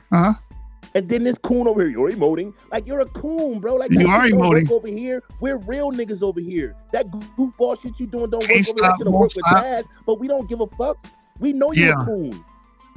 Like, what the fuck are you talking about? That shit don't work over here, bro. You're a goofy. That's goofy what you're doing. You look like a fucking clown. What are you talking about? Let it all out, brother. Take that shit to wherever dirty sector you Let me get you some Kleenex, bro. What are we talking about? Let me get you some Kleenex. I got you. Let me get you a white sheet. Let me get you some ball juggling exercises so you can go juggle the white man's balls continuously. Oh man, you got a fetish too? You got a fetish too, brother? You gonna let me know about your fetishes, brother? I thought we were talking politics. White man dick and you got a fetish, dog. Hey. Like, you suck white man dick and now want us to be like, oh, you're doing the right thing, buddy. You're doing the right thing. You really gotta let me all out. What are you talking about? Get him that white sheet, fam. What are we talking about? Cut his eyes out, leave the mouth closed. What are we talking about? Oh, this is very informative.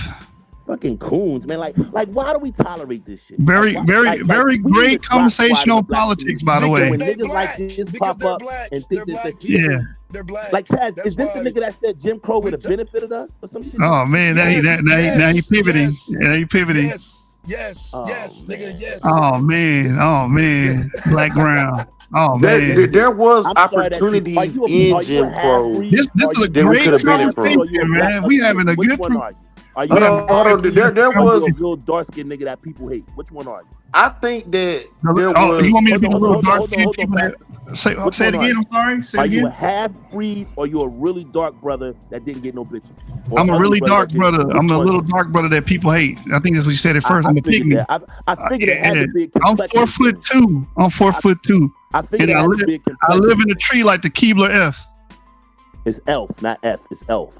I'm from the South. It doesn't. What the fuck does that mean? Hold on. So could there have been some opportunities? Could there have been some opportunities in the Jim Crow South for black people to come together and create? Bro. This is his form of conversation and dialogue. Like, you gotta meet him where he at. Listen, bro. Listen. You can talk all that goofball shit you talking. Listen, you are identified as a coon henceforth, my brother. Yeah. Henceforth. Okay. Cool. Like that shit, like you can play that shit in the black conservative sectors. That shit don't work over here. You're a coon. You're a detriment to black people. You hate being black. So you vote for a party that seeks out to harm black people intentionally. That's how you feel? The 2025 report from Texas Southern University challenged the idea that these plans bring prosperity to the immediate neighborhood. It found that while the states get richer, the fence line residents who are predominantly black often experience higher unemployment and poverty rates than the state average because the high-paying jobs often go to commuters from other areas. Is that true? Niggas don't get no. Yeah, you know, it's kind of different. It was the oil industry. You know, niggas pull data and shit, but you know what I'm saying? That, you know, niggas don't pull that data. So because there are a lot of travelers from all around the world working in Texas. That's a fact, because our economy. I'm not going to say what he just said or read is wrong. I'm not going to say what he read is wrong. Our red speech economy is very powerful. It's very strong. Both Fort Hood and Fort Bliss. It ain't a lot of niggas down there. It ain't a I don't lot know of what he's niggas talking about. down there. What are you talking about? In cities like Port Arthur and Beaumont, where black residents make up the largest demographic, toxic emissions from facilities supported by the fracking boom ranks the 99th percentile nationwide. Yeah. Again, 99th percentile. Yeah. But what is so what That's is true. there to be? Because like this, Our diverse communities are killing it.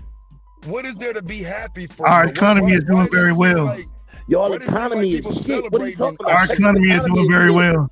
Texas economy is shit. Texas economy is doing very well. Texas economy is shit. This is how you converse. This is how you conversate, right? Texas economy is shit, my brother. This is how you converse. I'm sorry. This is how you converse. You make a claim and act as if your claim reflects reality. Put on a white voice and but newsflash, your claims that you do understand that you just not you saying something doesn't. Do you want me to put on a white voice and pretend like Black Brown? You do understand just by you just yelling stuff out and saying random stuff does not make it that true. That wasn't me that said that. I know that's how it works. I know that's how it works in your mind, but that just doesn't reflect reality. Economy. Like listen, our economy is doing good. Economy is not doing good.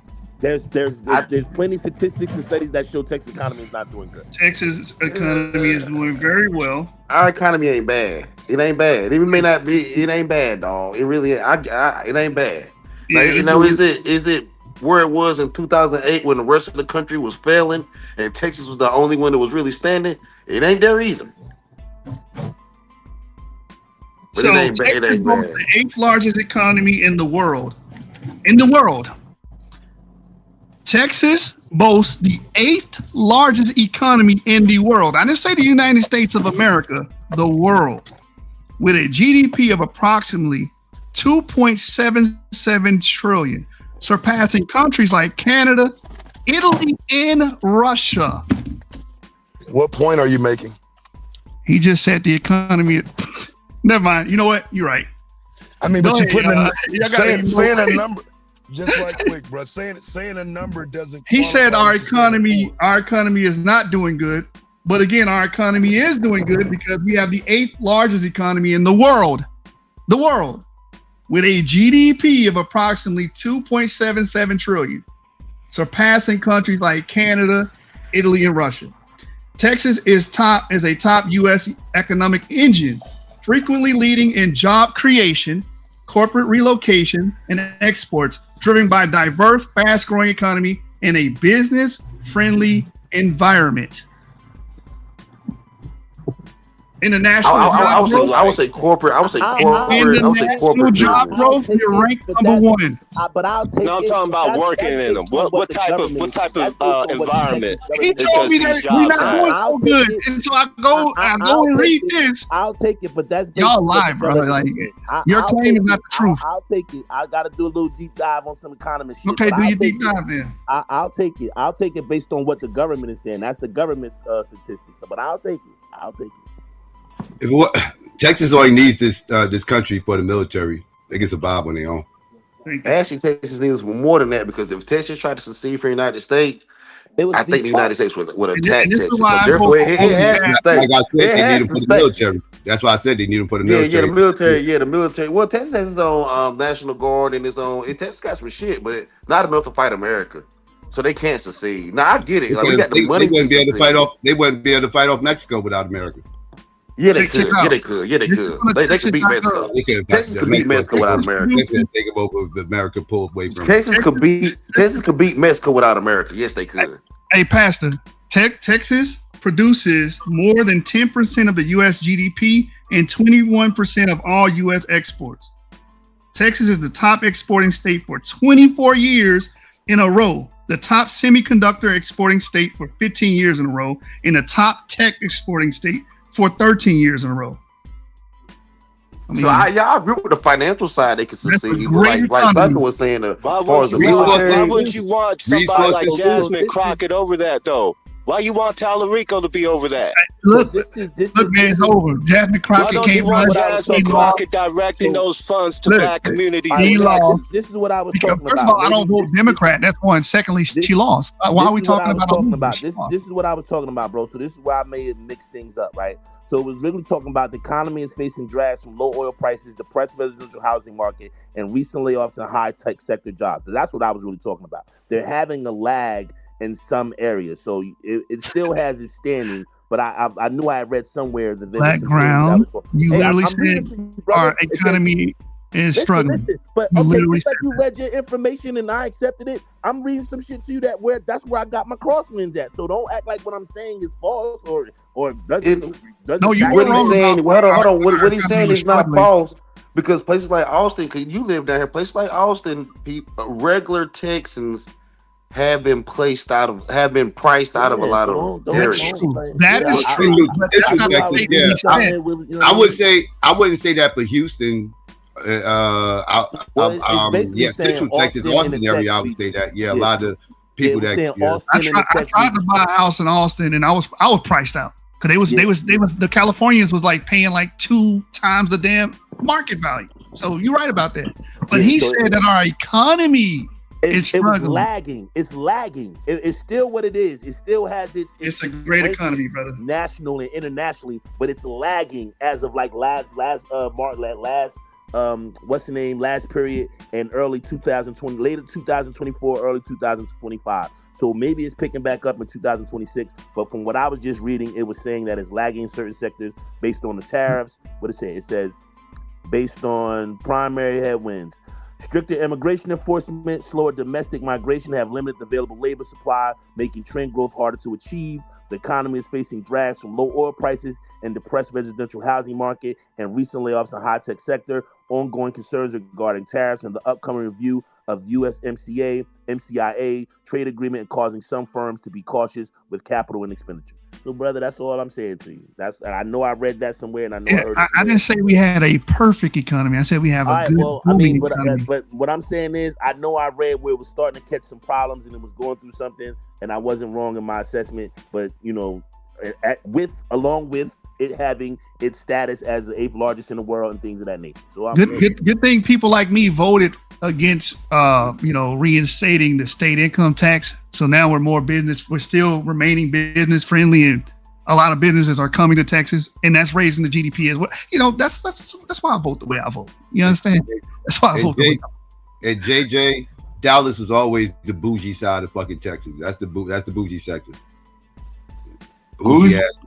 Yes. That's the bougie side. Now, Houston was the hood. Dallas is the bougie motherfucking sector. And, Central Texas, that's like the college town, liberal, progressive sector or whatever. West Texas, that's no man's land. Permian Basin, where we get all our oil and shit. Wow.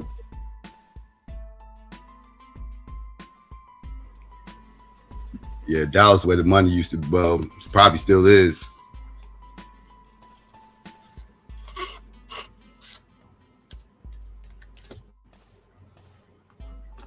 Yeah, it's a lot of money in Dallas. Yeah. Look at all them goddamn highways.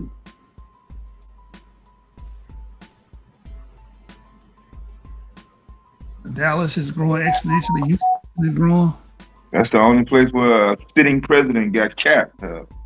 Somebody said Dallas is hood too, but it depends on where you're at. See, that's the thing about Dallas. But I think every city got like, you can go downtown and it look nice, and then if you drive 2 blocks over, Oak Cliff right there, the hood right there. You know what I'm saying? Homeless people walking. Like, I think every city. Hood. Yeah, you got hood there, yeah, but it's still like, you know, that area right there, like that's North Texas, like that's where like most of the money is at and everything else. Like most of the money comes flowing through there. What, old money? Yeah, that oil money and shit like that. I'm still trying to see where the bougie part is, because most of the schools are central and Oak Cliff. south. Isn't Oak Cliff bougie? Isn't like that's the whatever they call that shit? Not the. I don't know. Maybe I go at the wrong time. I just don't see it. Oak Cliff. What's the little suburbs I saw all the black people live at? Arlington. Not Arlington. Start with another letter. One start with an N, one start with a. On the other side of the hill. I know what you're talking about. I forgot. Odessa? Not Grand Prairie. Is it Odessa? Oh, you talking about far out? Yeah. I can't remember all them motherfuckers. Cause shit, I know a couple motherfuckers that moved to Houston and Dallas, and they doing amazing. Bitch, they done left Jersey, and they out there doing amazing. Yeah, but I don't see bougie though. Them motherfuckers got locks on the goddamn socks in Walmart. You got to wait on somebody to come get them out. That's not bougie to me. If I gotta sit here in Walmart and wait on you like I'm buying a goddamn Rolex, bitch, I'm getting socks. Psycho, I'm just saying that ain't bougie to me, bro. Yeah, I ain't going to maybe that another part of town, maybe downtown. Yeah, I don't know. Maybe some on the restaurant side. You got it's areas outside. Well, you I'll give you that too. Yeah, I'll give you that. I was talking about like the area per se. Yeah, I mean it's hood parts of the town. I mean, you know, like it's a city, so you know. Yeah, I definitely been there. I definitely been to the hood part. I know where that part is at. Yeah. Mm-hmm. Okay, Shalom. The Republican brothers that came and ran up on the platform, man. That's what's up. Nothing and just show that they're Republicans. Well, it's good. It's good. All right, let me say this real quick. All right, it's good. It's good for them to be over here, so that now, all right, you got somebody. When y'all talk politics, we can see both spectrums of the equation. It's not both spectrums. It's not both spectrums. They're doing it, and they're doing it at a detriment of themselves. They don't give a fuck about the black race. They care about themselves. So that's not a different perspective. How are we doing it at a detriment of ourselves if we're doing it? No, I said no. Care about ourselves. I said you're doing it at the detriment of black people. If we tell you that we vote for oil refineries, and it's usually Republican politicians that support that because they don't want and the Democrats telling us, the Democrats telling us we need to get away from the oil and gas industry when we provide 40% of the nation oil and gas. Again, we're voting for that reason. You create phantoms in your head and say, "Oh, they're voting because they voting Republican because they hate black people." That's your made up mumbo in your head. We're telling you why we vote Republican. I got you. You can run that on him. But what I'm saying to you is that's literally why I vote Republican. You vote Republican because you think that what they're doing is beneficial to you. But all it is. Let me finish, please. All they're doing is rolling back all the what's names that would keep the environment good. That would keep things safe. All they're doing is rolling back the regulations. I gave y'all physical, tangible things that y'all can look up. Let me finish. If you don't agree with it, you don't agree with it. But it's the truth. They're not voting for those things so you can get jobs. They're voting for those things so that they can roll back the regulations and fuck the environment up and do whatever they want to do to extract these resources from the ground. I vote for less regulations. I vote for less regulations because I want to be able to renew my contract license without going over a bunch through a bunch of red tape. Do you hear what I just said? To extract the shit, I'm a state contractor. So I don't want a bunch of regulations preventing me from doing something as simple as renewing my goddamn contract license or going and grab a permit. I'm going to vote for that. Bro, the regulations we're not voting. Listen, the regulations don't really listen to yourself, bro. Hold on, bro. If they fuck with your contracts, right? How they fucking with your contracts? What are they telling you that your contracts can't be expedited? I'm lost. No, what they would do is make the process even longer by over-regulating it. But what are they over-regulating? Make you go through a bunch of red tape. What red tape as far as safety measures? What red tape? Not safety measures, but more bureaucracy. Said you got to go through this. What bureaucracy? That's a general. When I even applied for my state contractor's license, hold on, I'm a tradesman, right? I do HVAC. When I applied, it took me damn near 7 to 8 months to get my shit cleared because I had to go through so many channels to get cleared. But what channel? I mean, but you have to. I need my license right in and now so I can go get these goddamn contracts and do this work so I can feed my family. Bro, what do you mean? So I want less regulation because the government is slow. So Democrats put. I'm just telling you why I voted for that. All right, let me ask you a question. All right, let me ask you this question. All right, so Democrats run the House in Texas. They make the laws in Texas. Y'all have a Republican governor. I'm sure y'all Senate and y'all Congress. No, we have Republicans and Democrats that run both chambers of the state house, right? Yes. So and the school board as well. Right. So if that's the case, they're not the ones that's putting that. The Democrats are not the ones. Yes, they are. They're pushing forward. Bro. We get to see their propositions when they run for elected office. We see what they're saying they're going to do. If they don't have enough. Yes, they do, bro. In the cities, they do. You don't know. In the cities, they do. But the problem with it is y'all both are right. Because in the cities, they do. Because hold on, Pastor. Hold on, real quick. So when I work in the Heights, and that's controlled by a Democratic majority, I got to go by their rules and their regulations. You're talking about local laws now. I vote in my local elections. So I'm saying, so you're not talking about state regulations. You're talking about county regulations. I'm talking about local, state, everything that has to do with Texas. But if the state, listen. If the state has specific legislation, right? Their rules cannot be overturned by Democrats. Right now, if a Democrat runs the local shit, and you have to go through the channels with their local shit, that's different from state regulation. Yeah, state regulation. We do get a lot of pushback from Democrats. We do. What are you talking about? Get pushback, but that's right. And it stalls everything out. That's why it takes years for it to change. Let's be straight up, right? Let's have a real. I've been straight up all day. Let's have a real civics conversation. Pushback and actual legislation is two different things. Shit. What do you mean? Texas Republicans don't typically hate. They don't. He can't get away with that now. Swarthy done patted him on his back and shit, talked all that shit. If pushing back on a legislation does not mean that they changed it. Does not mean that they implemented anything different. If they actually just push back on the lax regulations. That's what I'm saying. Texas Republicans don't technically hate regulations because with regulations, you're able to pretty much control the market to a certain extent. So they don't really hate regulations. They just don't like it when it gets in their way. They don't want over-regulation. It's not regulation in general. Y'all do this shit with the immigrants. Y'all was like, oh, y'all against immigrants. No, we're against undocumented illegal immigrants. Don't change the subject. Let's stick with I'm giving the example that y'all do this. It's not just regulation. It's over-regulation. I understand that, but what that's what we disagree with. So I vote for the candidate. But what I'm trying to understand is who is in charge of creating the legislations that mandate the state legislature. The state legislature is ran by the Republicans in the state of Texas. So any red tape or bureaucracy that you go through is based on Republican legislation. I need to go to the city to get a permit. You don't listen. I asked you several times, was it a city thing or a state thing? Yeah, I said that to be clear. I even mentioned if I work in the Heights, I got to go by their rules. I understand. You're not listening to me. I understand that, but the county regulations don't supersede the state regulations. So if you're getting state contracts, it's not ran by county people, bro. I didn't say state contract. When I go work But down, he's not always. It's not gonna always be. Did he not say that he's trying to get It's not gonna always be. It's not gonna always be state. It's gonna sometimes be city. It's gonna be local. It's gonna be local. It's gonna be both.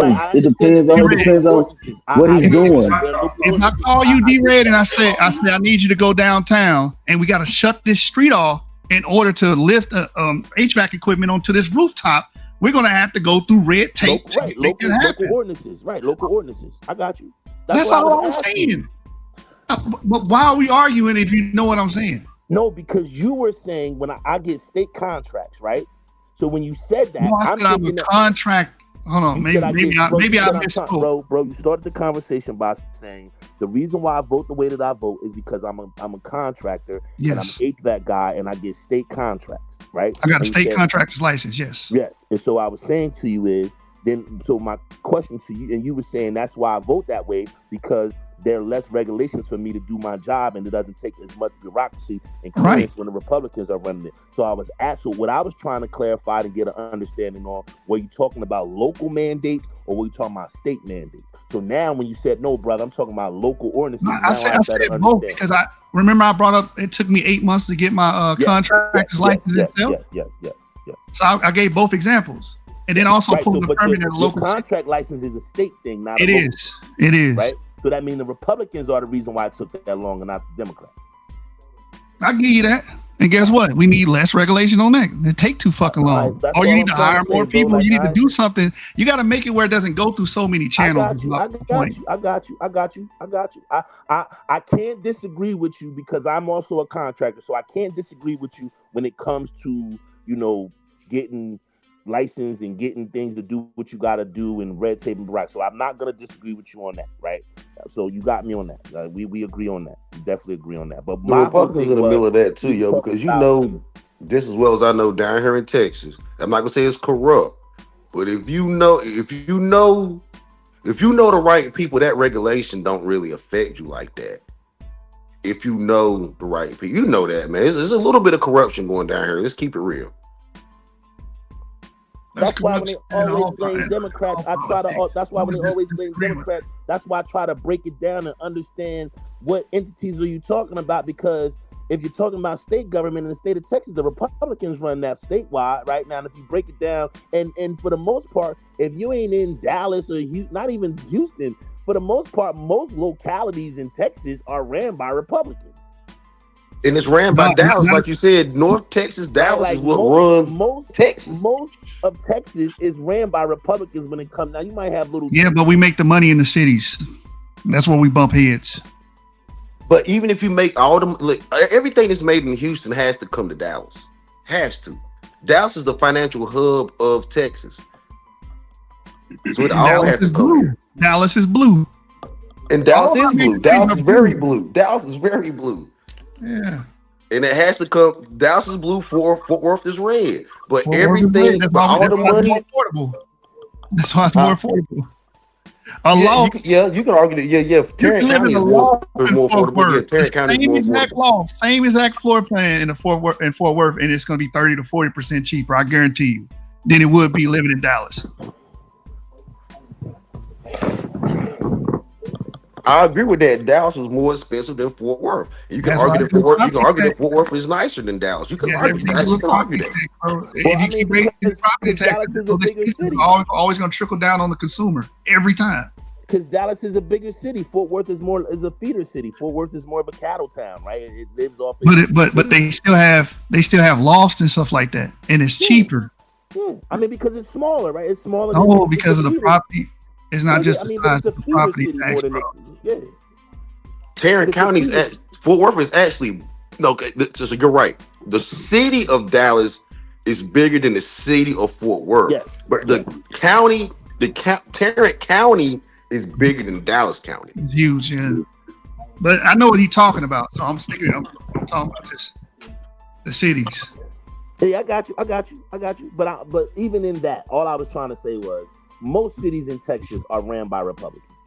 Like Texas is gonna be purple more than it's gonna be blue. Everybody keeps saying it's gonna be blue. I don't think it's gonna be blue. I think it's gonna be purple, right? Because you have the vast West Texas, you have the South part of Texas, which is still gonna be oil dominated, Gulf dominated, right? Then you have Houston, right? You don't really have that triad. Houston, Dallas, Austin, right? San Antonio, whatever that is, military town. So it's gonna have, on the low. There's a lot of people in the military. I'm a military guy. Yeah, San Antonio red. Dallas and Austin are blue. Yeah, San Antonio, those Mexicans even vote red down in San Antonio. Yeah, San Antonio red. For even like you said, the Mexicans hard red. But Austin and Dallas is blue, but see, Dallas is weird because Dallas City is blue, but everything north, Austin, bro. Everything north of that, Austin's a horrible city. But my dad everything was in north, Georgetown, man. What you talking about? Austin is beautiful. I heard Austin is beautiful. Austin cool, man. Don't listen to me, man. Austin cool. I heard Austin is beautiful. It's not the prettiest city. It's not the prettiest city. If he had the right kind of paper, he would never come back. It ain't majority blue. Yes, it is. Blue. Yes, it is. Austin blue. Yes, it blue. is. It's a Yeah, college Austin town. blue. It's blue. Austin blue. That's a college town. Yeah, I should blew them up, but yeah. Yeah, Austin. Yeah, it's blue. Now, are they more like blue dogs in Austin, like conservative Democrats? No, they flip. Blue dog. It's only as one. Soon as you get dog outside left. the city limits, it's back hillbilly red. It's only one. They don't even have a suburb. You And can't even go to Georgetown. What's the other one? I would argue Round Rock and Georgetown, and that's still blue. I would say. Yeah, Georgetown, Round Rock, Pflugerville, still blue. Hey, what were you about to say, Austin? What were you about to say, Black, about the only blue dog city in Texas is what? No, I wasn't saying in Texas. I was saying the only blue dog Democrat you really have, you don't even really have no blue dog regions anymore. It's Fetterman from Pennsylvania. You don't even have. That's not even a thing anymore. Him and maybe before Katrina, maybe you had a case. Yeah, you had not even that. I mean, blue dog Democrats have been gone since the early '90s. Yeah. You Jesse haven't. Jackson crowd. That's gone. That's gone. I think we need to bring that back. I think we need to bring back blue dog. We not in them times no more though. We need to be. We need to be because then we have to get back to a middle. But we not in them times though. They're not gonna work. We got to find a middle right now. ground. You're gonna be fucked up. In fact, you're gonna have charges and be in court trying to bring them motherfucking days back.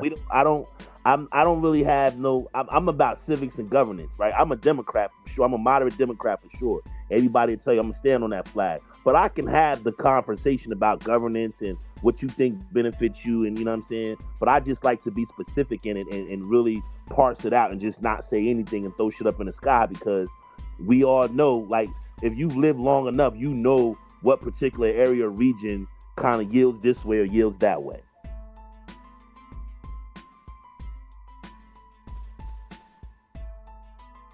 Do y'all want to talk about it's not as automatic as you think. Can we talk about World War III now or no? That's too early. Not ready. World War III. Well, World War III. I don't like the way I don't know about this World War III shit because it don't seem like it's going to be. It's like it's going to be more of a technological war. It's like it's going to be more drones and radars and sonar, all that shit. It seems like it's just going to be a bunch of bullshit. And it's going to linger. It's like, I think it's going to linger on. You think those drones are going? Would you think those drones are going to be bombing and shooting at? Who are they going to be bombing and shooting at? The enemy, not us. Hopefully, enemy. Hopefully, not us. The enemy. You got any family in the military? I do. I come from a military family. I do, and I don't want to see America into a World War III. I don't want us to have to fight Russia or China or Iran. I don't want that, but if we got to do it, then it is what it is. We don't have to do shit. We doing it because we've been ordered to do that shit, and motherfuckers following orders. See, I think the problem is, what happened is, what's really going to turn this, right, is that so many European countries have assets outside of Iran, like in Dubai and Kuwait, they pretty much, once America went in and kind of cleared the way for international business to go in there, it's like now they have to go in and protect their assets, and they balking. Like, Britain didn't want to get into this shit. Now they got two fucking two big ass ships ready. They ready, right? So once they do that, once you start involving those European countries, and then Iran start attacking European assets, it's just gonna, it's gonna get out of control, man. And I mean, China and Russia is definitely giving Iran intel on where U.S. soldiers are at and shit like that. And weapons. Don't get it fucked up. They totally the weapons haven't weapons started and flowing yet, resources. Psycho, but they will soon. The weapons haven't started. Weapons and resources, exactly. And now Ukraine has stepped in the game, talking about they're gonna offer that, because Ukraine has the best anti-drone technology in the world by far. So now they're entering the game, like, because it's like, hey, we give you anti-drone shit. Now you can give us Tomahawk missiles, and we can get Putin up off our ass. But once they get those Tomahawk missiles and start launching them into Moscow and Petersburg, this is why this is going to be a world war. This is why people, dismiss it. Like all the proxies, everything's in place. Yeah, all the proxies are starting to stick their chests out now. Like, hey boss, I could do this good, boss. If you give me this, I'll get. Like, Trump made it that way. Like, what can you do for me? If you could do something for me, I'll do something for you. You know what I mean? So that's not gonna play out well on a world stage. And China and Russia is the only adults in the room. Like, Trump is a fucking buffoon. He's embarrassing the world. Like, you see Spain, that motherfucker was like, man, you can't bring your planes here. Who looks worse? But wait, who looks worse, Trump or Netanyahu? I think they both look bad. Yeah, Bibi's I think Trump looks worse though, bro. Trump's an idiot, but I was saying Bibi looks worse. Bibi don't look worse. How can Bibi look worse? What is Bibi losing? He's the proxy. Yeah, Bibi don't look worse. He may not be losing anything, But he's the one that's throwing the battery in America's back. Americans just following what his lead. I think it's the other way around. I think America told Israel to go act the fool in the Middle East so that they can get control. Look how small Israel is. Yeah, America told Israel, go act the fool over there, dog. We got your back. You know what I tell people to do? I tell people to look at how Israel just took Palestine and just use that and the exponentially on how they're just gonna try to take the rest of the Middle East. That slowly increment of taking Palestinian land. Now they're bombing Lebanon, right? So once they finish tearing Lebanon up, they're gonna go north, get Lebanon. They already pretty much got Syria on lockdown, right? So they're trying to make fucking Israel from the Nile River to the Euphrates River, which means the middle of Iraq, right? The Euphrates River, you know what I'm saying? So once you say things like that and you're proposing things like that, I mean, it's a slow crawl, and Iran knew that's what was happening. Iran knew these motherfuckers are. Well, Iran was beefing with all those other Muslim motherfucking countries and everything else, so they kind of paid themselves in a little, in a little box or whatever, because they've been beefing with these other Muslim countries forever.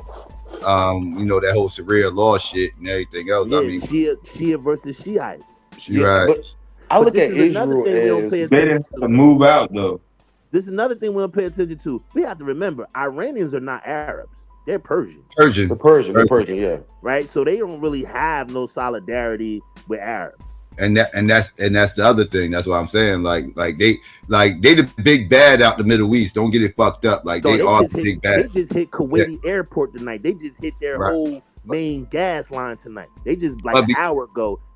Iran just bombed Kuwaiti's airport.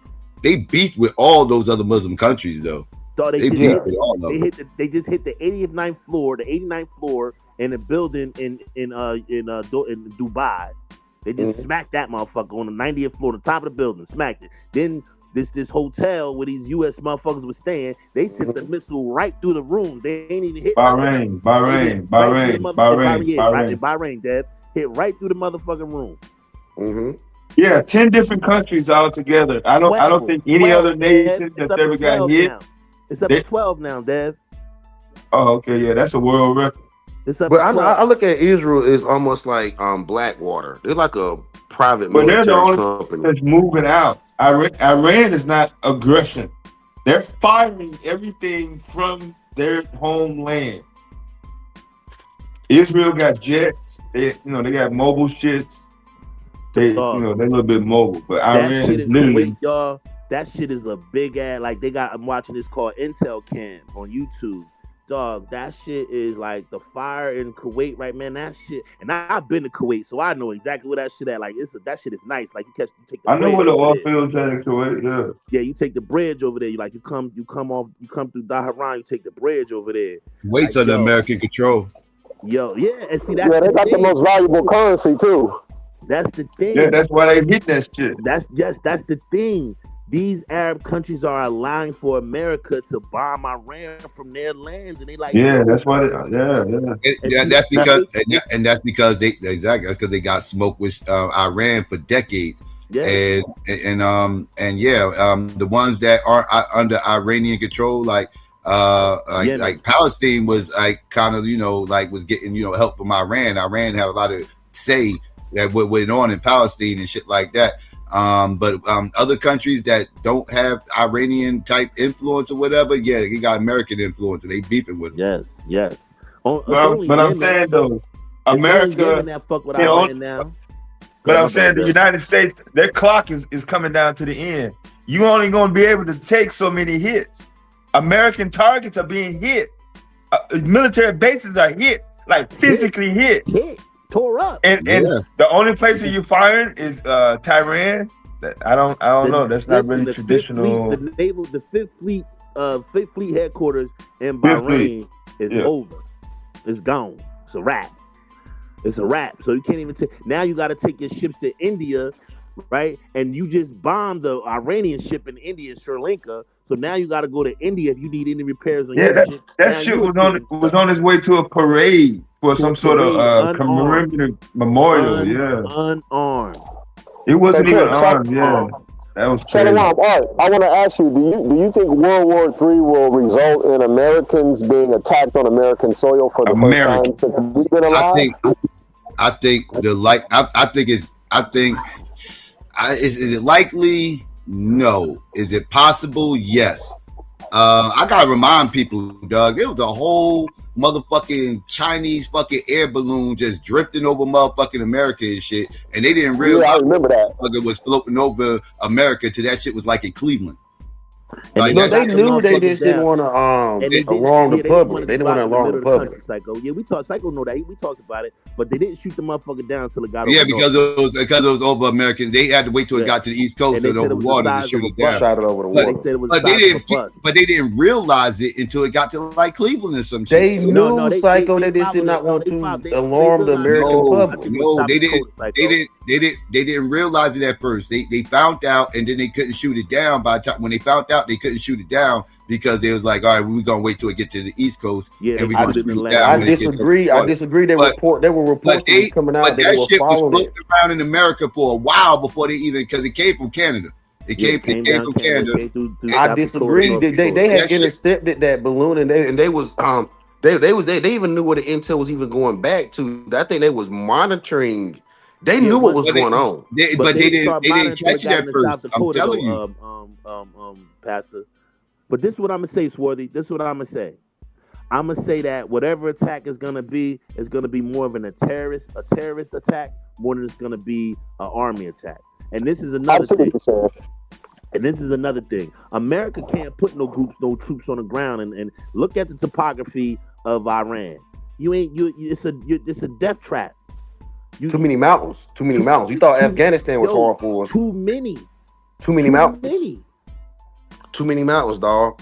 And then I don't want to see Americans climbing mountains. I don't want to see Iranians in positions on top of mountains shooting Americans trying to get up a mountain. You guys don't think the most elite fighting teams that our armed forces have wouldn't be able to make it happen in Iran based on the? They're not mountaineers. We don't have mountaineers. I mean, I'm talking about all of our elite teams. Just look at the most elite teams that we have. Now we got the 10th Mountain Division out of Fort what's the name of New York. We got Mountain Division. We got Mountain Division. Yeah, they can't keep up with them motherfuckers over there though. It's the point is not we can keep up with them militarily. It's keeping up with 92 million citizens. That's the problem. You're facing a war-torn, war-weary, war-prepared nation who's been fighting wars for thousands of years. So why don't they implement an agenda? What's stopping them from putting their man in? since they didn't got rid of Khomeini. They said they're gonna put a new guy in between today and tomorrow in the next 24 hours. And America said that they're going to try to take him out if they don't approve of him. So, yeah, this shit is. My only thing about all this, man, is that American citizens, man, we so lax and we think this shit is a joke and all this. Like, that's my only thing, man. Like, we gotta start waking up, man. This ain't. This, niggas is door dashing and playing PlayStation 5 and bullshitting. We are. Yeah, this is not. Well, the reality of it is they were talking about attacking American infrastructure. They were going to take out major bridges so that we couldn't get around, we couldn't move, and they was going to do, like you say, do terrorist attacks in major cities. Y'all remember a couple of years ago where they had that list of American cities that they were going to attack?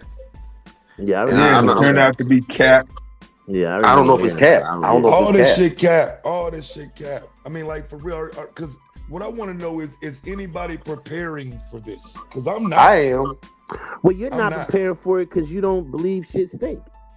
No. I wouldn't say that. I wouldn't go that far. So I don't know what to tell you. I'm saying I don't see in this what takes it from the last 5 wars. What escalates it into a new when conversation. You say the last 5 wars, bro, be specific. Iran, Afghanistan. Well, I'm talking, but see, I'm not just talking Afghanistan. I'm talking bombing Syria, bombing Yemen, going in Libya. Like, I mean, they do whatever the fuck they want to do, and they've been doing it for a long time. And so I do understand. Start a war to do it. Let me help you out, bro. The difference is with Syria, with Afghanistan, we were dealing with sex, right? We wasn't necessarily engaging the entire military of Syria, right? We were engaging Bashar al-Assad, right, who was the leader of the country, but he had the Alawites, which is a sect, right? So he was just dealing with that sect that happened to take over Syria, where we had Syrian fighters and other Syrian groups that we used to help us defeat him, right? And so they went through a civil war. We helped, we helped the Shiites and the Shias in Syria defeat the Alawites in a civil war. Right, so it was a proxy war, more to speak. Right, that's the difference. It's more proxy when it comes to Syria, when it comes to Afghanistan, Yemen, and that's when we failed in Iraq. Because in Iraq, we didn't foresee. We thought we could bring a unity government together once they got rid of Saddam, but what we didn't realize was that they had underlying issues that we didn't know shit about. So then they created a civil. Like I tell people all the time, y'all, the fucking streets in Baghdad, y'all, it was 20-foot motherfucking concrete separators. Imagine a 10-foot basketball court is high. So put 10 more feet on it, and that's just to separate the people across the street. That's like a brick wall going down Central Ave, psycho. A 20-foot brick wall to separate the niggas from the north side of North and the niggas from the south side. And my bad, it wasn't Cleveland. It was South Dakota. The balloon first reported sighting was February 1st, 2023, when civilians on a commercial airline spotted it. On the same day, former Billings Gazette editor spotted the object above Billings, Montana. Yeah. After seeing reports that the airship around Billings was closed, airspace around Billings was closed, he had initially assumed it was a star or a UFO. Dope contacted a friend at Billings Gazette, photographer Larry Mayer. The two photographed the balloon using telephoto lenses. Then they sent out government. They warned the government and everything else, and then that's when they surveilled it until it got to the East Coast. Yeah, so they shot it down over at Norfolk. Right. Yeah, Taz. So that's the difference. Those are more proxy wars where they don't really have a concerted or a concentrated anti force in Iran that has the ability to truly overthrow the government. They're depending on the people.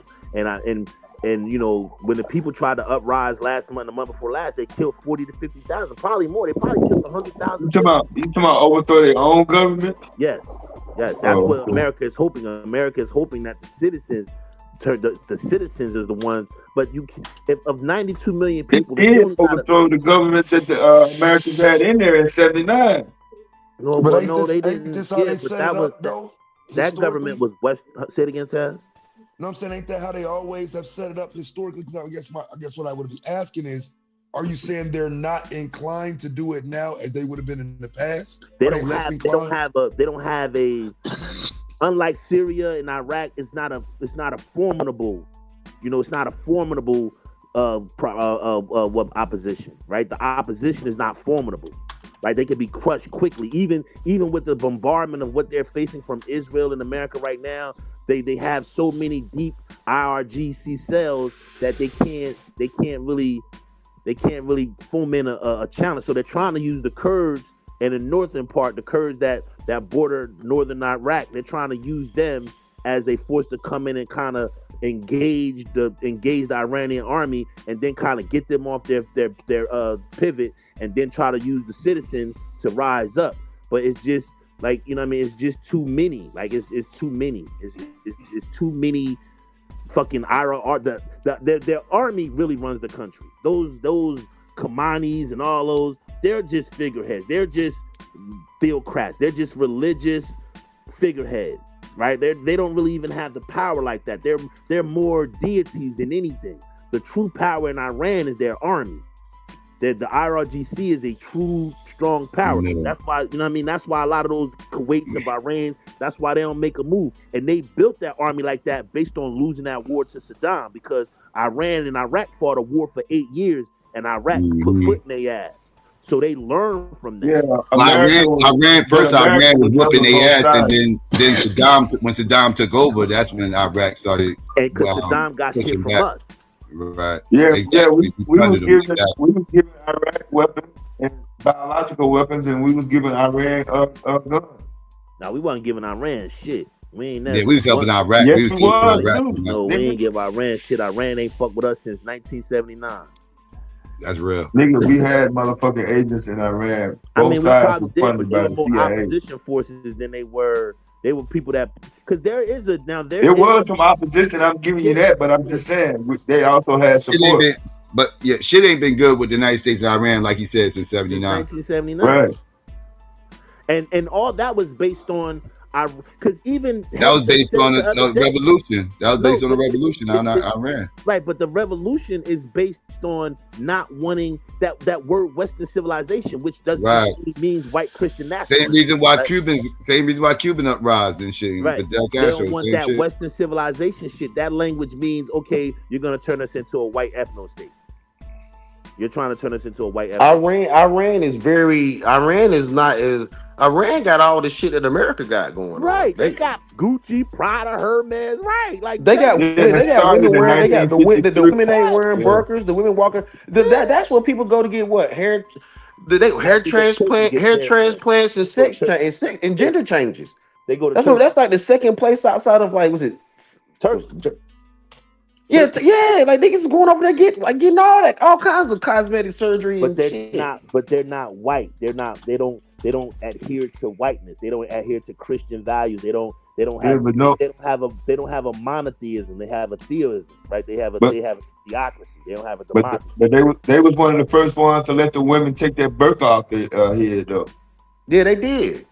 Now they say the women be getting some backlash, but they still doing it. Well, they ain't let them. They're not looking down on them. They don't got to wear a burqa, but they got to wear a headscarf. Now, some of them. So this is where my DEI dollars went. After 2011, that headscarf that ain't mandatory no more. That's why they killed that girl, because she tried to get that headscarf off. And that's why it went up. That's exactly why it went up. But them bitches got them headscarves back on now. So this is where my DEI dollars are going. No, so I don't think it's a bad culturally. I don't think it's bad culturally to cover women. I don't think it's bad culturally. Man, that shit is some fucking. Nah, femicide is out as crazy out in Iran. Yeah, that shit is some fucking. That shit is some insecure bullshit. Them Muslim niggas is insecure. Them women getting taken out, bro. Them niggas is insecure. They don't want you to take their bitch. That's why they want you to cover that bitch up, because they don't want you to take their bitch. It ain't even that though, Art. Like that shit over there. They still do honor killings, all that shit. That shit is about control. Right. You know what I'm saying 100% controlling them young women and shit. Like I hate that. No, but covering up their hair is about like they don't want you looking at their women and shit like that because only the married women got to do that. How can we sit here and tell them? How can we sit here and tell them that they're wrong when they don't have the dynamics? The married women got to cover their face. Excuse me. I guarantee you that now we can call them insecure. We can call them massage. You call them all kinds of names, right? They don't have the divorce rate. They don't have the infidelity. They don't have the issues that America has, though. You can just keep it right because they're incredible. They're ancient culture, bro. They're ancient culture. Like, see, Iran has been through a lot, right? Like, the reason why it's called Iran is because it's an ode to the Aryans that saved them from the Ottoman Empire. Right, like the British came in and saved them from the Ottoman Empire, and that's why they said they broke India the fuck up, man. Yeah. They broke India the fuck up. All that shit was India. Well, no, Iran is Iran. Iran has been Iran for thousands of years. Like the Persians have run that region for thousands of years. Yeah, that's what you mean. Aryan, right? No, but they split all that shit up though. But they split all that shit. Like Iran was a part of India. Yeah, that's the same land, piece of land, but on a map. If you're looking at a map, it got carved up though. Yeah, it got carved up. Like they split them up by region. I don't think you got no disagreement with that. Up by religion. Anybody looking at the map should be able to see what Psycho just was laying out. That's all. Yeah, they split all that shit up by religion and everything. They started shipping these motherfuckers this place. The Christians had to go over here. The Hindus had to go over here. The Muslims had to go over there, and all that shit. This is when Pakistan, Pakistan, that's where I'm at. Pakistan got created, and I forgot what other countries they created out of that shit. But yeah, they carved India the fuck up. Yeah, Turkey. India was a whole lot bigger before World War II. Yeah, it was. Cyprus. But yo, we can argue culture, we can argue practice, but we can't argue results. And Iran, as far as culture, they probably are getting better results than America is right now. America, we arguing about bathrooms, DEI. We arguing about silly shit.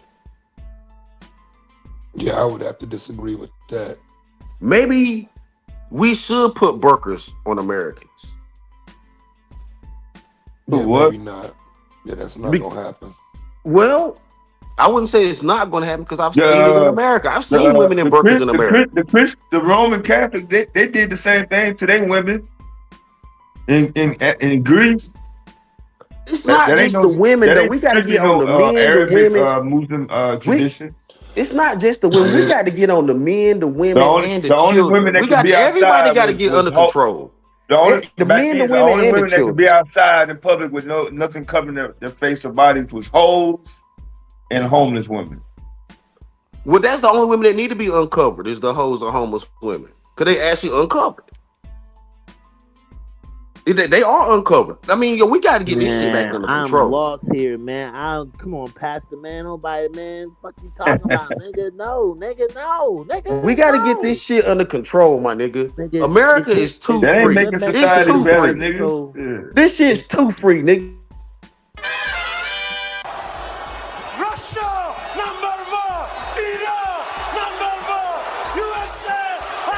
Hey y'all do know Iron Sheik got caught with some drugs. That's where Psycho live at, right on the turnpike. Do you know the Iron Sheik was the bodyguard for the Ayatollah before he started the real Ayatollah, yeah. Yeah, before he started wrestling, yeah.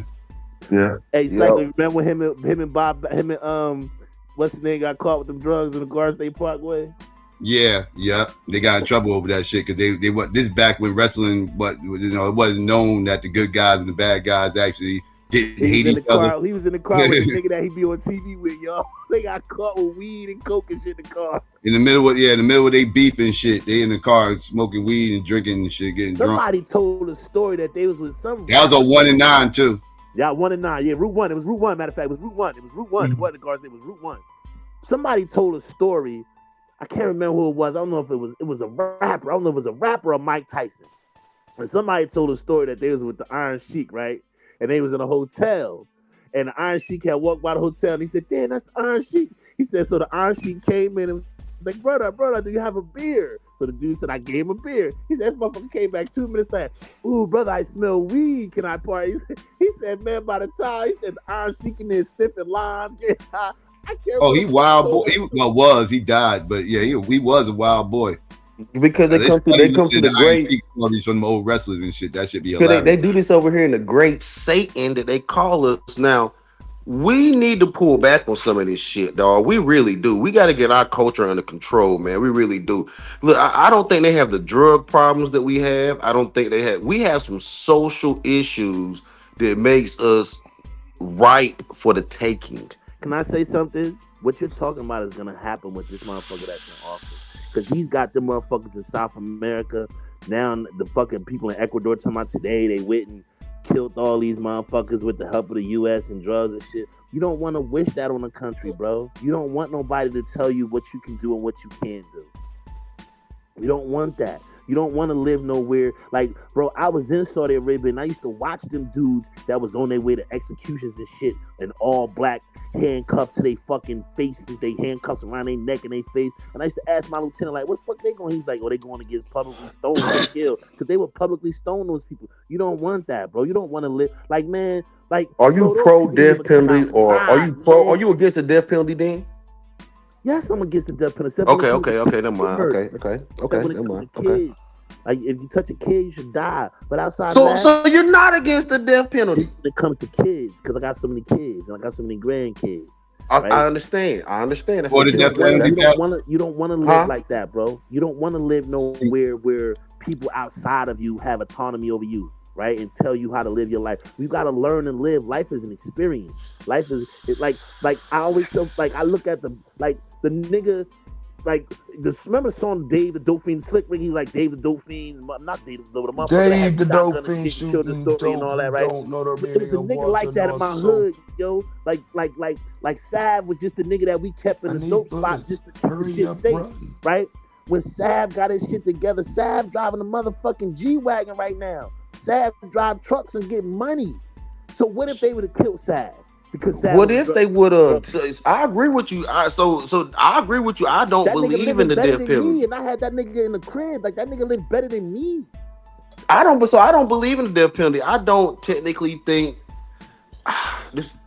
if a person messes with a child, I don't know if killing them is the answer. I don't know if killing them is the answer, dog. I guess it goes back to that conversation we was having that day, Taz, about reform and jail and prison and all that shit. And they said you can't. If you're gonna get them up out of here, I ain't gonna be against it. I guess that's what I'm saying. That's one of them situations where whatever you do, as long as you do something to the motherfucker. I think locking them up. I don't think you can, because they say you can't cure that pathological ideology. So I think it's going to have to lock them up forever. Right, because that's primal. You can't kill a primal. That's a primal behavior. That kid shit. That's from our early. So if it's primal and they can't help it, that's about PBS files. So hold on. If it's primal and they can't help it, should we kill them or just house them, incarcerate them? House them. I guess it's depending on the fucking. Get them out of here. I don't know, man. That's a tricky thing, man. It's a tricky. thing. The death penalty right now, I would say is less controversial than it has been in my lifetime. But I do think if that was on there, that's one of the motherfucking things people would not care about. People would not push back against that. Don't kill them. It's not there. Killing them too easy. You know what you do? You castrate them. Yes, that's what you do. But these people are in the way, because like at some point we got to deal with the fact that they sitting in prison, they still being fed, they're alive, and I don't know if y'all know what it's like on the inside in prison systems, but they're not serving fucking time. Okay, at some point you start living in that bitch, and it's normal. You know what I'm saying? So it's not like blacks have lived a long time under pressure and oppression by the Americans. Islam gives them special status. Bro, that's Ayatollah Khomeini with Mike Wallace in 1979. I don't care what you say about Iran. You had Ayatollah that understood what blacks were going through in America. We get to But you see what I'm saying though, Art? Yeah, I got you. Yeah, because I really think it's no longer corrections where they adapted to the life and now they're living their life. I got you. Yeah, that now they're there, and it's like, you know what I mean. At some point, if you do take their life away, then you don't have to deal. But I hope y'all know that tree jumpers don't live very good in jail. But check this right. But so even if it get that. If you got some money, fam, you gonna live good wherever you at. If you got some bread, so Taz, even if it gets to the point where they're just living in jail, they eating decent, they watching their favorite program on television, you know, so they even got access to a cell phone. At least the problem is still controlled, though. It's like, do we want to like erase them off the planet or control the problem? Well, I want control of the problem rather than erasing them off the planet. Okay, because at some point, like, we trying to create detriments, though, right? We trying to create, not detriments, deterrents. And I do think it like even castration, that's some level of deterrent that I think will work. But I'm saying the ultimate deterrent. You know what I'm saying? Like, my nigga, you do it, you out of here. No questions asked. That's the On November 17th, 1979, Khomeini ordered the release of 13 hostages, all of whom were women or black men. Random tie. Yeah, you know. But and that's the reason why I'm against the death penalty, because a lot of times, and then we find out through circumstances sometimes that what they say happened didn't happen, and it's all kinds of reasons why especially with all this Epstein stuff out right now, and Trump and the Epstein, and we find out all our favorite celebrities and doctors and everybody has been in this Epstein shit. Do we really want to kill everybody on the Epstein list? I don't think so. I think we just want to. I think people are talking about putting the Epstein people in jail, not in the ground. It's too much. It's too much cap on that shit, though, bro. Like see, a lot of people thought I was bullshitting. Y'all niggas thought I was some Trump shit. Like, fuck no, bro. Look where we at now, where these Epstein files are just a bunch of goddamn tip line calls, and you know what I'm saying. It's not a lot there to say this is what we should be focused on. It's old investigation material, and if it didn't lead to a charge then, how is it gonna lead to one now? I'm just saying, if he has favor upon Black Americans, I don't care what he does in his home. I don't care how he cleans up his house. Wait, what you talking about, bro? So let's go with that, right? So if he helps Black Americans, it don't matter if he he Epstein nigga, right? This, you see what I'm saying? It's not consistent enough to be taking people's lives, dog. For that, I think if you proven and it's, you know what I'm saying, I mean, I just don't know why you would, why would you get the benefit of the doubt if it's proven? Once it's proven, it should be over. Like, because some of these people, fam, they get out, they own a list, but then they do it again. Like that's one of the highest recidivism rates there is. So like I said, I don't think we losing nothing by them people just dying. If anything, again, like I say, it becomes closer to a deterrent and make people not want to do it. So the reason why they keep doing it, the reason why they keep doing it again is because it's primal. It's literally who they are. It's literally part of their structure. I ain't say they were born. I'm not gonna say they were born that way, but something happened that actually made them become that way. So they became that, and you just don't.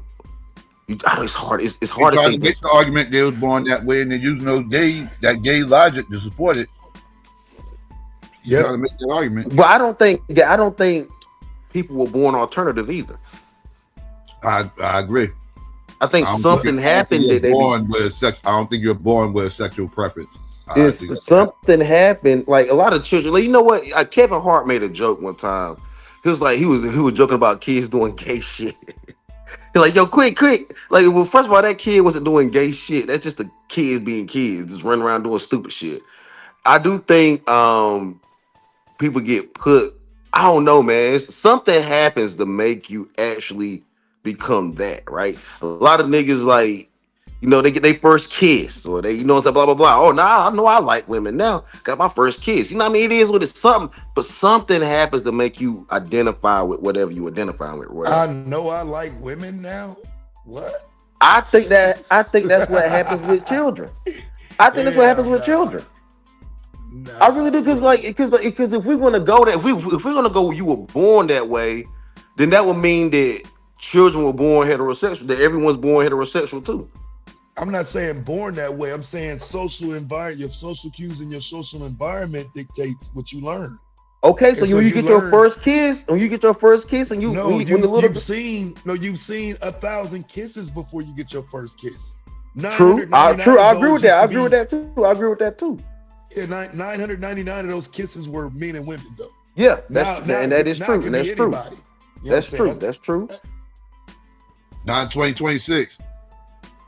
Well, I still think in 2026 the average kiss is still man and woman. I think we still have an overwhelming. Our society I just saw a Super Bowl halftime performance. The only thing I saw kissing was two grown ass men. No, I saw a man kiss. I saw a man kiss his bride. They had a wedding. Yeah, I saw a man kiss his bride. I saw a man kiss his bride. My first semester at NYU, right? I had to in my critical thinking class, right? I had to write this paper on Poseidon, right? And in his view of the what's name Athens and Roman senators, right? That's wild. But check it out, bro. That's the god of the sea, right? Poseidon. Yeah. Okay, go ahead. So the thing was this, Taz. The story, what he was saying was that he was talking about how the senators in the upper echelon of the government and society, how like having little boys as like boy toys was like carrying a purse. It was like normal. You know what I'm saying? So it's like this shit been around a long fucking time, right? And in some aspects, I guess some societies thought it'd be better to keep it on the low or keep it. And it's like the shit is coming back with vengeance, right? like it can't keep itself hidden anymore. And it's like now we're supposed to understand, and now you got all this transgender shit and all this shit. Like that's the only thing. Like I don't care who you love, what you love, but like god damn, don't try to make me accept it because that's what you do. Even over there in India, India or Afghanistan, they said the little boys were for fun and the women for were for procreation. Man, like, yeah, man, like that shit was crazy, man. How I was reading that shit. But they're not. I'm not saying this is right. I mean, but they're not taking them off the side of the earth either. Like, you know what I'm saying? Like, so now that America, like you said, now that America is facing the very same thing that the world, even the mythological Poseidon world, the Greek world is even faced. What are we going to do about it? We're going to put niggas in the ground, or what we going to do? But I think it's a confluence of two things, because I think it's a confluence of that, but it's also a confluence of motherfuckers fucking with kids and little girls and shit like that. Like, it's just weird, man. It's just a lot going on, man. Like in in all them Arab countries, man, they can marry 11-year-old girls and shit like that. You know what I'm saying? It's a power thing. It's a power thing. That's why they stay true to those fairy tales. They say the motherfuckers stay real close, tight to those fairy tales. For me, I think it's primal. I think a lot of times these behaviors, we don't look at the primalness of it. We don't look at it's ancient fairy tales. They follow ancient culture. They follow ancient culture. So yeah, it's primal. Not that part, but just in the sense of primal behaviors, right? Like we evolved. We went from different modes of production, hunter gatherer, right? Shit like that. Like we don't think about early human. We don't think about the early Homo sapiens. But they do. When you call it primal, you calling it normal. No, I'm calling it primal. I'm calling it the primitive being, right? But primal. They don't believe in all that primitive being shit. We already had intelligence when we got here. We didn't. We had some intelligence. I'm saying what they believe. I'm not talking about what's factual. I'm saying what they believe. They believe that we got here with intelligence, right? They believe. Would you say that fighting is primal? Yes. So but it's primitive. But also, is every child born knowing how to fight? No, it's some people never had a fight in their life, Pastor. I get that, right? So a lot of these things we take for granted and we just call them primal. I think these are very much learned behaviors. You learn how to fight. You learn to be straight. You learn to be gay. No. But the reason why it's easy for you to learn how to do it is because it's in there already. It's there. It's just right. It's just up to you to flip the switch, right? It's there, right? But you like what Taz said, right? Taz made a point. Sometimes your environment can flip the switch. Because you can grow up, say if you grow up in a rich house and everything is good, and then both your parents die, right? And you lived a good life, and then you end up in a foster home, or you end up in shit gonna get hectic. So you're gonna have to learn how to survive, right? But you didn't need those necessary antics when you was living good with your parents. But because you're a human and there's some instinctual shit inside you, eventually you're gonna figure out how to survive. So now we're using words like instinctual. Right, primal. These are things the average person neurologically can't control. Yeah, can we get a pause on that too, bro? If we couldn't control it, we would. The imagery, bro, is like wow. Hold on, real quick. If we couldn't control it, for the most part, we would be eating each other and be savage. And we are all about two decisions or two paychecks. Probably, I ain't saying. I mean, America is two paychecks and one decision away from it. I mean, yeah, but that doesn't change that you still don't do it on a regular basis until you're faced with that environment that produces that. So what is actually really natural? Is what we're doing right now natural? Is what we're doing right now natural, or is it just learned? Natural. Shitting, eating, and sleeping is natural. Okay, that's okay. Sleep, eating, shit is social behaviors are learned. Social behaviors are learned. Like how to get along and talk and work with each other and shit like that. Right? Like, you got to remember, early humans, all we did was fought each other. All we did was kill each other and fuck. All we did was fuck, fight, and eat. So that's natural. Hold on. That's natural. That's natural and that's primitive. Right, and we can't neurologically control that. But you have to remember this thing called evolution, bro. I don't believe in evolution. Well, if you don't believe in evolution, you wouldn't be a nurse. I believe in creation. If you wouldn't be an evolution, you wouldn't be a nurse. Why you say that? Because you wouldn't evolve to have the intelligence to study and get all that shit. Like, do you know? I was born this smart, my nigga. I was born this smart. I just learned how to use it. Nigga, when you was born a clean slate. Your brain ain't have no information but what went on and what you heard from your mom and your parents. No, I was born. See, I would argue that I was born with the intelligence. I just had to hone in on the subject. Now is that see? But that's from evolution. Is that humans evolving, or is that society evolving? No, that's humans evolving. That's from evolution.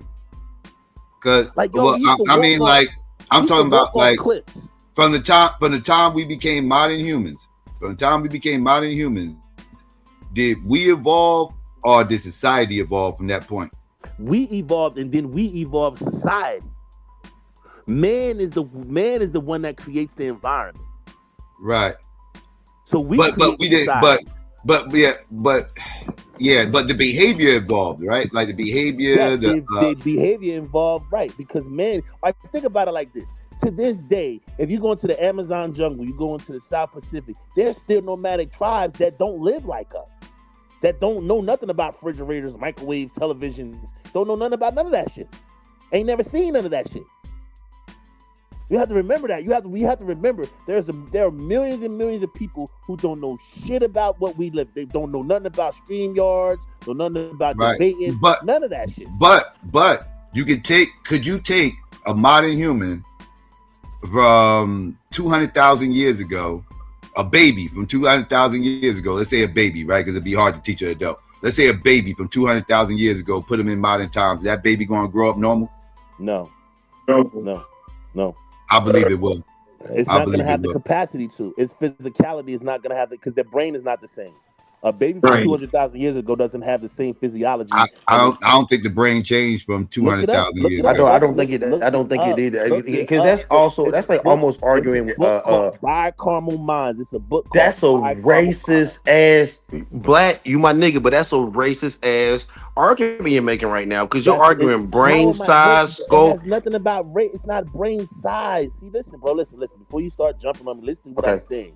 I'm not saying brain size. I'm saying brain operation. The brain didn't operate the same 200,000 years ago as it operates now. We have evolved. Our brain has evolved. 200,000 years ago, we was walking off cliffs. There's a book called Bicameral Mind that will show you exactly where our evolutionary started when it comes to our conscious, when it comes to our brain is not the same brain that it was 200,000 years ago. It doesn't operate the same. No, we just didn't know as much. I just think we just didn't know as much. No, I don't think it was physically not brain. the same. It physically didn't operate the same. Evolution has given us a different brain. We didn't even talk. We couldn't even talk. We didn't talk. We just. How many years ago did you say, Art? I disagree, Art. The brain has been the same. The uses of the brain has changed. Hold on, Pastor. How you said 200,000 years? Oh, hold on, Art. You said 200,000 years ago? I would agree with that. Yeah. It has to be physically different today, based on that time span alone. But they wasn't no different physically. They wasn't no different physically 200,000 years ago. We talking modern humans. We're not talking a different species. Yes, they were. They were shorter. Right. They were shorter. They had a different muscle mass. They had a different draw structure. But those are different. That's species. Nutrition. No, that's nutrition. That's nutrition, not brain. Sapiens. Listen, gentlemen, we have to understand our physical characteristics that we all see is based on our environment. Like white people that come from the Caucasus Mountains have a different particular nose. Black people that come from Africa, our nose is different to mediate humidity and to push water and shit out, right? So our physical bodies are different than it was. We're the same Homo sapien, but evolution has given us this different physical characteristics. It's given us our environment, where we live, where we've traveled, with our intermixing, have given us different physical features than we did 200,000 years ago. You have to, there was 72,000 years ago, fucking 90% of the fucking people on the planet died.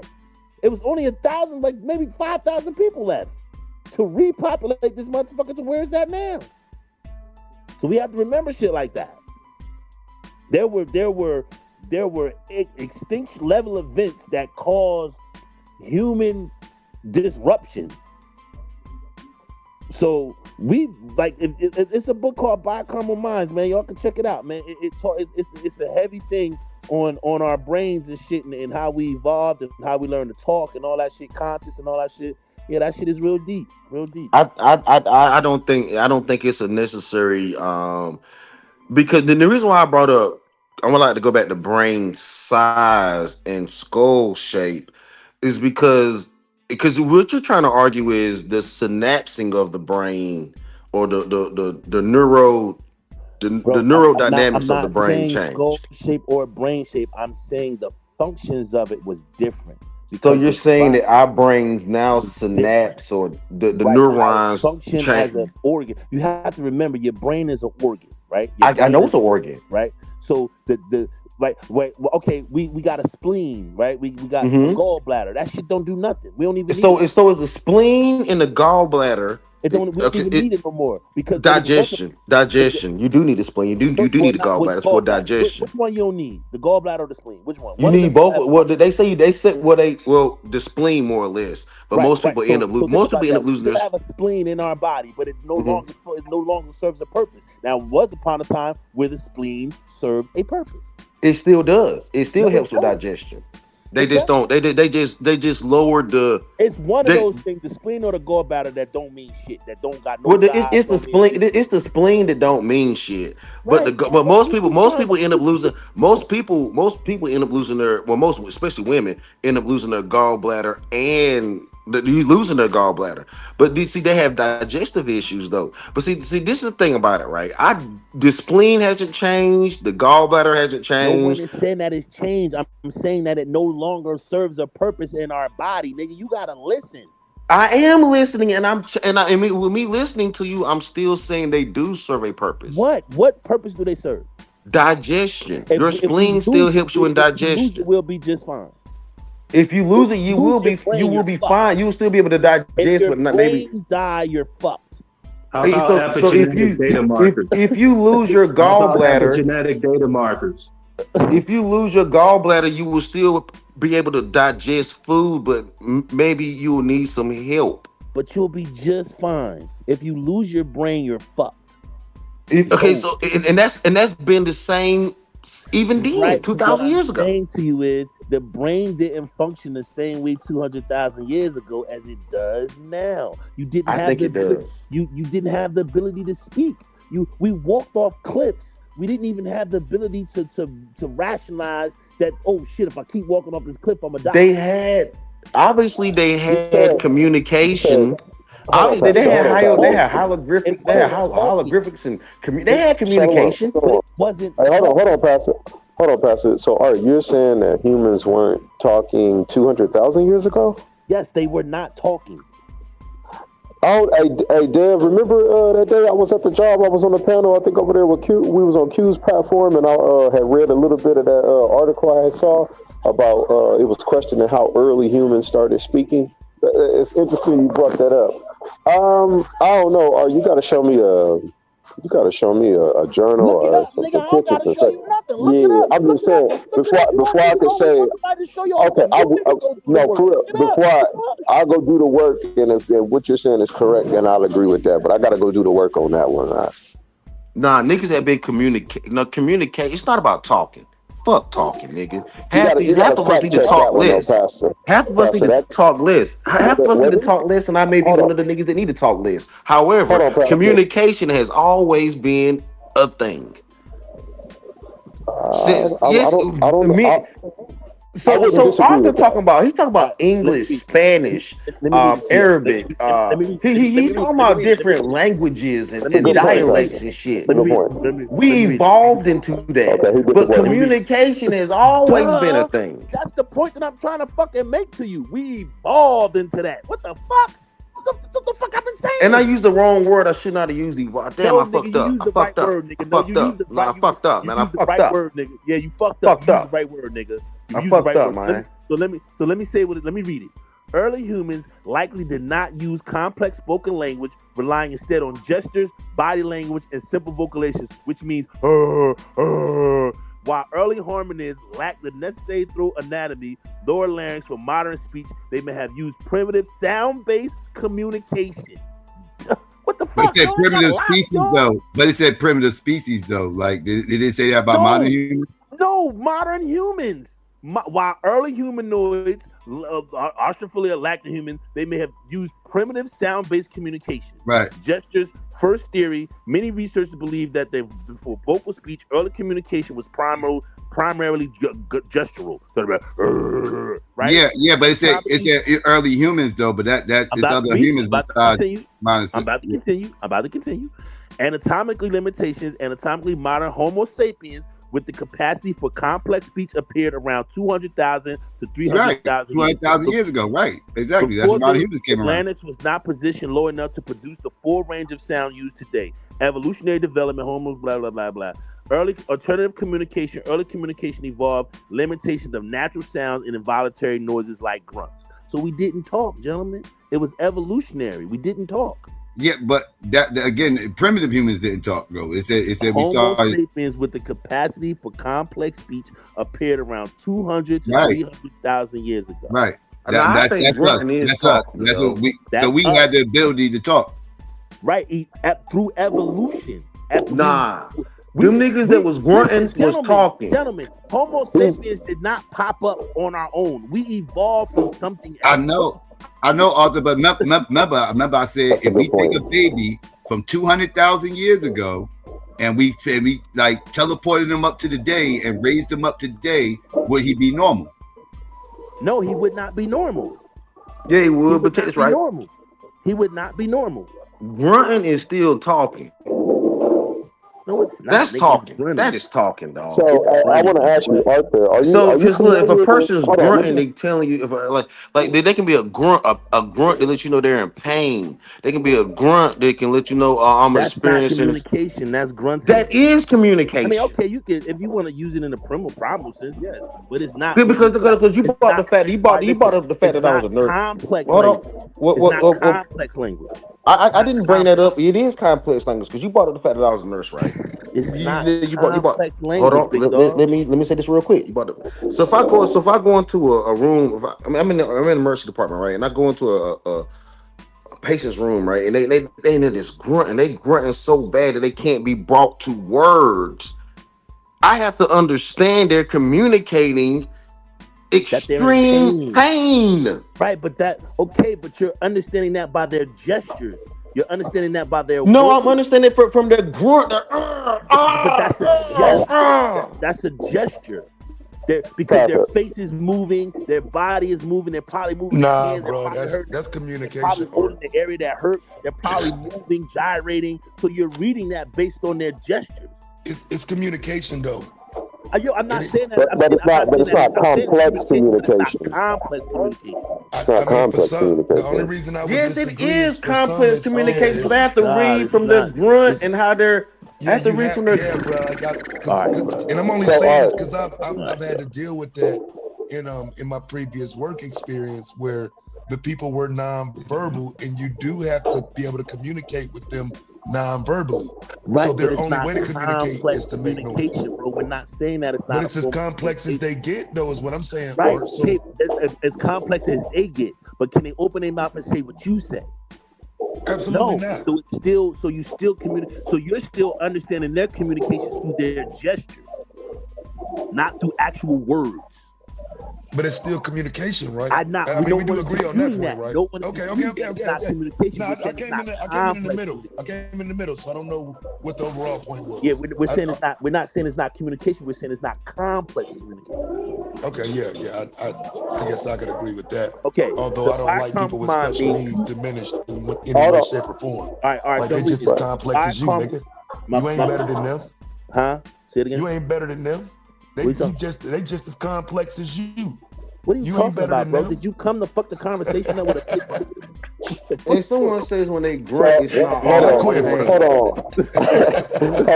I'm not worried about somebody saying I'm pretending to be a nurse. I never even said that. Somebody called me a being. So I ain't worried about you niggas in the chat. And when someone is grunting, it's not. You're right. It could not necessarily be pain, but it is some form of discomfort. They can be grunting because they're feeling nauseous. They're about to vomit. Here's the thing, right? Or they can be. So this is complex. It's very much complex. Hold on. Let me offer what I believe to be a better example, right? So, like, are you guys? There are some things in the Habeshaw language, right, that are words like in Danish, right? But then there are also clicking noises in the language, right? So, what Art read, I could see that to be true because that clicking noise, you could tell, is something that came from an ancient variation of the nature. Like it's a part of the root of the language, right? So, with Art read, we can actually see that in observable nature. Right. And even clicking, even if you go to clicking is even done. Movie, The Gods Must Be Crazy. What's that tribe in the movie The Gods Must Be Crazy? They talk with the Kosis. They talk in clicking sound. Yeah. So is their communication any more primal? So why are you saying that their communication is primal compared to us speaking English on the panel? Yes, it's a primal form. No, it's not. It's just as complex. It's not more complex. Compared to us right now, it would be, Pastor. No, it's not. Because niggas talk all the time and can't understand each other. At least they know what the fuck they were talking about. It'd be complex because we don't understand what they're saying, and we can't physically do what they're doing to communicate. But if we were to sit and immerse ourselves in that community, we would eventually learn and work and practice on it. We would eventually learn how to do the clicking noises like that. Right. We pick up on the proper pronunciations and then we will find out that they pronunciating or saying the same thing that we thought we were saying in a more complex form of language. Let me tell you though, Pastor, to make those click noises when it comes to linguistics, it takes a lot. Let me go ahead. Let me just read this quick. The core concepts of James. All right, so the guy name is Jules James, and his book is called The Origin of Consciousness and the Breakdown of the Biocarnal Mind, in which he proposed a radical theory about recent evolution of human consciousness. His central argument was that humans were not conscious in the modern sense, possessing a private, introspective inner world until as recently as 3,000 years ago. Instead, he theorized that ancient humans operated with a biocarnal mind. The biocarnal mind, James proposed that early humans' brains were divided into two chambers. The right hemisphere would generate auditory hallucinations in response to novel or stressful situations. The left hemisphere would perceive things of hallucination, external commanding voices, or the gods. Consciousness as a cultural invention, he argued that consciousness is not a biological trait, but a learned process based on metaphoric languages. The breakdown of societies became more complex and writing developed. The bicameral mind system collapsed. Humans began to internalize the voices, in turn into the modern internal monologue, developed the ability to introspect, to think, and to have the idea of conscience. So that's what I'm saying to you. Who we are now is not what we were back then. So if we were to bring people forward from then to now, they would probably, if we trained them and we put them in different, but it would be hard for them. It would be stress on them for them to react to a world that's moving so fast. Like, I mean, we don't even have to go back 200,000 years and grab those people. We can go to the Amazon. We can go to the people that the North Sentinel Island motherfuckers who killed them Indians, that fucking Chinese. If we grab now the adults, I would agree with, but we grab the babies. Them people in the Amazon would be fine. The babies. If we got the babies and raised like society, but we would have to get a baby that didn't exist in that culture. We would have to get one that's fresh out the womb. That's not true because they seen babies be raised with wolves and shit, dog. That's like ain't no baby, no damn wolf. That's primitive, nigga. That's what I'm saying. So it's quicker. It's easier. So with all this evolution, baby is going backwards. Doesn't mean so with all this evolution is quicker for the child to go backwards than to go forward. When you talk about if you like take a time machine back to 200,000 years ago, do you think you have the brain and the capabilities to make it in that type of room? No, that's a good question. If you took us back 2,000 years ago, could we make it? Of course we would. We be fucked up out there. You think if they grabbed us as babies, we'll be fine. I think we'd be fucked up, Psycho. I think we'd be fucked up. How if we're a more evolved version of the human? How is that possible? They would eat us. I think they would eat us and kill us. I think we would slow them down. What the fuck? So how will we slow them down if we evolve to something better? We wouldn't have the ability to adapt to the environment like that. What do you think their reaction would be? Being that prehistoric shit. That shit. Nigga, we be down there growing weed, making beer. We don't realize where we at right now. We don't realize. Yeah, you know what? I don't think you realize where they was at back then. Nigga, they was motherfucking inventing shit. It was the pyramids didn't come from now, nigga. They came from then. It was normal back then. It was normal. So it was normal to so we got skyscrapers. We're not talking 5,000 or 6,000 years ago, bro. We're talking 200,000 years ago. Psycho was specific in his number. Them niggas was still fishing, shooting, stabbing, taking, getting shit. What gunpowder did they have to shoot? Them niggas was shooting like motherfucking blow torches and shit. Them niggas had bow and arrows back then. Them niggas had arrows and shit. We would not have the skill set to learn how to do that shit, and that shit would stress us out. Them niggas 2,000 years ago, them niggas was not throwing rocks. You're thinking about them niggas was not throwing rocks 2,000 years ago. You're thinking about they took an adult that was raised here. Yeah, I agree. They'll be culturally shocked and they'll be fucked up. They don't know what to do. But a baby that was raised under the same culture as them, they'll be fine. They'll be just like the next motherfucker down there. I don't think so, bro. Niggas 2,000 years ago was not throwing rocks, nigga. Living under that environment, if we was to come from the modernity and the breastfeeding and all that shit that we're used to now, and I mean, you might be right. I don't know, but I just think the environment would be very stressful on a. No, they did more breastfeeding back then. They didn't have Infamil. We had Infamil. A lot of y'all niggas was giving Infamil. I think I was at one point. I think I even had some Infamil in my life. But them babies had teddy milk. We're in modernity now, right? We're in modernity now, and motherfuckers can't survive now. Nah, you lost on that argument right there. Now, you lost on the feeding of the babies. Listen, we live in you lost on the. Them women didn't have another source of feeding their babies rather than bro. You got. I said breast milk. I didn't say anything about. If I go back 200,000 years, can I take the switch with me out? Bro, I need my basketball, man. Can you take the switch? Nigga, this ain't no Back to the Future. You're gonna run out of ammunition eventually. I mean, you got to think about this. Our brains wouldn't even be able to process a saber-toothed tiger running down on us. Oh, it's a Them wrap niggas for was you. stabbing saber-toothed tigers with like I said, if you bring an forks. adult back there, yeah, we'd be fucked up. We wouldn't know what to look out like for. I said, Psycho, the baby would have to be fresh out of the womb. But a baby that's like 2-3 years old, that's to live a little bit, that baby would fucking go crazy. Nigga, I think we be good up to 5 years old. Nigga. You can take a 5-year-old. You can take no. We're not gonna make it, bro. You can take a 10-year-old kid. You can take a 10-year-old kid and put him in Egypt, and he'll be fine. 200,000 years ago. The shit she do. She got a way she walk up the steps. She got a way she climb down the steps. She got a way that she eat shit. Black people scared of the tiger at the zoo behind them all. We get nervous going to the zoo. You can take a 10-year-old child from America right now and put him in ancient Kemet, nigga. And he gonna be fine. No. If you think about it, Pastor, nigga, we waiting. DoorDash brings us food in the time we live in. We wouldn't make it to 100,000 years. Niggas not thinking about what they live in that shit. Nigga, we will be nigga. So how do we evolve then, nigga? Y'all mean we were created and we did worse? No, Pastor, you gotta really think about it. Y'all talking about evolution ain't real. We were created years and living. And y'all want some bullshit. If I can take the switch with me, I'll do it. But other than that, I'm not going. You know you wasn't created, Pastor. You know how you know you wasn't created, right? You know how you know you wasn't created. You have kids, right? They were created. You know you have kids, right? It's a yes or no question. Yeah, that's true. Right? And if you didn't stick your dick in they baby and they mom, you wouldn't have kids. That ain't got nothing to do with evolution, nigga. We created them babies. You created the babies based on evolution.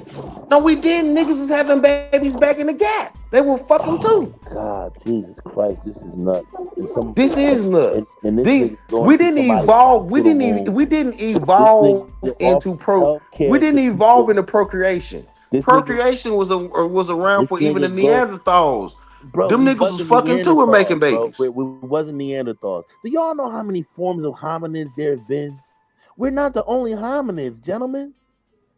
It takes somebody to stick a dick in somebody for a baby to pop out. No dick, no pussy, no baby.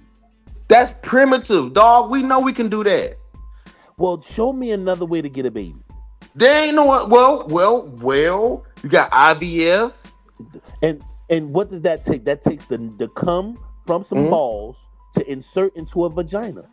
No, it doesn't. You don't have to insert. They do all the work for you. Right, but they got it. I said they have to insert the material still come from the man and woman. Yeah. The material comes from a man and a woman. So you still need balls. That's the recipe. So you're making an argument for IVF. I'm making an argument for the fact that this shit we've been fucking since 2000. Circle vent bullshit that you 2,000 years ago. We've still been doing the same shit. You niggas that so you think niggas is humping any better now than they were humping 2,000 years ago? You think that's crazy. You think niggas' stroke game is better now than it was 2,000 years ago? Weirdo ass nigga has nothing to do with stroke game. Take the kufi off your head and squeezing the blood, nigga. Has nothing to do with the stroke game, nigga. I'm just simply saying that in order to procreate, it takes a man and a woman. It takes some chemical reaction. It takes some physical reaction. It takes some physical contact, and that's how you create other human beings. And that ain't changed. That hasn't changed since 2,000 years ago. It's a learned behavior. That shit ain't learned, nigga. That's 2,000 years ago. That shit might be natural, nigga. That shit, you might have been born with that. You might have been. That might be. Oh man, you might have been born that way. Pseudo niggas on the face of the fucking earth. Yo. Jesus fucking Christ, this shit is nuts. I always told you I was pseudo though. Hold on. How you gonna call anybody pseudo and follow it up with Jesus Christ? I didn't. Well, Jesus Christ is just a fucking phrase, bro. It's I throw my hands up. Wouldn't you say it's a pseudo praise, sir? It's like I give up, right? Like I'm using Jesus Christ in the right. I done heard Chris Harris and some of the biggest Bible fighters on the planet say Jesus Christ, though. I give up. I quit. You win.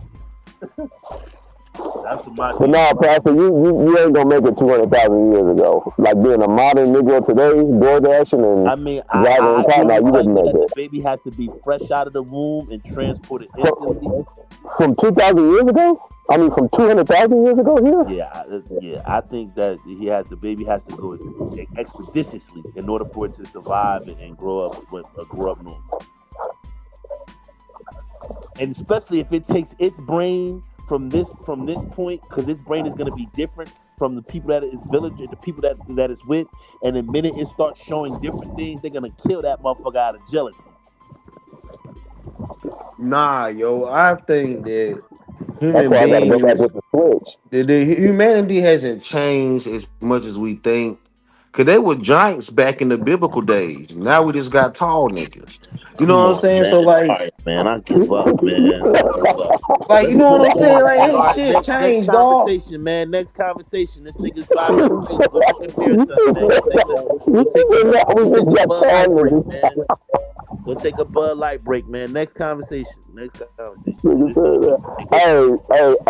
Psycho. Hey, on some pseudo shit, Shalom. According to the scriptures, the third war, or what people call the third world war, it's supposed to be up at that point in time. Ain't no going back to no job, nigga. When it really jump off, though, it's supposed to be a wrap. It's supposed to be anarchy throughout the whole planet.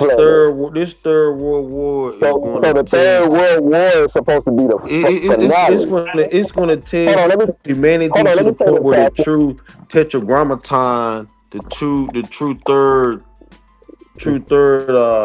temple going to come, and the third temple is androgynous and against man and woman. Okay, have you ever been part of Mile High Club though?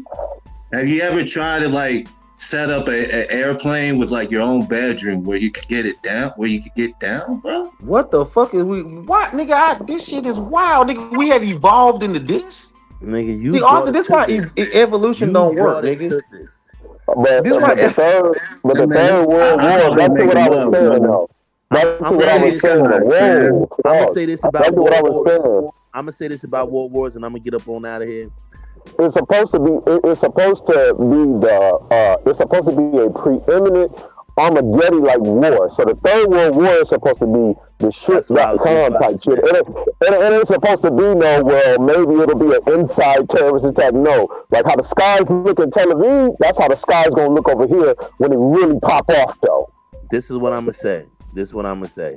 Einstein said something very, very, very, very, very ominous, yet potent, right? This is what Einstein said. Einstein said that the Third World War will be fought with bombs, missiles, and technology, and the Fourth World War will be fought with sticks and stones. And I truly believe it. Y'all brothers have a good night, man. This was right. Because that's some real shit. We're gonna be back to throwing. We're gonna be, but see, I'm glad you said that though, Black. Because how did we evolve if we right back into sticks and stones? Obviously, we were just created.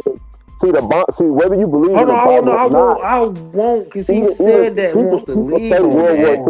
He said that, then he want to leave on that, but that's proving my whole point. That we were just created rather than we evolved. But what he's saying is like after the war, right? Who's left on the planet? That's gonna be the reset of humanity. Stones, because there's not gonna be any materials to fight with.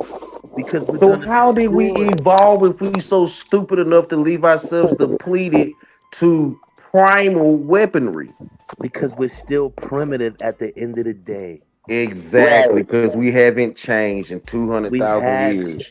200,000. Did you say 2,000 or 200,000? We have changed. Some fundamental things about us haven't changed, Pastor, but we have evolved. We ain't evolved in this shit. We just make shit better. We just make faster shit. Brother. And I will argue that. Brother. I will argue if this shit is even faster. If they had time machines and helicopters and shit back in Egypt, nigga. There is no way to go back in time. You can't. America has been. Bro, there is no way Stargate is real, nigga. Niggas have been traveling time forever. Listen. If I came and punched you in the mouth right now, right, and I get a nice where I hit you right in your teeth, right? Where your lip and your mouth is closed, and I bust your lip, right? That's how soft your body is. So if I can punch you, and if I punch you hard enough and I fuck your mouth up, it's not even gonna heal back properly. So there is no way for your physical body to break apart. So you're talking about trauma. You're talking about trauma. Can You I got it. please You got it. finish, nigga? Can I please You got finish? it. You got There it. is no way for your physical body to break up and then come back together again. Okay, so you're talking about trauma, right? You're talking about blunt force trauma. No, I'm and talking about and you don't have to. And so based off that, you shouldn't be able to fly. You shouldn't be able to fly in an airplane. I'm talking about the. You shouldn't be able to fly in a jet. G forces should technically break you apart, but people still fly jets because they're in a. But if you look at how they face look when they're flying in G-force, and if you look at the pressured cabins and the shit that they have to do in the cabins and the bodies that they have to create in order for you not to break apart, they have to create barriers. They have to create chambers where you don't break apart. So if you're not in a chamber like that and you're in something where you're breaking the time-space barrier, your physical body is gonna break apart and it's not gonna reconstitute itself on the other side. And that's why they had time traveling machines. Like shout out to Steve Urkel. And so we had time traveling machines, my nigga. And they had them shits back in the days. They took that shit away now. Niggas was traveling. They made movies called they had movies called whatever the movies, you know what I'm talking about, back to traveling and shit, the nigga in the DeLorean and all that shit. Yo, we were space traveling 2,000 years ago. Hold on, Pastor. Let the nigga, hold on. In the Bible, they call it astro. Hold on, in the Bible, they call it astroplane. Because when they say you astroplaning, they say you doing something evil. But astroplaning is traveling of the mind. The Bible tells you not to do it because it can be evil. Pastor, it's concerning the third woe, right, or what people call the third world war. Let the prophet of doom speak on it just a little bit. You know, so it says one people shall stand up against another and fight with swords in their hands. Right, it's going to be like an uprising. It's race wars that prophesied to take place in the last days. When the third world war takes off and you can't call the police no more and society collapses and all hell and anarchy break loose, biracial couples are gonna get tested like never before in history, and you're gonna have to be around your own people in that day. So for you to be around other groups of people in that day, you're going to become a spoil or die, or both. Biracial people will be fine, dog. Like biracial people ain't worried about no. Because it's gonna be more of an economic war than a racial war. Pastor, you a Christian? Yeah, nigga. Pastor, the scriptures, it says one people shall stand up against another and swords in their hand. What's the modern day sword today? That's the switch. All hell is gonna break loose. Ain't gonna be no going to Starbucks and Trader Joe's, and it's not. When all hell breaks loose, there will be no more going back to a job or none of that. You're gonna have to be around your people in that day, and black people that are not with their own people, or even white people that are not with their own people, Mexican people that are not with their own people. You're gonna be compromised something greatly in that day. When I'm talking about some Israelite biblical prophecy. Now you can give us the warm and fuzzy Christian version of it. Go ahead, Barney ass nigga. What I'm saying is, you ain't completely lying at all, because when anarchy break, if you don't have a tribe, you are going to be done for. All I disagree with you is on the, do I think long term the tribes will become racially divided? You are 100% right. But I think initially the tribes will be economically divided, and once the economics are completely gone, then it will turn to racial. All hell is going to break loose. There's going to be bombs going off. At some point in time, the Bible even says the kings of the heart's king is in the hands of the Lord, meaning the Most High could turn up all the leaders. Nzinga, Vladimir Putin, Genghis Khan, Alexander, Mansa Musa, all of these people throughout history, the Most High has ordained and given them the authority to have them riches and rule like that. Even the ones that's not Hebrews, even the ones that have done the most wicked ever concerning the balance of nature, right? So one day the Most High gonna crash them out, man. And whether Vladimir Putin dies and they don't drop the bombs, or if Xi Jinping has somebody that succeeds him, it don't matter. At some point in time, they gonna use the nuclear weapons. That shit ain't for show and tell. And it is going to force a reset where humans going to have to go back to using sticks like Arthur said, because everything going to be blown the fuck up. You might have to go under, I don't know what it's like to live through 20, 30, 40, 50 nuclear bombs going out, and you may not be able to come up to the surface. I don't know the effect that it, but I know it's going to be terrible. I do know that. So at some point in time, the Third World War, this is supposed to be the war where they actually use the nukes. Yeah. Not just nukes, but they're gonna use a different form of technology. This is where they bring this is also where they bring the population down to. They bring the worldwide population down to under I forgot what the number was. It was on those stones in Georgia. I forgot what the number was. And then, you talk about the Georgia Guidestones. They got blown they got to bring the world population down. I think it's like 700 or 500,000 it was. But that means we all gonna have to fight, and that means even that we gonna die, our children gonna die. We're gonna see. Right? That means that family bloodlines are gonna go away. You're gonna have to accept the new system because they are working on a way to get us all to the point where we have some form of a merger with machine, whether it's on a small level. But in a minute, that cash and them cards is gonna be a thing of the past. They don't want you to have some type of device in your body to scan and keep all the records of your life and everything. So that system is coming as well, right? So can an American born in 1980s, 1990s live in a society where everything is a subscription or a token? What's your other option? You going to live in the Amazon jungle with the indigenous people? You completely escaping civilization. Well, then that means that we have to see ourselves so different than them that we couldn't live with them. But what happens, Pastor, when you actually need resources and stuff, man? When's the last time you lived off the grid, brother? Like this is I'm from the country, nigga. I am off the grid. Okay, I'm from the South. So I get it, right? So you do have some attributes and traits from growing up and being in the South and knowing certain things. So I can see where you would be able to make it in certain situations, Pastor. So I'm gonna give you that.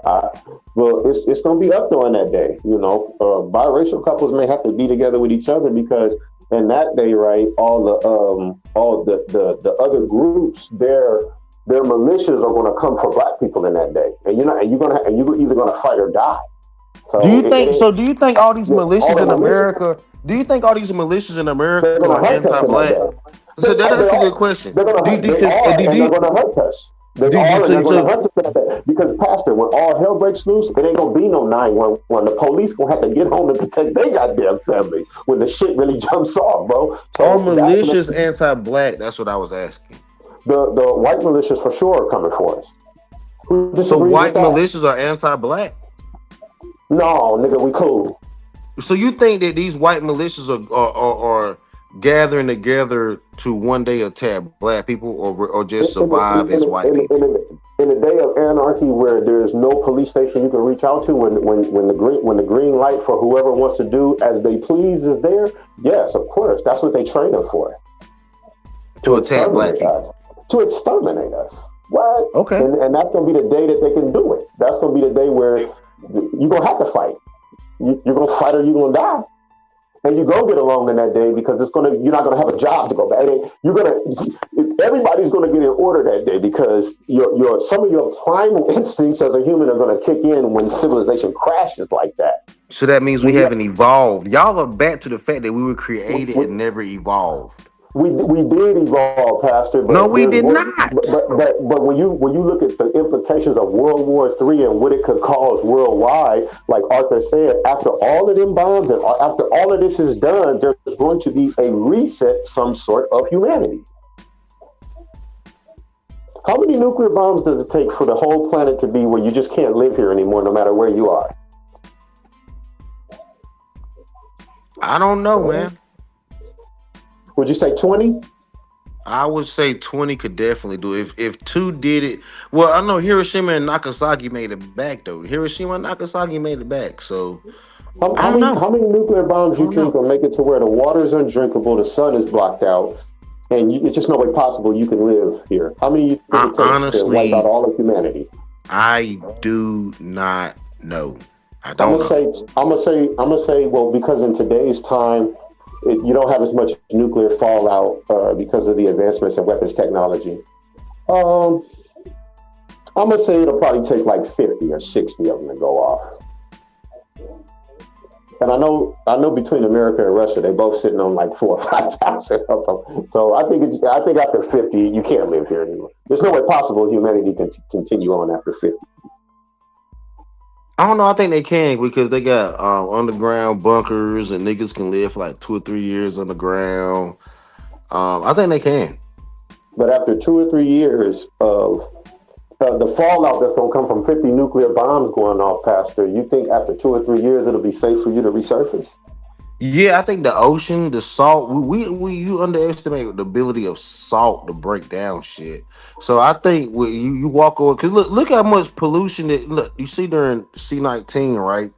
And they had mandates on travel, and you saw how there's people on the roads. Unfortunately, it did clear up their environment in just that little bit of time.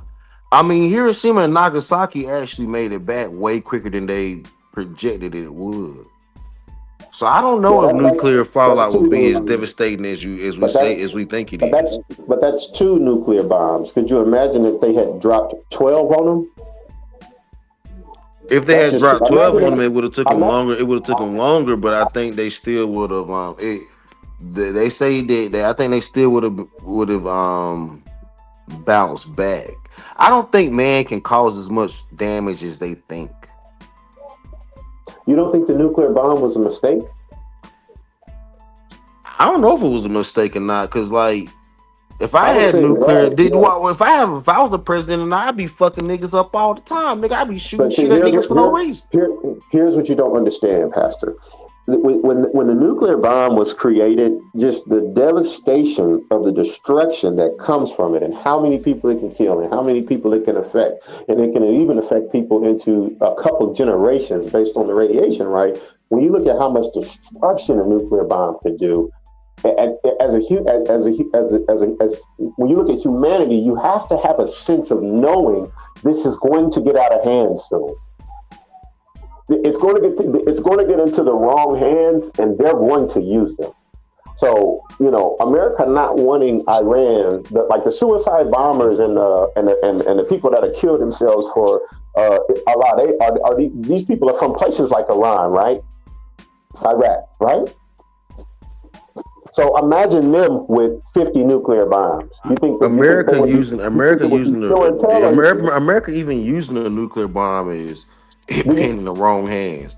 Even if you look at Pearl Harbor, right? Even if you look at Pearl Harbor, right? We could have pushed back. We could have challenged Pearl Harbor without nukes. They took down a couple of ships in Hawaii. You think they could have defeated Japan without the nuclear bomb?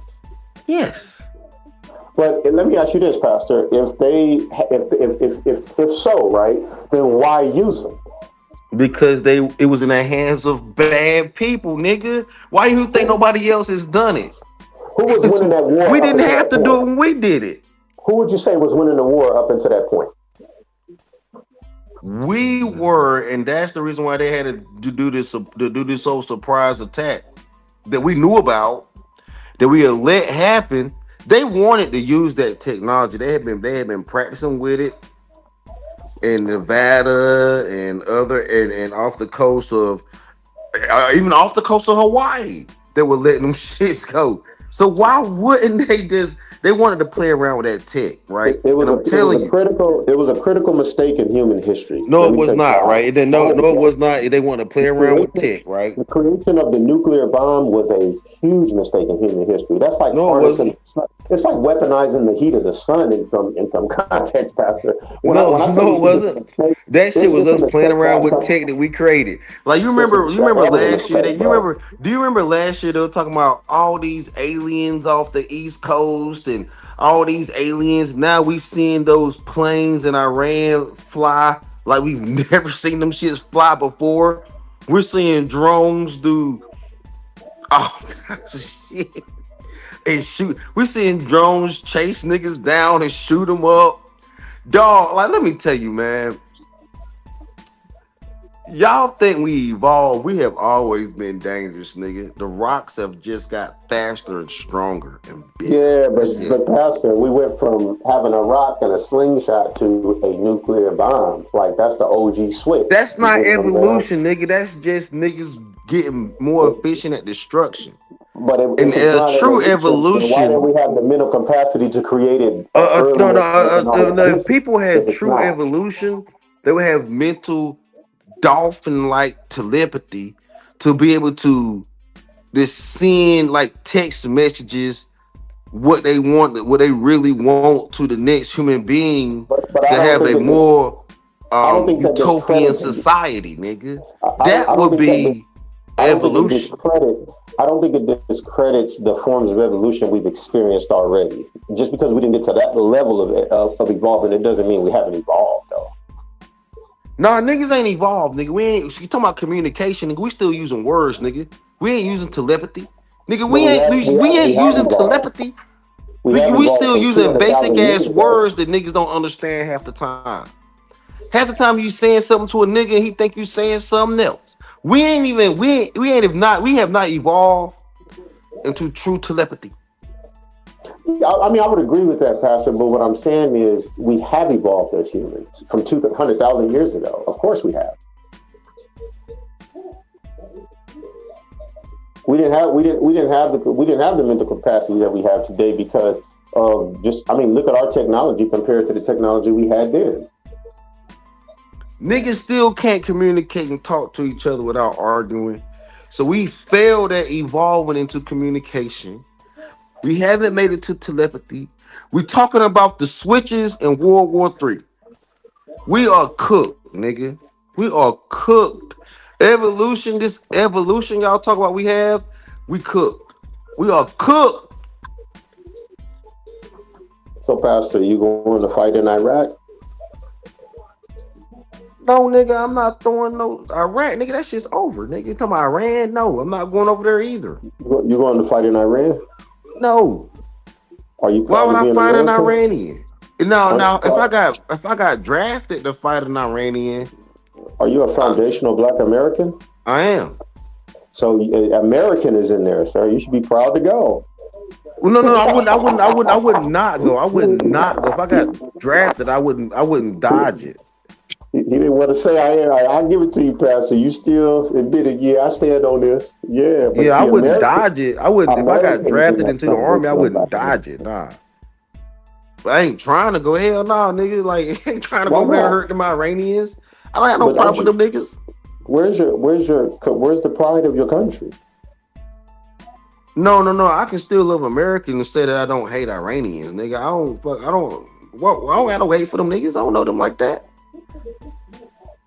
I don't know them niggas like that have hatred for them.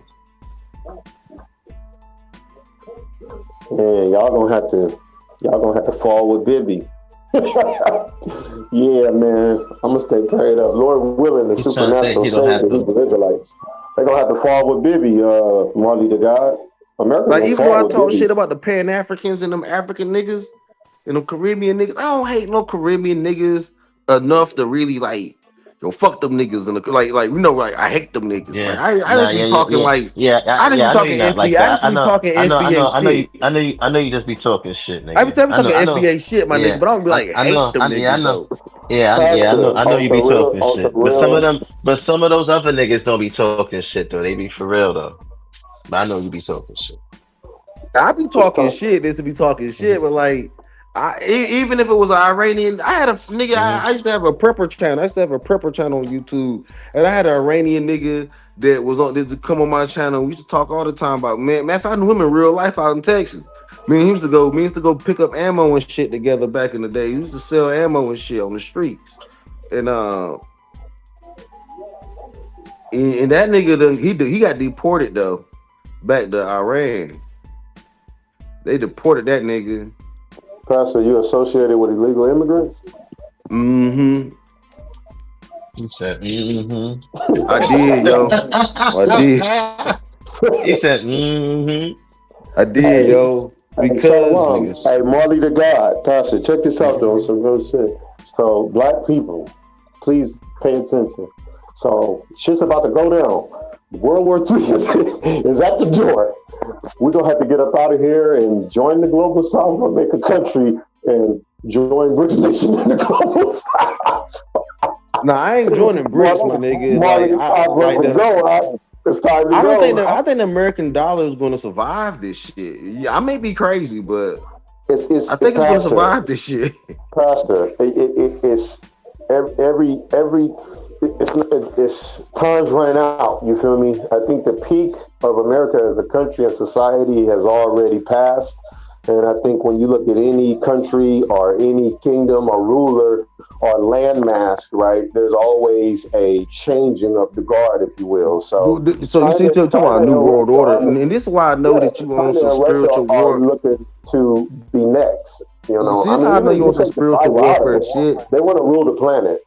This is how I know you on some spiritual warfare shit is because, cause you when the military was investigating it and talking about this war in Iran being a way to push Christian nationalism and spiritual warfare, you just literally explained exactly what they said.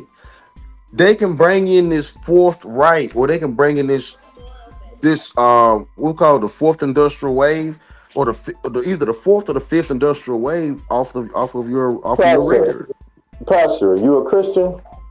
Well, I'm part of A.M.E. Zion. Are y'all Christians? And yeah, are y'all a part of modern day Christianity? Yeah, I'm a Christian. Okay, well then Bibi is your big homie. That's your man. No, he's not. Israel is kind of like look. Trump took the capital of Israel from Tel Aviv to Jerusalem. Now, if Israel was our big homie, how can we change their capital? How can Christianity, Pastor? No, so okay then. So how are they our big homie when we can tell them what their capital is? If you're a part of Christianity, Marley, why you ain't answer my question, Marley? I'm answering it right now. The reason why Bibi's your big homie is because if you're a part of mainstream Christianity, the Catholic Church, AME Church, you guys teach that those people over there are the real descendants of David and the Israelites in the Bible. So because you guys teach that they're chosen, because you spread Catholicism around the whole planet and brainwash people with the white image of so-called Jesus, Bibi is your big homie because you guys teach that those are the chosen people of God that the Bible is talking about. So that's why America is about to get tethered and dragged into this bullshit with Bibi, because y'all want to hold on to the fact that America won't come out and just say, we don't believe you guys are the real Israelites. Even if you don't think it's us, Pastor, they still won't admit that they don't believe it's them, right? So because America's standing on these are the actual descendants of David, it's going to drag everybody that's an American citizen into this war, whether you're religious or not. Okay, that's true, but that's not Israel doing it. That's America directing it. But why is America directing it? Because America does hold those people. Who do Christians think they're supporting when they support Israel? Do they believe they're supporting the Israelites of the Bible? Yes or no, Pastor? Yeah. They believe they're supporting the physical Israelites of the Bible, right? So that's how we got dragged into this shit with Iran. Yeah. Right. So Bibi is your big homie if you're a Christian. He's not our big homie. We're doing what's Christ like. You got his money on time? Do you have his money? You got his money on time. He is your big homie. No, he's not no. Who do you think has a bigger GDP? Who has a bigger GDP, America or Israel? America does, but we support and fund and nurture Israel. We pay tributary to Israel, to so-called Israel. So nigga, I take care of my son. Is my son my big homie? You say he's no, but Bibi is though. No, my son and my big Y'all having two different arguments in one argument. Marley, Pastor needs to get a gun and go out there because Bibi, that's his big homie twice. Because not only is he an American citizen, right? See, I'm a prisoner of war. We the Israelites. We on the terrorist list for reading the Bible harsh, nigga. Kwame Yasharala. So I don't have nothing to do with that shit. But a motherfucker saying they're an American citizen and they proud and a Christian, oh yeah. Bibi is for sure your big homie. Twice over.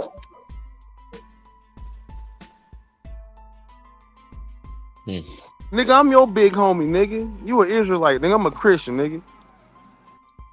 I mean, in some context, Pastor, that's correct because Christians run America. But according to the Bible, you're supposed to shut the fuck up when I'm talking. Shalom.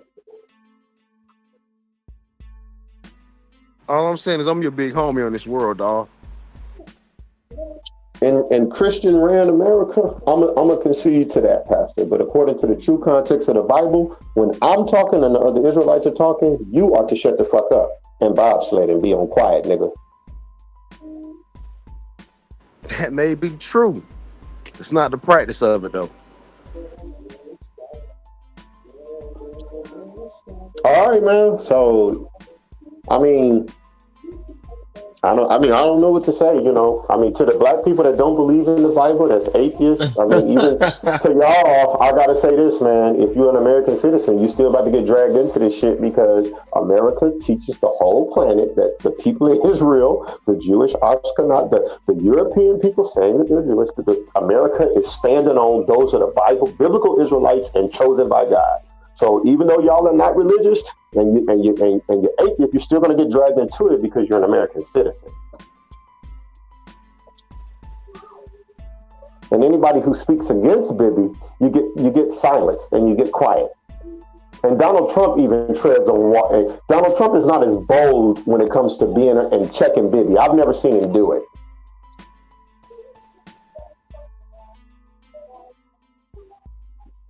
So, niggas, we might have to go somewhere the fuck out. For real.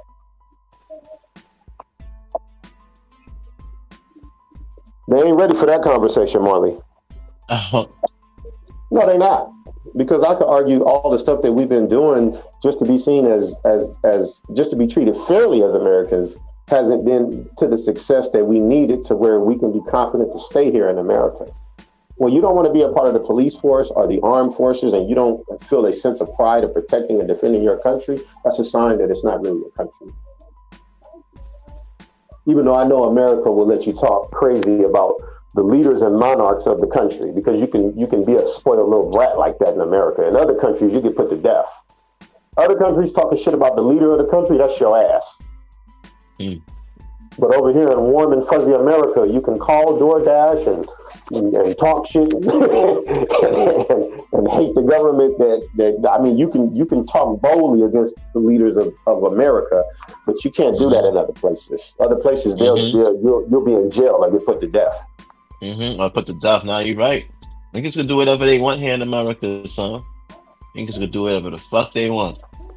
So when the bombs are in the sky, or if Iran or Russia or China ever decide to team up and actually send bombs to the soil of America, we're not going to be ready for it because we've been waiting on DoorDash and we've been waiting for the game. I'm just keeping it honest.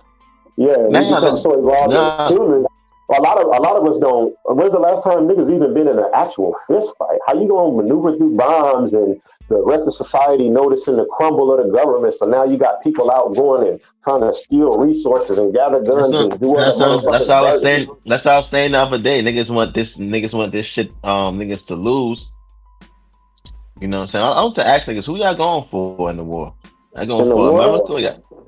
In the war. I want this place to fall for what happened to my ancestors. I can't wait for the day that America falls. Fuck who don't like it. You do know. Yeah, but you do know. But you do know.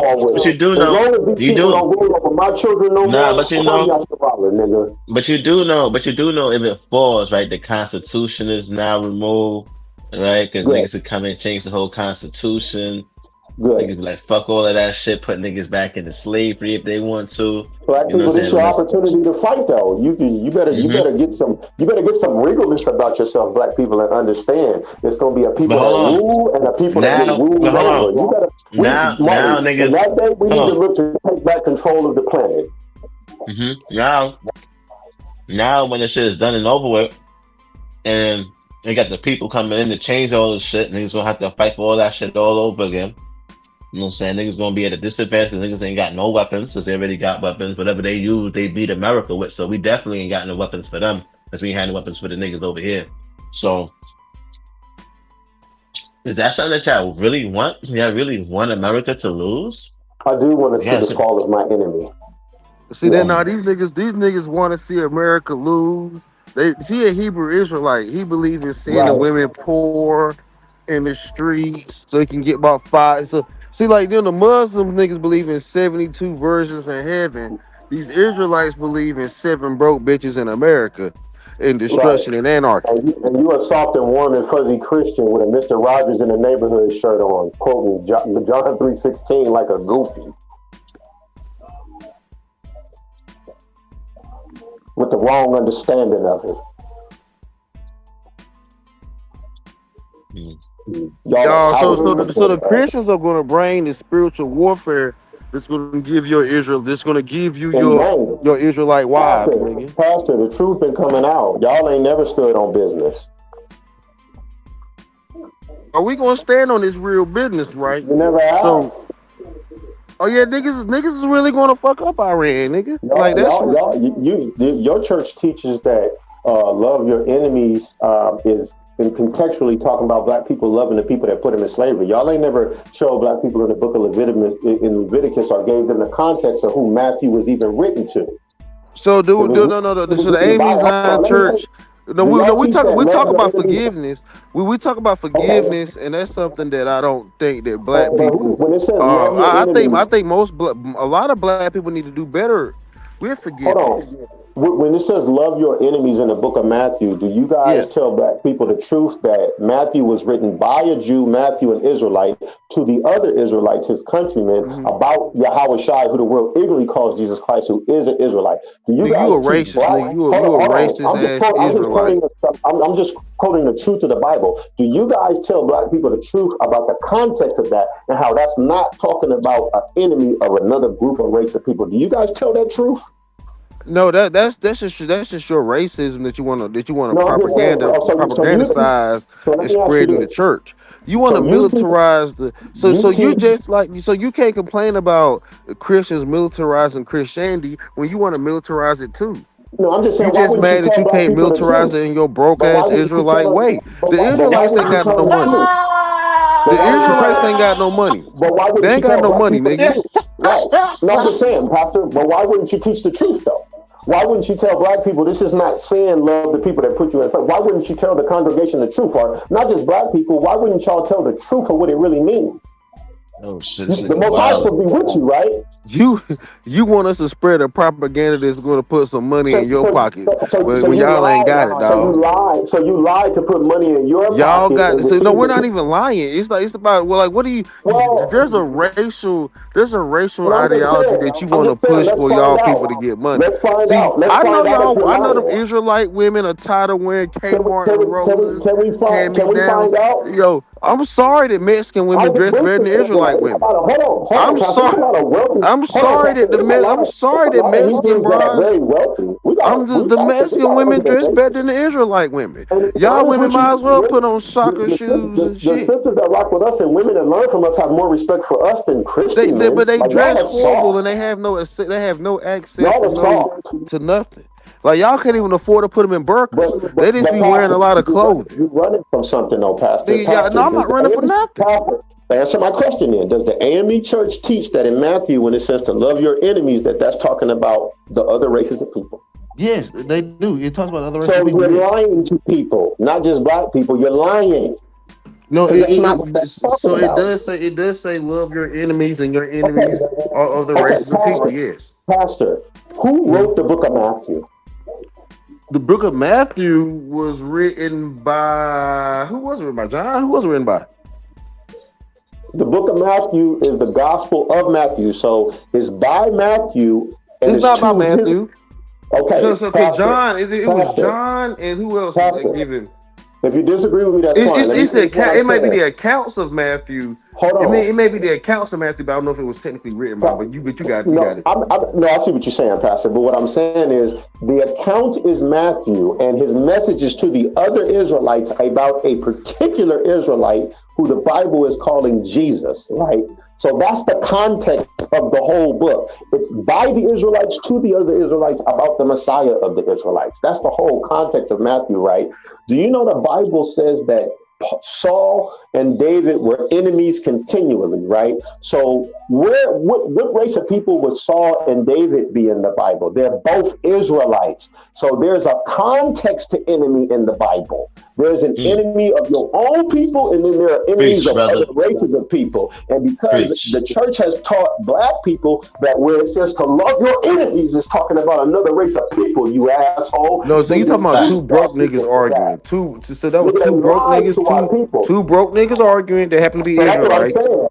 So, but why would you teach black people to love the people that put them in slavery, boy? Even so why would you teach? Well, y'all are not teaching your Israelite brethren to love another broke Israelite brother. We still teach Israelites. We still teach black people not to trust the nations of people that put them in slavery, nigga. That's a fact. And we teach the slave trade every week on the corner. We show the signs of what happened to black people in America, and we ask white people, what should you have to go through for what happened to them, nigga? So y'all Christians don't stand on business like us, nigga. We are standing on business, like honestly, because you forget. So the Amy Zion Church and Ray Allen and the Amy Zion Church teaching the context of enemy in the book of Matthew is talking about them loving some people that put them in slavery. That's what you've been teaching black people. Well, so At least the Israelites come out with the Greek and the Hebrew and show black people the context of the Bible, who translated it, where it came from, and what shit really means in there. So when black people ask me about, well, what about the Bible when it says to love your enemies? I show them the scholarship and the understanding that this was written by Matthew to other Israelites about an Israelite. And you know what I tell white people? So Marley hate white. Marley love white supremacists. Hate their behavior. Love the sinner. Hate the behavior. So therefore, if a white supremacist tries to harm you, attack their behavior. Since it's right, if a white supremacist tried to attack me, I would take that nigga out, not because he's a white man, but because he was a white supremacist with bad actions towards me. But as a church, when you teach black people that the context of enemy in Matthew is other groups of people, our people trust these other nations of people. All white people are not our enemies. So therefore, Marley, again, I would teach. So therefore, we have forgiveness on white people, so that we don't walk around just hating all white people. But if a white person that was a white supremacist tried to attack us, we would attack the behavior, not the man. I'm not. So if a white man tried to attack me, I'm not. It's not an individual. He's attacking you based on a cultural concept. It's not individual. Cultural concept. It's not individual. White. So as a culture, we should not hate white people. But as a culture, if a white person is trying to attack you, then you should defend yourself. But walking around hating every fucking white person is not how you're going to live a godly life. Walking around hating white people just because they white. Okay, that's according to Christianity. That's not according to the Bible, number one. Number two, it's deceiving to not just teach black people, but anybody that is the context of that when it's not. You're lying. So the reason why you got the bag is because you're a liar. And the reason why we don't have it is because we tell the truth and hurt people's feelings, nigga. That's the reason why you got the bag. Is that true? Standing on the no, you're hurt right now because you standing on the side of the road and can't stand in no church, nigga. You ain't gonna never have no choir. You ain't gonna never have no drummers. You ain't gonna never y'all niggas on the internet. You Hebrew Israelites on the internet off cell phone footage. These black churches got a whole media company. You niggas is trash. Y'all poor businessmen, y'all poor Christians, y'all just poor. Y'all need to stand y'all ass on another grungy ass corner like you a crack dealing ass nigga selling Christianity. Nigga said y'all poor Christians. Niggas poor Christians, nigga. God didn't give them niggas much grace or mercy. That's why they ass on the corner in hoodies and weird outfits, dressing like they from 2,000 years ago. Niggas don't even know how to formally swing a sword with a whole fucking what the fuck is these niggas? Get your asses out of here. Hey, let me ask you a question, Christian man. Are you married? Are you married, Christian man? Are you married, Christian man? Nigga, now you want to go back personal. So I No, was married. I was married. Oh, you're not. I'm not currently. No. Oh no, this ain't no good, Pastor. It ain't no good. A Christian man not married? I have been, and I fucked. I mean, the shit went sour, but it is what it is. So let me ask you a question, Pastor. Would you say Christianity produced productive relationships between black people in their marriages and courtship? Yes, it did. So why historically it did. No, you know, you're arguing modern day issues with marriage opposed to the historical precedents that Christianity has had over marriage. And historically, Christianity has had a better precedence over marriage. It's not Christianity is not the truth of the Bible. It's not. That's now you back to the truth of the Bible. I thought we were talking about marriages. And that's an example I'm using how you guys got ADHD on this. See that's what you Hebrew Israelites do. Y'all got ADHD on the Bible. Y'all jump from scripture to scripture. One day y'all in the book of Leviticus, then y'all in Genesis, then but y'all love to go back to Revelation. Well, you don't understand. You niggas jump around. You niggas jump around the Bible more than a whole jump around these streets, nigga. Y'all gotta go through it. You don't understand the Bible, Pastor. You don't understand it. You jump around it. Precept upon precept, line upon line. You double dutching the Bible, nigga. Stop that, nigga. You don't understand the process of elimination? Nigga, stop double dutching the Bible and actually read it, nigga. You don't understand the process of elimination? You don't understand. So you eliminating parts of the Bible now because you don't want to read it? The Bible says you have to understand it precept upon precept, line upon line. You ain't understanding it. You jumping around it. You jump around it to find something that meets your narrative. You have to use other scriptures to validate other scriptures. So now you want to go off the Bible, off the record. Because there are Old Testament. So you a Book of Enoch looking at in the New Testament. Oh, so you the Book of Enoch. In the New Testament. So the Book of Enoch gave you the truth. Of the Bible. No, you want no broke ass Enoch readers. Pastor, what was the Bible translated from, Christian? It was Greek Roman. Name the manuscripts, Christian. The manuscripts of what? What the Bible was translated from, smart Christian? Greek. No, can you name the manuscripts? I know that's one of the languages from one of the manuscripts. Can you give me the manuscripts? You can argue ancient Hebrew. Okay, so he doesn't know the manuscripts that the Bible was translated from. He knows. Tell me the manuscripts then, smart one. Broke ass Hebrew that jump around the Bible. You can tell me everything around the Bible, but you ain't living by the Bible with your broke ass. Let's go through. It was translated from the Texas Receptor, from the Latin Vulgate, from the Greek Septuagint. It came from the Dead Sea Scrolls. It came from he would go to the Dead Sea Scrolls and shit. The Sumerians, the Egyptians. Excuse me, those are the manuscripts that the Bible was translated from. For people who say the Arabs that crossed over. Excuse me, for people who say white people wrote the Bible and look silly and stupid when they say it, that's what the Bible was translated from. Okay. So do you know who translated the Bible? Christian. No, tell me. No, y'all got it. You got all the money. You should know. Go ahead. The Israelite King James. No, go ahead. The Hebrew on the corner King James. King Hebrew Israelite looking nigga. Joel Osteen, that's your man's. Now with your purple and gold on the side of the street looking ass. Bibi ain't scared of y'all. Bibi controlled by us, nigga. You better find another corner that hoes stand on. Why you standing on the corner with prostitutes talking about you standing on the same corner that prostitutes standing on? Trying to sell, they selling ass, you selling Hebrew Israelism. You're supposed to go on the highways and hedges and not be selling Hebrew Israelism. You better find why y'all don't have churches? Why do the Hebrew? Hey yo, Marley, why have you ever been to a Hebrew Israelite church? What is the word? Actually, Pastor, never had a building. We have buildings all over the planet, actually. But Pastor, do you know what the word nigga, church? Y'all ain't even got a building in America. Do you know what the word church means? Yes. What does it mean? It's a building where common collective souls gather. No, that's not what the definition of word. Do you know where the word church came from? It's probably a European word. You're close, but do you know where that European version of the word came from? Do you know what Greek and Hebrew word it comes from? No, I'm not. I don't know.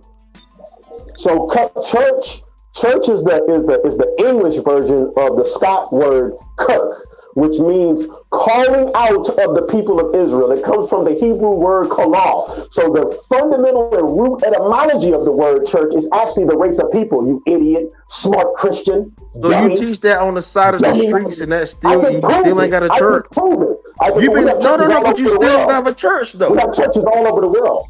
Nigga, what church you belong to? Nigga, what a building at, nigga? Brother, I can go to y'all got a tent. Y'all got a tent outside of Walmart, nigga, in the parking lot. So y'all can drink water in between reading, in between jumping around scriptures. Hold on. I can go to Israel of God here, and GOCC has a congregation up here as well. So it's about 5 congregations that we got popping in here. It said DOCC. Them niggas is out there under a tent drinking Walmart water. No, I didn't them say niggas that, drinking Walmart water under a GOCC. tent, jumping through the Bible. Them niggas ain't preaching shit, dog. But we have churches. Y'all ain't got no churches. Y'all got gatherings. But we have churches. First of all, Pastor, you didn't even know what the word church meant. Okay, but you still got gatherings, nigga. You ain't got no church. The word church, it comes from the Hebrew word kalal, which means calling out. Y'all know cabal, nigga. Cabal, whatever. I don't give a damn. Y'all ain't got no church. Oh my goodness, not the smart Christian man, not giving a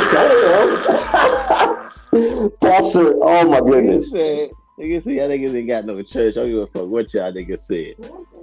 So we got builders in the true context of church is the race of people, Pastor. All right, you talking about the race, nigga. So that's see how black people gonna stay broke and homeless as Hebrew Israelites. You're not gonna get no church. You're gonna be sitting on the side of the curve, nigga. You're gonna be panhandling with Hebrew Israelism. See, that's what they doing. They just well-read panhandle. That's what a Hebrew Israelite really is. And that Christian church is the one that got you teaching the young black man not to take black wives. See that? Hey yo, why you see y'all niggas always try to hit me when y'all think it hurts, nigga? Because another thing too, Marley, right? Because another thing too, right, Marley? Y'all niggas always do this shit. You niggas always do this shit. Oh, he cut. The Bible teaches you to marry somebody of your own race. You cut his eye. See, the Bible teaches the man to take a wife of his own race. You see that? And they teach that it's okay for you to interracially date. So they don't teach black people to marry among black people in that church. They teach that it's okay to have you a heathen wife or a heathen husband.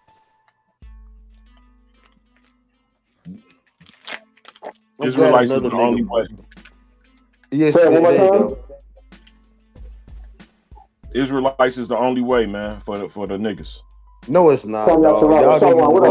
See, yo, that's why black people stay poor, nigga, because they pick up bad ideology, nigga. Only way, that's bro. why y'all stay poor, yo, because y'all pick up bad ideology and y'all run with it. What do you know about the history, Lance? I don't give a damn about the history, nigga. I'm talking to Lance. Y'all are currently poor, nigga. Fuck the history, nigga. Y'all need to change. Can you give us some of the history of the Spanish Inquisition and what they did to the actual Israelites in Spain and what Christianity? Now y'all going to Spain, nigga. That's why y'all never going to be successful. Y'all jump around too much. Yeah, man. I'm very familiar with it, man. I'm familiar with the history. Pastor's an idiot, bro, but that's just by default. He's a good guy. So he's an idiot. That's crazy. I'm okay with I haven't evolved much. Okay, I'll give y'all that. Hey, shout out to Pastor. What did Chris say? Chris said Pastor is the final boss. The guy has not evolved. He means well, you know. He just don't know. That's all. But Pastor, to understand. Hey, Pastor, are you a pastor? And is that your name to play on the pastor? Nah, I actually believe it or not, my mother's a pastor. I grew up around. I went to theologian school with her when I was a child, and your mama being a pastor. Mm-hmm. And I was I went to theologian school with her actually. Mm-hmm. My dad was in the military, and he actually supported it. He was like, "Yeah, go be a pastor, fuck it." My dad was in the military, and he works in the healthcare field. So like, yeah, so I did healthcare like my dad, but I also went to theologian school with my mom when I was a kid. Okay. And she has a church in Wilson, North Carolina, Ebenezer Baptist, and we go there. Well, I don't go there often because I'm in Texas now, but she still has her church. You never really study on your own, like I did. Well, I do study on my own. I do study on my own, but I also I wouldn't say I formally studied. That's why I say I went, because I was a kid, so I wasn't really like studying, but I kept my ear to what they were talking about. And even I was younger. I went to the Berean University College, so I understand what you mean. When I was early 20s, but I'm just wondering how you can be reading the scriptures so much and missed all of the shit that the Hebrew Israelites be talking about, because it's there. No. I don't deny the things y'all are saying. I deny y'all approach. That's just why I kept talking about being on the corner. Camp doctrine is a lot of bullshit and feelings. You know what I'm saying? It ain't nothing but Christianity, a lot of the camp doctrine. But there are actual Israelite descendants in the Americas. You talking to one. Mm-hmm. You know what I'm saying? You might be one. I'm just saying, like, it's just different times you got to go by. The Tartars that came over here came early 1200s. They was black and they came from the Northern Kingdom. They contributed to the American Indian. Well, me being a first tier nigga from North Carolina, I probably Eastern North Carolina. I'm not even talking about I'm talking about Eastern North Carolina. You probably could identify me as one of those Israelite or 12 tribes of Judah brothers. However, I grew up in the A.M.E. Zion doctrine, and that's where I choose to stay. I don't think I want to go that because we needed it. You need that first so that you can get on the path of learning the truth. It don't matter where you start. I promise. It don't matter if you a Christian, a Baptist, like if you a God's person and you want to know, it don't matter what path you get on to learn it. You're going to start learning, and then you're going to come out of it. You're going to evolve out of the class. You know what I'm saying? It's just a class master. It's just to get you started, bro. It ain't, you don't supposed to stay there. I think I am. I think I am supposed to stay at A.M.E. Zion Christian. I think I am supposed to stay there because, like, my whole family's been there. They stayed there. It's a lineage thing. It's more spiritual and lineage to me. Hold on, y'all believe in Jesus, right? Mm-hmm. Was he whatever the hell you said, AME Christian, Zionist Christian? He wasn't. I mean, he was maybe. He probably wasn't even a Zionist. Zionism is more of a political term, actually, if you really want to talk about Zionism. What did you just say? Zionism is a political term. No, I'm saying you said your people come from the AME Zionist something. It's African Methodist Episcopal Zionists. Okay. It's really part of the Methodist doctrine. And we came out, and it's really part of that's what it's really kind of out of it's out of the Methodist doctrine. Yeah, man. All of that Christianity, man, y'all didn't do the history, which is why you don't know that the Christianity is a false doctrine created by the enemies of the Israelites to convince them to not have to keep the law. They're exiled. So you got somebody writing from the province acting like they're the authority, and he's writing to these people who are scattered, telling them that the Messiah has come and you no longer have to keep the law. But when you realize that the only way the Israelites can fail in life is if they don't keep God's law, they succumb to their enemies and go into slavery every time. And I think Christianity does teach that if you don't, especially in Zion, talk about trying to keep the God's law is the 10 Commandments. And whatever y'all try to apply outside of that is not really God's law. That's ego of your doctrine. So it's no dietary law. That will be there is a dietary law, and it is outside of the 10 Commandments. I'll give you that. All right, come on, man. It's more than this. Is no Sabbath law. I'll give you the Sabbath. I'll give you the Sabbath. I'll give you the Sabbath. No, that's I'll concede to those two. Keep the Sabbath holy. I'll concede to those two laws outside of the 10 Commandments. Yeah. No, that's a 10 Commandment. Well, it's part. It's it's kind of part of the doctrine, but when you look at like,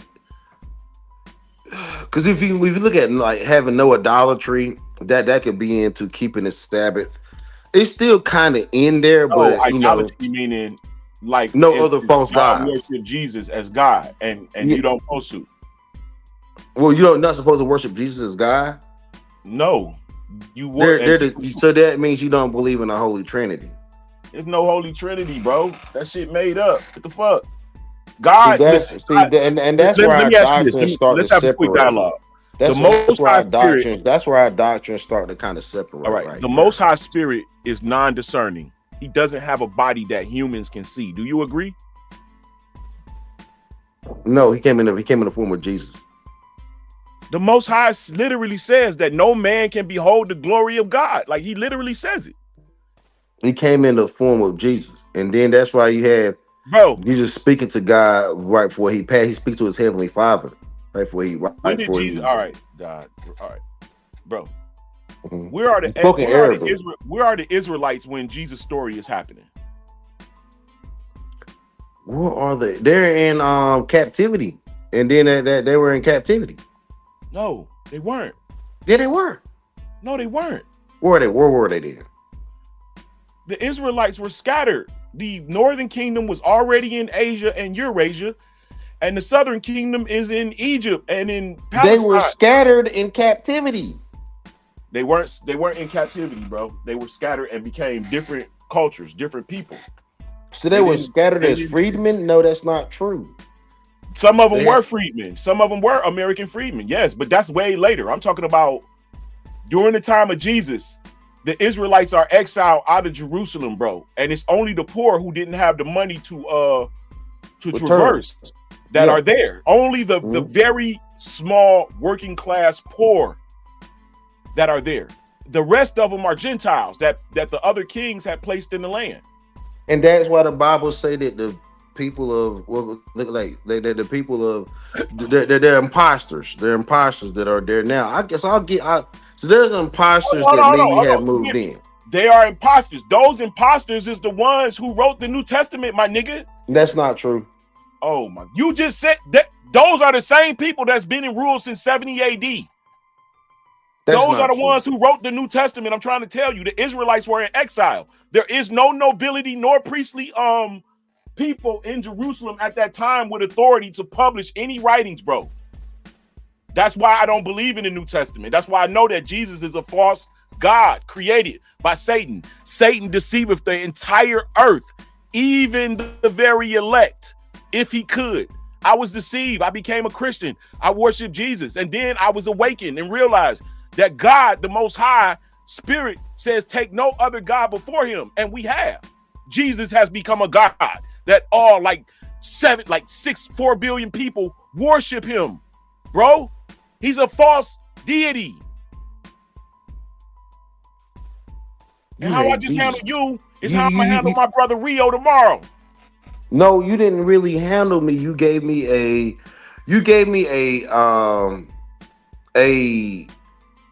marketing tool for the Old Testament. You're just marketing the Old Testament. That's it. The problem is y'all don't know history, bro.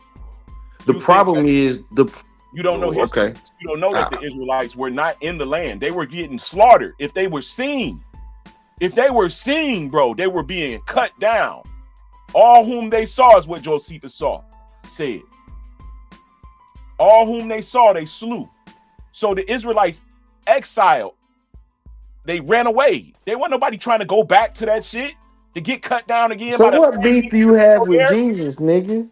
Man, Jesus was in Egypt, right? He sort of grew up in Egypt, and then when he went back to Jerusalem, he seen that the enemy who had planted weeds within the tares are teaching false doctrine, and he checked them about it.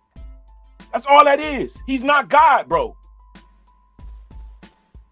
And then the people was without the law in Jerusalem, so when he brought it back there, it was a big deal. He was checking the shit out of them. Cause why? Because the kings put people there and told the Israelite priests to teach them how to keep the law in the land. And he did. and that calls you to be a Jesus hater. A Jesus hater? No, I just fucking. That's just the motherfucking truth. So you don't want to give. You don't want to give Jesus. Might be actual brethren, bro. That actually, you know what I'm saying, walk. But they deified him. They made him be God, bro, and that's the fault. That's the trick of the enemy, and to make the Israelites fall short. The only way that they can stay under captivity without a king, army, money is to have God be at odds with them. And that's why y'all never have no church, because y'all don't believe in Jesus. Nigga. Church is the people, my nigga. What are you talking about? The church is the heart of the people, and because y'all don't believe in the heart of the people and y'all don't believe in Jesus, y'all will never have a church. Look, y'all will forever be in these tents. The Antichrist is supposed to be loved in the world. Y'all gonna be on the side of the street. Be hated, the most hated in the world. Yeah, y'all Jesus got niggas don't hate y'all. Y'all on the side of the street. 4 billion followers, bro. Is you crazy? 4 billion followers. He ain't the most hated. That nigga the most loved. But the real Christ is supposed to be the most hated. They are trying to destroy Christianity every day. Man, Christianity is false. There is a true Christianity that stemmed directly from Hebraism. So how is Christianity false, but then there's a true Christianity? Jesus ain't even mentioned in that old Christianity. There is no back on the Old Testament. Why you an Old Testament thumping nigga? I'm telling you that's all it is. The New Testament is wrote by the enemy, my nigga. Hey, bro, we still debating whether or not the Native Americans are Israelites. Mm-hmm. We need to get that on the schedule. You get that on the schedule. Who you debating that with, Domo? Who you debating that with? Final boss, the real final boss, with the Godzilla music coming on the scene, nigga. They only call me the final boss. They only call me the final boss because I'm a good troll. That's it. I'm the final boss, nigga. I'm the one that brought the final boss title. What you fucking talking about? I'm the final boss. I'm the best troll. I'm the best troll that's ever come on Psycho's panel. I am the best troll that's ever come on this panel. I control you. I control you niggas to make you niggas upset. I just play around with y'all a lot of times. I can really make you niggas mad. I can make you niggas. I just see how your ass ran from this biblical conversation and got to talking about something else because you got your ass beat. You such a terrible troll. You and your Jesus got your ass beat. Get your ass beat. You get more mad than the people you trolling. Who, me? Are you crazy, nigga? I have to put on that personification. I have to put on that personification to get these niggas to troll, to get these niggas to fall harder. I don't be upset at these niggas. I'm the best troll that's ever come on this panel, nigga. You can't troll me, Psycho. I troll nigga, Psycho. I come up here and troll you half the time. I think it was Chris that coined the term, that coined Pastor the final boss because of his trolling. No, niggas, you are struggling with Chris. You're struggling with spiritual warfare. You struggling with spiritual warfare. Your best bet is to talk to Domo. Talk to Domo about this damn debate because I get out. Look, you dealing with spiritual warfare. That's why you're a Hebrew Israelite. But talk to Domo. Pastor, the thing is like I know Christians that know the Greek and the Hebrew though. Like, for you to be a Christian, AME Zionist, like you really don't know anything about the Bible. I mean, in respect to people who don't believe in it, I know a little bit more than you think. What do you know about the Bible? You didn't tell me. You didn't tell me you knew. Okay, hold on. You didn't tell me what you knew about the Bible. You just told me that you were skipping around the Bible from scripture to scripture. I'm gonna tell you what I know about the Bible. Know the Bible. You need to set this debate up with Domo and quit trying to be inquisitive with my knowledge, nigga. I went to theologian school as a child. That's what I know. So it's a shame that you don't know anything about it. That's why I don't understand. Swati, do you think Native Americans are Israelites? Not the mongoloid ones, Domo, like on some pseudo shit. The black Native Americans, I do believe those are Israelites. Yes. But people pseudo in that opinion type shit. You feel me? Well, but that's the thing, though. You have Native Americans, and then you have Black Native Americans. I'm not talking about the things that they Native Americans, that they Israelites because they Black Native Americans. I'm saying like the indigenous people of America, those people. No, I believe the Israelites came to the Americas though before Christopher Columbus were Israelites. But like the people that's always been on this side, no. Okay. I believe it was Israelites that came here in King Solomon's time, the King of Tyre's time, and even during some of the Egyptian dynasties. I believe it was Hebrews that was a part of the Egyptian dynasty that came over here with Canaanites and other peoples from the land. Yes, absolutely.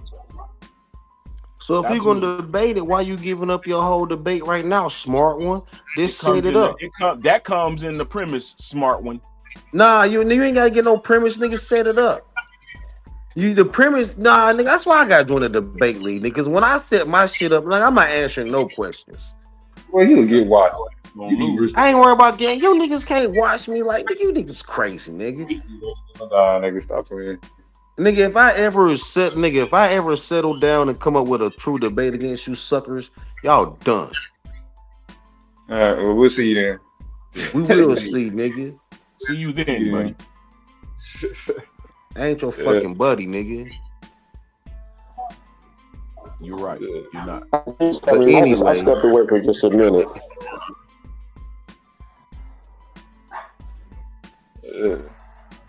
Well, what y'all debate tomorrow, then? Is Jesus the divine, only begotten Son of God?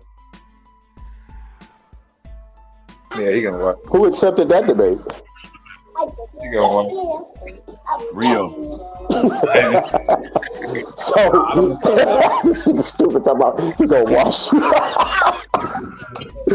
can't. But okay, so Lance, I'm not gonna give it away, but I kind of got an idea of some of the places you're gonna show that how it is possible for there to be other divine sons of Israel. Maybe not not just that. I'm going to definitely that is a bullet or a pillar, I would rather say. Right.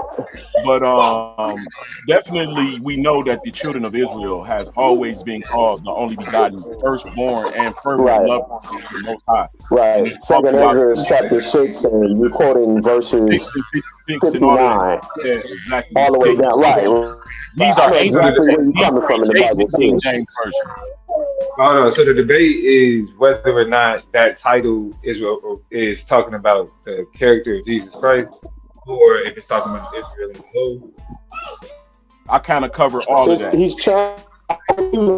challenging Christ being the only begotten divine Son of Israel. But Lance, I do believe that Yahweh Shai is on a level of being the Son of the Most High God that's not like the other Israelites, which is the lowercase g in the Bible, right? So I know the scriptures say ye are gods, but we're not the firstborn like Yahweh Shai is, because in the book of Genesis, where it says in the beginning, those of us that are Israelites that believe in the New Testament, we still teach that was Yahweh Shai and the host of heaven in the beginning. That was the beginning, like how it says the Alpha. No, I understand you disagree with me on that, right? But what I'm saying, I believe Rio's position is going to be that Yahweh Shai, or Jesus, is the divine Son of the Most High God above the Israelites. So I do agree with that part. I'm trying to ask whether if the key word in that is only. Because if you're saying that it's more, all of Israel has that title, it don't matter if it's one or above. Exactly. Yeah, so Rio might have walked into a death trap, because the Bible does call the Israelites lower. It says ye are gods, and it does call Israel the only begotten, the fervent lover of the Most High, and it's called them the only begotten, the fervent lover, and there's something else that shows that Israel is set apart from the nation. Yeah, and it's firstborn, right? Let's go to scripture, nigga. Niggas talking, nigga. You niggas say I don't read the Bible, nigga. I got a Bible with me right now, nigga. Pull up a scripture, nigga. We can go over it. We can break down the scripture right now. Read in just a minute, brother. Just a minute, brother. Nigga, I can read better than you niggas, dog. I guarantee you I can read better than you niggas. Domo. No, I can read better than you niggas. Who you were debating on this, Lance? Rio. Yeah, you drew Rio into he ran into a booby trap. Yeah, he's finished. He's not. I don't title for sure. Based off of the title, he created the Based title. on the title, he's finished. Yeah, he's finished. All right, let's see. Figure it out. I don't think he finished, man. I think he can make a good argument for the Aboriginal Hebrew Israelites. Are those sons that gather before the Lord to give their report divine? He had to prove that Jesus that came through the womb of a woman is divine from God or God. That means you have to defile the womb. That means you have to defile the womb. If you say that Jesus did not come from the womb of Mary, then that means you have to defile the womb of Mary, nigga. That's not the debate. The title was is Jesus the divine only begotten Son of God? He is. You don't read the scripture then? No, you are lying about the scripture. You a Hebrew Israelite, nigga, still in the corner, not in the church, nigga. Right, but you don't read the scripture then. It's all throughout the scripture that the children of Israel are his firstborn and only begotten, bro.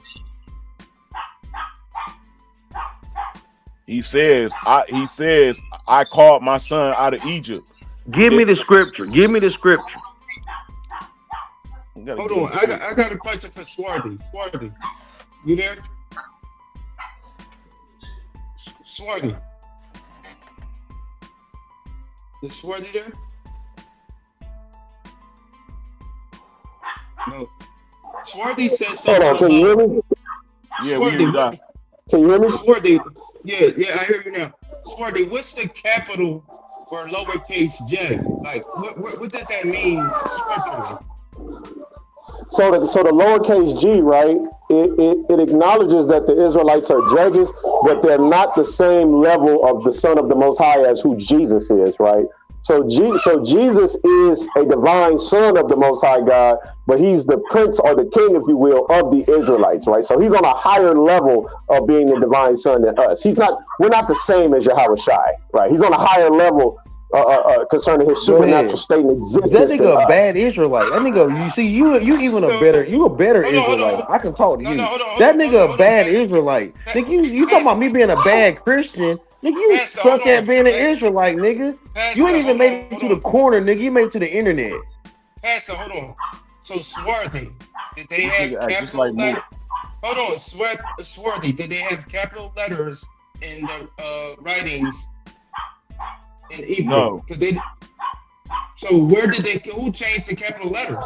So how can you decipher the lowercase and the uppercase? If you're a Hebrew, as you claim and Lance claimed that y'all are Hebrews, how can you decipher the difference between the capital J and the capital G and the lowercase g? If there were no because the Bible was still translated by the Israelites. Most of the translators of the Bible were European literature. You're arguing European literature while you against European. I'm not talking to you, Pastor. I'm not talking to you. I'm talking to you though. You so got me on some European shit. Now you talking about a little J and a capital J. The reason why we can give the discernment of what it means, Blue Blaze, is because according to the Bible, the understanding is going to be with the Israelites that awaken from all the slaveries that they've been through. So when you read the Bible, who you're supposed to learn from is the Israelites. The scriptures say, what advantage then have the Jew? Because much every way chiefly were the oracles of God given unto him. So we're going to tell people what Gentile really means, what all people really means, what enemy, like I showed in my example with Cooking Pastor, how they've been teaching black people something that's not actually the truth according to the Bible. So according to the Bible, the real nigga, you ain't never cooked me, nigga. So through studying, I know the context of the Bible, and I'm an Israelite on top of that. Study wrong, nigga. So Swarthy, you're telling me that the biblical stories were passed down through history and all that in a language that was transliterated into English. But now we speak English, and you're reading in English. Not saying you don't, but some people do read it in the original form. But you're saying that we read it in English, and you got what you got from English.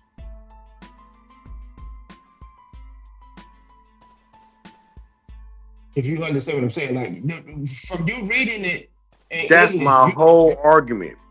He want to get it. He want to go in on the English in the New Testament. And even the Old Testament is even written in English.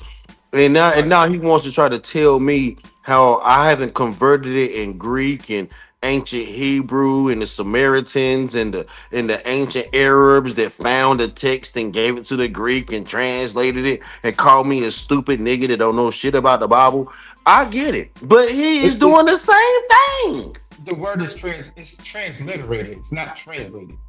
It's transliterated because nigga said again doing the same thing. We playing semantics, translated, transliterated. In order to transliterate something, you have to translate it. That's the argument of RNA and DNA. Is RNA a transcription of DNA, or is it just rewritten DNA? Transliterate and translation are two different things. It's not. It's not. It is. Man, y'all gotta learn. If you transliterate, you're translating. A translator transliterates. Not just me understanding the basic standard rules of English, but also understanding the context of things in the Hebrew and in the Greek and cross-referencing the translations to come to an understanding and conclusion, because there are certain fundamental principles in the Bible that don't change. So you understand the process of elimination. When you go through the study of the Hebrew and Greek, you can decipher what the little g means and what the capital L means. Sometimes when you see Lord with lowercase letters after that capital L, or sometimes you may see Lord with all caps. Right, that's Yahweh right there. Right. Yeah, but so through the studies of the Bible and the scriptures and the precepts and the languages, this is how I know the little case G is talking about us and not Yahweh Shai. So when you translate, but there are contexts where sometimes you'll see the capital G with us. Let me see if I can. When you transliterate it from the Hebrew, there were no capital letters. They didn't have capital letters in Hebrew. So absolutely. So the transliteration put the capital letters in there to decipher their understanding of the difference of the uppercase. It put emphasis. There's something. There's a term called emphasis. They put when you put a capital letter or a exclamation mark, you're meaning emphasis. You're trying to push a point. But I don't know if y'all can still hear me. That's only for the people who are not Israelites that don't understand it to need to know. No. But Pastor, if they wrote it in their language and they didn't put emphasis on listen. If they didn't put emphasis on the differences, the transliterators did. So you got to go back to, if the original doesn't have a difference of lowercase g and capital G, from your saying that you're an Israelite, why are you accepting the transliterated version of it? That's the Christian version.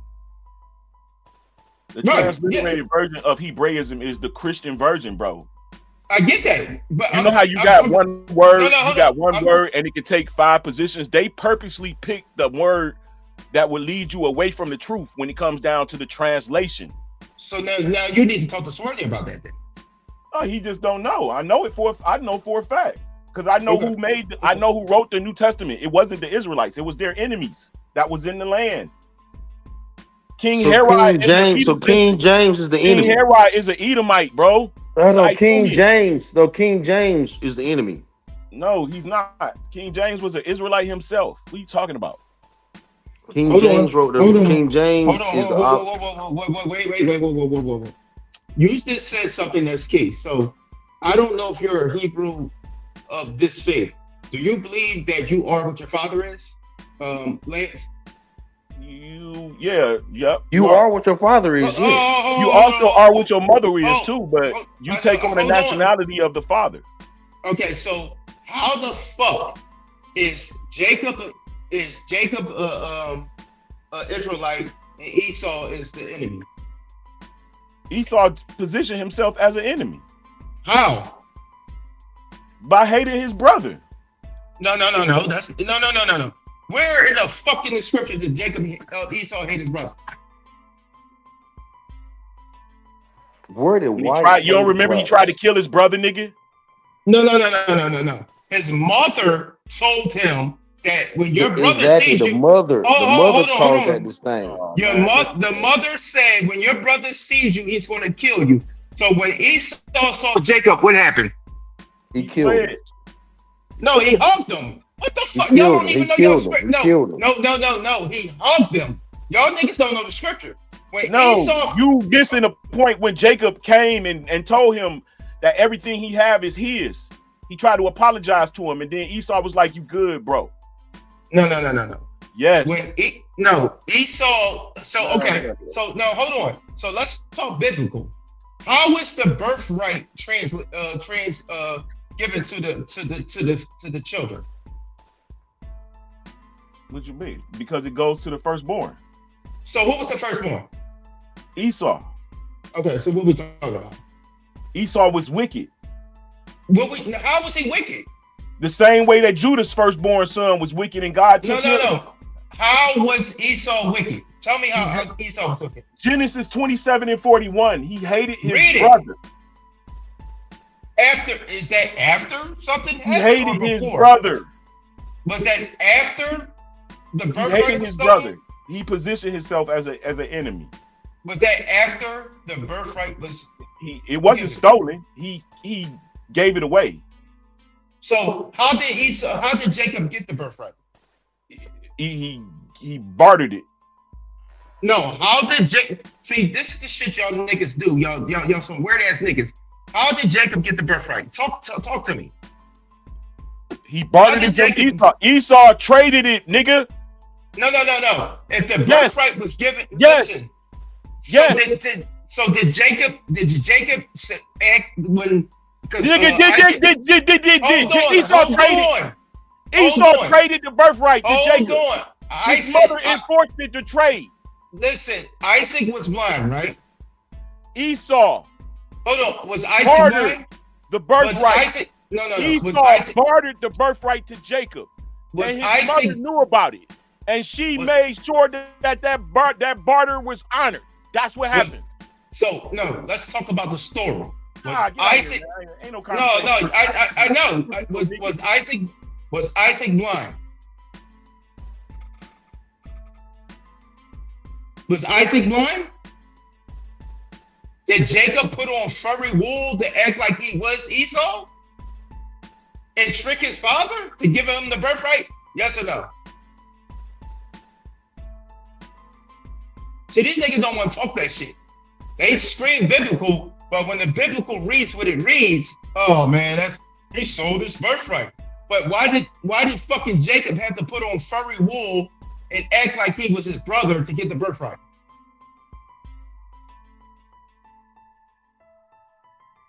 Now Lance ain't got nothing to say. Swear they ain't got nothing to say. Because you a typical nigga that don't know the scripture. I read the fucking scripture. Is that a lie? Yeah, you lying. So you trying to tell me that fucking Jacob did not put on furry wool and act like he was fucking Esau? No, you trying to tell me that Esau didn't come in and barter his birthright for some fucking food. No. Did he do that or not? Did he do it or not, nigga? Did Jacob do it or not? Did Jacob lie? Did he do it or not? Is that what you're supposed to say? That Esau bartered his birthright. Did Jacob lie? That's what happened. Did Jacob lie and act like he was Esau? Even if fucking Esau bartered it, the birthright was given by the father. So did Jacob lie and say he was Esau? I'm waiting. One of you two fake ass Israelites can tell me yes or no. Did Jacob lie? Now, where's the silence at? What's wrong? Y'all hear me? Did y'all fucking leader fucking lie and say he was his brother to get the birthright that was supposed to be given to Esau? Did he lie or not? God honor it. Did he lie? Did God honor it? Fuck God. Did he lie? Did God honor it? Fuck God. Did he lie? Did God honor the birthright exchange? God. Did he? No. Did God honor the birthright exchange? No. What? Yes. Answer my question. Yes. Answer He honored the birthright exchange. No. Why? Answer my because question. Did Esau did not want the birthright. Did he He lie? honored the birthright exchange, and therefore Jacob was blessed. Jacob received the covenant, not Esau. Did Jacob lie? Did Jacob lie? Did Jacob lie? Yep, he lied. All right. So what we talking about? Jacob lied to steal the birthright because the father gives the birthright. The Jacob fucking lied. The birthright. No, he does not. The Several father times gets throughout the the scripture, the Most High have taken the birthright from one and given it to another. Dummy. So, you don't read. No, dummy. Shut up. You don't read. So who gave dummy? Who gave it? Shut up. Dummy. Dummy. Who gave? Dummy. Who gave it to Isaac? Dummy. Who gave it to Isaac? Dummy. Who gave it to Isaac? Dummy. Who gave it to Isaac? Dummy. Who gave it to Isaac? Dummy. Who gave it to Isaac? Read. That's all y'all do is say read. I just read. Fucking y'all fucking leader of who changed his name to Israel. God changed his name to Israel. The nigga y'all fucking go by is a fucking liar and a deceiver. He's a liar and a deceiver. You know what you hate. You don't even know what you hate. Jacob is a liar and a deceiver. You're hating for no reason. You don't even know why you hate. I'm not hating. I'm telling you what I read. Jacob you're an idiot, bro, and that's just crazy. My people out here. Jacob is a liar and deceiver. Because if your dumbass not saying that God was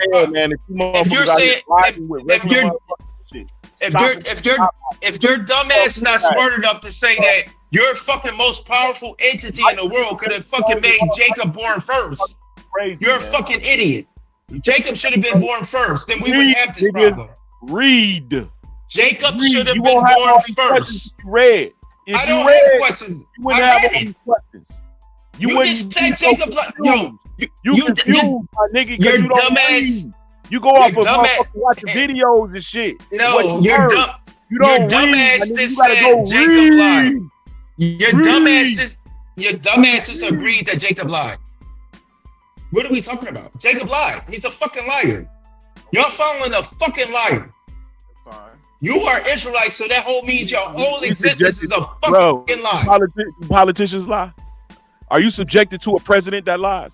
Shut your dumb ass up. Nigga. No, what the fuck? I don't follow. I'm not a fucking Trumpian or whatever, or a fucking Obamian. Y'all dickheads are Israelites. Right. I don't follow them. I don't follow Trump. I don't follow Obama. Do you stop at a stop sign? Do you stop at a stop sign? That's the law, dickhead. Exactly. Who created the law? The law. Dickhead. The government. The government. The government created the law. Who runs the government? What? From day one, who runs the government? The government. Who? White. The government. Dumbass, you follow them. What the fuck? You're a fucking dumbass. And you went from your fucking leader of who you believe you are is a fucking liar to the stop sign. How fucking idiotic do you sound? Your leader that you consider yourself an Israelite is a fucking liar and deceiver. And he stole. He's a fucking liar and deceiver. This is not your paradigm. This ain't pretty much your cup of tea, bro. Go sip somewhere else. Hold on, Philly. Who are you talking about specifically? Going down the block with Sometimes you gotta pop out and show niggas. Certified. Who you talking about specifically? So what I'm telling you, I'm gonna ask you this because you seem to be an honest person. Did Jacob lie to Isaac to get the birthright? You said that he lied to Isaac to did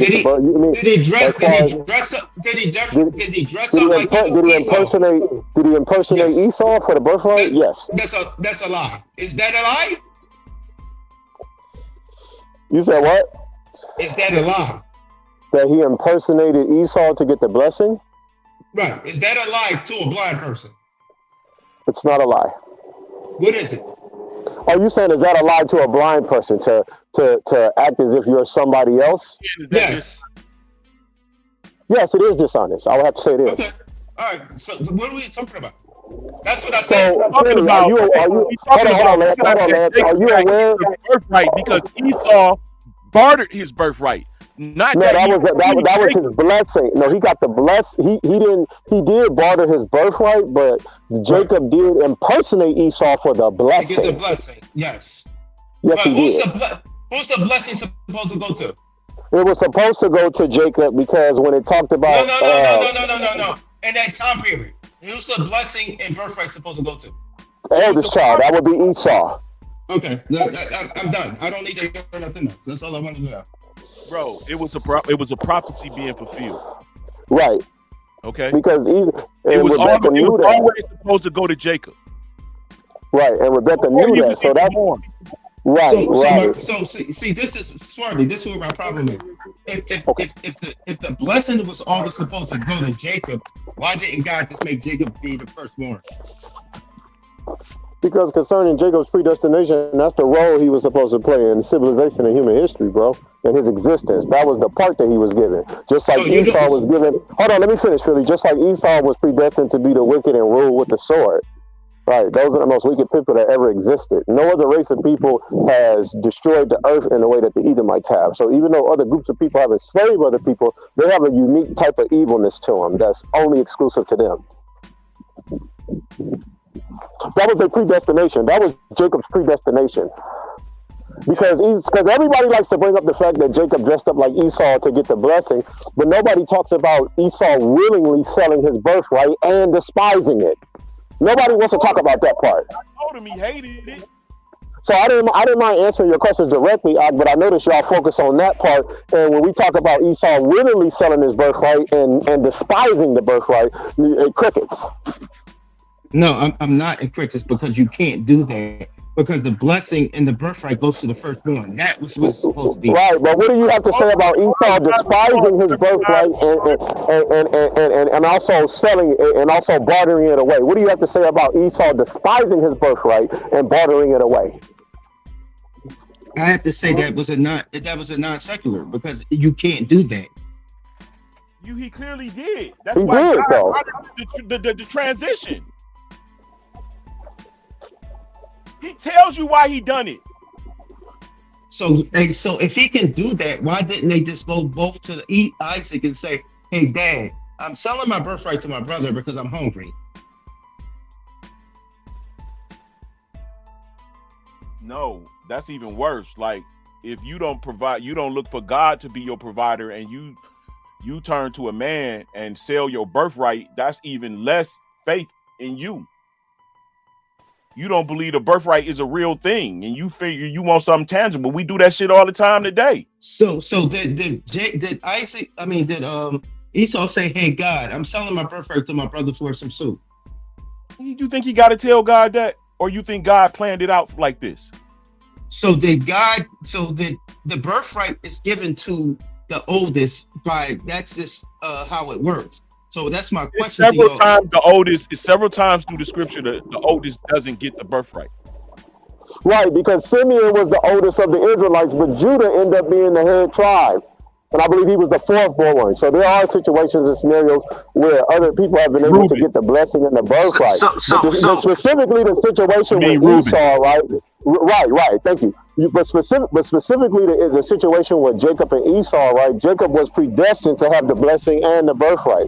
So because Esau had a predestination to actually be the wicked in the earth. So in that story, hold on. So in that story, who was deceitful more? The Israelite, the mother Israelite, or the Edomite? Or the Edomite? Well, I mean, Rebecca was in order. The Most High was dealing with her in that one particular instance because Isaac actually loved Esau more than Jacob. Just answer the question. I am answering it. I'm an Israelite, and I'm answering it right now. So Rebecca was in order according to the scriptures because she was adhering to what she had inquired about from the seer, which means prophet of the Most High God. So she was actually in order because she knew Jacob was supposed to get it. right? Exactly. And those are the and I would say they both equally deceived, because Esau wasn't supposed to sell it, and Jacob probably wasn't supposed to impersonate. I'm not gonna say probably. If it wasn't prophecy, then he was not supposed to impersonate Esau and take the blessing. But the predestination was for Jacob to do both of those things. Like, fuck people's feelings about that shit. Yeah, there's a balance in the universe of good and evil. You see it every day. Yes, show me this world where tigers are eating lettuce. Hey, yo, what God say? If it's evil done in the city, have I not done it? Right, show me show me a world where tigers don't eat other animals. That's my point, though, bro. We see the symmetrical balance of good and evil, of positive and negative in our everyday life. We see it every day. But that happened on the ark. What? I'm making that up, bro. So on Noah's Ark, they didn't have two of each animal. So now we moving on from Jacob and Esau. Yo, I'm saying you put up a tiger not eating lettuce, like. So I'm making a point that you have animals that kill, you have people that kill, you also have life brought into the earth, and peace and harmony, and people who move with humility and kindness and meekness. Yes. There's a symmetrical balance of good and evil in the natural world and in the Bible. So I'm not offended in how Jacob got the blessing. We see there's a natural balance, and the Most High never said he was 100% good or 100% evil. He's a symmetrical balance of both. Right, so you say you're not offended, meaning you know he lied. Who, about that situation? It was gall in his mouth, sure. You know he deceived his father. You talking about Jacob? Yes. Of course. So if your son deceived you, you would be okay with that because God said it. If you're standing on business for the Most High God, you're supposed to not be offended in the truth. Kwam Yasharala. Get out your feelings. We the Hebrews. Like that. See, Psycho, these niggas are really small heads. They really from the 5 books of the Torah. These niggas are really small heads. They don't use the 5 books of the Torah. What are you talking about? No, they do. Pastor, this in the New Testament. This Romans chapter 9 and verse 1. It says, I say the truth in Christ, I lie not. My conscience also bearing me witness in the Holy Ghost that I have great heaviness and continual sorrow in my heart. For I can wish that myself were accursed from Christ for my brethren, my kinsmen, according to the flesh. Who Israelites? These niggas are small heads. But the only difference is Psycho. The only difference, Psycho. I'm not talking about I'm not arguing with you. Adoption and the glory and the covenants and the gift. I'm not arguing with you, dog. They believe the doctrine comes from the Father, and I believe that too. Who is over all, God bless forever. Amen. I just quoted Romans 9 all the way down to 6. Bro, I'm an Israelite. The scriptures is embedded in my spirit. You can't quote no scriptures, nigga. Bro, I can quote the Bible right now without it accurately. Christian, you can't box with me biblically. Yo, like this, I'm hitting the heavy bag at this point. Man, bring Courtney up here. Give me a Christian that knows something. Where the fuck is Courtney when you need him? Pastor, I'll do my interrogation tomorrow if you do yours tomorrow, and we can debate. Bitch. Deuteronomy 29. Then the man shut up talking about the Bible. Shut up talking about the Bible. Deuteronomy 29. Shut your ass up. Then the man that lay with her shall give it into Ishmael's father 50 shekels of silver, and she shall shut the hell up. Be his wife. Why are you because he hath humbled her, he may not put her away all his days. A man should not take his father's wife, not discover his father's skirt. Come on. Piece of record. Shout out to the scriptures, but Pastor, you don't know nothing about the Bible. You're not qualified.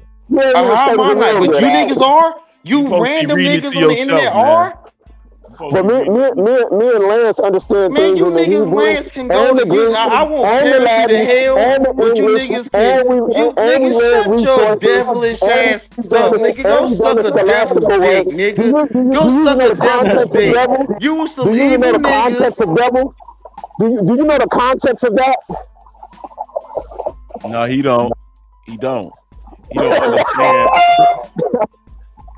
What up to Corey? See, that's what these stupid ass Hebrew Israelites niggas do. Pastor, a punchline you probably heard before. If you don't agree Trash. with them niggas on their Boy, you context, you hot don't know the garbage. truth.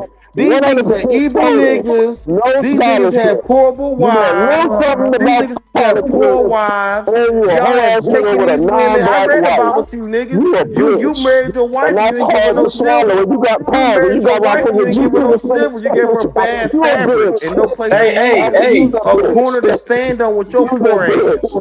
Hey, yo. You a coward. You gotta keep the conversation professional. Sorry to interrupt. Y'all good time, y'all know this, man. We didn't really have a conversation, brother. We didn't really have a conversation. Yeah, I wanted to say something about the Esau and the Jacob thing. I wanted to say, I know a lot of y'all that read the Bible is probably familiar with the Targums. In the Targums, it was talking about how Esau and Jacob had this debate on the birthright, and how Jacob was pleading to Esau about not giving away his birthright because that birthright is connected to the spiritual empire that was inherited by the one that would get that birthright. But Esau told Jacob he didn't believe in another world. He only believed in the natural world. He was like, there is no spiritual world after this world. So he was like, he didn't care about the birthright because the birthright is pretty much useless. He just believed that that's his meaning he was born first. You know, that's what I kind of wanted to say about the Esau and Jacob thing with the birthright. You read that where? In the Targums of Genesis. Oh, okay, the Targum.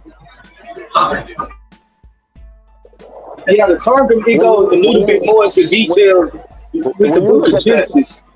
Well, the thing is, when you look at Esau in the context of his existence throughout the Torah, the Tanakh, the Apocrypha, and the Gospel, the vibration and sentiment with the Most High in him is pretty much the same. He's destined for destruction. He's hated. He has been blessed. He has been given time to rule, but he will forever be when the kingdom's established. He's finished. So when you look at that one thing compared to the context of Esau in the Bible from the Old Testament all the way to the New Testament, I mean, it's pretty consistent that, you know, he was predestined to be hated and the wicked in the earth. And he has certainly fulfilled every bit of that. And he was predestined to rule with the sword, which today would be a bomb or an AK or a switch or some shit like that. A missile, nigga. You familiar with the second book of you familiar with the second book of Ezra, chapter 15? Yeah. I am familiar with I'm familiar with 2 Ezra chapter 15. The first scripture is, behold, speak thou in the ears of my people the words of prophecy, which I will put in thy mouth, saith the Lord, if I'm not mistaken. In the book of Second Ezra. See, they were scared of scripture. See, Hebrew Israelites, they read scripture, but they don't live scripture. These niggas are horrible. How do you know how Israelites actually say it? Because if you live scripture, you would have more prosperity in your life, nigga. Listen, prosperity don't obviously don't go by your riches or your finances. So the reason why Christianity ain't trickling down into prosperity for you, because God knows your fake ass heart, nigga. You faking the game, nigga. You ain't really riding for this shit, nigga. You ain't no thug, nigga. You ain't gang banging on this shit, nigga. You ain't really riding. Christianity owes black people reparations. I'm talking about niggas should have cash out tomorrow from the Christian church. Communism and socialism and that video, and slavery that psycho and dictatorship. them young brothers talking about. No. Hold on, Pastor. Christianity labeled black people as black Gentiles and it disenfranchised us. And the Christian church ought to be paying black people reparations fucking tomorrow. Nigga, what? No. So you're wrong. No, Yeah, they were the Catholic Church. No, they No, Catholics. But y'all are the product of the Catholic Church. Y'all are the babies of Catholicism. So this is where me and Christianity is a product of it. Psycho, hold on, because Psycho has a real, because Psycho has a real, Psycho has a real. Psycho has a real let me get this out. Psycho has a real that he plays from some young black boys who are talking about the Catholic Church. He has a real that he plays. And that is one of the I really agree with him on that. Christianity in the Western world is product of the Spanish Inquisition by default. The Catholic Church is who owes us, not the Christian, not the Christianity does too, because of no, Christianity owes us some. Christianity owes us some, but the Catholic Church owes us the most. The Catholics owe us the most. They owe us the most. But that's your man's in them though. So no, the Catholic Church owes us the most, and I agree with Psycho when he put those young black brothers up. Yeah. Matter of fact, if Psycho was up here, he need to play that real, man. Can you play that real, Psycho? Because that was a real ass real. That's a real ass real, dog. Because the Catholic Church do owe black label black people as black Gentiles, ran with the curse of Ham, and didn't understand, and took out of context curse be Canaan, and it disenfranchised black people in America. So the Roman Catholic Church, Christianity, even when you look at the role that Islam played in destroying black people, they all need to fuck around and pay up tomorrow type shit. And all you black Christians and Muslims that are in these organizations that don't press the line and support black people getting reparations and make these other organizations acknowledge it, y'all need to start doing the work and press them. Hey, Swarty, why you say that's a convolution? Because the Arabs at the time was black people. No, I'm not talking about like in writings like the Negro Arab. I'm not talking about those Arab. I'm talking about the ones that you see over there today. Oh, no, darker skin to make you black people. I'm talking about the descendants of the people that came through and ravished that weren't black. Mm-hmm. But you know what, Lance? I'm saying these people are in America saying they believe in God and that Allah and God loves everybody. So why don't y'all love black people enough to do the right thing and pay reparations? That's what I'm saying. Exactly right, and I'm down with that too. See, another thing, Lance, they were not black people; they were darker skinned Arabs. Hold on, Pastor. Let me say this real quick. How can Christians quote John 3:16 till they turn blue in the face, but act like they shouldn't support paying and making other people pay reparations that sincerely and truly owe it to black people? And that's why my school of thought concerning Negro only is something that I encourage black people in general to do. Whether you're an atheist, a Muslim, Christian, okay, you want to be a Christian, but have a black only congregation and start your own religion of Christianity. If you're gonna do that, that's still centered in B1. But that's Satanism, nigga, because God is not only for black people. Hold on, Christianity been teaching. Hold on, Pastor. Jesus' family in the Bible is literally called black and niggas. So Christianity has taken an image of a white man around the world and said it's the biblical Jesus. That's a false image. That is a false image. That's the image y'all took around the world. No. I grew up in the Amy Zion Church. We had the nigga with the dreads. Is Christianity associated in the majority of its context and value in that white image of Christ? No, that's Catholicism. If you go look at the Amy Zion Church, they have a fan. You know, black church always got fans, right?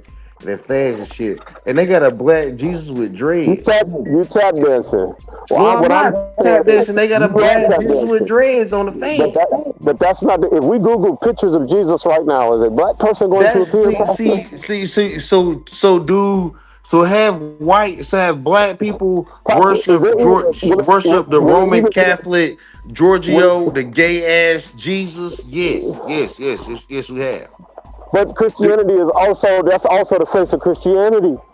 No, the gay Jesus is not. The gay Jesus is not. That's your motherfucking man's, bro. No, the gay Jesus is not the face of Christianity. The gay Jesus, you'll find him in, and you'll find the gay Jesus and tattoo parlors. Jesus is my friend. See, the gay Jesus, do you remember the gay Jesus with a nigga they put in the flip flops and shit? Oh, the gay Jesus would have flip flops in a robe and was hanging out with little children. Pastor, that's your man's. No, the gay Jesus had flip flops and robes and hang out with little children, the little boys. When they took Jesus to jail, when they took the gay Jesus, when they took the gay Jesus to jail, he was hanging out with a little boy, and he had and I'm gonna say stained this. robes I'm gonna say on. this too. I'm gonna say this too. When they took Jesus to it was the Gethsemane when they took the gay Jesus to jail. That's the gay Jesus, nigga. We talking about the real Jesus. So the picture, what's the picture of the Jesus y'all been taking around the earth?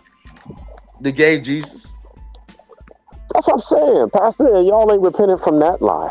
No, no. You said they. You said they. You said they. You didn't say me. As a Christian, right? As a Christian, right? You talk about the Israelites being poor. The Bible says, "Blessed are the poor." It talks about the poor seeing the Most High God in the Bible. So as a Christian, you really not supposed to be standing on that. You going off, Pastor. You going off, so brother. The gay Jesus, so the gay Jesus, they did try to sell the people. And I'll say that shit 40 more times. I'll say that shit 50 more times. The gay Jesus, they tried to sell to America, but that's not the real Jesus. Pastor, just listen for a minute. Pastor, you're going off, brother. You don't know the Hebrew or the Greek. You haven't done any studying. I've studied more than you study, son. That the Bible talks about concerning being peaceable and meek with you, bro. Nope. Even from the Christian perspective, why Jesus is standard, sir. Your behavior is unacceptable, Pastor. Yeah, man. Punchline probably heard before. Trash. You're trash. Y'all both are killing me with the real Jesus and the gay Jesus. It's the no real fucking Jesus. Jesus is black with dreads.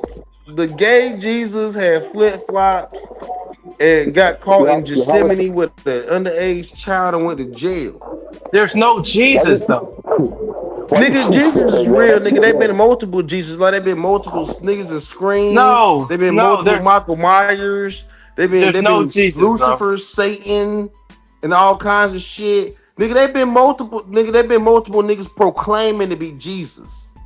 And there has been a gay nigga proclaiming doesn't mean it's real. There has been a gay nigga running around proclaiming to be Jesus. Hell, nigga, half you niggas have moved past proclaiming to be Jesus. I've seen niggas on the internet proclaim to be God. Are you understanding what proclaiming means? Yes, make a loud statement that may not or may be true. Not every proclamation is a lie. Not every proclamation is a lie. But niggas have been making proclamations that are lies. Pastor, when are you gonna hold them accountable and get black people's money, Pastor? Let's go start visiting with the Christian churches and have the conversation about slavery. And let's do the research and see the roles in it, and let's actually go and press the issue. All of these people. I'm not for any wars. I'm not for attacking the enemy. I'm as a believer, for living in peace. I'm living in peace until the enemy tries to attack me. If the enemy tries to attack me, then I will fight. But I ain't looking for no fights. For you as a believing Christian, right, you're supposed to stand for what's just and that's right. So y'all supposed to be front line. Some of that them Edomites in that Christian church, those are your Christian. You need to tell them they need to do the right thing by black people before Jesus comes back. So, that's gonna be real for them. Swarthy, let me get this straight, right? Like, I don't care for any but for you guys to come at Christianity and you guys claim to be blood and Christianity is more paper. I think you guys are both the same. Like, you both are paper soldiers because you're not an Israelite by blood. You can't prove that. So, let's say, according to your standards, we can't prove it, right? For you to say that we're the same is you don't really know anything about us because we're very distinct and different in our practice and what we're standing on. So that's just like you don't know something like that. from a we're not even close to the same. Smarty, I grew up with a brother that's Israelite. Who claimed Right, Israel. and you have a sense of entitlement when it comes to having conversations with us based on that. I can sense that. I grew up with him. I knew him before he became right. Right. So you feel like you have a sense of entitlement concerning. No, I get it. You feel like you have a say in the matter as an Israelite, but you do because you ain't got to be an Israelite to have a say. When niggas say you have a sense of entitlement, they trying to call you a white man. So they say you can't say nothing. What I'm saying is he knows some things about us. So no, yeah, I'm not taking that. I'm not taking and that. That's true. And that's true. And listen. Me and this brother debated and talked for years, and I never I never shit on y'all. Y'all good. Y'all do what y'all do. I'm not against y'all. I'm not for y'all. But in the struggle of life, if it comes down to we need to be as a people, if we need to come down to become a group of people to fight oppression, then I'm an Israelite. I disagree. I don't think we have to come together. No, nigga, I'm not holding up. We don't have to come together as a group and sit beside each other in Hebrew Israelite against white supremacy. I think I didn't finish though. Like you no, nigga, I'm saying what I'm saying. I think that black people. What I'm saying though. But I get what you're saying, but I disagree with you. Even if we gotta be Christian, if we gotta be atheists, if we gotta be agnostic, if we gotta be Indians, if we gotta be whatever as a group to fight against our enemies, I'm with that. Right, I agree with that sentiment. No, you have to be an individual person.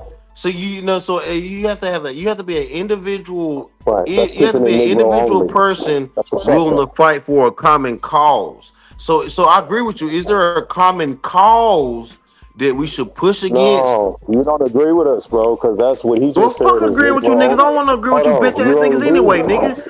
But anyway, because what he said is Negro only across the board, whether you atheist, black, Hebrew, Christian, Muslim, like what he said, it's still Negro only.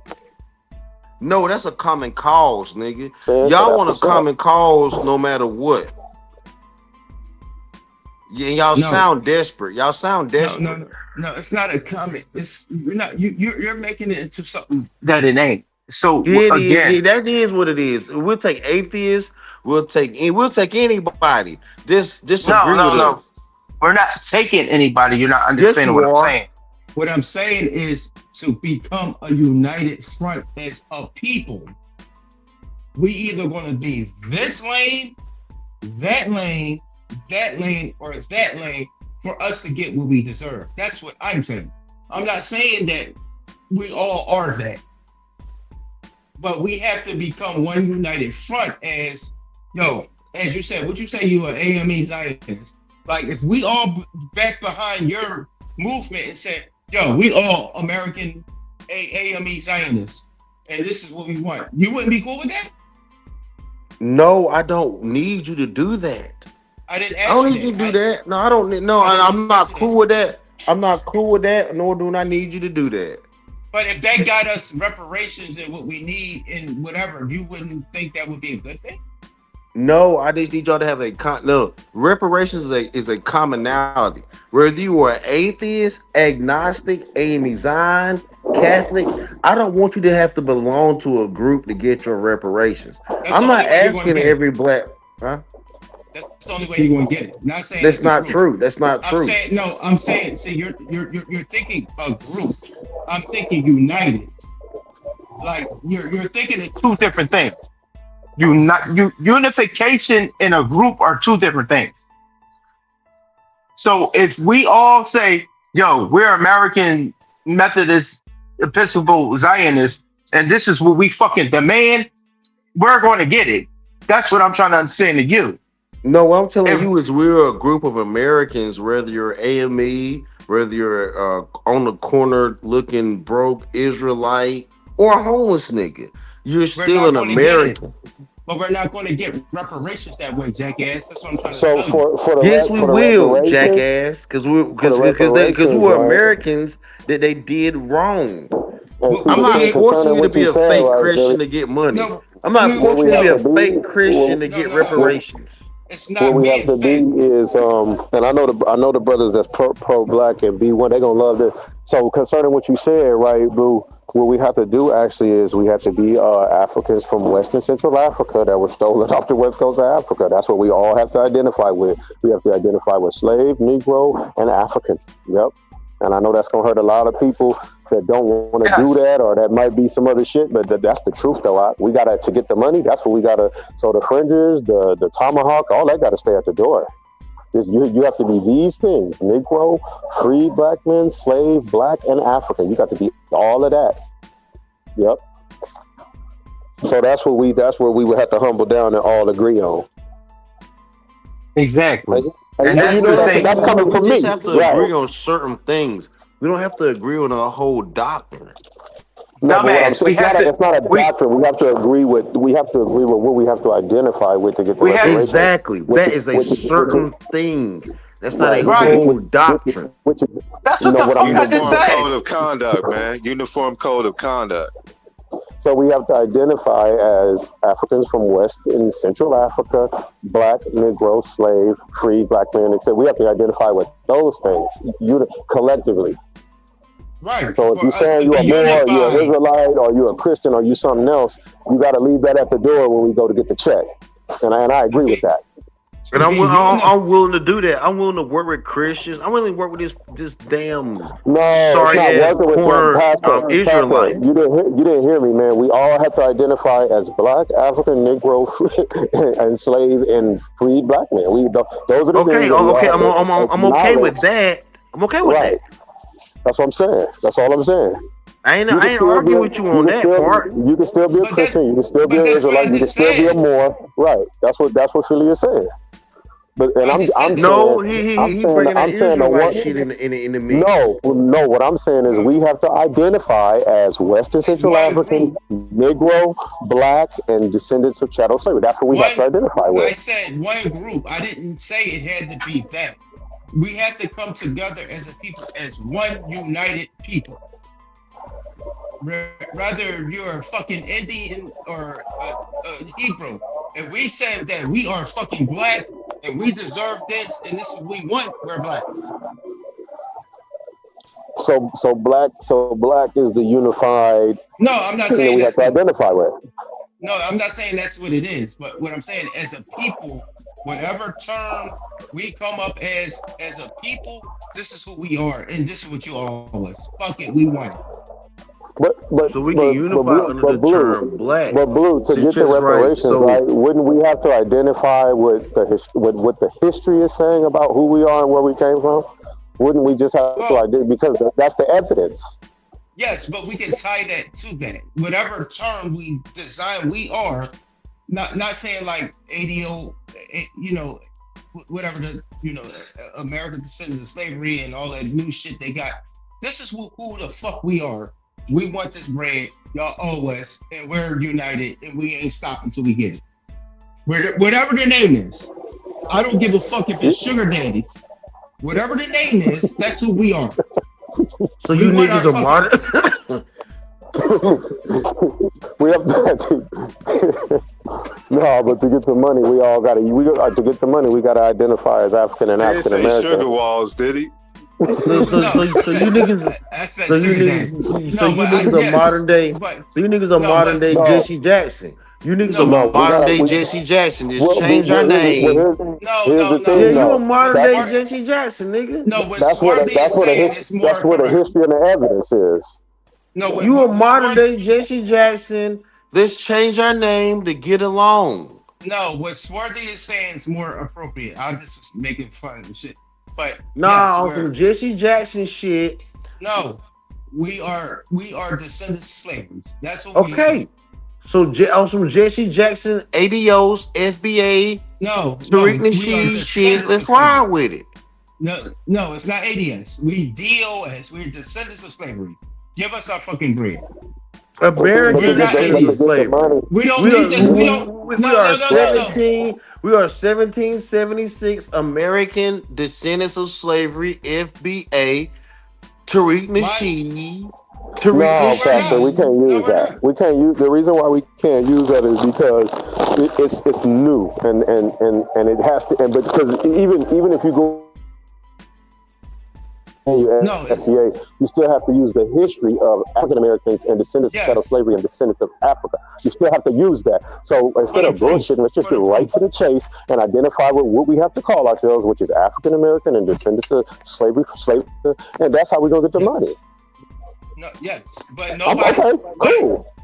But like, I'm not saying you, Swarthy, but a lot of people, like, even Pastor won't do it. Like, you might say, fuck it, I'm American descendant of slave. I'm with that shit. Pastor gonna say he ain't that. I've been here. No, even if I've been here, I was still been in slavery. So let's say that black people came here before 1776. They still suffered slavery. So I was so therefore the argument that you're making against what I may say doesn't really matter. Even if I came here, even if I made the Aboriginal argument, Aboriginal niggas either went through the Trail of Tears or slavery. But Pastor, when I was watching the hearings that were taking place in California with the reparations task force, right? It was some brothers that went up and spoke that was Moors, right? And that already was a sign that they went in there wrong.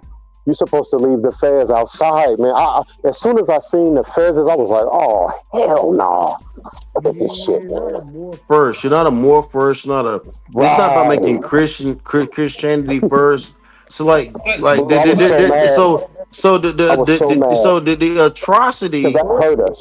So does God matter more than the atrocity? Yes, but the atrocity on the physical world matters, and it has to be dealt with. Now, can we believe in God and prosperity and moving forward and forgiving our enemies? Yes, but yet that still existed.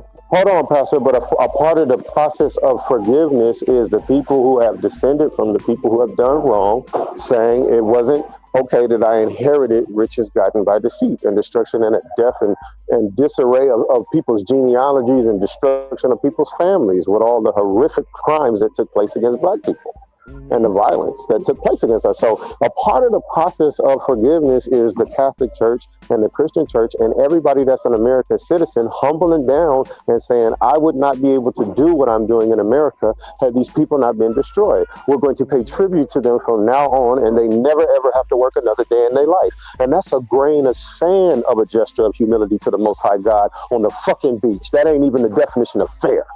So I agree with you on that. Before we forgive them, they need to do the right thing by black people. But my question is, why is God involved in this shit? Like, no God needs to be involved in humane shit. Like, it's wrong. God don't need to be present. Like, y'all keep bringing God into this shit. God has to be present because without God doesn't have to be present. Yes, he does. Yes, he does. Because without God, if you rely on this world, if you rely on this world, then it's just. If you rely on God, it's unjust. Pastor, you're not even dealing with the wisdom of the Most High right now. To get the job done, you go in there and identify with the history that ties you to the evidence of the atrocity, which means no matter what you say you are, Christian, Israelite, Moor, atheist, whatever, you have to identify with African and African American and the descendant of chattel. Exactly, you have to deal with those atrocities against those people. Hold on, Pastor. Hold on, Pastor. After you get the check, then you can do whatever you want after that. Because hold on, wait a minute. Because you bring God into it, they can say, "Well, God let it happen." So you just no. So God let it happen. So God let it happen. Pastor. Look, God letting it happen doesn't make an just action. So God let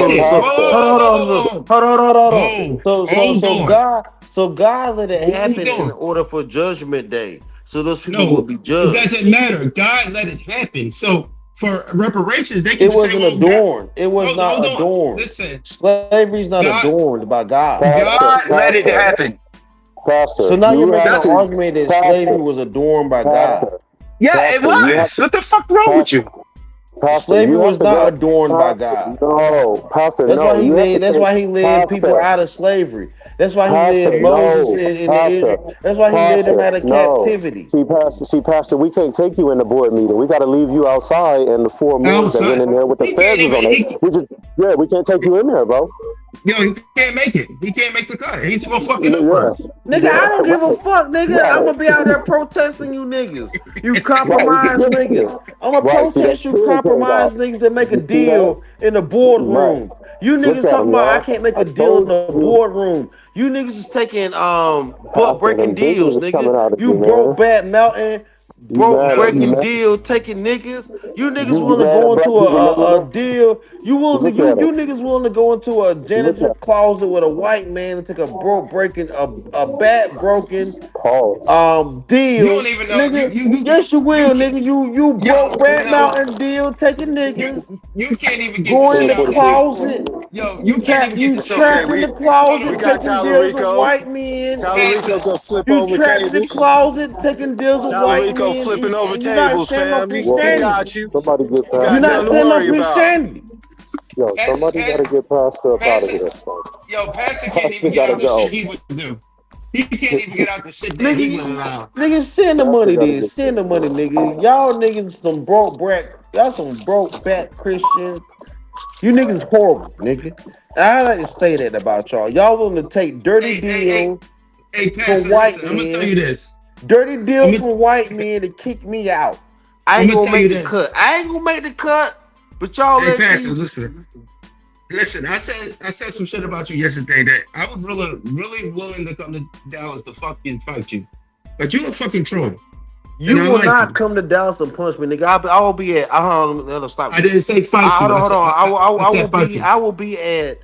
But what I'm saying to you, hold on, to stop. I'll be no. I'll be in Arlington, Texas, at Dallas Fight Club tomorrow at 9:30 in the morning. No. I'll be there at 9:30 in the morning. If you want to spar, or fight, I'll be there at 9:30 in the morning at Dallas on Division Street in Arlington, Texas.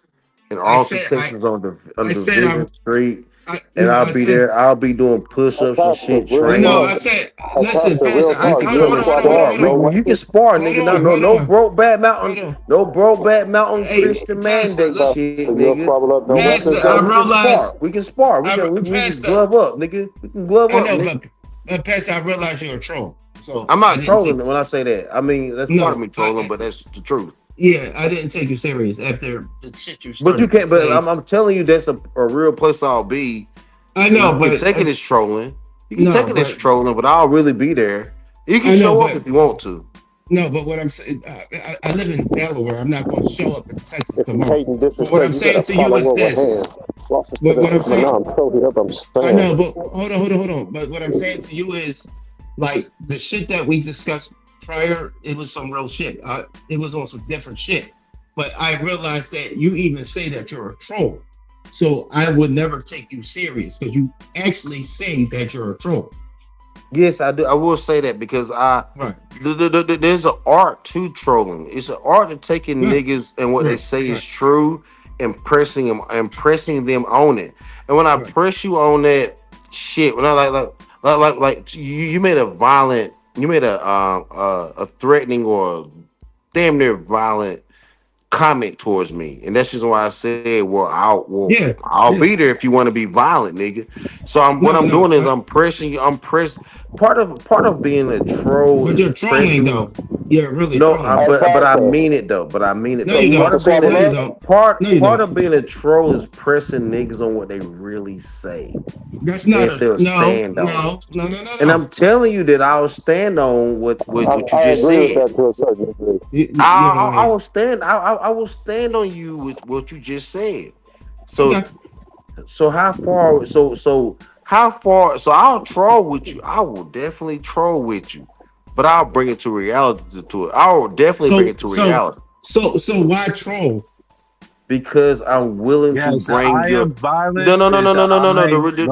The reason why I troll. He asked a good question. The reason why you troll people is you bring out the You bring out the darkness in them, and you find out if they're willing to fight on their true darkness, and you're not. You're not. You're not That's really not a- fighting. You're not really really- fighting demons. no, You're not really fighting demons, my nigga. You're not. But You're not that's not- really bringing out the darkness in you and But trying that's to not fight it. No, a You're troll not. is a That's person- why you troll about No, sparring. listen. A You troll troll is a about person- fighting. A troll is a person that talks shit, and when it comes to them, they like, I ain't gonna No, be there. that's what you perceive a troll. No, as. no, no. No, So no, so no. we What talked I'm- about this earlier. We talked Listen, about this hold on, earlier. hold on. Let me So when finish. Taz, So what I'm when saying to you, Taz, no, what I- when- hold on, so hold when on, hold on. Taz, so when Taz Listen. went to another, so when Taz went to So when another, I say to the- so when when I say to Taz you- went to no, another when I despite, say- so when when I Taz say tried to to- go no, despite, you're not gonna overtalk me. when Taz So when tried I to go, say- try to go to when I say to you debate that- other niggas, they when I tried say to you that change the no, term we're of not talking. trolling. We're not bringing another man in this conversation. So What I- define what I'm- trolling. Define trolling. You define you. it. I'm the face of you. trolling. I Yes. am. On this- I on this- chose to be. I told on you these I pages would. you are. I You told you said I it. would. I Right, told so you I you're the- would. So you're I the told you I face of it. would. So I what I'm- wasn't lying to you. So right. Now so can what you I'm now saying- can you fight me? Now can you fight me, nigga? As Yes, a troll. you know what- yes, I can. Can But you, what can I'm you saying, truly fight me, nigga? no, listen. You know, So hold on. I'm Smarty, blocking. Smarty. I'm sparring against you, nigga, and I'm blocking your shit. Can you So truly, Smarty, can you truly fight me? Smarty, listen. First of all, a troll is a troll. Like, if you about it, you bout it. You say what you say, you keep your peace. You don't go on all that none of that shit you do. That's a bitch ass nigga. So what I'm saying to you is, like I told you before, when we Am I a got to that, bitch ass nigga or a troll? you kind of both of them. But what I'm saying to you is, But so why won't you come spar me, nigga? I told you where I was at, nigga. why spar? I'm gonna beat the brakes off you. You Like, I'm no. not sparring. You say that. That's easy to You talking about say. gloves. That's You talking about conspiracy. gloves. Your Listen. words are conspiracy. Listen, you're talking about gloves. Add a theory I don't- to it, nigga. Add a theory to it, nigga. Your words are conspiracy. Add a theory to it. I'm telling you that that's You're right. not. You're not though. You're talking You're about not. gloves. You're not. I will beat you in that area and without gloves. Oh, That's so what I'm saying. so stop conspiring in in words. Your words are conspiring against you. You're talking a lot, but you're not showing much. Okay. I told you where I spar at, and do you live in the Dallas right. Fort Worth area? Do you live in the Dallas Fort Worth area? I live in Delaware. I told you that. Oh, okay. I told well, you. you're far away, so you're just talking shit for But- no reason. No. Okay, I told never you. mind. No, hold on. I told you I do go to Oklahoma for training for school. We had Come to this conversation. Oklahoma, nigga. No, nigga, Yeah, okay. you gonna need So, a. listen. Oklahoma is not Texas, nigga. What part listen, of hold Oklahoma? on. Southern Oklahoma, Norman. Midwest, Tulsa. Hold on. Listen. I'm going to Norman in June. Norman is actually Southern Oklahoma. Okay, I'm going to Norman in June. I will let you know when I'm there. Okay, then, but they come to my gym and spar with me, nigga. There's no problem. hatred, nigga. I don't No, hate you, no nigga. gloves. No gloves. Why would I spar with you with no gloves, my nigga? Hey, I'm not trying to hurt you, Blue, nigga. hold on. I'm not trying to hurt you, nigga. Blue, why, I'm not trying to hurt you, Blue, nigga. why you want? Blue, I'm not why trying to hurt you, Why you want to nigga. have a bare knuckle? You want to have a bare knuckle ultimate fight with this nigga fast? Yeah, nigga, I'm not trying to hurt you, nigga. I'm not trying to hurt you, nigga. No gloves. No, nigga, with gloves, nigga, a good gloved up. I'm not trying to hurt you, dog. I'm not trying to Why would I do that? No. Okay, we can do gloves. No problem. Yeah, why would I do that? I'm not trying to hurt you, dog. I'm not trying to hit you with bare knuckles. Because I don't hate you. I don't hate you. I disagree with you. I disagree with you, dog. I disagree with you. I don't hate you. I'm not trying to punch you with my bare hands and break your face and misfigure you and hurt you. I did. Well, I just disagree. I don't know if you heard box before. Hold on. I don't know if you heard box before. With gloves on, you can get fucked up. But okay. You can. No gloves. No gloves. I mean, gloves. No, so I'll be there from gloves provide a form of cushioning.